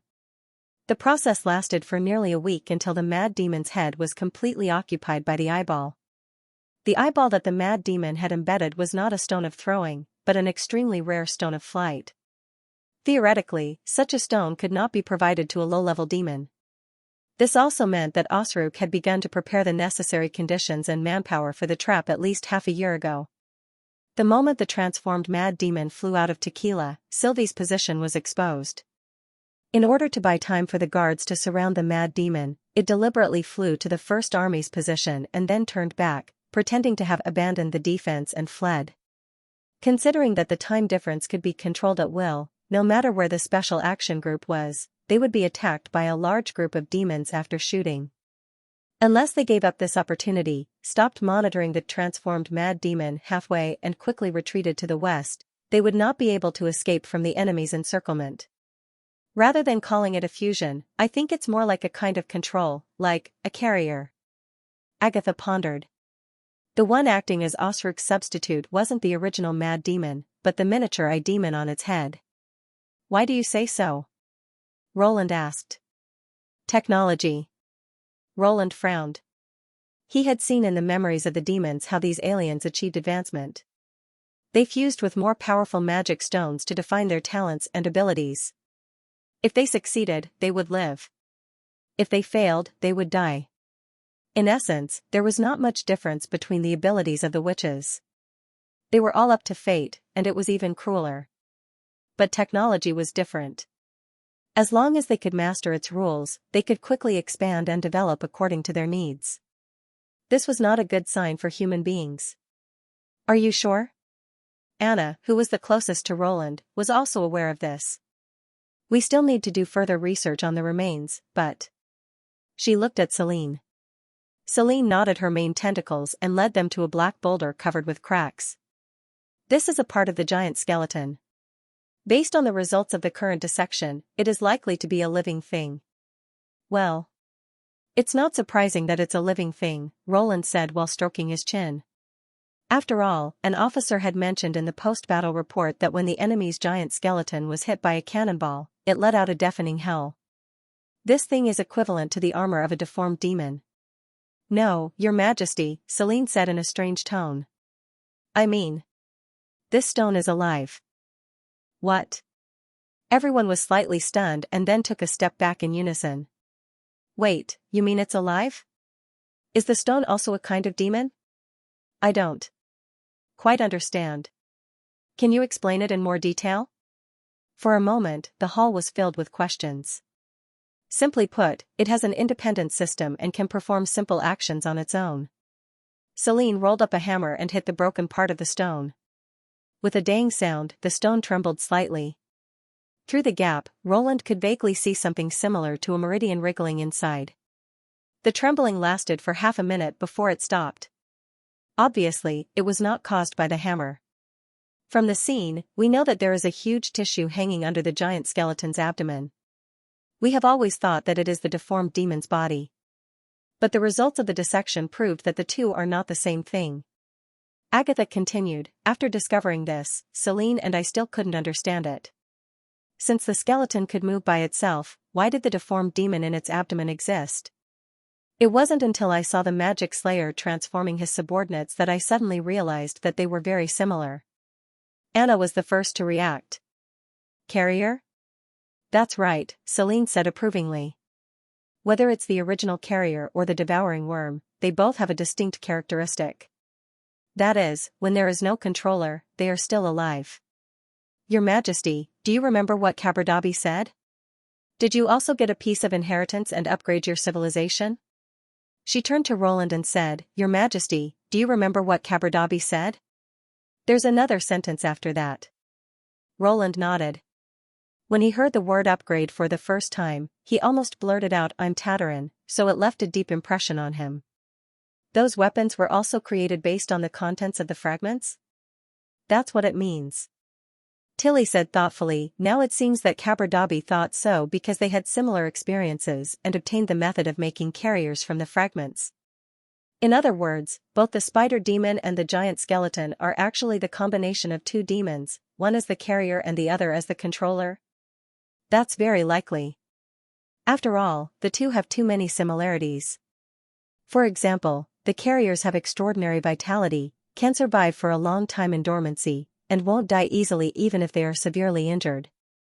It's possible to attribute the legacy shard to the underground civilization, but don't the latter use soul instruments to control the carriers? The demons' method seems to be a little different. Maybe they didn't obtain the complete method of making the magic core, so they couldn't transform their bodies like the underground civilization, Agatha said. Or maybe this method is more suitable for them.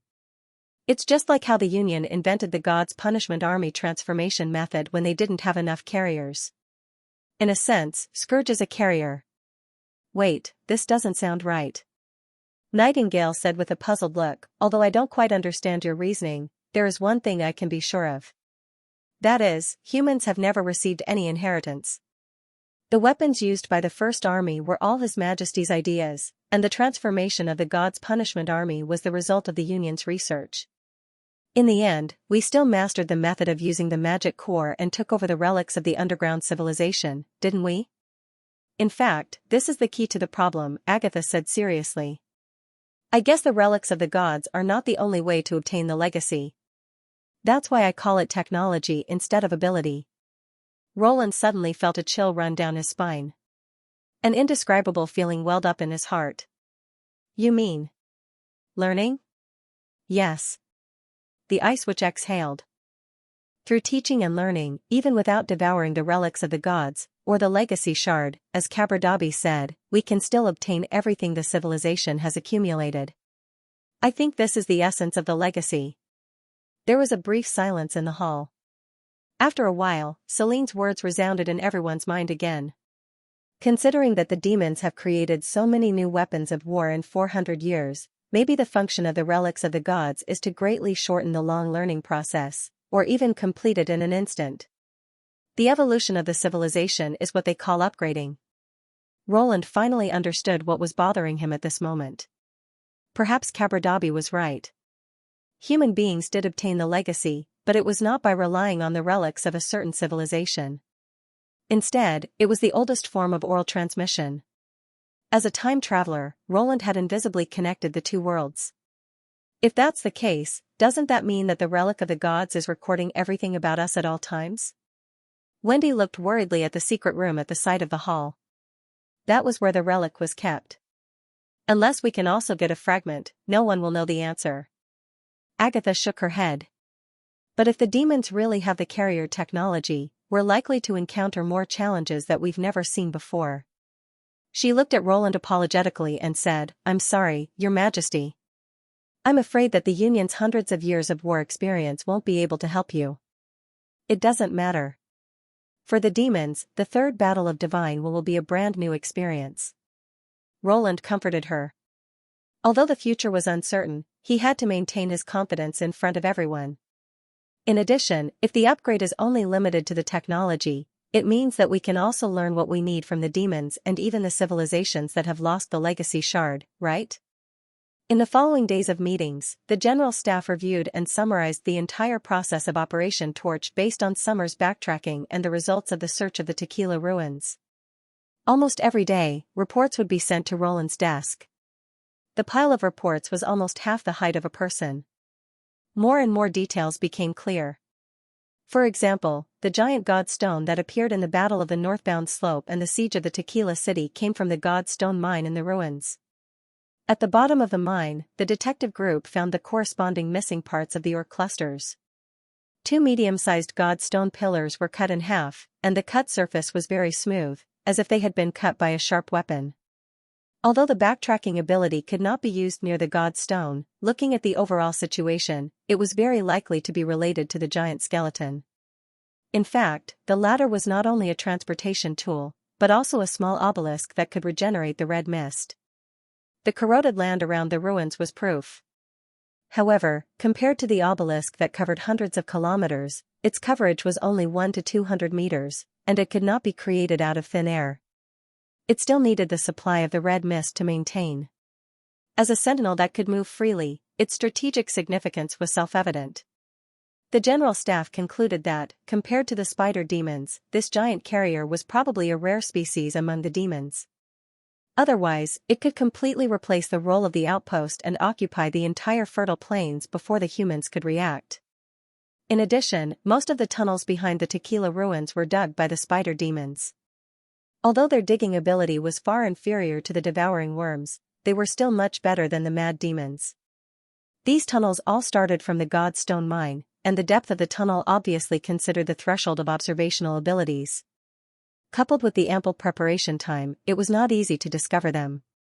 As Celine and Agatha were inclined to view the giant skeleton and the spider demons as the same type of demon, Roland also gave them a new name, monstrous beast, to distinguish the giant skeleton from other demons.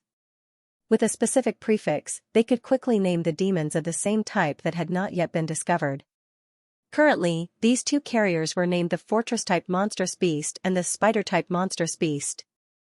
The latter was further divided into the stone needle thrower type 1 and the human thrower type 2. Not only was the accurate name beneficial for battle deduction and command delivery, it was also more convenient for post-battle statistics and records. Other than the detailed analysis of the battle, Roland's other focus was the shortcomings and improvements that the general staff listed based on the results. Among them, Edith's personal report, which was also ranked first among the many problems, was still the shortcoming of the investigation ability. Putting the sky aside, in the history of human warfare, tunnel warfare was limited by the ratio of excavation tools and cost. It had always been a unique tactic and could not be used as a conventional tactic.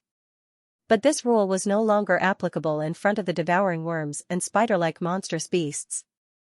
As long as enough carriers were gathered, the enemy could even excavate an underground passageway for an army to pass through in a short period of time. Thus, the ground beneath their feet had become a dangerous area that they had to guard against.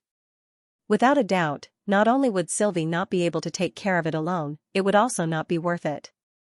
When the Eye of Magic saw through obstacles, the consumption would be greatly increased. Under the condition that the total amount of magic power was fixed, monitoring a target 10 kilometers away from the surface for an entire day would only require a shallow layer 3 to 4 meters deep, the size of 1 or 2 football fields. Moreover, apart from extraordinaires, all witches' abilities had a threshold. When a certain condition was exceeded, the consumption of magic power would increase exponentially. Under such circumstances, any non-emergency action would be a waste of magic power. The First Army had to take on this task themselves. Roland vaguely remembered that in history, both sides had used underground monitoring to guard against each other's tunneling and surprise attacks. The principle was similar to a stethoscope. With the characteristic of sound transmission in solid objects being less attenuated than through air, it could capture the movements of the opponent's tunneling more clearly. But this method was limited to the tunnels being excavated near the camp. For traps like the tequila that had been set up long ago, listening alone could not solve all the problems. After much consideration, Roland finally came up with a feasible method: drilling. This was a detection method widely used in the civil engineering industry. As one of the double dogs of science and technology, he had often heard of it from his roommates in the Faculty of Civil Engineering. To put it simply, it was to smash a steel bar vertically into the ground and judge the hardness of the soil according to the depth of the hammer. The test points were generally distributed in plum blossom piles a few meters apart. As long as a probe was equipped, a large area of inspection could be completed with a few people. When the number of steel bar sinkings suddenly increased, there was a high possibility that there was a hole below. Combining the two methods of listening and probing, it was basically possible to detect threats from underground without the help of the witch's abilities. As for the reconnaissance of the enemy in the air, the only way to get rid of the dependence on Lightning and Maggie was to develop the Air Force. As for when this part could be made up, it was up to Tilly. In addition, there were many conclusions in the report, such as relying too much on the position and lacking the ability to provide quick support. While Roland was amazed by the rapid improvement of the general staff, he also felt somewhat helpless. He was aware of these problems, but due to the limited population of Neverwinter, it was difficult for him to make up for these shortcomings in a short time. Finally, among the many reports, one point caught his attention. It was a report from a logistician at the grassroots level of the army. According to the report, the performance of the Mark I-type machine gun was not very stable during the high-intensity battle. After the decisive battle, many soldiers in the machine gun squad complained that they spent more time changing the barrel than firing the gun, which was a great burden to the logisticians. If possible, he hoped that the engineering department could improve it. This was also the first time that Roland had directly received the feedback from the frontline soldiers after the establishment of the feedback system. As the users of the weapons themselves, they were the ones who knew the pros and cons of the weapons best. In fact, when he was attacked at Tower Station No. 1, he had noticed that there was an abnormal increase in the number of discarded gun barrels. However, since these parts could be recast, he did not pay much attention to it. Now that he thought about it, it must be because of the lack of experience of the shooters and the sudden increase in the pressure of the enemies. During the night, the soldiers were more nervous. Moreover, it was difficult to confirm the results of the battle, so they would not let go of the trigger. The air-cooled gun barrel was not as durable as the water-cooled gun barrel. It could handle the intensity of the previous battle, but now that the shooting time was prolonged, the heat dissipation could not keep up. This also alerted Roland. In the beginning, he had used the air-cooled gun barrel purely because he wanted to use it for multiple purposes. If he had designed it according to Maxim's idea, it would not be universal. However, the actual effect was not as ideal as he had expected. Although the production of tracer bullets and the increase in the experience of fighting at night could alleviate this situation, the enemy had only sent a small number of soldiers to the Western Front. If the main force of the battle really came to a point where the demons were everywhere, the misfiring of the heavy machine guns would be fatal. Fortunately, this report made him realize his mistake. In addition to the summary of the final battle, the General Staff also made a preliminary plan for the third battle of Divine Will. Although the enemy's intention was still unclear, one thing was certain: Tequila should not give up no matter which direction the demons attacked from. As a nail on the fertile plains, it could not only prevent the demons from expanding, but also serve as a cornerstone for Neverwinter to advance into a wider territory. As long as the Tequila was in the hands of the humans, the northwest of Grey Castle would not be in danger of being suddenly attacked by the Red Mist. Therefore, it was necessary to restore the Holy City, which had been abandoned for hundreds of years, into a fortress. If the main force of the demons still attacked from the fertile plains, the First Army would have to strengthen the defense of the railway line to prevent the demons from cutting off the supply line and actively attack the Red Mist outposts. The whole strategy was basically the same as Operation Torch. Although the pressure was great, they had experienced it before. As long as they could withstand it, the victory of the humans was just around the corner. To put it simply, it was similar to a set of emoticons that Roland often saw in his previous life: "Don't be afraid, just do it. If you win, ahem, ahem, ahem, ahem, if you lose, go to the sea to fish. In short, just do your best." The problem was the Kingdom of Wolfheart and the Kingdom of Everwinter in the northeast. If the demons really attacked the hinterland of the human kingdoms from the ridge of the continent, the battle would be extremely troublesome. The Kingdom of Wolfheart had many hills and the Kingdom of Everwinter lacked rivers. Moreover, there was also the Kingdom of Dawn and two mountain ranges between them. It was impossible to lay the railway all the way to the north of the continent in a short period of time. The construction of tunnels and bridges to cross the natural barriers was already difficult to solve. At the same time, the First Army could not rely on the local nobles to provide logistical support. After the implementation of the population plan, the nobles would definitely become enemies with Grey Castle. At that time, it would not be surprising if the nobles would stab them in the back. Therefore, this part of the work could only be done by the army itself. In this case, the only reliable way of transportation was by sea. The problem was that the port cities were all concentrated on the east coast of the continent, which was not good for the defense line. Once the demons surrounded them, there would be no way to retreat. It would be fine if they could hold on, but if they failed, the losses would be considerable. In addition to fighting the demons, the First Army also had to protect and evacuate the people. Compared to the boundless and desolate fertile plains, there were too many uncertainties in fighting in another country. Because of this, the General Staff did not even have a plan that involved the North. It only mentioned this possibility. In the previous meeting, Roland even noticed that Edith had dark circles under her eyes. Ever since she was deceived by Osric's strategy, the Pearl of the Northern region seemed to be even more determined to win. Roland put down all the reports and sighed. For him, it would be better for the demons to continue attacking from the fertile plains. However, before Lightning and the Tequila detection team received any concrete information, this was not a matter that could be decided by personal preference. Rather than worrying about the enemy's choices, it was more effective to use his own methods to increase his chances of winning. At this thought, he stood up. "Your Majesty?" Nightingale asked with dried fish in her mouth. "Accompany me to the new research institute," Roland said slowly. "It's time to see how far the Radiance plan has progressed." In the North Slope Laboratory in Neverwinter. Lady Anna, as soon as Lucia White opened her mouth, she was interrupted by Anna. "I told you not to call me Lord." "Yes. I couldn't help calling you that when I thought you were the Queen." She stuck out her tongue in embarrassment and put down the metal block in her hand. "I prepared all the materials you need. If there's nothing else, although I'm the Queen, you're also my partner." Anna walked up to her with a smile. "Are you going to the new laboratory?" Lucia nodded vigorously. "Yes, it's about time." "Then go. Be careful on the way."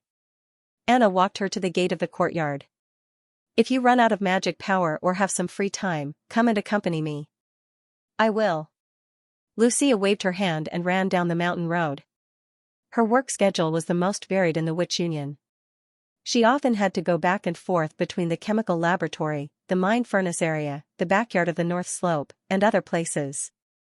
Before the new laboratory was built, she basically did not have a fixed place. Among these places, the backyard of the North Slope was the one she spent the most time in.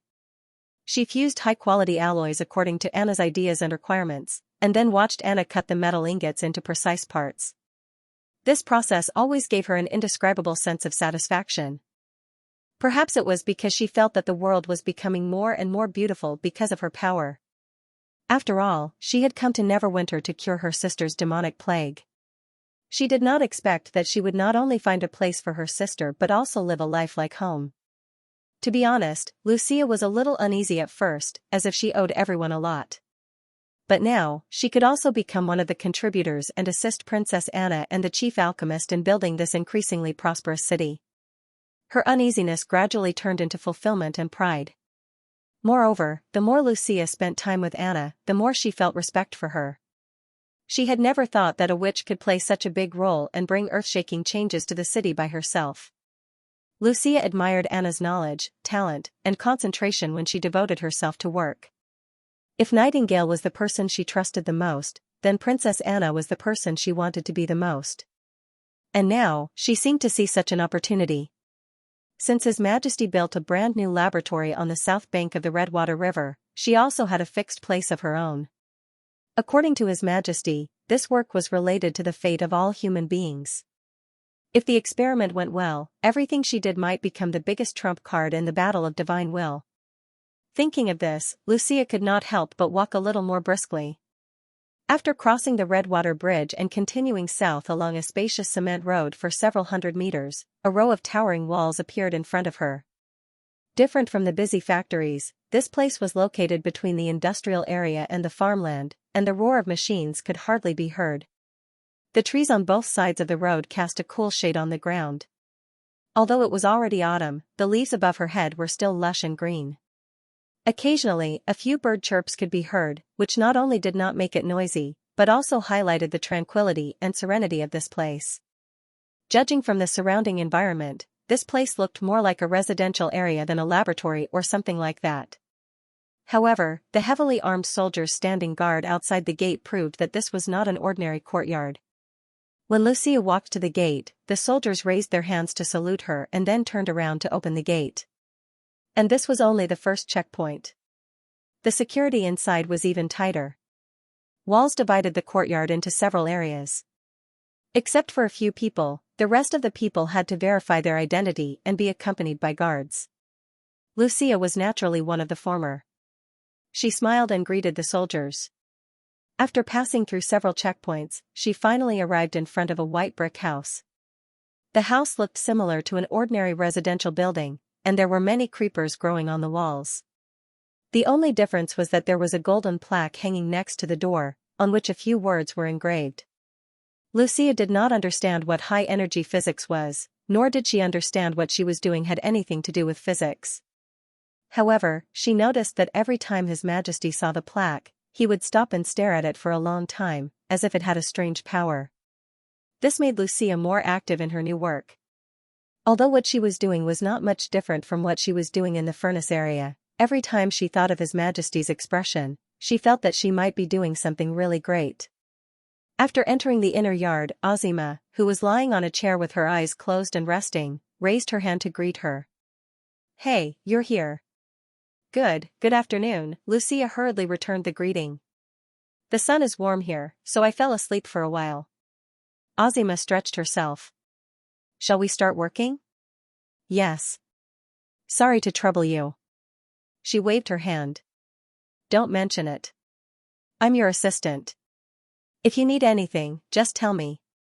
It's not the first time we've met, so there's no need to be so formal. Besides," Azima muttered in a low voice, but the warm autumn wind still carried her words into Lucia's ears. "I can get 2 golden dragons' monthly salary just by sitting here. What's there to complain about?" Lucia could not help but cover her mouth. To be honest, she was a little afraid of Azima at first. After all, she had heard from Vendi that the internal strife in Sleeping Island was caused by this tall, red-haired witch with sharp facial features. As the leader of a small group, Azima was naturally outstanding. Judging from Azima's behavior, she indeed had the demeanor of a big sister. Therefore, when His Majesty asked Azima to be her assistant, Lucia was quite perturbed and felt that she was not qualified to be the head of the new research institute. However, after a few months of contact with him, Lucia found that he was not as scary as she had imagined. Although he occasionally complained about Princess Tilly and even blamed His Majesty, he was very cooperative when it came to his work. He was also very sensitive to her salary. Lucia often heard nagging like, "Isn't it just to support myself? I will definitely prove it to you," and "Nightingale, just wait and see."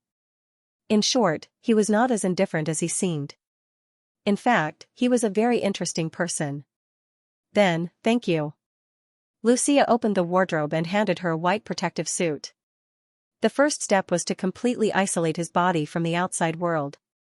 Not only did he have to touch her, but he also had to go through a special filter to breathe. This was something that His Majesty had repeatedly told him. The purified substance was extremely toxic. Even a grain of powder could kill a person. In order to prevent carelessness, the two of them had to check each other's clothes, especially the parts that they couldn't see. After putting on the protective suit, Azima gave her a thumbs up. Then the two of them walked into an open-air courtyard. Cyan stone bricks were placed neatly on the ground, covering more than half of the courtyard. Apart from their darker color, they looked no different from the bricks that had just been baked in the furnace area. However, as long as she held them in her hands, she could immediately feel the difference.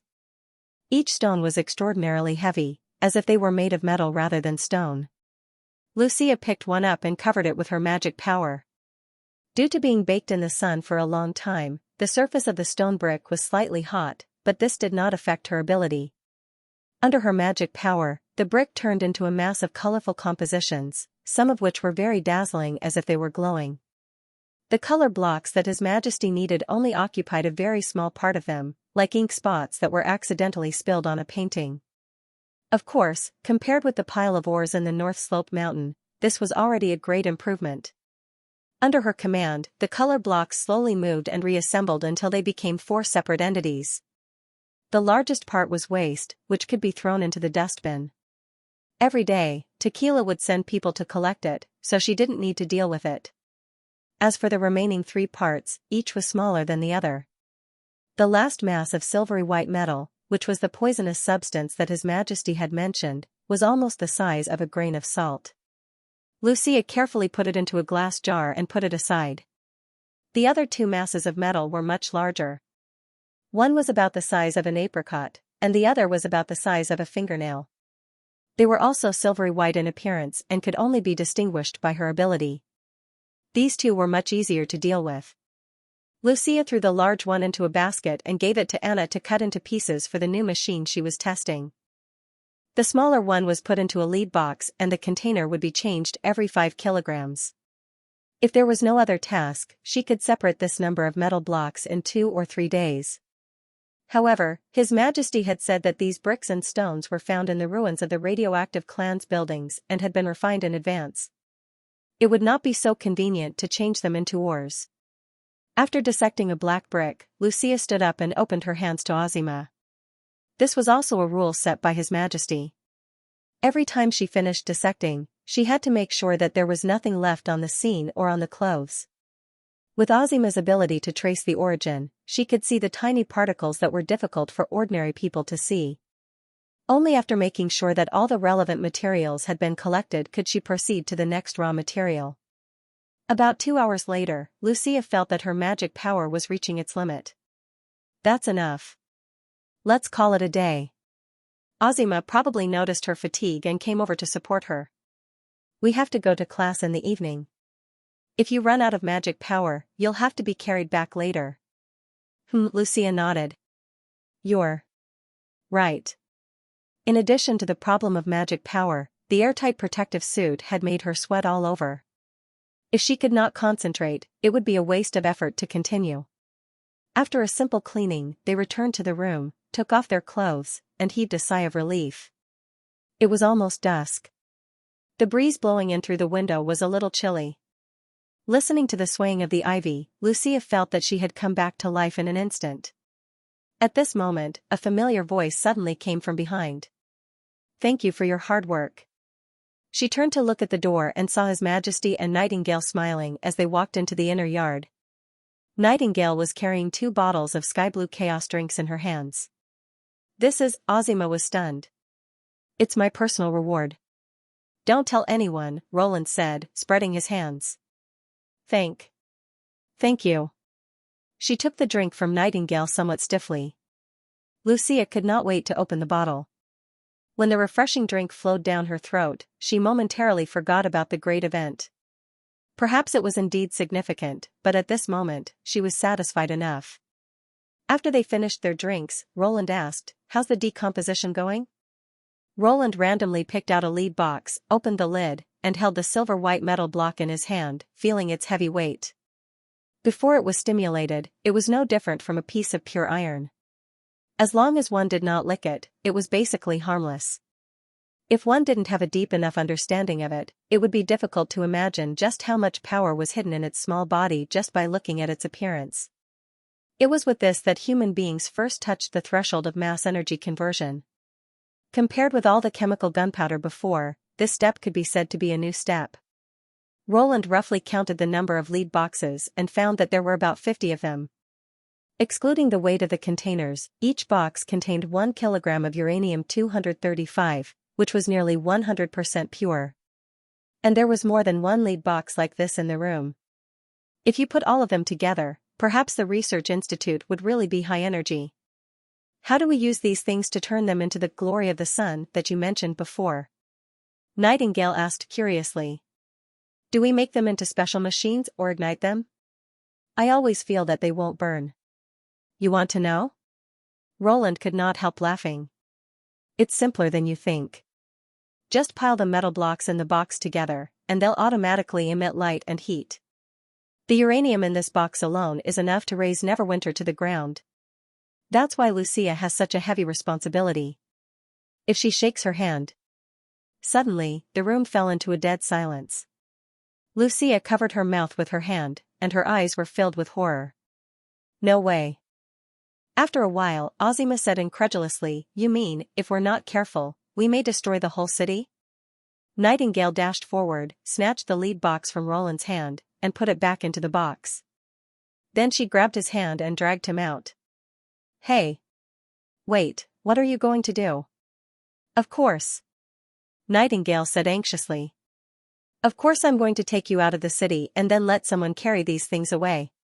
Lucia, inform Wendy and ask her to contact the administrative office. I'll also go to Her Highness Tilly. Ozima gritted her teeth. Only she can summon the sleeping spell. Stop, I was joking, the room was suddenly in chaos. Roland had to spend some time to calm everyone down. Are you sure you're just joking? Nightingale snapped. Ahem, of course. I'm just talking about the theory, he quickly added. But in reality, it's not that easy to activate it. Even if I do my best, I can't guarantee success. Lucia heaved a sigh of relief and said, Your Majesty. You scared me to death. This isn't funny. Nightingale glared at him.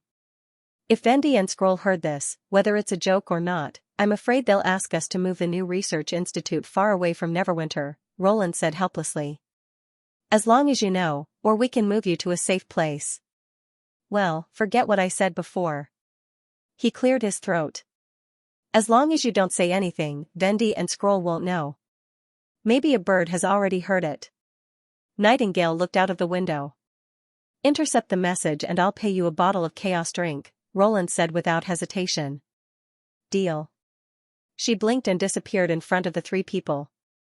Looking at Lucia and Ozima, who were dumbfounded, Roland shrugged and said, don't mind it. It was part of the joke. After a while, Nightingale returned to the room. No suspicious targets were found, but the reward, it's still valid. Lucia's expression finally softened. She hummed a tune and chewed on dried fish. Well. Your Majesty, Ozima said with a serious face after a moment of hesitation. What you said before wasn't all a joke, was it? When you made the rules, you repeatedly emphasized the importance of weight. In order to avoid confusion or mismeasurement, you even controlled the weight of each lead box to be exactly 4 kilograms. When weighing, it must be together with the container. This way, you can ensure that the metal pieces in the box are equal. She paused. Also, you said that if there was an accident in the research institute, or if there were signs of intruders, the first thing to do was to inform the guards to seal off the scene, and then immediately return to the castle to report, instead of entering the courtyard to check the situation. This proves that they are indeed dangerous, right? Roland looked at her in surprise. You have good observation skills.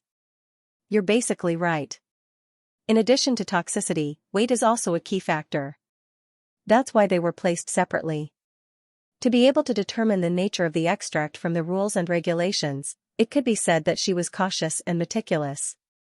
It was precisely this meticulousness that allowed her to awaken the ability to trace the source. But weight alone can only endanger the research institute. If I want to turn it into a weapon against the demons, I need something else. Those particles that are placed separately? Ozima quickly realized what was going on. Not exactly, but at least half of it. The composition of natural uranium was very complicated. In addition to uranium compounds, it was usually accompanied by many radioactive substances. Most of them were secondary products of decay. Some of them had completely lost their radioactivity and became stable, while others were still in the process of decay. Although the radioactive people had refined the ore when they built the Temple of the Cursed, the basic composition was still the same, which could be seen from Lucia's results. Uranium-238, which could not be used as a weapon, could be recognized by the magic ceremony cube and was almost as effective as uranium-235. Therefore, all of it was sent to the backyard of the North Slope Mountain. Uranium-235, which could be regarded as a weapon if its purity was above 90%, was very low in nature, accounting for only 1% of natural uranium. Therefore, the first obstacle for those who wanted to use the brilliant radiation route was refining it, which was also a hurdle that most people could not overcome. However, it was not the rarest element. Its subsequent decay products, such as thorium, radium, radon, and polonium, were all extremely rare.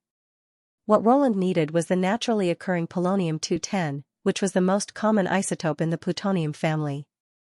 As the flower of his motherland, Roland was very familiar with radium and polonium. Madame Curie, who had repeatedly mentioned them in textbooks, was famous for discovering them. Although the half-life of polonium-210 was only more than 100 days and its content was appallingly low, Madame Curie's many attempts to extract it had failed. She still pointed out its existence from the strong radioactivity shown by the ore solution.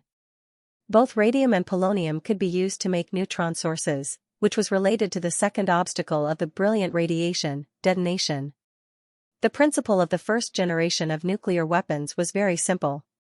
It could be summed up in one sentence: the fission of nuclides releases energy. In the case of uranium, after uranium-235 received a neutron, it would be excited into unstable uranium-236, and then split into two lighter nuclides and more free neutrons. The mass difference between the two would be converted into energy. Obviously, the released neutrons would hit other nuclides, and the cycle would continue, forming a chain reaction. At the same time, a huge burst of energy would be no different from an explosion. However, in the microscopic world, the gap between atomic nuclei was as wide as heaven and earth. As was written in textbooks, if the atom was seen as a football field, then the nucleus was just an ant on it. If one was unlucky, the neutron would soon fly out of the field, and the reaction would stop. To ensure that every ant would be hit, it was necessary to pile up enough football fields around it to ensure that no matter which direction the neutron flew in, there would be an ant in its path. Reflected in the macroscopic world, it was obvious that mass and shape. In fact, the critical mass was not a fixed value. For example, the probability of being hit by a football field arranged in a straight line was obviously lower than that of a stacked football field. The specific result required a lot of calculations based on the shape of the critical mass. Roland had even heard an anecdote that someone had lost a war because of a wrong calculation. Of course, as a latecomer who stood on the shoulders of giants, he naturally did not have to start from scratch. Countless experiments had proved that the critical mass was the smallest when the object was spherical, and uranium-235 was 52 kilograms. He was already cautious enough to limit the amount of uranium in each lead box to 1 kilogram. However, the so-called critical mass was not fixed. If the area of the football field could be greatly reduced, or if enough extra neutrons were provided for the nuclides, the critical mass would be greatly reduced. The former was the principle of the internal explosion bomb. The detonator was placed outside the bomb, and when it exploded, the reactants would be squeezed together, causing the density to increase sharply and surpass the critical mass. With the current technology in Neverwinter, it was too difficult to calculate the critical mass of an irregular unit or to accurately control the detonation of an explosive. Therefore, Roland set his sights on the latter. The neutron source could be understood as a fission catalyst. With the extra neutrons provided by the neutron source, even uranium-235, which was below the critical mass, could be efficiently split. In theory, polonium and radium separated from uranium or could be combined with beryllium to form a neutron source. There were no technical difficulties involved. Beryllium could release a large number of neutrons when it was bombarded by alpha particles. As long as they were put together, the neutron source would work. All three were naturally occurring substances. Compared with man-made elements that were extremely difficult to process or required complex production processes, the neutron source was undoubtedly more feasible. Roland chose beryllium over radium purely for safety reasons. Although the half-life of polonium-210 was short, it mostly decayed by alpha photons and produced very little gamma photons. In other words, as long as it was not eaten, it was almost as safe as uranium.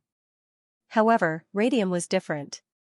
Whether it produced radon gas after it decayed or gamma photons emitted by itself, it was a safety hazard that could not be ignored. In order to avoid accidents during the experiment, beryllium neutron source was the most suitable choice. In addition, beryllium also reflected neutrons. If it was used as a shell, it could further increase the efficiency of neutron utilization. If both beryllium and beryllium were used at the same time, together with enough uranium-235, even the simplest and most reliable gun structure could achieve a good result. Beryllium was widely found in emeralds. Such a distinctive mineral saved Ozima the trouble of traveling far and wide to find it. All she needed to do was to spread the news through merchants and widely purchase it in the Four Kingdoms. Roland was very clear about the level of technology in Neverwinter. The principle of resplendent radiation was simple, but every 10% increase in efficiency was a threshold.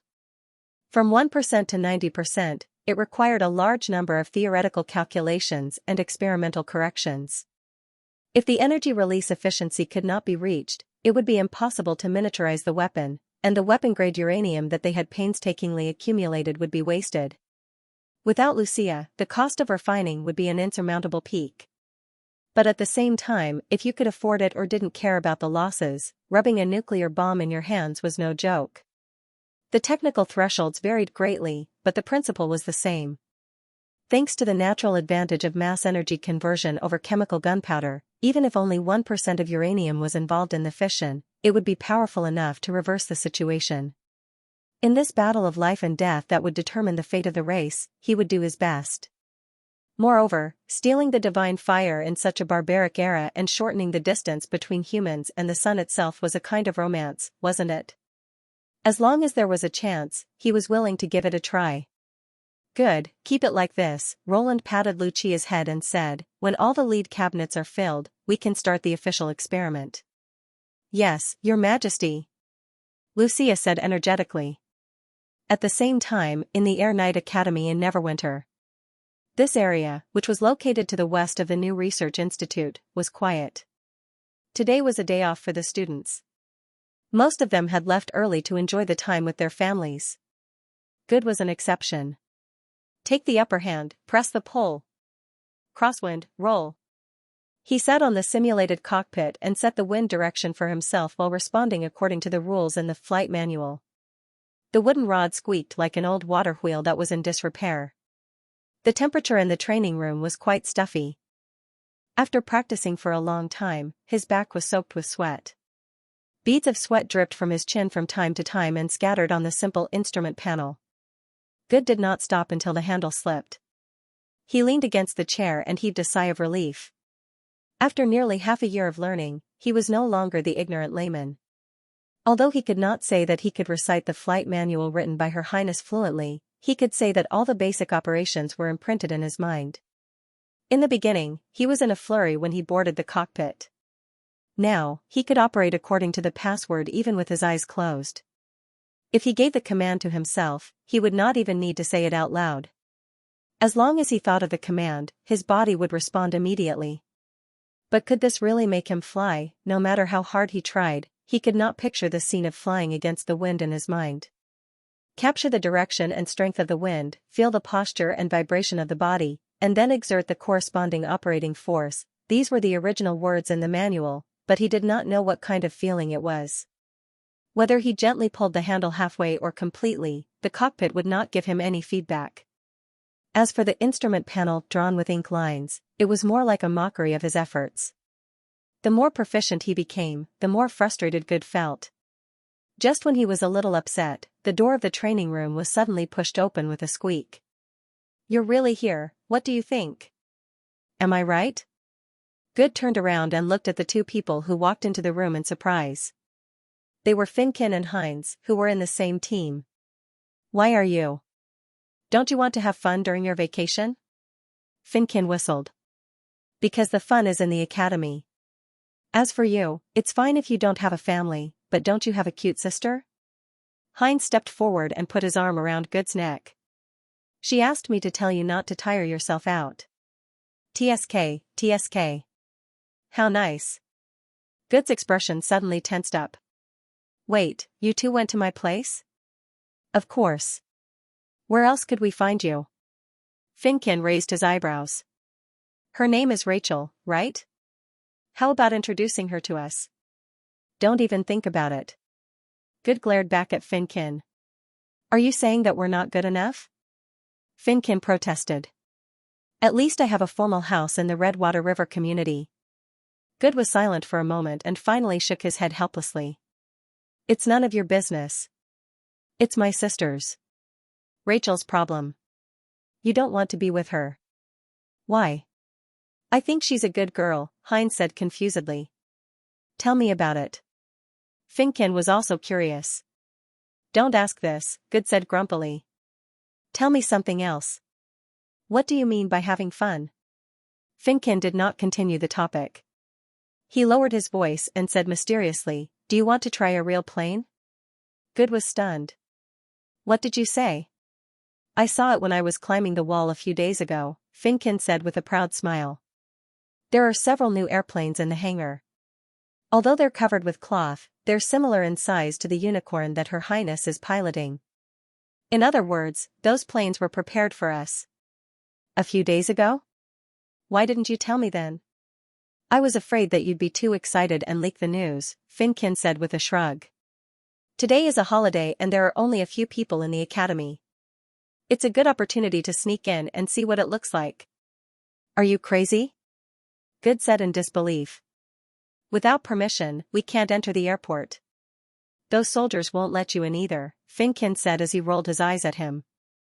Of course we'll take another way, and we won't go through the airport.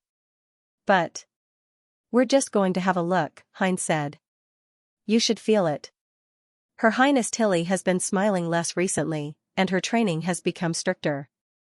At this rate, we may have to wait for a month or two before we can touch it. Compared to this simple wooden platform, don't you want to see what the plane we're going to fly looks like in advance? If you don't want to go, we'll go first, Finkin said with a frown. Just as Finkin had said, there were not many people in the vast academy. The three of them passed through the buildings and finally stopped in front of a towering wall. This is the west wall of the flying field. Finkin took out a wooden ladder from a corner and placed it on the wall. Follow me. Good hesitated for a moment, but he still followed Finkin and climbed up. When he reached the top of the wall, he could not help but exclaim in a low voice. The slanting sun was slowly approaching the sea, and the glistening waves reflected the center of the sea in a golden hue. The sky that had turned from blue to yellow seemed to have an additional layer of thickness. The clouds above their heads extended all the way to the horizon, like a slope sliding into the sea. The empty and flat flying field beneath their feet was the starting point for them to ascend into the sky.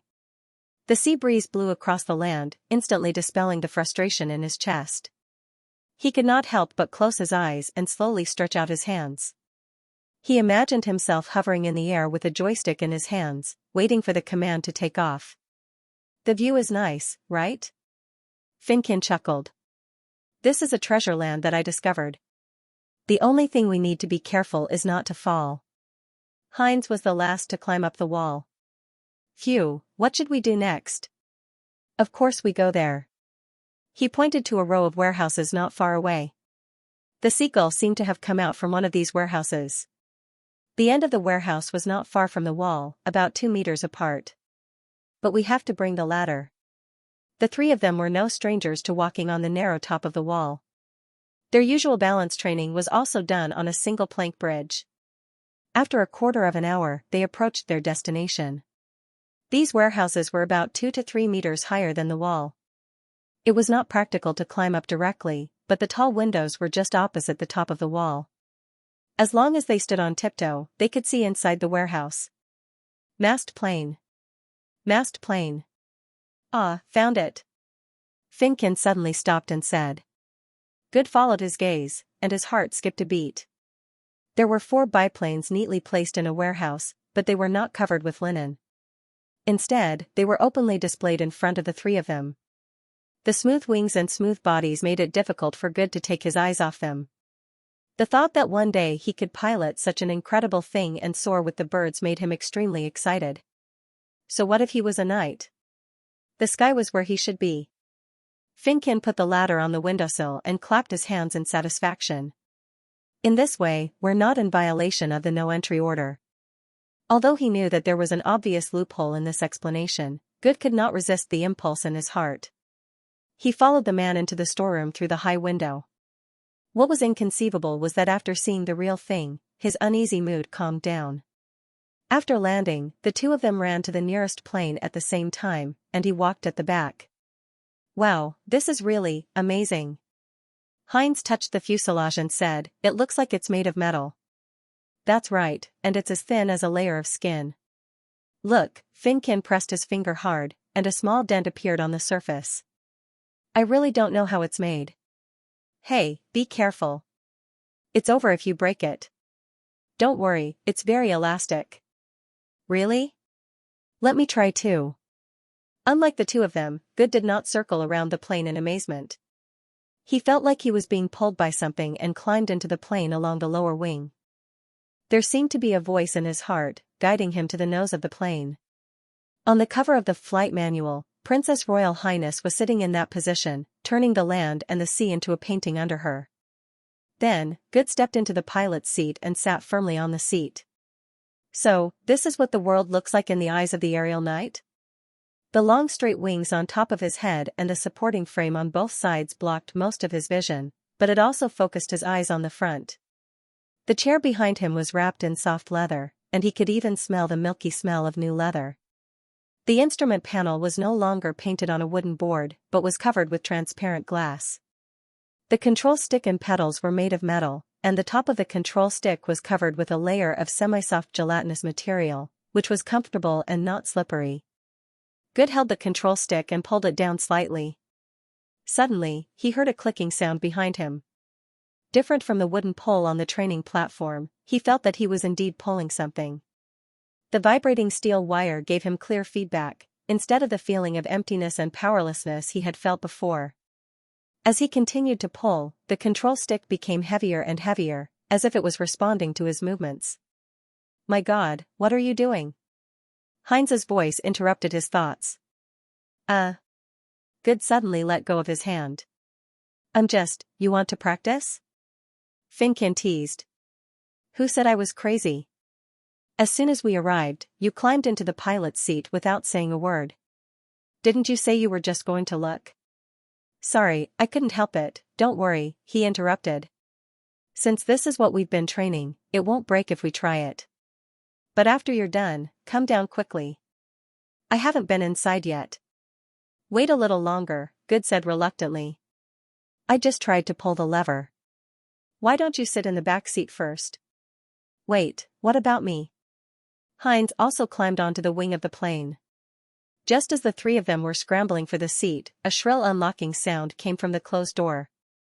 Good's expression changed drastically. Heinz also panicked. Why would someone come at this time? What should we do?" Only Finkin remained calm. "It's too late to run. Let's hide first." However, there was no place to hide in the spacious hangar, and the seats were too narrow to fit 3 adults. Before they could climb off the plane, someone had already entered the hangar. "Who's that?" "Stop. Don't move." With a series of cracking sounds, Good found himself surrounded by the guards of the First Army. Facing the loaded guns, the 3 of them did not dare to resist. Soon, they were pressed to the ground. "What's going on?" A familiar figure appeared in front of him. It was Princess Tilly Wimbledon. "Intruders?" Before the guards could answer, Finkin had already lowered his head and shouted, "Your Highness, we were wrong. We're all students of the first batch. We just wanted to see what the plane we're going to pilot looks like, so we snuck in. Please forgive us." "So you also know that it's against the rules," Good complained in his heart. "This is the end." After asking all the questions, Her Royal Highness nodded expressionlessly. "I see. According to the rules, you'll be confined for more than 15 days and lose the qualification to become an air knight forever. As for whether you'll be a ground crew or a chores officer, it's up to you. Go back and report to your superior." Yes. The 2 of them said bitterly. Good's heart immediately sank. Seeing that the guards were about to drag them out, he somehow mustered up the courage to raise his head and shout, "Your Highness, please. I just want to be a pilot. I'm willing to do anything for it. And I think I lack the feeling of flying. No matter how much I practice, it won't help me. That's why I'm here, not just because I'm curious." "Oh?" Tilly suddenly raised her eyebrows. "You mean, feeling?" "Yes, I can't match the rules in the manual with the operation. It's like I'm flying, but I can't feel the wind." No, it should be." He thought hard. "I don't know how to describe it. I just feel that no matter how hard I practice, I can't coordinate." "Nonsense. What kind of reason is that? TSK, is this guy crazy? Hurry up and drag him away, lest he annoys Princess Tilly." There was a murmur among the guards. Tilly, on the other hand, looked at him thoughtfully. "You're good, right? I remember Eagle Face reported that your grades are pretty good. You're also the first one to adapt to the magic movie training, and you practice very hard." Before he could speak, she interrupted him. "How was it? The feeling of boarding the plane?" Good was stunned. "Didn't you say you lack the feeling of flying? How about now? Do you think you can fly?" He hesitated, clenched his fists, and said, "Your Highness. I think I can." "Then give it a try." Tilly turned around and no longer looked at him. "In fact, I plan to start the real plane training tomorrow. For others, they can always try again if they fail, but you don't. If you fail, you'll be expelled from the academy." Of course, you can also accept the punishment. You can choose. I want to fly. This time, Good answered almost without hesitation. After dinner, Roland heard about it from Tilly. Because of the feeling? He was stunned when Tilly told him the reason for changing her mind. Why? Can't I? Tilly crossed her arms. No, the rules of the Aerial Knight Academy are set by you. Of course, you have the final say. Roland quickly waved his hand. I'm just curious. What does the feeling represent? It represents talent. Sure enough, you don't know anything about flying. Tilly shrugged. For most people, practicing is nothing more than completing tasks according to the instructions in the manual. Apart from performing the actions themselves, there is nothing else, even in the sky. But some people can visualize every action, and before they take action, they can already see the result of the action. Is it that amazing? Roland twitched his mouth. He did not deny that he knew nothing about flying. Without Tilly's help, the Aerial Knight project would have been impossible. It was impossible to build a qualified plane based on the blueprints in the dream world. Whether it was the trial production, improvement, finalization, or training, Tilly's participation was indispensable. If it were an ordinary person, it might take decades to turn the blueprints into a real plane and then use the plane in combat. But the plane was a machine, after all. Shouldn't the machine be operated according to the manual and repeated practice? Because that's how I am. Tilly showed a look of regret. If you can't imagine it, it means you don't have the talent in this area. Brother, if you are also a member of the Aerial Knight Academy, I'm afraid you will be eliminated. Ahem. Roland almost choked on his own saliva, and Nightingale's laughter came from behind him. Do you think you can master flying just by practicing? Tilly seemed to read his mind. There are indeed some people who can connect the action with the feeling after thousands of practice, but don't forget that this is a talent in itself, just slightly inferior to the former. Most people would never be able to reach this step. Just being able to fly was already not an easy feat. Who do you think has a better chance of surviving the war? Roland was speechless. Without a doubt, the answer was outstanding talent. Spending the same amount of time to train, these types of people would often be able to reach a higher level and quickly accumulate experience in battle. Meanwhile, those with mediocre abilities would find it difficult to even protect themselves, let alone improve further. In terms of the cost-effectiveness of training, the former could be several times that of the latter. But we can't be sure of anything with just one explanation, right? He was silent for a while before he said, after all, there's still the possibility of a coincidence. That's why you'll know everything after flying once, Tilly said indifferently. What about the other two? They all chose to test the flight. Oh? Roland blinked in surprise.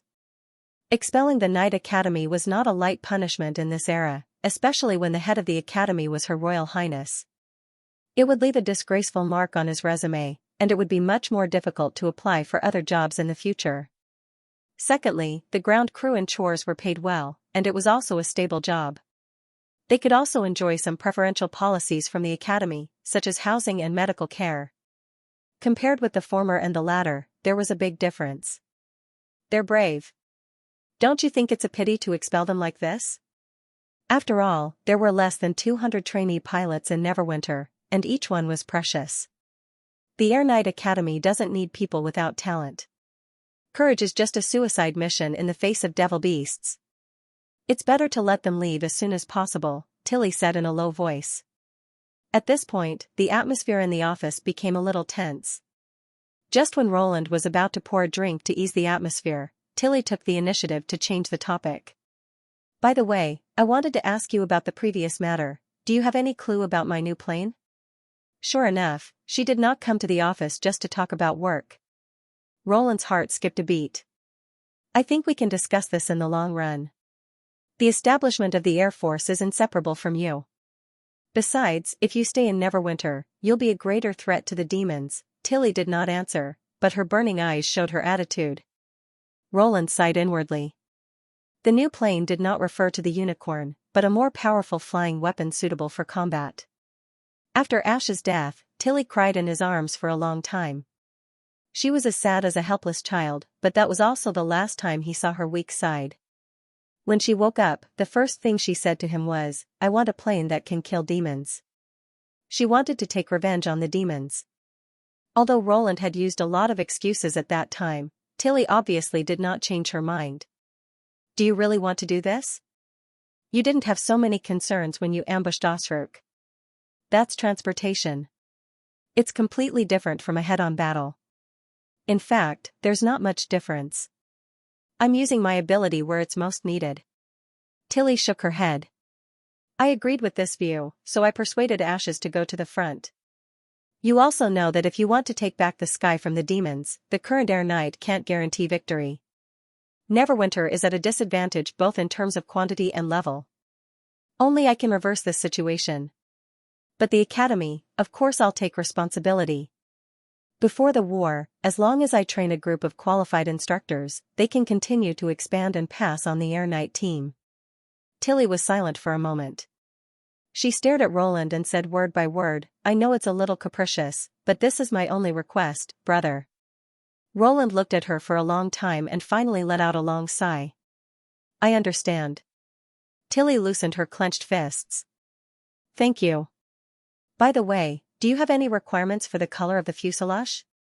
Roland suddenly asked when she was about to leave.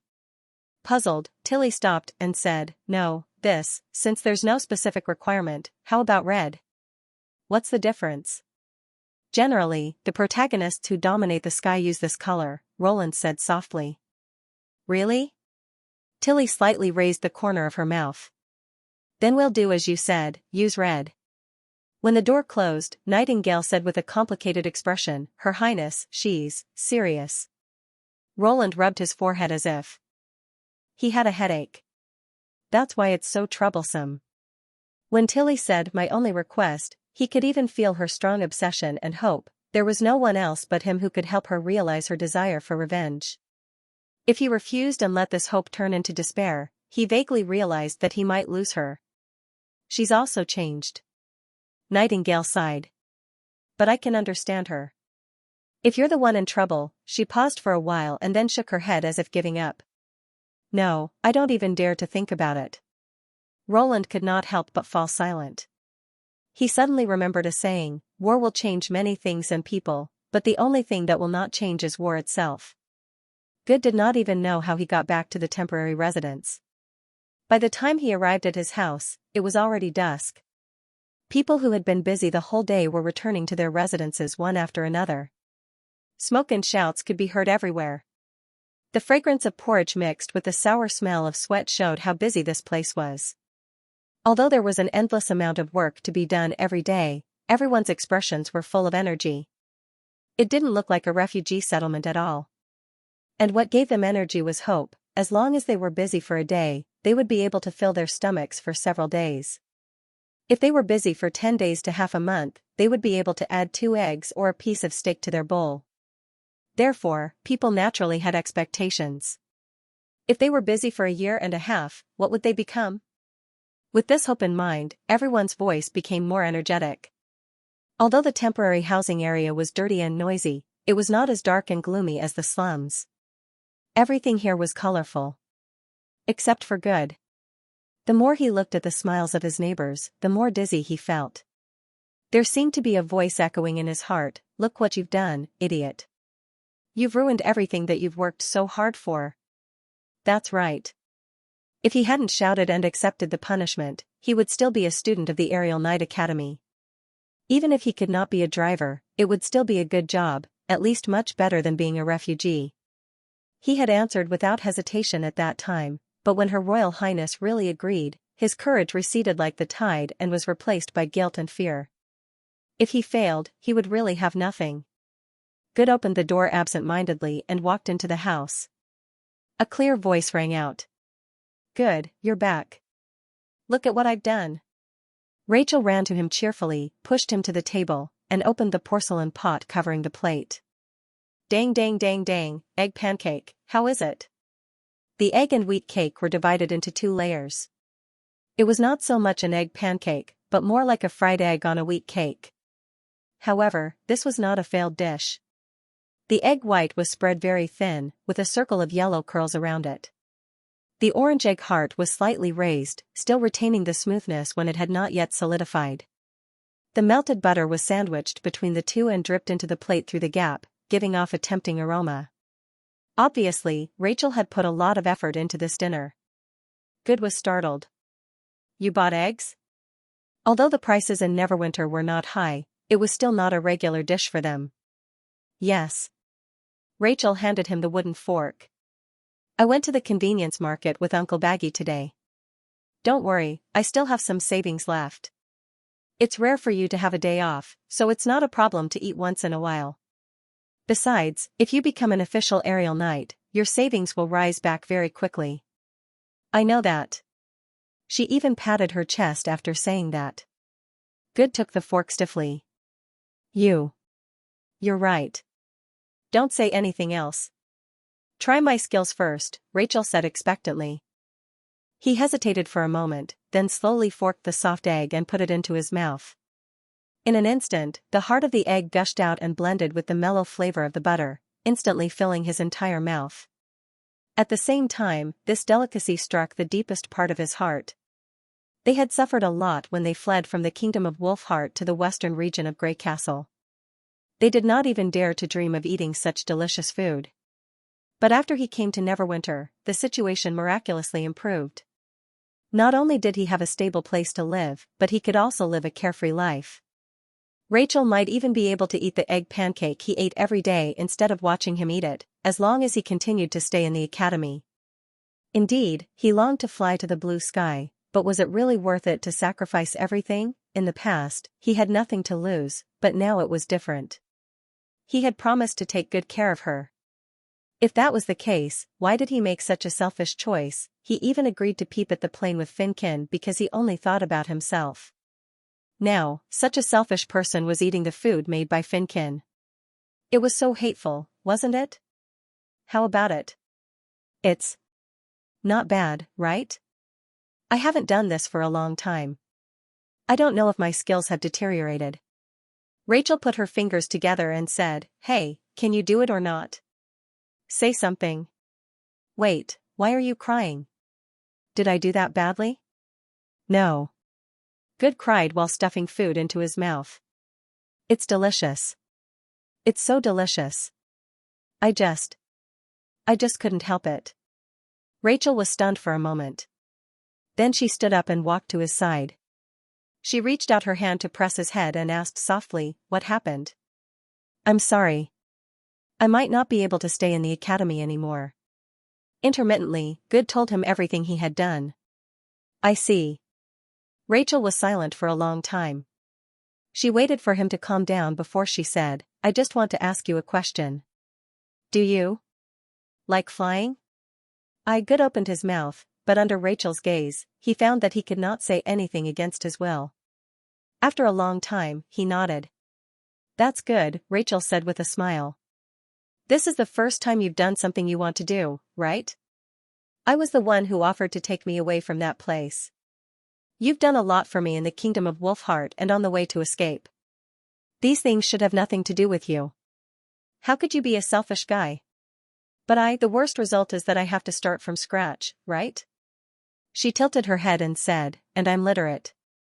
Even if I don't do those things, I can still find a lot of work. So, no matter whether it works or not, I just have to try my best. Is this really okay? It's too late to regret. It's better to stop thinking about other things and focus on this. Of course, next time you encounter such a thing, you should think twice. Don't be impulsive." Good stared at her for a while. "I think sometimes you know more than I do. Age doesn't equal knowledge." "You insisted on making me your sister," Rachel muttered. Then she smiled and said, "If you're expelled from the academy, you can just call me sister." The next day, Air Night Airport. The 16 preparatory team members stood in a row at the end of the runway. As the first batch of qualified candidates, they would be the first to accept the test flight. Four brand new planes slowly glided out of the hangar and stopped in front of him. There was a commotion in the crowd. Everyone looked at the four beautiful planes with great interest and whispered to each other excitedly. Finkin and Heinz, on the other hand, looked gloomy. Good closed his eyes. Feeling the cool morning breeze blowing against his face, he tried to grasp the feeling in his mind, the day after day of training, the instructor's teaching, and the moment when he held the real machine's handle. Several images kept rotating, and gradually, they became inseparable. When Tilly appeared in front of the team, everyone knelt on one knee. Finkin even gave Good a hand. "Your Royal Highness. Get up." Tilly glanced at them expressionlessly. "Although it's the first time you've seen these planes, you're familiar with them. Both the illustrations in the textbooks and the principles you learn are based on the unicorn. These planes are the optimized version of the unicorn, which is more stable in performance. As long as you follow the training steps, you'll be able to fly the simplest flight. However, considering that it's your first time in the air, I'll fly near the pilot's seat as an instructor and tell you what to do step by step. You'll be graded according to your performance. Of course, if I don't say anything, that's the best performance." She paused for a moment and then said, "However, I don't rule out the possibility that someone might make a mistake or even crash in such a simple operation. Therefore, I've invited Miss Nana. She's in the airport now. As long as you don't die immediately, you'll be able to survive. However, that also means that your score will be greatly discounted. If you can't improve after training, you'll be kicked out of the team. Therefore, I hope you can do your best and do your best. In addition, if you make a serious mistake that causes the plane to be damaged, your score will be reduced to 0. After all, the Academy doesn't have that many planes for you to waste. Do you understand?" "Yes, Your Royal Highness," the 16 students said in unison. "Then let's begin." "The first pilot, Good," Tilly said in a low voice. A guard inserted the handle into the nose of the plane, turned it several times, and then suddenly pressed down on the throttle. A violent tremor suddenly spread from the nose to the tail. In this tremor, the engine made a series of popping sounds, driving the propeller to run quickly. When the roar turned into a continuous buzzing sound, Good followed the instructions in the manual and slowly pushed the throttle lever. The plane seemed to be pulled by something and slid onto the runway. "Wow!" There was a burst of exclamation from the crowd. It actually worked. Good was also greatly encouraged. It was acting according to his instructions, and he was driving this big guy. He could not help but look at Her Royal Highness, who was squatting on the left side of the wing. He saw her gray hair fluttering in the wind, and her eyes seemed to be smiling. Was the princess praising him? Good became more confident. Next, as long as he followed her instructions, there should be no problem flying. However, after more than 10 breaths, there was still no instruction from his side. Good repeatedly looked at Tilly, but all he got was a faint smile. When the plane crossed the middle line of the runway, he suddenly realized a fact: he would not receive any instructions. "But considering that this is your first time flying, I will fly near the pilot's seat as a guide, and remind you step by step what to do." This sentence did not include him. Her Royal Highness was taking care of ordinary students, not him, who had violated the rules and made mistakes. Just like other students who failed, they could always try again, but he only had one chance. Good suddenly felt his hands and feet cold, and the sense of loss and regret from yesterday surged into his heart again. Being able to make me not say anything is undoubtedly the best performance. He vaguely guessed what Her Royal Highness was thinking. If he could not rely on his own ability to fly, if he could not get the best results, then the Academy would not allow him to stay. This was the price of making mistakes. Only by showing enough ability would he have the value to continue to stay here. But could he really make this plane fly? At this time, only 1/3 of the runway was left, and there was a grassland at the end, and further away was the wall of the airport. If he directly crashed into it, even Miss Nana would not be able to do anything. No, it's too late. Good instinctively wanted to pull on the accelerator. This seemed to be the only way to save his life. He wanted to slow down and avoid a head-on collision. When faced with an unavoidable high wall, this was almost an instinctive choice. But in the next moment, he felt a hand on his head. "Do you like flying?" Rachel's voice sounded like it was right beside his ear. Flying, that's right. If it was a bird, there was another way out. That was to fly over the top of the wall. If he retracted his wings now, there would be nothing left. After what seemed like a moment, and also like a long time, Good's hand that was tightly gripping the handle moved again. However, he did not pull it back, but pushed it forward. The nose of the plane let out a roar. The wall seemed to be crashing into him. It was not until the last 10 meters that he abruptly pulled the nose up. With a shake of the fuselage, the runway suddenly disappeared from his sight, replaced by the rapidly passing grassland. For a moment, he felt weightless, as if his body was as light as a swallow. The earth was falling, and he was rising into the sky, faster, just a little faster. Good widened his eyes and stared at the edge of the wall that was getting closer and closer. He was even ready to receive the impact. But that moment did not come. The plane almost skimmed over the top of the wall and rushed into the blue sky. When the obstacle in front of him completely disappeared, a scene that he had never seen before appeared in front of him. The silhouette of the academy, the shape of the coast, and the distant city of Neverwinter were reflected in his vision one by one. They rotated along with his movements, and the blowing morning breeze filled the last gap in his senses. At this moment, he found the benchmark that he had practiced day after day. Such a free experience made him want to shout out loud. It was really great that humans could fly. After the plane landed, Good knelt in front of Her Highness. "Thank you for giving me this opportunity. You let me see the scene that I could only see in my dreams." During the nearly half-an-hour test flight, he basically completed several major standard movements such as pulling up and hovering.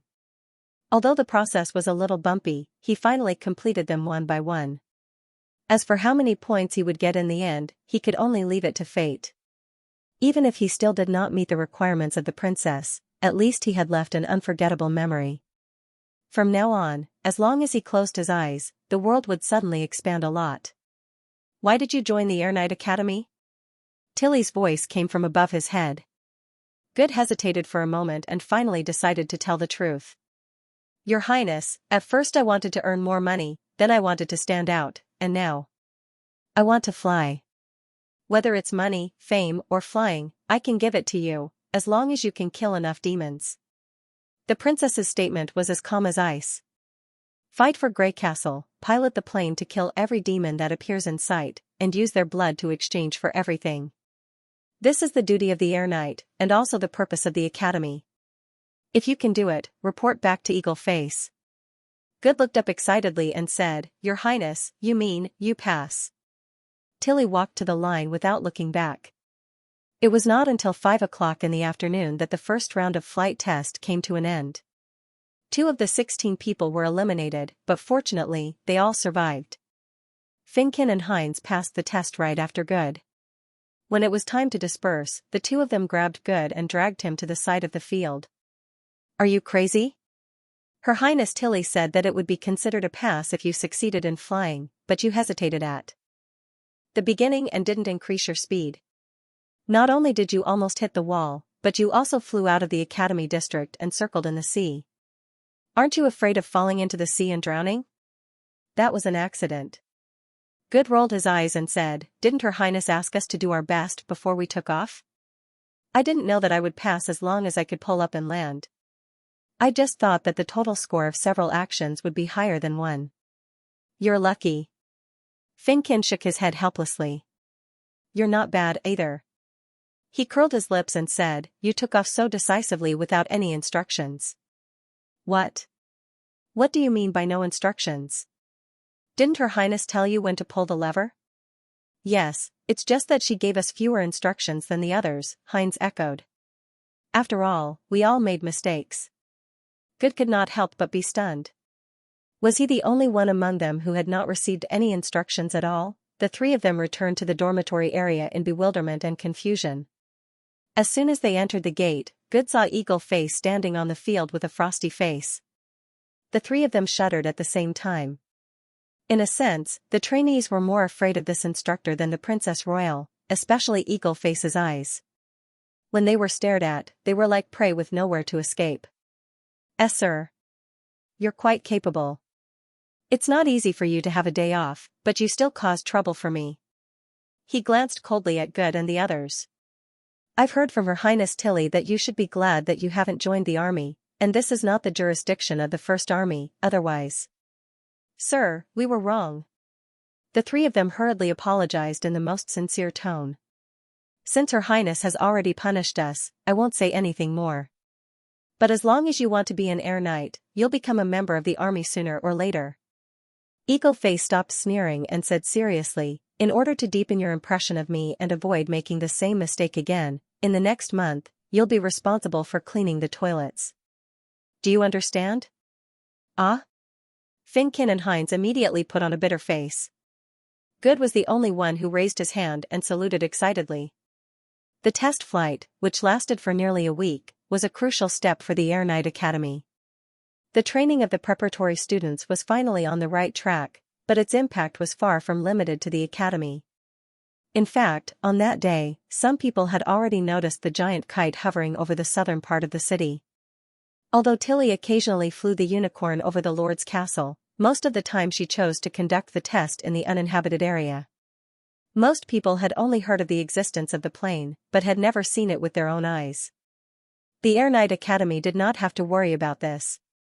Curious people went to the southern part of the city and gathered on both sides of the road, waiting for the moment when the plane flew over the wall. At first, it was only limited to the residents near the shallow port and the factory area. However, as the news spread quickly, by the third day, the academy was surrounded by a group of onlookers. Every time a plane appeared in their field of vision, the crowd would burst into enthusiastic cheers and exclamations, as if they were the ones flying into the blue sky. Honey seized the opportunity and used the title "Miracle Happens Again" as the title, using a large page to report the test being carried out in the academy, and attached a clear close-up photo of the biplane. In an instant, the sales of the Grey Castle Weekly soared to a new peak. There was even a buying frenzy in Neverwinter. Perhaps realizing the business opportunity, many foreign businessmen began to buy newspapers from the public at a high price after the weekly expense report was sold out. Those who did not have enough money would hire someone to copy the newspapers and even hand-draw the photos of the plane. For a while, the paper price in the market was very high. Thanks to this, the name of the Air Knight Academy finally spread throughout Neverwinter. A week later, Roland received the summary report from Tilly. Among the 197 preparatory students, a total of 150 had passed the test, which meant that there were a total of 47 crashes caused by operational errors during the whole test period. Considering that there were only 4 planes in the first batch, each plane crashed more than 11 times on average. It sounded a little unbelievable, but Roland knew that the structure of these planes was simple and light. As long as the engine was not damaged, it could be repaired quickly. In addition, most of the crashes occurred during the landing phase. It was either because the speed was too slow and the entire plane slammed into the runway, or because the speed was too fast and broke the landing wheels, only stopping due to friction with the plane's belly. Such damage was common in the era of biplanes, and it could be dragged back to be repaired. It would be a good plane again. Of course, patched planes weren't as good as when they left the factory. Tilly also mentioned that the condition of the 2 planes that could still fly had greatly deteriorated, and it was difficult for them to meet the training requirements. In order to ensure the quality of teaching, the academy urgently needed a new batch of biplanes. In addition, due to the increase in training content and the subsequent expansion of personnel recruitment, for aircraft could no longer meet the requirements. Based on the overall efficiency of the training and the actual needs, at least 12 to 15 of them should be provided. This was also the number of flying squadrons in the future. Roland realized that no matter how he looked at the report, there was only one sentence hidden between the lines: the Air Force, send money. After putting down the report, Roland shook his head helplessly. He could only say that Tilly was indeed talented in this aspect. She had seen through the essence of the Air Force at the beginning stage. In fact, to form a qualified flying unit, there must be a large number of people for screening, and there must be enough planes for them to crash. Neither of the two could be dispensed. Now that all industries in Neverwinter were in urgent need of manpower, it was obviously impossible to produce a large number of planes in a short period of time. Roland could only rely on Anna to slowly gather the necessary manpower. In addition to Tilly, the general staff also submitted an observation report, written by Edith Kant. The report was very short, but the content was quite interesting.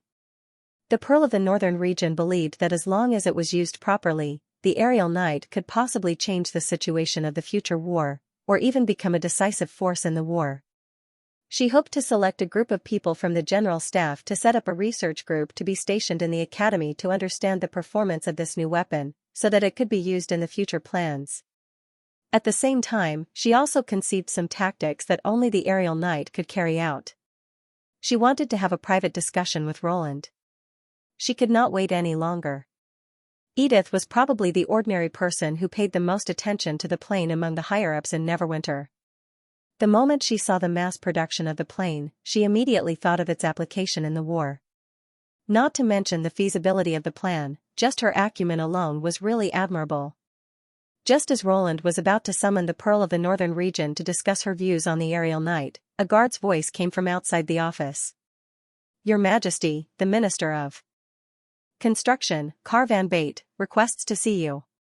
He withdrew his hand from the phone and said, "Let him in." "Yes, Your Majesty." "Your Majesty."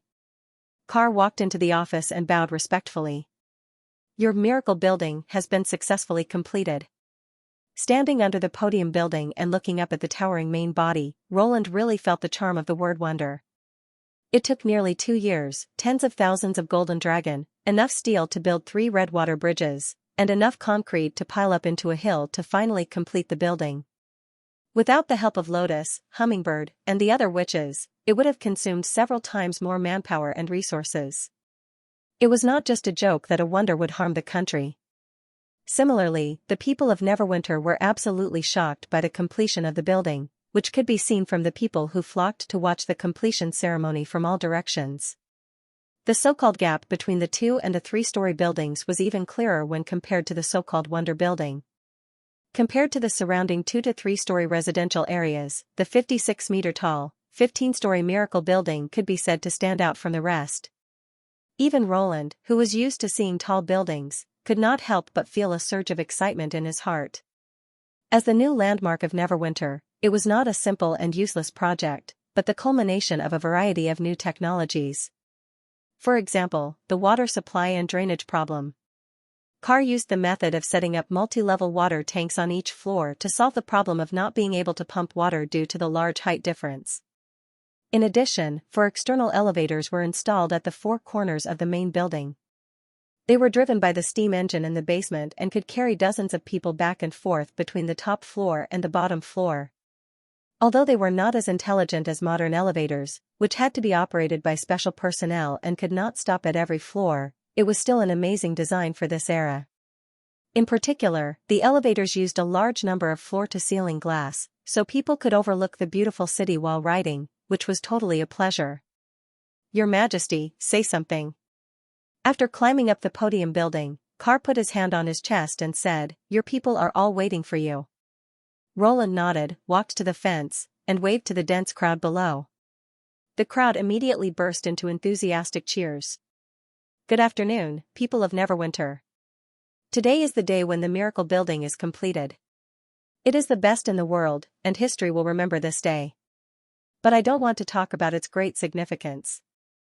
I want to talk about the question that you are most concerned about. Who will live in it? Or, who will it be built for? Nobles? No, Grey Castle has abolished the right to infect the nobles. The royal family? Of course not. I don't need such a big place to put my bed. The answer is actually very simple.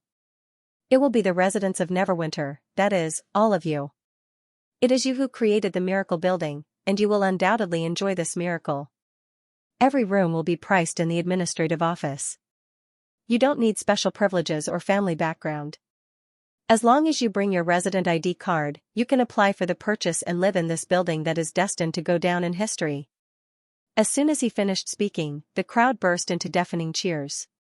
Long live His Majesty! Long live Neverwinter! After the cheers subsided, Roland continued loudly, "Now, I will light the torch on the top of the building.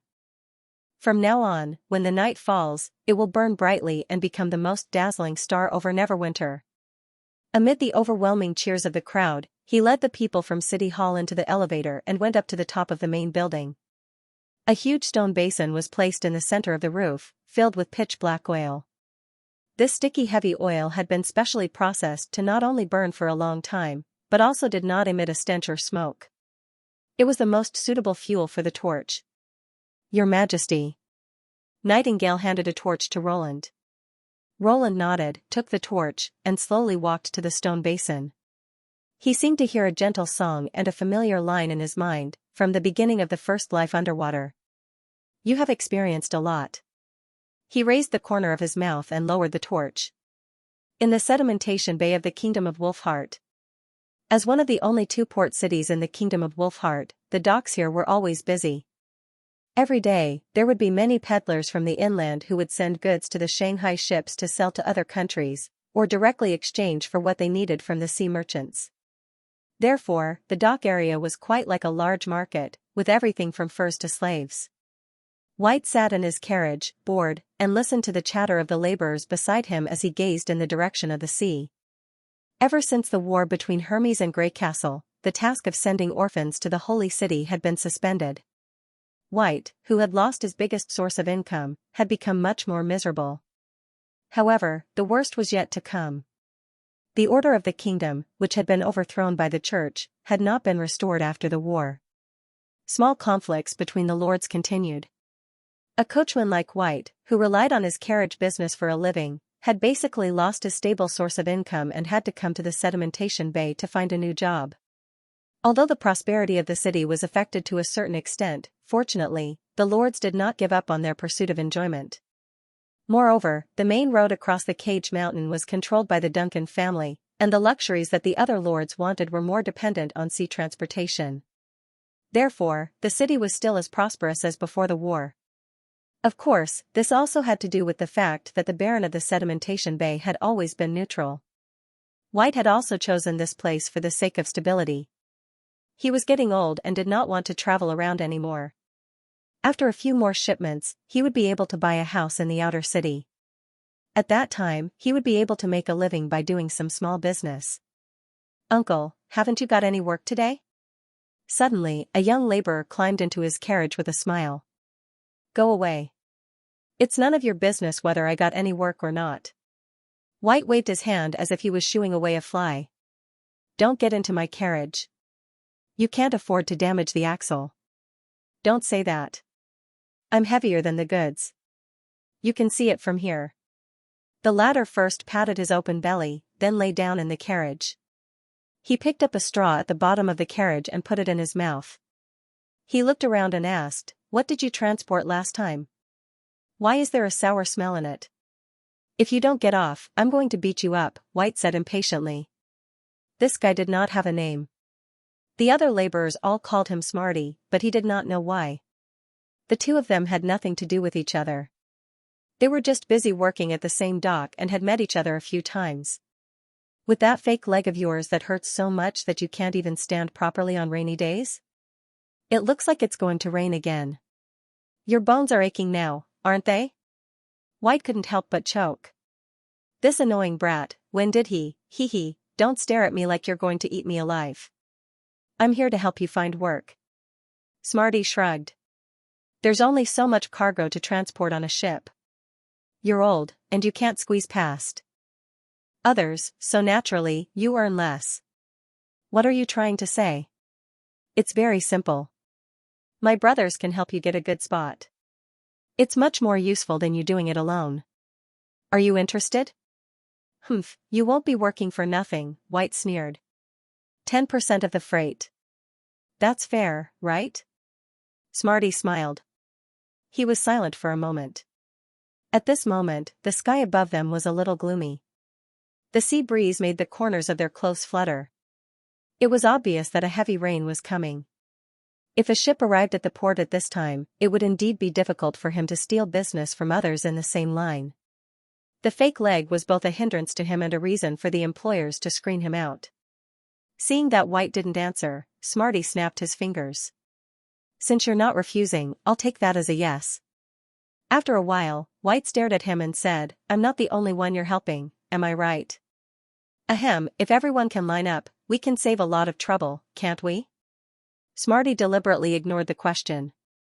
Uncle, can't you change the straw into cloth cushions for this carriage? Apart from the chaos drinks from the fjords, the most valuable thing in the sedimentation bay is perfume.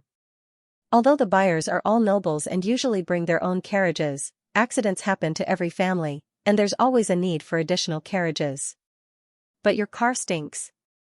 Even if we help you get a good seat, the employer might not agree to it. Glancing at the guy who spoke with confidence and composure, White suddenly understood why he was called a smart guy. However, he was not someone to be trifled with. By the way, didn't you ask me what I did last time? What? Cow dung, the kind that's used as firewood, he said slowly. Although they've all been dried, it's normal for them to leave some residue after they've been exposed to moisture. Smarty's face suddenly stiffened. He turned his head and spat out the straw in his mouth. He then lay on the carriage frame and coughed. Pfft, he's just a kid after all.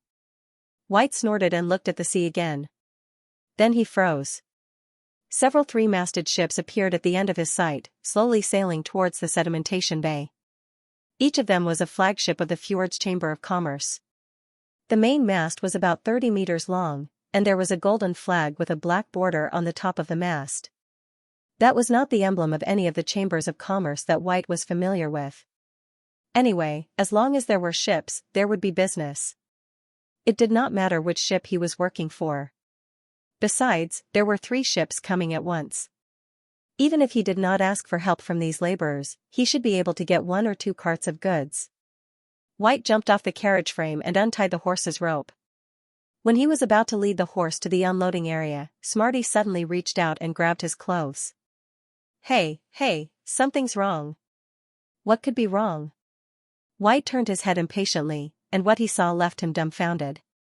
Behind the 3 ships, many masts were revealed bit by bit.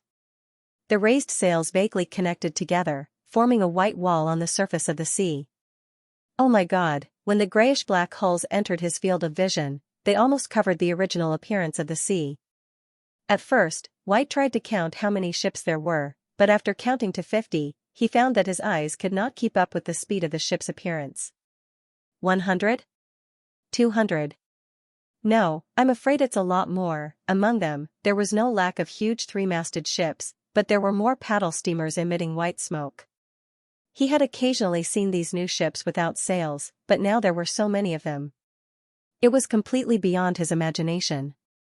He swore that even the sailors who lived in the harbor had never seen such a huge fleet. Other people in the harbor also noticed this incredible scene. Whether it was the peddlers, sailors, or laborers, they could not help but put down the work in their hands and held their breath as they watched the mighty fleet approaching. The originally noisy dock suddenly quieted down. As the ships approached, the fluttering flags became clearer. On the golden background, White could vaguely see the emblem of a tower and a spear. All the ships were flying the same flag. When hundreds of emblems fluttered in the wind and formed a new sea line antenna, anyone could feel the majesty contained in it. Smarty sucked in a cold breath. Is this the flag of Grey Castle? White murmured in disbelief. You mean, the king of Grey Castle is here? As the sedimentation bay could not accommodate so many large ships, most of the ships lowered their sails outside the harbor, while the 10 steam-powered ships sailed straight into the harbor. As soon as they reached the shore, a group of people in uniforms of the same color rushed out from the gangplank, quickly assembled into several rows on the trestles, and marched neatly into the harbor. These people were expressionless, but their eyes were chilling. They looked like seasoned warriors, but they did not have the arrogance that they showed on the outside. White swallowed his saliva. Although he had never seen such a team before, he felt a heartfelt fear in his heart. He knew that he was not the only one who felt this way. These outsiders quickly occupied every pier, but no one dared to raise any objections. White realized that this fleet was not here for business. The atmosphere on the harbor seemed to freeze. Damn the weather, Baron Jean Bates said in a low voice as he stood by the window and looked at the cloudy sky. It's going to rain again. The sedimentation bay, which was close to the sea, had no shortage of rainwater, especially in the summer and autumn. It was common for the sky to be blue one moment and stormy the next. Therefore, the city had prepared everything from flagstone roads to underground drainage facilities. Unlike Broken Tooth Castle or Greystone City, where a rainstorm could turn the lowlands into puddles, the place was muddy. 1 or 2 heavy rains would at most delay the unloading of merchant ships, but the impact on the city was almost negligible. It was more about his mood than the weather. Unfortunately, the dark clouds would dissipate after the heavy rain, but his mood would not. "My lord, have you thought about what to say to them?" Zom, the clerk, asked cautiously. "Answer?" Baron sneered. "You have to choose between being hanged or burned to death. What will you say?" The clerk was speechless. "You don't have a choice? Keep delaying it." "But..." He opened his mouth as if he wanted to say something, but in the end, he could not say anything. In fact, even if he did not say anything, Jean Bate knew that it would be difficult to delay the matter forever. Just like the clouds and rain in the sky, no matter how much the merchants did not want to see it, they would fall eventually. The reason for all this was the war with the church. After the destruction of the kingdom of Wolfheart, a large number of illegitimate children of the Wolf King emerged overnight. The lords formed factions and fought against each other, as if they were the rightful rulers. After a series of battles, three major forces gradually formed: the Token family in the northwest, the Redstone Gate family in the south, and the Tusk family in the east. The former did not cause any trouble to the Sedimentation Bay due to their distance, but the latter two were different. Both dukes wanted to draw the Sedimentation Bay to their side and further expand their power. In the early stage of the war, Baron insisted on maintaining a neutral position in the port and did not offend any party. This not only helped the city recover its prosperity quickly, but also brought him a lot of income. To ensure that the goods could be exchanged for food or the Golden Dragon in time, the two dukes did not force him too much. But after a new round of annexation and expansion, the Tusk and Redstone Gate gradually stood out and became the strongest competitors for the new Alpha. Moreover, the Toxkin family suddenly closed the Cage Mountain, so the two families set their sights on the Sedimentation Bay again. Baron could guess what they were up to even if he used his knees. Taking over the Sedimentation Bay and stopping the enemy's trade would give them a great advantage in this competition. Thus, this time, not only did they send an emissary, but they also brought along a few dozen knight and hundreds of mercenaries. Their attitude was self-evident. The harbor only had a patrol team to maintain order, as well as a group of personal guards to protect the suzerain's safety. They could deal with the pirates who were not wearing any clothes, but against a fully armed knight, they had no ability to protect themselves. Jean Bate did not plan to resist. If the three great powers had already determined the winner and the Wolf King had been decided, he would pledge his loyalty without hesitation. As for whether the new Wolf King came from the old Wolf King's bloodline, he didn't care. However, Redstone Gate and Fong were evenly matched. Defecting to either of them was a dead end. No matter which side he chose to side with, the other side would never sit back and watch as they lost the sea trade. That meant that they had to rely on their own production of food, ironware, and other resources, while the other side would have an endless supply of supplies. Therefore, if he defected to either side, he would definitely be attacked by the other side. The Sedimentation Bay did not have an indestructible city wall or a deep moat. To defend itself, he could only rely on the full support of the side that defected to him. But would the two families really support him? Baron dared not take the risk. If he were the Duke of Redstone Gate or the Tusk Gate, he would naturally think of using the people of the Sedimentation Bay to weaken the attackers and then launching a pincer attack. This would effectively reduce the casualties of the elite knight. He could even let the enemies enter the city and block the way out, slowly exhausting them. After all, the other side wanted the Sedimentation Bay, not the people. In other words, the Sedimentation Bay would be better without Jean Bate. As mentioned before, it was a matter of choosing to be hanged or burned to death. By placing the two emissary groups in the same camp, he hoped to make use of their hostility to buy time. It would be even better if they started fighting. He even provided them with liquor and women several times and deliberately let them choose together. Unfortunately, they never drew their swords against each other even though they fought fiercely. Drip, drip, the rain finally fell, and the garden of the governor's mansion became hazy as if it was covered by a thin layer of gauze. Staring at the gently swaying petals in the rain, Baron remained silent. Waiting like this was not the solution, but he could not think of a way to remain neutral. His grandfather often said that the nobles often wavered between interests and power. As long as he made good use of this, he would be able to benefit from both sides. Perhaps he should calm down, give up those petty tricks, and think about how to get out of this predicament from a strategic perspective. At this moment, the sound of hurried footsteps interrupted his thoughts. Sir, bad news. What are you panicking for? Let's talk this out. Jean Bate glared at the person who came. What's wrong? Did the knight finally start fighting? If that was the case, it would be good news.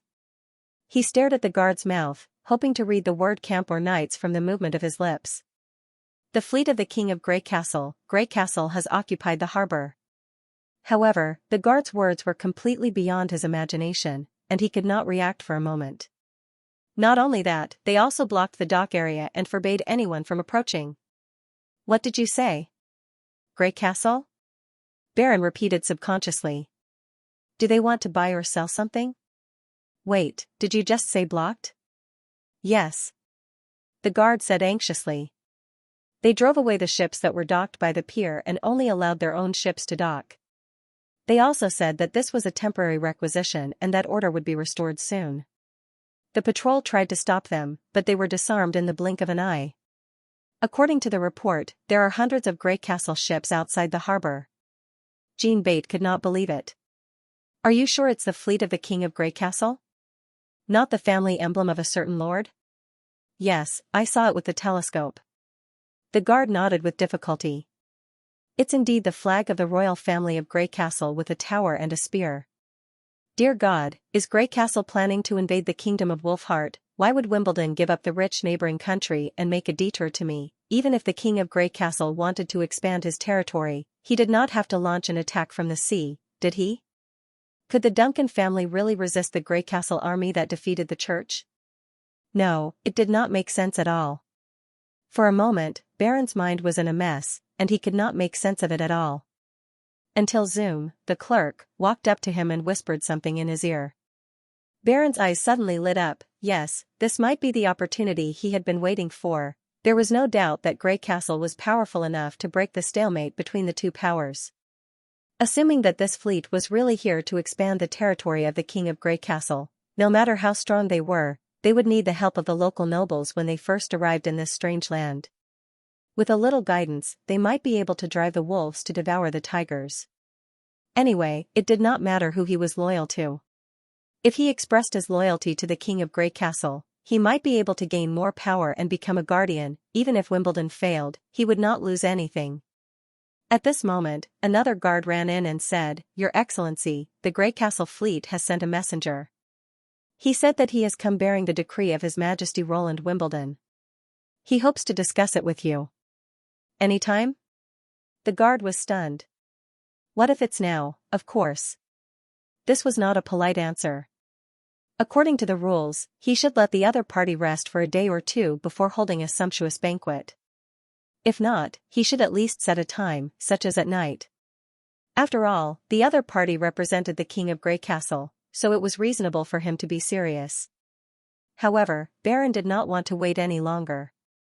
If it were not for the fact that it was raining outside, he would have taken the initiative to go to the dock to have a look. Without a doubt, such a large fleet would definitely attract the attention of the envoys of Tusk and Redstone Gate. If they got in touch with the other party first, things would get complicated. By the way, Jean Bate hurriedly said to the guard, Tell the people of Grey Castle about the other two families. Tell them that I'm the only one who can make decisions in the sedimentation bay. Yes, sir. After the guard left, Baron suddenly regretted his decision. Perhaps he should not have said any time. What if the other party followed the etiquette and came 1 or 2 days later? At the end of the day, it was all because of the trace of self-esteem at the bottom of his heart. He should have been more straightforward. The rain came at this time of all times. It was as if the rain was against him. Baron looked at the heavy rain outside the window and fell into a dilemma. However, the guard came back faster than he expected.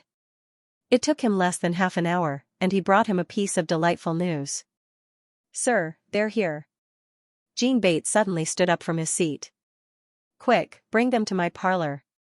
Very soon, Baron met the guests of Grey Castle in the parlor of the governor's mansion.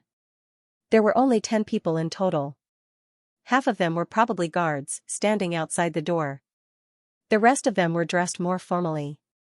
They were probably clerical assistants. The one sitting in the middle should be the representative of the King of Grey Castle. He noticed that the coats they took off and hung on the wall seemed to be waterproof. Even though it was raining heavily outside, there were no traces of wetness on their bodies. Furthermore, the coat was bright in color. It was neither leather nor felt, so it was obviously a good item. It seemed that the rumor that Grey Castle had produced many strange objects in recent years was true. However, when he looked carefully at the person in charge, he frowned inwardly. He was clearly a Majin clan member. Such barbarians usually appeared in slave markets. How did they become the upper nobles of Grey Castle? However, the Baron did not show his surprise on his face. He put on a warm smile and spread his arms. I'm the Lord of the Sedimentation Bay, Baron Jean Bate. As you can see, this city is prosperous and beautiful, very suitable as a place to rest after a long voyage. May I know why all of you have come from afar? Even if the other party was a duke, he should still be able to accept it with a smile. However, the Majin remained expressionless. I'm Iron Axe, the commander of His Majesty's First Army and the person in charge of this expedition. Let's skip the formalities and make a long story short. The Kingdom of Everwinter and the Kingdom of Wolfheart are likely to become bloody battlefields. I'm here on behalf of His Majesty Roland Wimbledon, the King of Grey Castle, the chief of the Majin clan and the ruler of the Fertile Plains. What's going on? For a moment, Jean Bate doubted his own ears. Great, Chief? What kind of title is that? Where is the Fertile Plains? Putting aside these details, does he mean that the Kingdom of Everwinter and the Kingdom of Wolfheart will become a battlefield by force? Why did he say that at the beginning?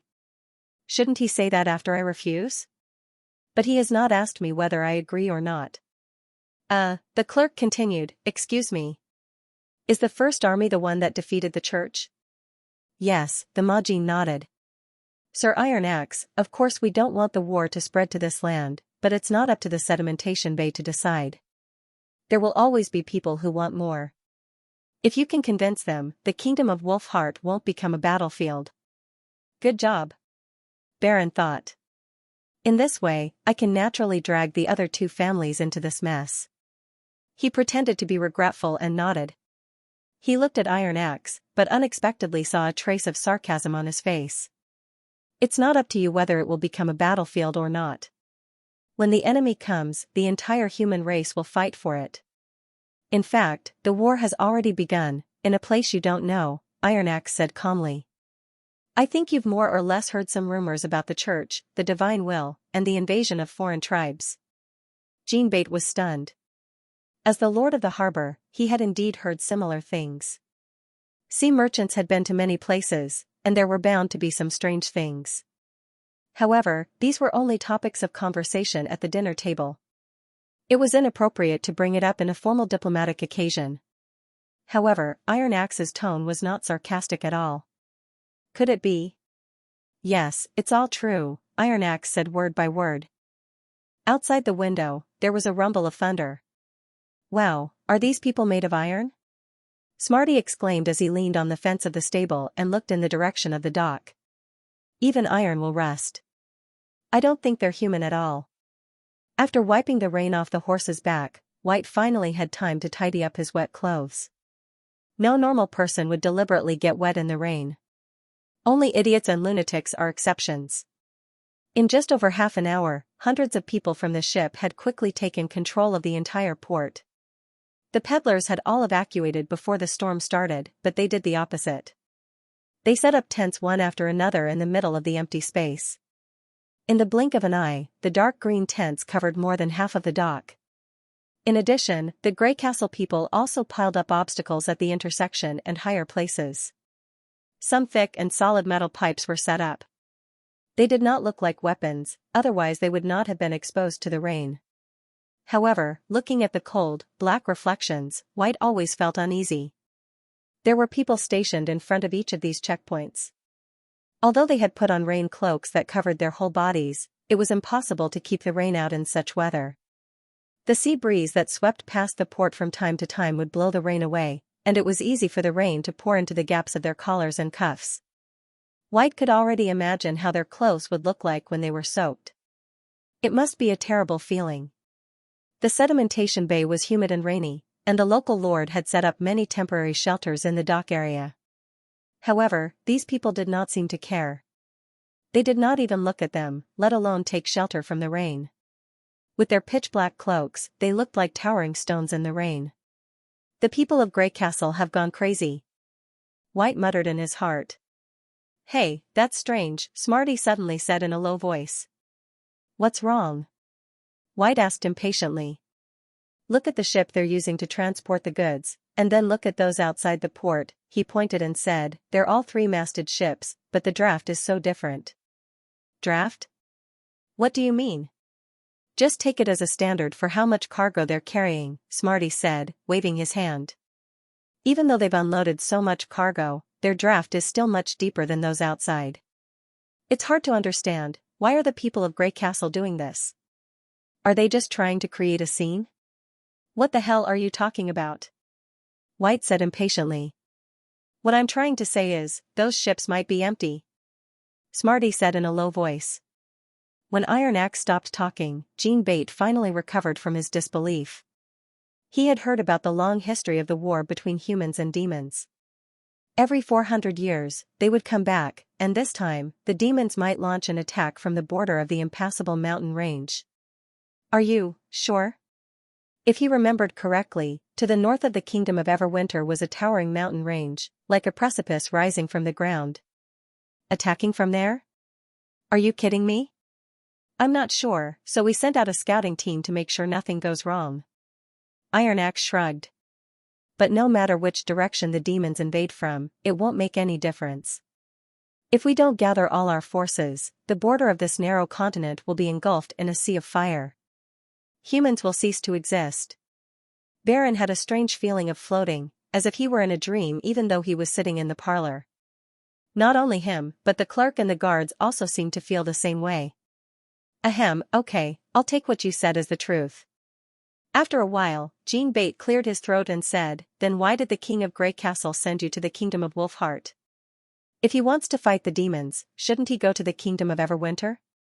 Of course, the kingdom of Everwinter is also in the plan. You don't have to worry about it. Our purpose here is very simple. We want to take away as many people as possible who might be affected by the war. Freedmen, slaves, refugees, and vagabonds are all on the list. Iron Axe paused. The only exception is the nobles. It's up to you whether you want to leave or not. If you fully cooperate with the First Army, when we leave, everything here, including your property, your territory, your title, will belong to you. If you stop us. Baron swallowed hard. Jean Bate did not want to become the enemy of the King of Grey Castle. Although he had never really interacted with the people of Grey Castle, he had heard many rumors about them. The God's Punishment Army, which had swept through the kingdom of Wolfheart and the kingdom of Everwinter, had been defeated by Grey Castle. The allied forces formed by the nobles of the Kingdom of Dawn had been routed within a day. Roland Wimbledon had been invincible in the kingdom and had unified the entire kingdom within half a year. It was even rumored that Grey Castle had played a role in the recent incident on the Archduke Island. He had thought that these rumors were shocking enough, but he did not expect that the First Army had been fighting with demons of foreign races for the past year. If it had been another lord who claimed this, he would have scoffed at it. However, when it came from the commander-in-chief of the First Army, Baron found that he did not dare to express his doubts. Of course, no one from the sedimentation bay was qualified to test it out. The problem was that the plan of the King of Grey Castle was too grand, or rather, too whimsical. If the king only wanted the throne of the kingdom of Wolfheart, Jean Bate would not hesitate to submit to him. But the truth was that the other party wanted to empty the population of the two kingdoms. Just listen to what this commander-in-chief said. Advancing from multiple routes, with both land and sea transportation going at the same time. First the villages, then the towns. It really seemed like they wouldn't stop until they had moved everything. Most nobles did not care too much about the lives of their subjects, as long as their deaths were worthwhile or could be exchanged for sufficient benefits. But moving all of them away was a different matter. That meant that the territory would be empty, the food would not be harvested, the taxes would fall to the bottom, and no one would take care of the industry. Unless everything was irreversible, they would not easily agree to it. No matter how powerful the first army was, it would be difficult for them to fight against all the nobles at the same time, right? After all, this wasn't Grey Castle. Without the support of the locals, the burden of marching and logistics would be greatly increased. Yet, they still wanted to split up their forces. It was as if they were treating the nobles of the two countries as heir. After a long silence, Jean Bate said in a low voice, "I don't quite understand why the king of Grey Castle must do this. In case the demons do not intend to cross the impassable mountain range to attack, we can support them here. But once the people are gone, the cities, farmlands, and mines will all become barren. Such a loss is truly incalculable. I can't answer your question. As the commander-in-chief of the First Army, my only task is to complete the task assigned by His Majesty." But Iron Axe paused for a moment. "As long as you go to Neverwinter in person, you should be able to get the answer." "Well, then I only have one last question." Baron licked his dry lips. "You said before that the nobles are all voluntary. What if I decide to go with you?" Iron Axe nodded and pointed to the civil servant beside him. "This is Remy, the Migration Personnel Officer of the Administrative Office of Neverwinter. He'll tell you what His Majesty wants." "Greetings, Mr. Baron. You are now a member of the Grey Castle Kingdom." The personnel officer quickly flipped through the documents in his hands. "First of all, we can be sure that His Majesty Roland Wimbledon is a kind and generous king. He will not mistreat anyone who has contributed to Grey Castle. Since Grey Castle has abolished the system of feudal nobles and unified the laws throughout the kingdom, you will lose the right to inherit and enfeoffment your land. But as an experienced administrator, you can join the administrative office and become the governor of a region. Or you can help His Majesty develop a new territory, such as the Fertile Plains. Of course, if the demons don't invade the Four Kingdoms, you can continue to manage the Sedimentation Bay. If you're lucky, the area you're in charge of may be many times larger than it is now. After all, not every noble would make such a choice." The document was very long, and it took almost a quarter of an hour for the clerk to stop. He had considered all aspects of the situation, so it was obviously not made up in a short time. Jean Bate realized that the person who had written this document must be an extremely capable minister. He could never write such a comprehensive document. In short, the content of the document was to exchange short-term benefits for long-term benefits. As long as he performed well, he could get far more than a harbor lord. As for whether the two were worth it, it was a question that varied from person to person. In the face of an unknown future, it was unwise to make a hasty decision. However, when the situation was bad enough, the choice was not so important. Compared to being hanged or burned to death, at least there was a way to survive in the future. Moreover, a large-scale population transfer was not something that could be completed in a year or two. During this period, he could still stay as the Lord of the Sedimentation Bay without worrying about the other two families. Jean Bate took a deep breath and said, "I'm willing to join the King of Grey Castle and serve his kingdom." Wise choice. Iron Axe's expression did not change, as if he had already expected this result. "Then from now on, you can mobilize the people in the surrounding area to move. We have a special team in charge of this, and they'll give you the most suitable advice." "So soon?" Baron was surprised. "Yes, I won't stay here for too long. The First Army will continue to march into the interior of the Kingdom of Wolfheart in 3 days at most." But, Jean Bate hesitated and finally said through gritted teeth, "The Tuscan Redstone Gate Knight may not allow me to do this. They may not dare to openly oppose Grey Castle, but there are only a few patrols in the Sedimentation Bay. They can easily interfere with my orders." This was a little embarrassing. After all, an hour ago, he had said that he was the only one who could make decisions in the Sedimentation Bay. However, Baron knew that he had to bring this up now. Otherwise, if the other two families knew that he had pledged allegiance to Grey Castle and that the Sedimentation Bay was open to them, they might secretly cause trouble. At the same time, this was also a test. If the other two families did not seem to care, then his previous promise would be greatly disregarded. However, Iron Axe's answer was beyond his expectations. The Sedimentation Bay is one of the key hubs of the migration plan. There can't be any accidents. Even if the First Army leaves, I'll leave 100 soldiers here. The Mahjins nodded to one of their attendants, who quickly left the parlor. Also, before I arrived here, I had a certain understanding of the situation in the kingdom of Wolfheart. As I said before, you can't obstruct us by openly opposing us. You can also obstruct us by secretly plotting against us. In order to prevent the latter from affecting the efficiency of the migration plan, we often take some proactive measures to dispel their hopes. You mean? It's better to see it with my own eyes than to talk about it, Iron Axe said as he stood up. Don't worry. The threat you're worried about will soon be gone. The rain doesn't show any signs of letting up, Smarty said as he stretched his hand out of the straw shed of the stable and felt the rain falling from the edge of the shed. So, White said as he hammered his sore leg, why are you still here? I don't want to get soaked. Besides, the Lord built this shed for everyone. I can stay here as long as I want. He turned around and made a face. You. The old coachman was speechless. This damn brat. If I don't teach him a lesson, he won't know how to respect his elders. When White got up and was about to slap him, he suddenly noticed a group of people from Grey Castle leaving their station. Even in the heavy rain, these hundreds of people lined up neatly in 2 columns. Their hurried footsteps created a series of splashes on the stone pavement. The most eye-catching thing was the things they carried on their backs. They were all metal pipes of different lengths and thicknesses, glowing with a cold light. Just like the black tools set up in the sentry post, they gave off an ominous feeling. Looking at the backs of these people gradually disappearing in the rain, White suddenly realized where this ominous feeling came from. Regardless of the length or thickness, those metal pipes did not look like something a blacksmith could make. A creation that was beyond the power of man itself meant that it was extraordinary. The other people who took shelter from the rain also noticed this scene, and there was a burst of whispers in the straw shed. Unexpectedly, White did not hear Smarty's muttering. The campsite of the Redstone Gate and the Tusk family was located on the main road outside the city. It used to be a temporary inn for mercenaries and caravans, but now it was used by the diplomatic mission.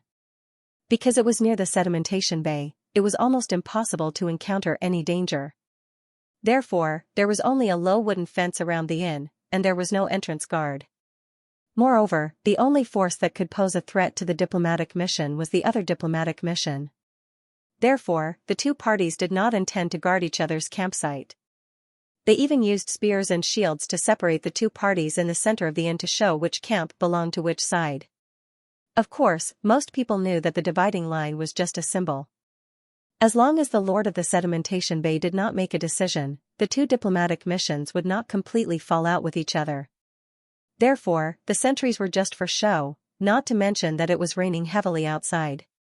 Therefore, when the 100 soldiers of the First Army approached 200 meters away from the inn, the 2 families still did not notice them. It was not until the knight's voice pierced through the curtain of rain and resounded above the campsite that the knight realized the situation had changed.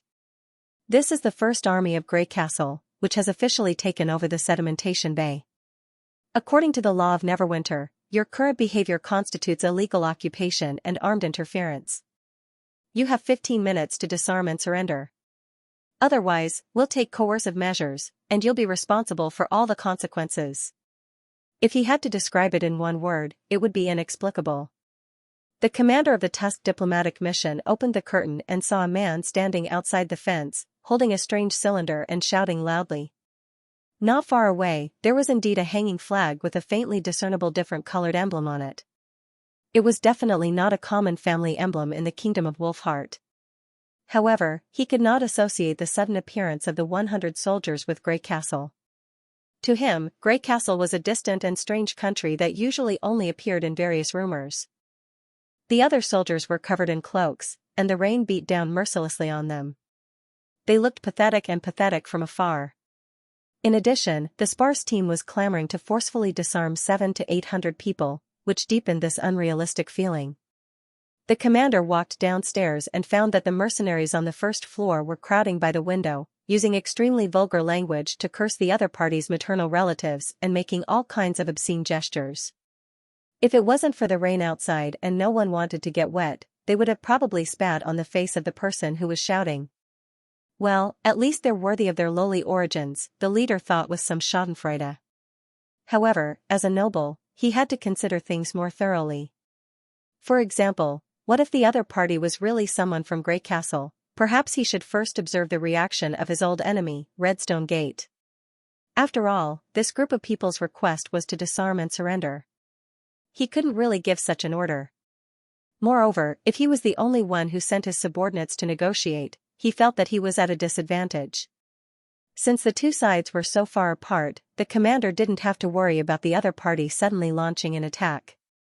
The mercenaries had already taken out their weapons, and there was not a single horse in the team of the cloaked man, which was enough for his subordinates to get ready. As time passed by, he completely ignored the First Army's warning, or rather, he didn't even realize the threat in the warning. For the nobles in the kingdom of Wolfheart, fighting was a time-consuming and clear process. They had to observe the enemy, make decisions, give orders, and form a formation to fight the enemy step by step. Even the powerful Church of Hermes couldn't break away from this category. It could be said that the First Army, which had been baptized by demons, was already on a different level from these nobles in terms of consciousness. The battle broke out so suddenly that almost no one could react in time. After a quarter of an hour, the first to open fire were the 4 mortars. They had completely replaced the heavy and inconvenient old front-mounted field artillery.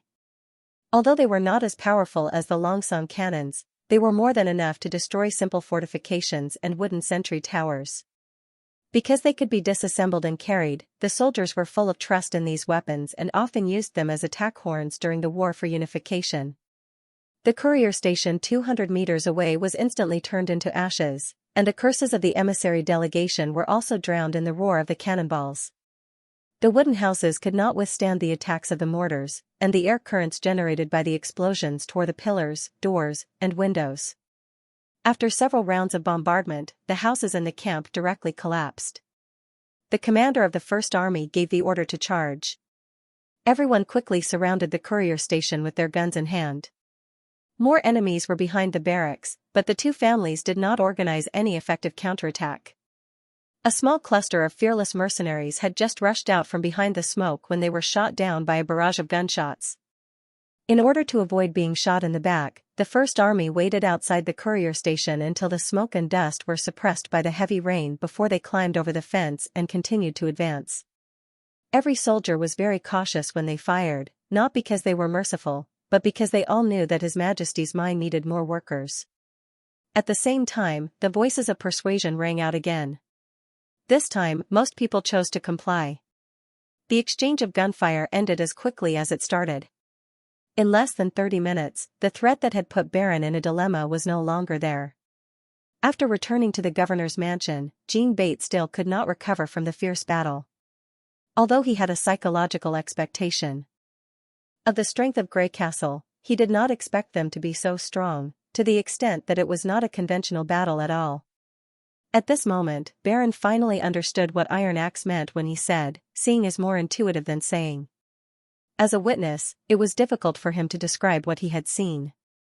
If he had to describe it, he would say that it was an unusual kind of feast for the eyes. The people of Grey Castle carried out every action in silence in the rain, without any unnecessary words or communication. This kind of silence formed a sharp contrast with the deafening explosions, almost more impressive than the weapons they used. What on earth did these people go through to get to where they are today? Now do you believe that we can defend the sedimentation bay? Iron Axe's voice interrupted his thoughts. Jean Bate found that he could only nod and say nothing. "Relax," Iron Axe said with a rare smile. "You don't have to be afraid of the power of the First Army, especially after you've decided to serve His Majesty. Anyone who attacks the sedimentation bay is tantamount to a violation of His Majesty's dignity. This is no longer a problem for you alone. Don't forget, you're a member of Grey Castle now." A member of Grey Castle? What a strange way of saying it. Baron thought to himself. He had lived in the kingdom of Wolfheart for so many years, but he had never felt that he had anything to do with the kingdom.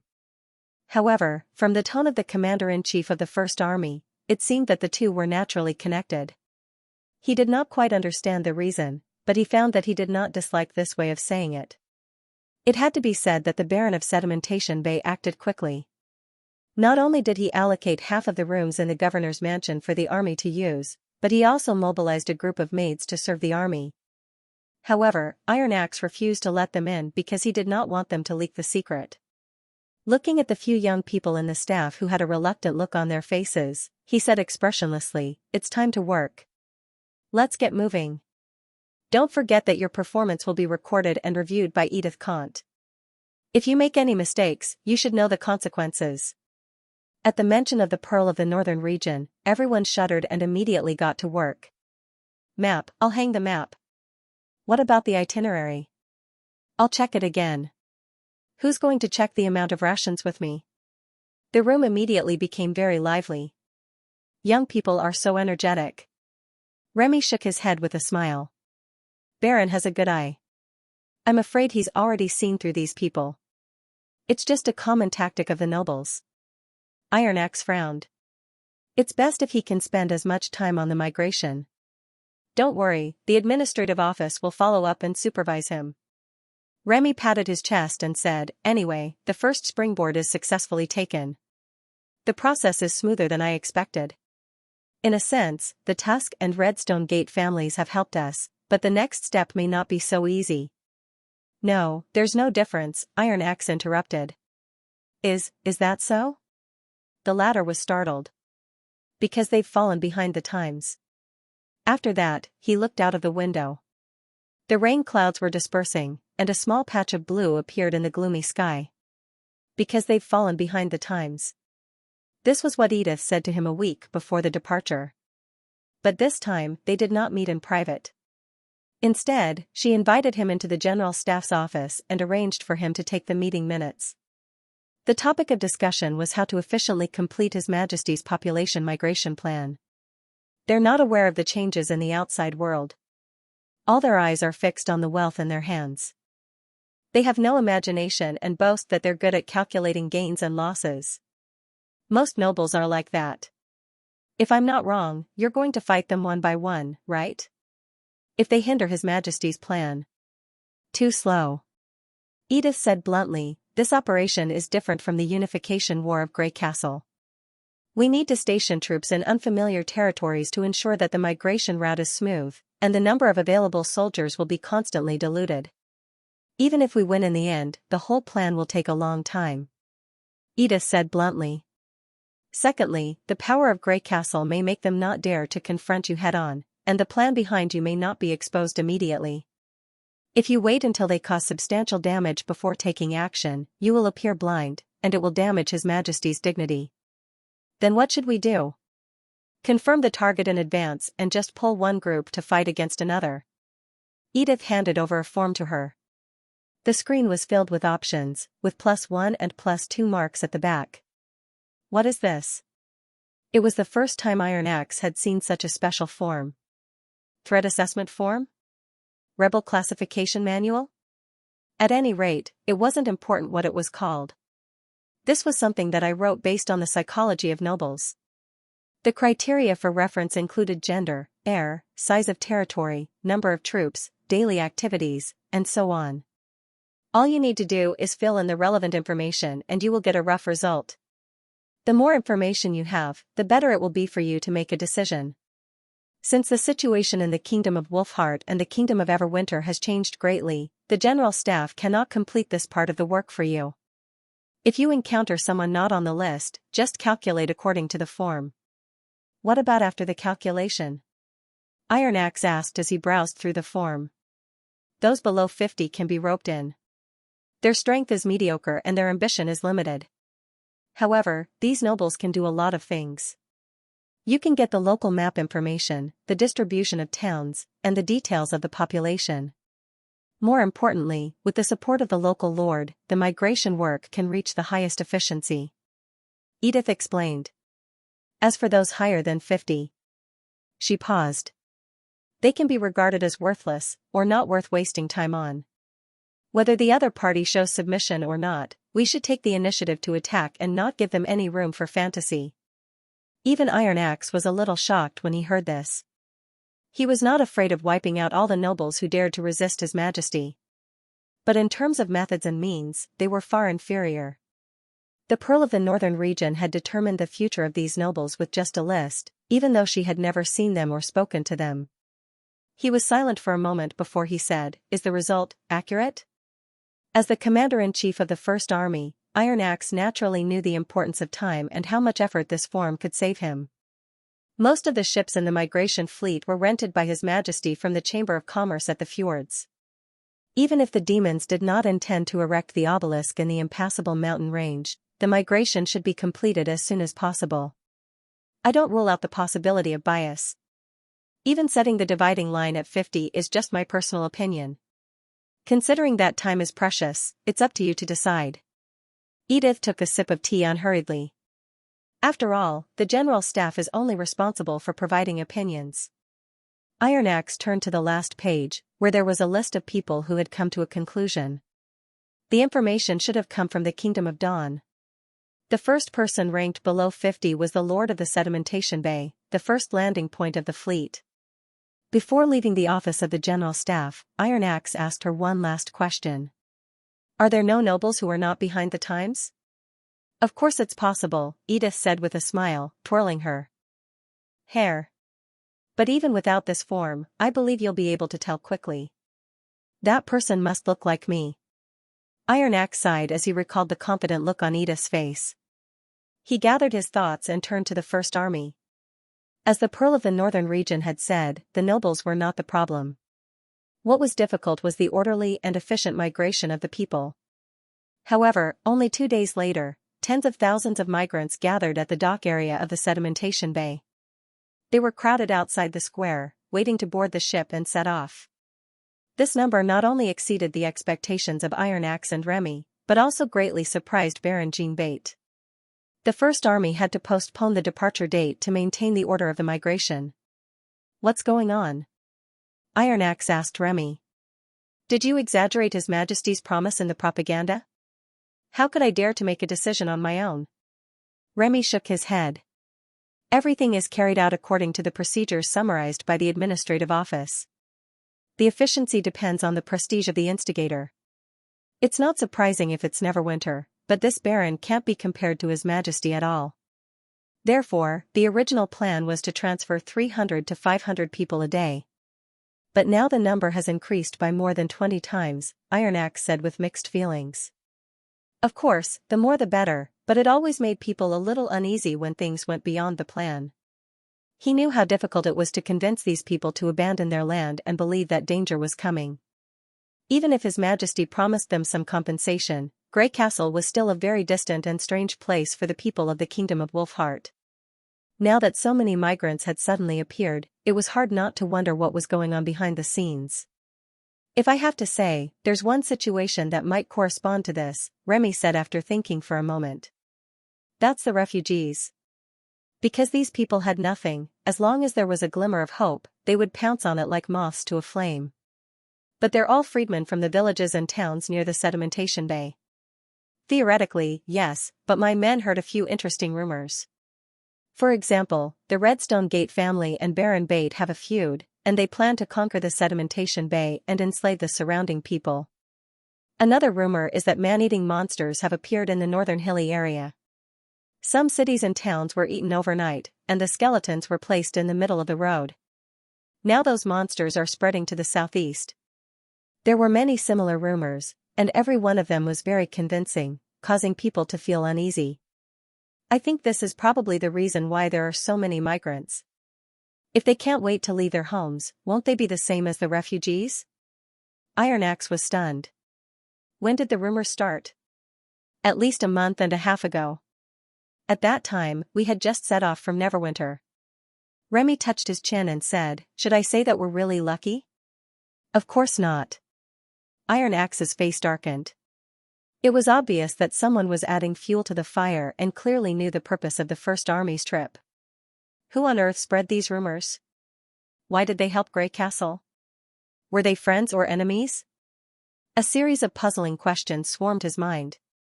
Until a soldier interrupted his thoughts. "Sir, someone asked me to give you this letter." Who? Iron Axe temporarily suppressed the distracting thoughts and took the letter. He didn't write a name. "It's a little guy," the soldier replied. "But he said that he's also delivering it. I guess the writer doesn't want others to see it." I've checked it, and there's nothing in it except a piece of paper. The envelope was made of ordinary linen, which was much cheaper than sheepskin or cowhide, and was commonly seen in civilian markets. The opening of the bag was not sealed with wax. It was left open and looked very casual. Iron Axe took out the piece of paper and was surprised to find that it was completely black and hard and smooth. It was not something that ordinary people could afford. When he turned it over, there was only a line of small golden words on it. When the sun set, the temperature in the mountains dropped rapidly. It's time to find a place to spend the night, Lightning thought. The temperature difference at the top of the impassable mountain was astonishing. After crossing the sea of clouds, the sunlight during the day seemed to be roasting people. If they did not cover their exposed skin, it was easy to be sunburned. Once night fell, the howling cold wind would quickly take away all the heat. If they slept on the treetops like they did in the misty forest, they would probably be frozen to death the next day. Therefore, it was necessary to find a shelter before the night completely enveloped the land. Let's call it a day. Lightning took out the sigil of listening and said, I'm going to find a shelter. Bring some food back. Maggie could not reply while flying, but she knew that Maggie had heard her call. Then she descended and flew close to the ground. Before setting off, Agatha had repeatedly told her to either fly very high or fly close to the ground when looking for traces of demons, and never change the route at will. Otherwise, once they strayed into the area affected by the Godstone mine, no one would be able to save them. Lightning strictly followed this instruction. In this vast mountain range, no one could help her if anything happened. She had to take care of herself and Maggie at the same time. Because she had paid attention to possible hiding places during the previous search, she soon found a cave halfway up the mountain. The terrain here was like a stone forest, with tens of thousands of hills of almost the same height, densely packed together. Each hill was about the size of Neverwinter and would not attract a second glance from the outside. But here, there was a wonderful change, as if the top of the hill had been carved by a big hand. The gaps between the hills had become natural waterways. When there was a rainstorm, the mountain torrents would sweep down with great force. More importantly, the climate on the high mountains changed drastically. It could be clear on one side, but lightning and thunder on the other. If inexperienced explorers chose to camp in the mountains for the sake of convenience, it was very likely that they would be washed away by a sudden flood in the middle of the night. Therefore, regardless of whether there was an ideal shelter from the wind or not, they had to choose a high place to stay. Ever since she entered this mountainous region known as the Ridge of the Continent, she had witnessed similar situations several times. In addition, the mountains here were also different from other places. Most of the time, the stone walls of the mountain peaks should be steep and sharp, but these small mountains were basically round, and even shaped like a soft couch. They were full of holes, as if they were not naturally formed rocks, but the appearance of some solidified liquid. Fortunately, they still retained the hardness of the stone, enough to support a shelter. This time, the cave was quite large, about 10 square meters. There were some weeds and branches scattered inside, probably left behind by birds and beasts when they built their nests. After confirming that there was no potential danger, Lightning informed Maggie of the location and began to tidy up the temporary residence. When the afterglow of the setting sun was replaced by darkness, Maggie, who had transformed into a snowy owl, returned to the cave. She shook her feathers and returned to her human form. She raised the bag in front of her chest as if she was presenting a gift. Look what I found. Coo. Lightning took the bag and took out a pheasant and 4 large eggs from it. This was a rare harvest on the top of the impassable mountain. Even Maggie, who was experienced in hunting, might not be able to return with a full harvest every time. Well done. Lightning patted her head, and in return, Maggie smiled proudly. Hee hee. The bonfire was soon lit. She used the silt deposited at the bottom of the mountain to form a stove to prevent the fire from being discovered. Then, she covered the pheasant with the mud and put it into the fire. Finally, she covered it with the eggs. 30 minutes later, the dinner was completed. The two of them had used this cooking method many times in the concealing forest, so it could be considered as practice makes perfect. The moment the mud was cracked open, a rich aroma instantly rushed into their nostrils. The fat under the skin made the chicken glisten, and the spices that filled the stomach were completely stimulated by the roasting. Along with the steaming hot air, the meat melted into the whole body. After the soft skin was removed, what was left was a tender and delicious delicacy. Unlike the finished product that was directly roasted by the flame, the whole chicken was not burnt at all. The meat was as white as new, and when they tore it apart, they could see that it was still attached to the chicken. Together with the steamed eggs, the two of them ate very quickly. Even the chicken bones were not spared. Burp. Maggie let out a breath. Sure enough, food that you catch yourself is the most delicious, coo. This guy, when they first met, clearly accused him of actually wanting to eat a bird. Lightning shook her head in amusement. Did you find anything today? Other than food. Well, nothing, coo. The landscape here is basically the same. If there are traces of demons, I will definitely find them, coo. Sure enough, if the God's stone mine was buried deep underground, it would be too difficult to find clues from the air. She wondered where the tequila's reinforcement fleet was now. If they could give her a general direction, it would be much better than searching blindly. Lightning suppressed her distracting thoughts and pointed to the inside of the cave. In that case, go and be my bed. Oh, got it, coo. Maggie dragged her long white hair and walked to the designated position. She shook her body and turned into a ball of devil beast. Lightning put out the remaining fire and lay in her belly. Due to the size of the nest, the two of them had different ways of keeping warm.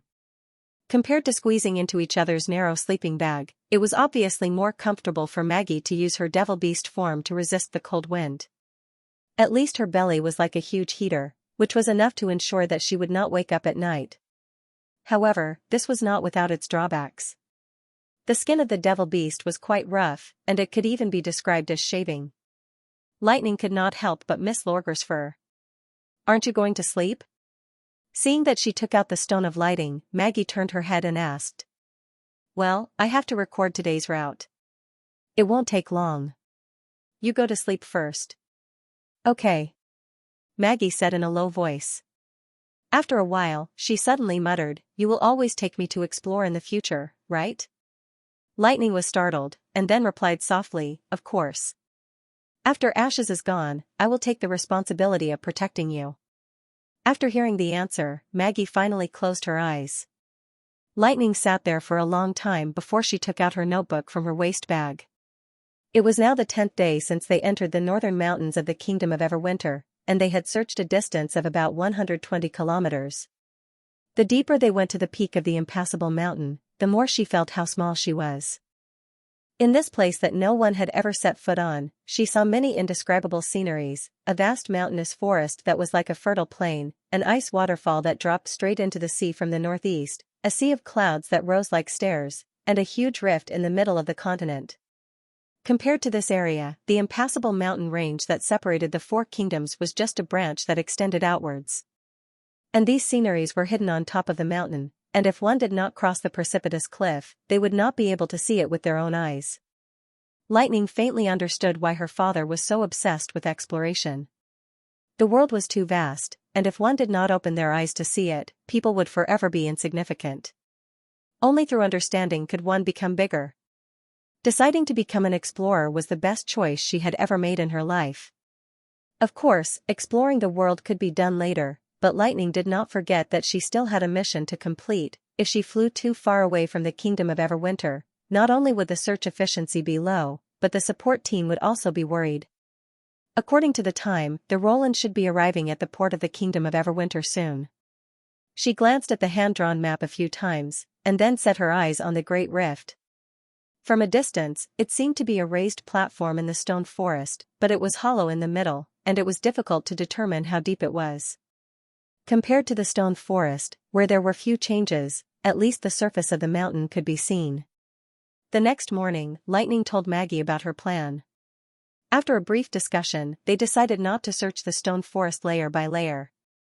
Instead, they sped up their pace and flew straight to the platform of the Rift Valley. Whether there were any new discoveries or not, they would return to the snow ridge of the Kingdom of Everwinter and meet the Tequila Witches after drawing the topographic map of the area. At this moment, the sun had just peeked out from the skyline. The mountains were covered with mist, and there were streaks of white frost in the crisscrossing waterways, which were the traces of the flood last night. As the terrain slowly climbed, they saw more and more white until the whole mountain was covered with white. The Rift Valley in the distance was completely covered with snow. From afar, it looked like an upside-down white porcelain bowl. According to estimates, it was about 300 kilometers away from the Kingdom of Everwinter, which was as large as the southernmost region. The Union had also recorded this Rift Valley in the map of the Land of Dawn. It was believed that it was formed by a volcanic eruption, but now it had completely subsided. Lightning had also seen the volcanic craters on the searing fire islands that spewed thick smoke and sulfur all day long, but compared to this mountain, they were much smaller. 2 hours later, the exploration group approached the Rift Valley area. This spectacular and unique terrain was finally revealed to the two of them. It's so big," Maggie exclaimed while flapping her wings.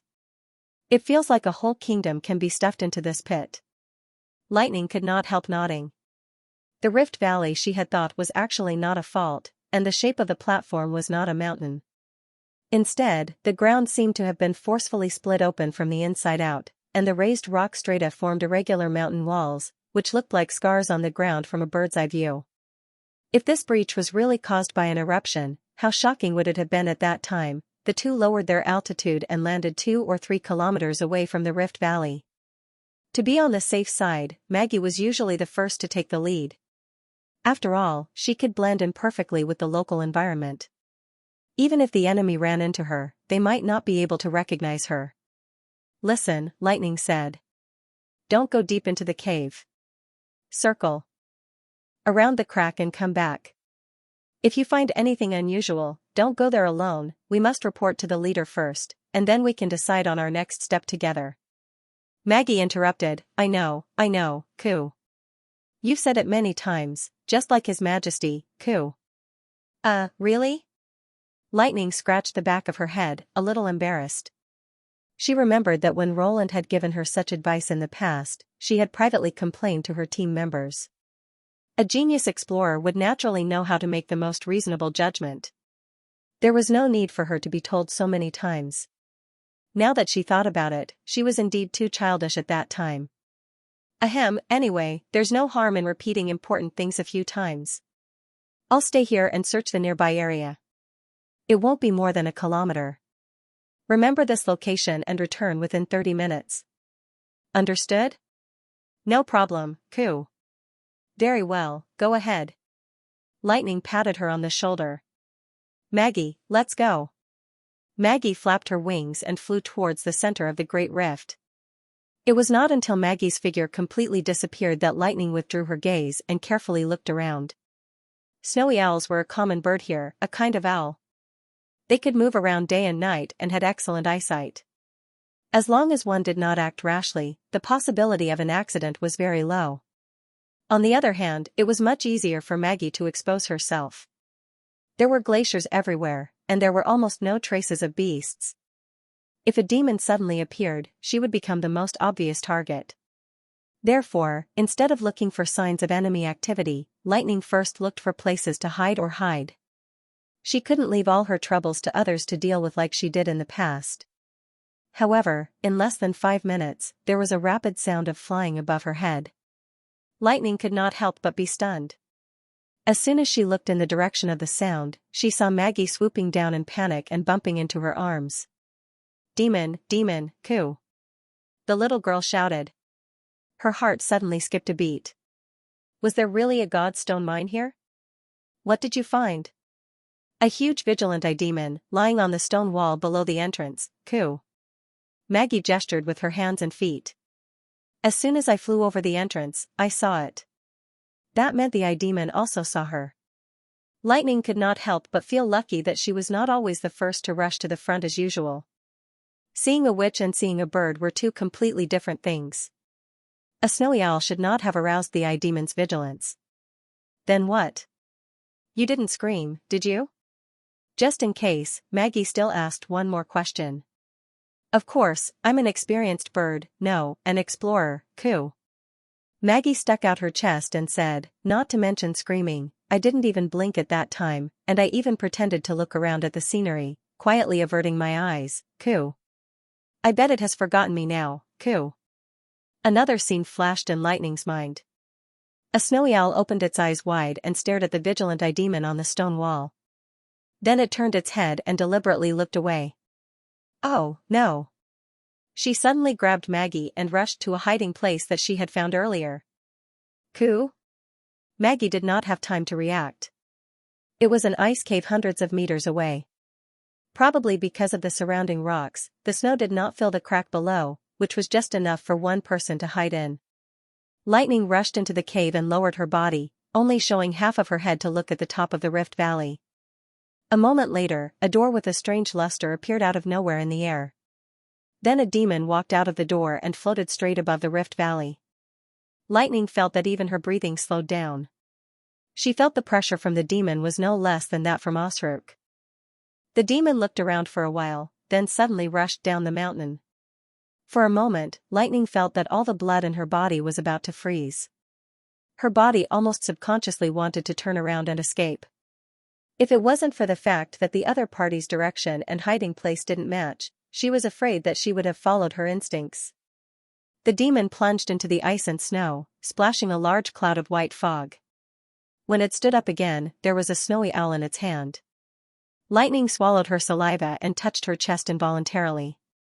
Fortunately, Maggie was still here. The demon looked at the frightened snowy owl for a long time. Finally, it shook its head in disappointment and let go of the owl. The snowy owl immediately screamed and flew into the sky, soon turning into a white dot. The demon did not stay for long. It clenched its hands again and tore open the door of light in front of it. Then it stepped into the door and disappeared in front of them. Lightning finally let out a sigh of relief. In this way, the exploration group's whereabouts were not exposed. Coo. What should we do next? Maggie finally realized her wrong reaction and asked with her head drooped. If it was in the past, Lightning would have tried to sneak into the Rift Valley from another direction. The Rift Valley was so wide that even the vigilant eye demons could not monitor every corner.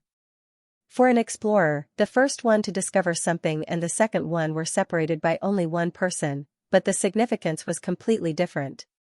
If possible, she would always want to be the first one. However, at this moment, she was not just an explorer, but the leader of the Neverwinter Exploration Group and a sentinel who opened up new horizons for the First Army. No matter what was hidden under the Rift Valley, the appearance of the vigilant eye demons and the senior demon was a sign of extreme danger. She had to send the news back to Neverwinter as soon as possible and inform King Roland Wimbledon. Did you find anything? After Haxord walked out of the distortion door, an upgraded aide-de-camp came up to him and asked. No. He opened his palm and looked at it for a while. Perhaps the eye demon sensed wrongly. This is not a rare situation. You can rest in the red mist pond and let me keep watch for you. The aide-de-camp paused. That. Lord Valkyries often soaks in the pond. I think it's good for you to relax occasionally. It was a good suggestion. He wanted to soak in the pond whenever he had nothing to do, close his eyes, and feel the mysteries and vastness of the realm of mind. The problem was that if something went wrong on the Western Front, the king would not blame the Nightmare Lord, but would vent all his anger on him. The Sky Lord was silent for a while. For you, connecting 4 eye demons at the same time is too strenuous. And now that the plan has reached its most crucial stage, it's better for me to control it personally. This is the last station of the Western Front, we must not disappoint the king. At the mention of the king, the aide-de-camp's expression immediately turned solemn. You're right. I've been too lax. No, the only one who was lax was the one who soaked in the pond all day. Haxord thought to himself expressionlessly. Ever since Osrook was attacked by the humans in Tequila and this place became the center of the Western Front plan, he had put in all his effort. Just the precious eye demons alone had been taken from the front lines by trickery to ensure that no matter which direction the enemy came from, they would be immediately sensed. As the most sensitive observer, the 1,000 eyes of the eye demons were not limited by size, distance, or brightness. As long as someone saw them, regardless of whether they were invisible or separated by layers of barriers, they would instantly be exposed to the eye demon's consciousness. And their clansmen who were connected to them would immediately sense it. As this process was extremely exhausting, generally speaking, only those who had advanced were qualified to connect to the eye demons. Even so, the world that the eye demons could observe was extremely complicated.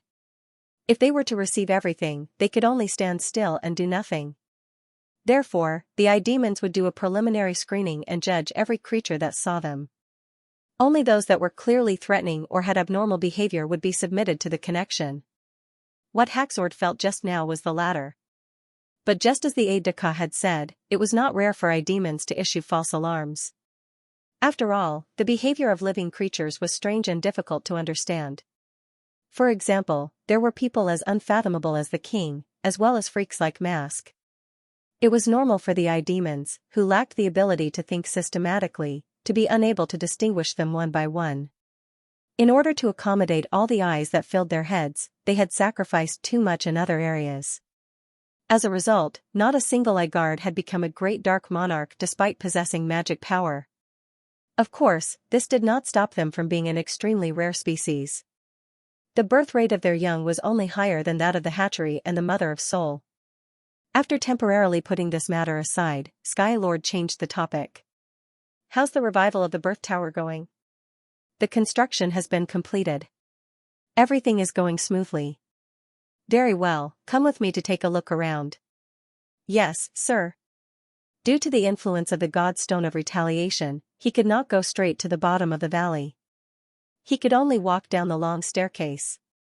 As they continued to descend, their surroundings became scarlet. It was caused by the red mist floating in the air. The towering cliffs formed a natural container, and as long as they kept replenishing themselves, the red mist would easily accumulate. After half a year of modification, the mist density in the lower half of the valley was close to that of a city, enough to supply tens of thousands of firstborn. But this was not Haxord's ultimate goal. Only by erecting a birth tower on top of a god stone mine could his race break free from the restrictions of transportation and obtain an endless supply of resources. Only then could he truly establish a foothold here. When he descended to the bottom, a bluish-purple light replaced the sun. Under the illumination of the god stone of retaliation, a magnificent stone tower appeared in front of him.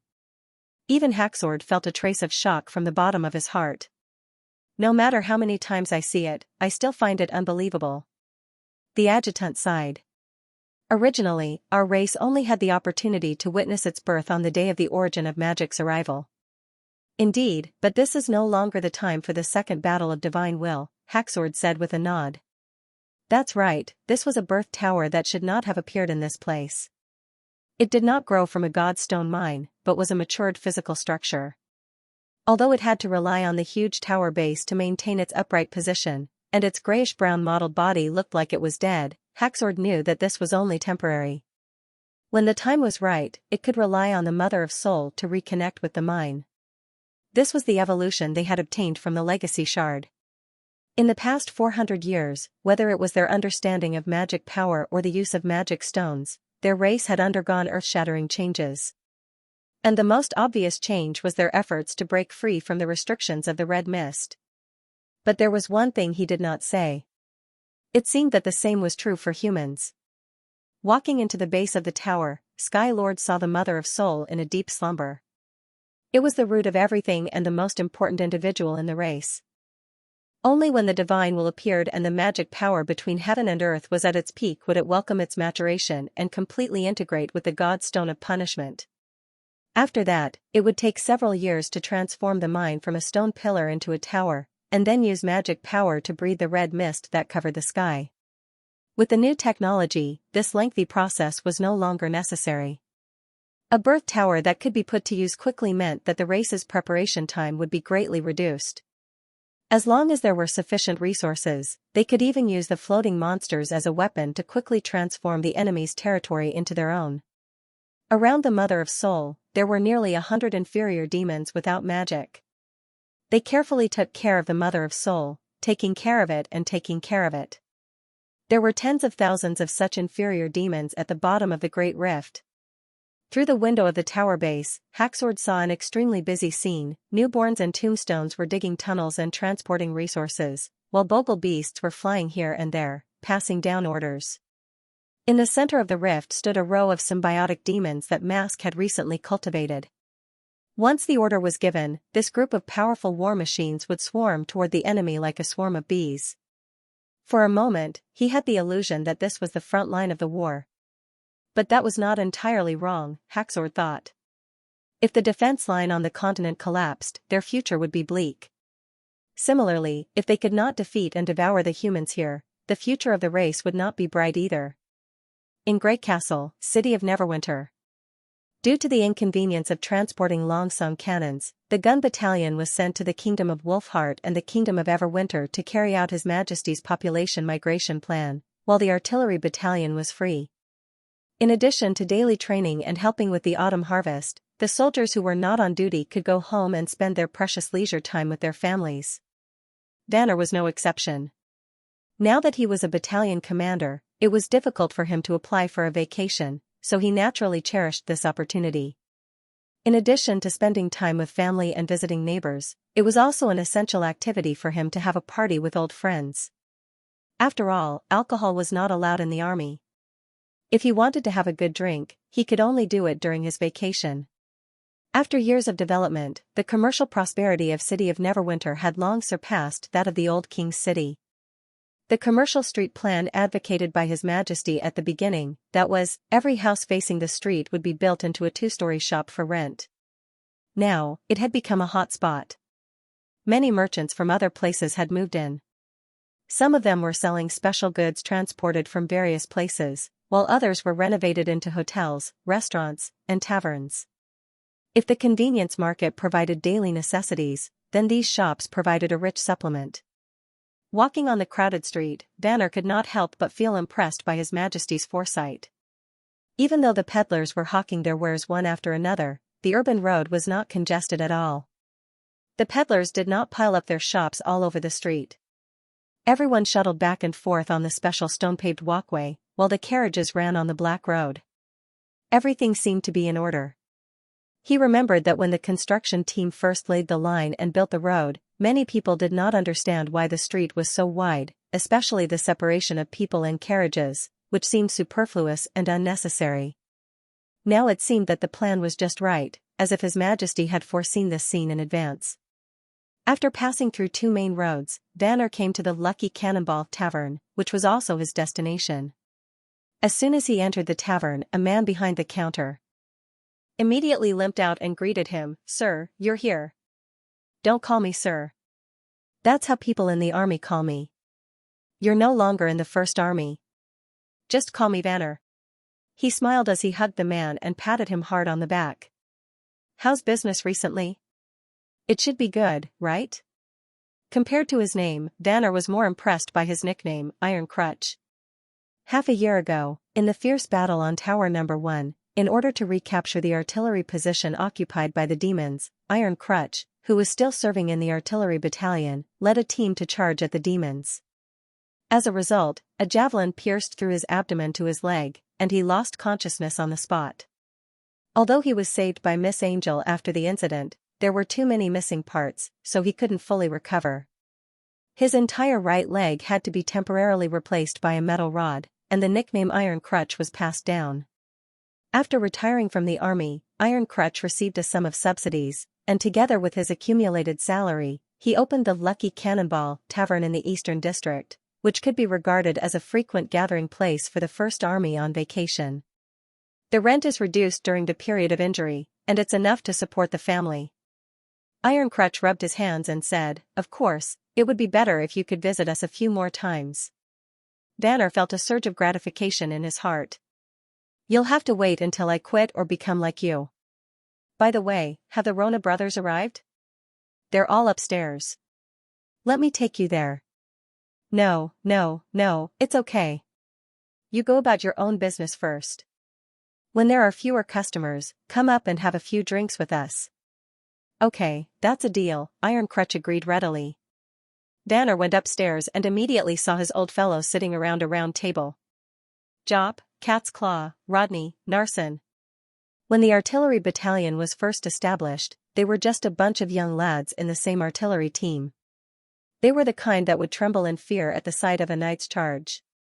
But now, they had basically become the backbone of the artillery battalion, and each of them had their own subordinates. If it were not for such a special holiday, it would have been very difficult for them to gather together like before. After that, it was a happy time where everyone toasted and drank to their heart's content. There was nothing they wouldn't talk about, but the most common topic was still the army itself and the upcoming battle of divine will.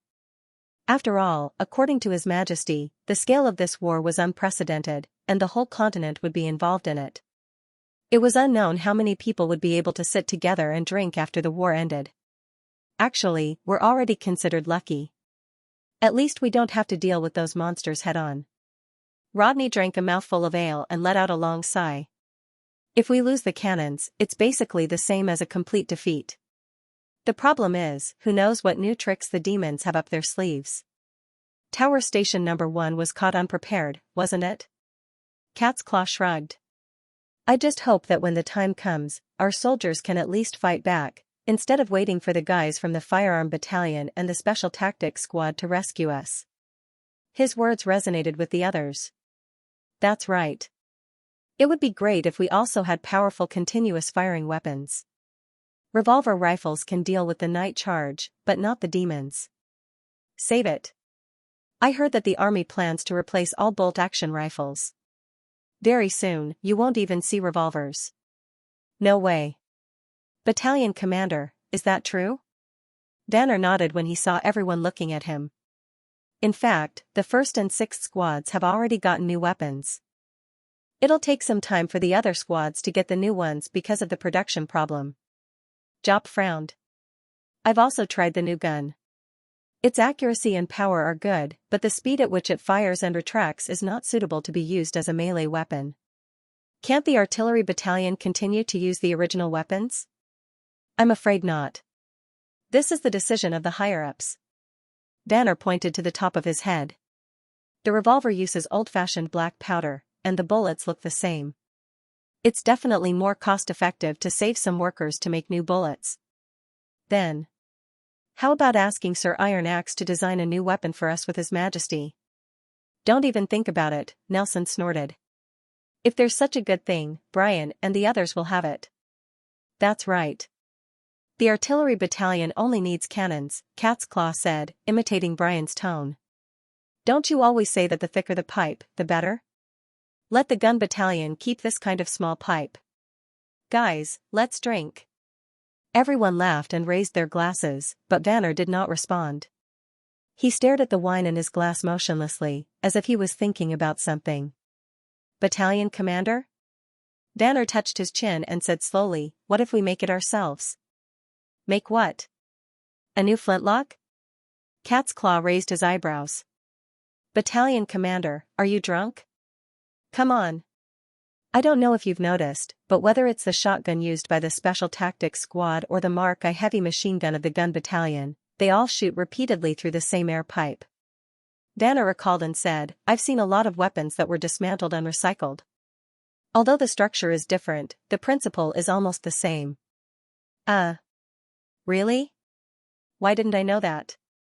That's why he's the battalion commander, not you. Rodney curled his lips and said, but even so, it requires a lot of manpower and materials, and the weapons factory is not under Sir Iron Axe's management. No, when I say build, I mean improve on the existing guns. The more Vanner said, the clearer his thinking became. We don't need to trouble the weapon factory, nor will it increase the burden on the administrative office. We only need the assistance of a skilled worker. The other three looked at Jop at the same time. At noon the next day, they followed Jop to the second machinery factory in the industrial zone. After briefly explaining the purpose of their visit, Jop's brother, Lafayette, showed great interest. He took the rifle from Vanner and fiddled with it fondly. Is this really okay? I used to be a miner, and now I only do rough work like polishing and cutting. If I accidentally break it. Brother. Jop coughed twice. It's not a big problem if it's only one or two. After all, firearms can be damaged during practice. Vanner said frankly, if it's more than this number, it only means that my idea is not feasible. I won't blame you. I see. Lafayette nodded excitedly. Then please leave it to me.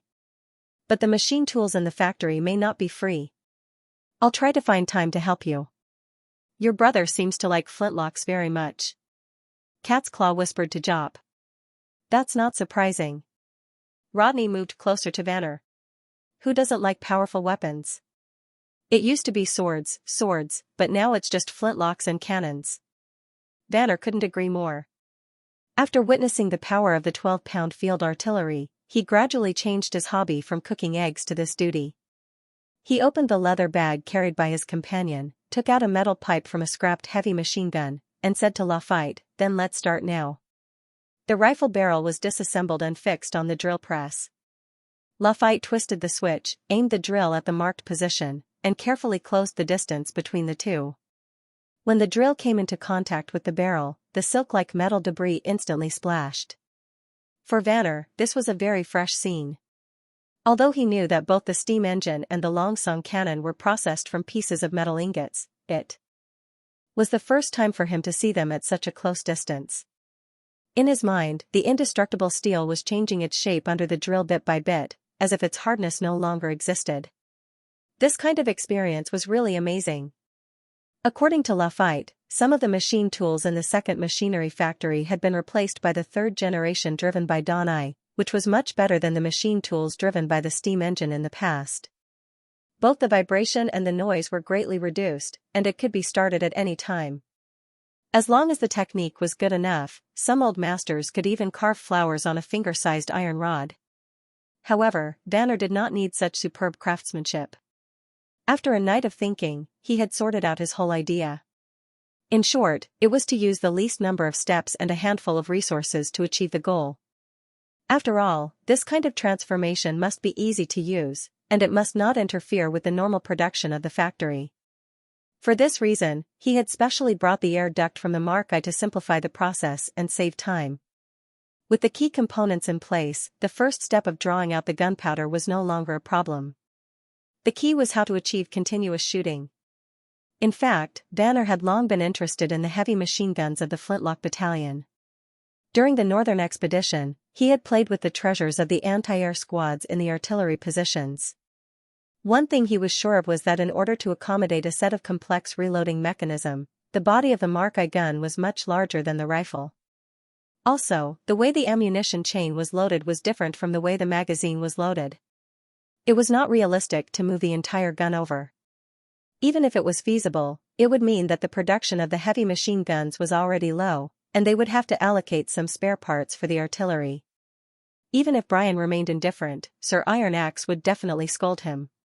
The best way was to not make any changes to the gun body, and try to concentrate all the changes on the outside of the gun body. This should be enough. Lafayette finished cleaning the drilling hole and compared the rifle barrel and the air duct to the sunlight outside the window. If we cut off the extra part of the air duct, the two pipes should be able to match. Don't rush to connect them. Vanner took out a piece of white paper from his pocket and spread it in front of Lafayette. Next, I want you to make a part like this. There was a rather simple drawing on the paper. It was curved, about 1 finger long and 2 fingers wide, and there was a groove in the middle. What's this? Everyone came up and asked curiously. It doesn't look like a part of a gun. Vanner was also a little uncertain. After all, this was only his personal idea and had not been verified yet. However, in front of his subordinates, he could not show any weakness. Ahem. If everything goes well, this thing will replace our hands. 5 days later, many soldiers of the artillery battalion gathered on the shooting training ground of the First Army. They learned from their respective superiors that a flintlock specially designed for artillerymen was being tested. Unlike the equipment commonly used in the army, this weapon was not designed by His Majesty but was the brainchild of the battalion commander, Sir Vanner. Vanner's statement naturally aroused everyone's interest. Even though they were on vacation, they wanted to see what the new weapon looked like. To everyone's surprise, although the weapon on the test platform would jam and malfunction from time to time, it could indeed shoot continuously. As long as the trigger was constantly pulled, it could pour out all the bullets in its belly in a short period of time. Compared with the 5 bullets of the revolving rifle, the new weapon could hold more than 20 bullets at one go. If a few more were installed, it would be comparable to a heavy machine gun. I didn't expect you could really make it. Cat's Claw exclaimed in admiration. I finally understand why Sir Iron Axe chose you as the battalion commander. This is actually His Majesty's credit. Didn't he often say that we should combine the knowledge we learned from books with the actual situation? I just made a small attempt. Vanner said proudly. He had not expected that it would be so smooth. In just 5 days, they had assembled a usable weapon. Furthermore, they had basically achieved their goals. After making some minor adjustments, the artillery battalion would be able to obtain enough firepower to protect themselves with a small amount of resources. "Excuse me, are you Battalion Commander Vanner?" someone suddenly asked. "Yes, you are." Vanner turned his head in the direction of the voice. "I'm a member of the precision shooting team." "My name is Danny," the man said with a smile. "When I was on duty, I saw a lot of people here, so I came to learn about the situation. May I try the new weapon you designed?" "Precision shooting team?"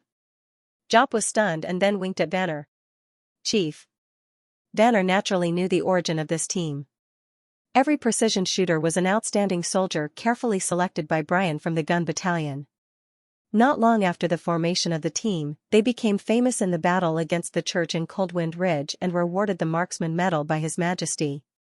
They could be said to be the best of the best. Moreover, judging from the other party's attire, his position in the team should not be low. If they could make such people envious of the guns of the artillery battalion, wouldn't it mean that they could completely surpass the gun battalion? End of chapter 12:12. Don't forget to subscribe, like, and share the video to support the channel.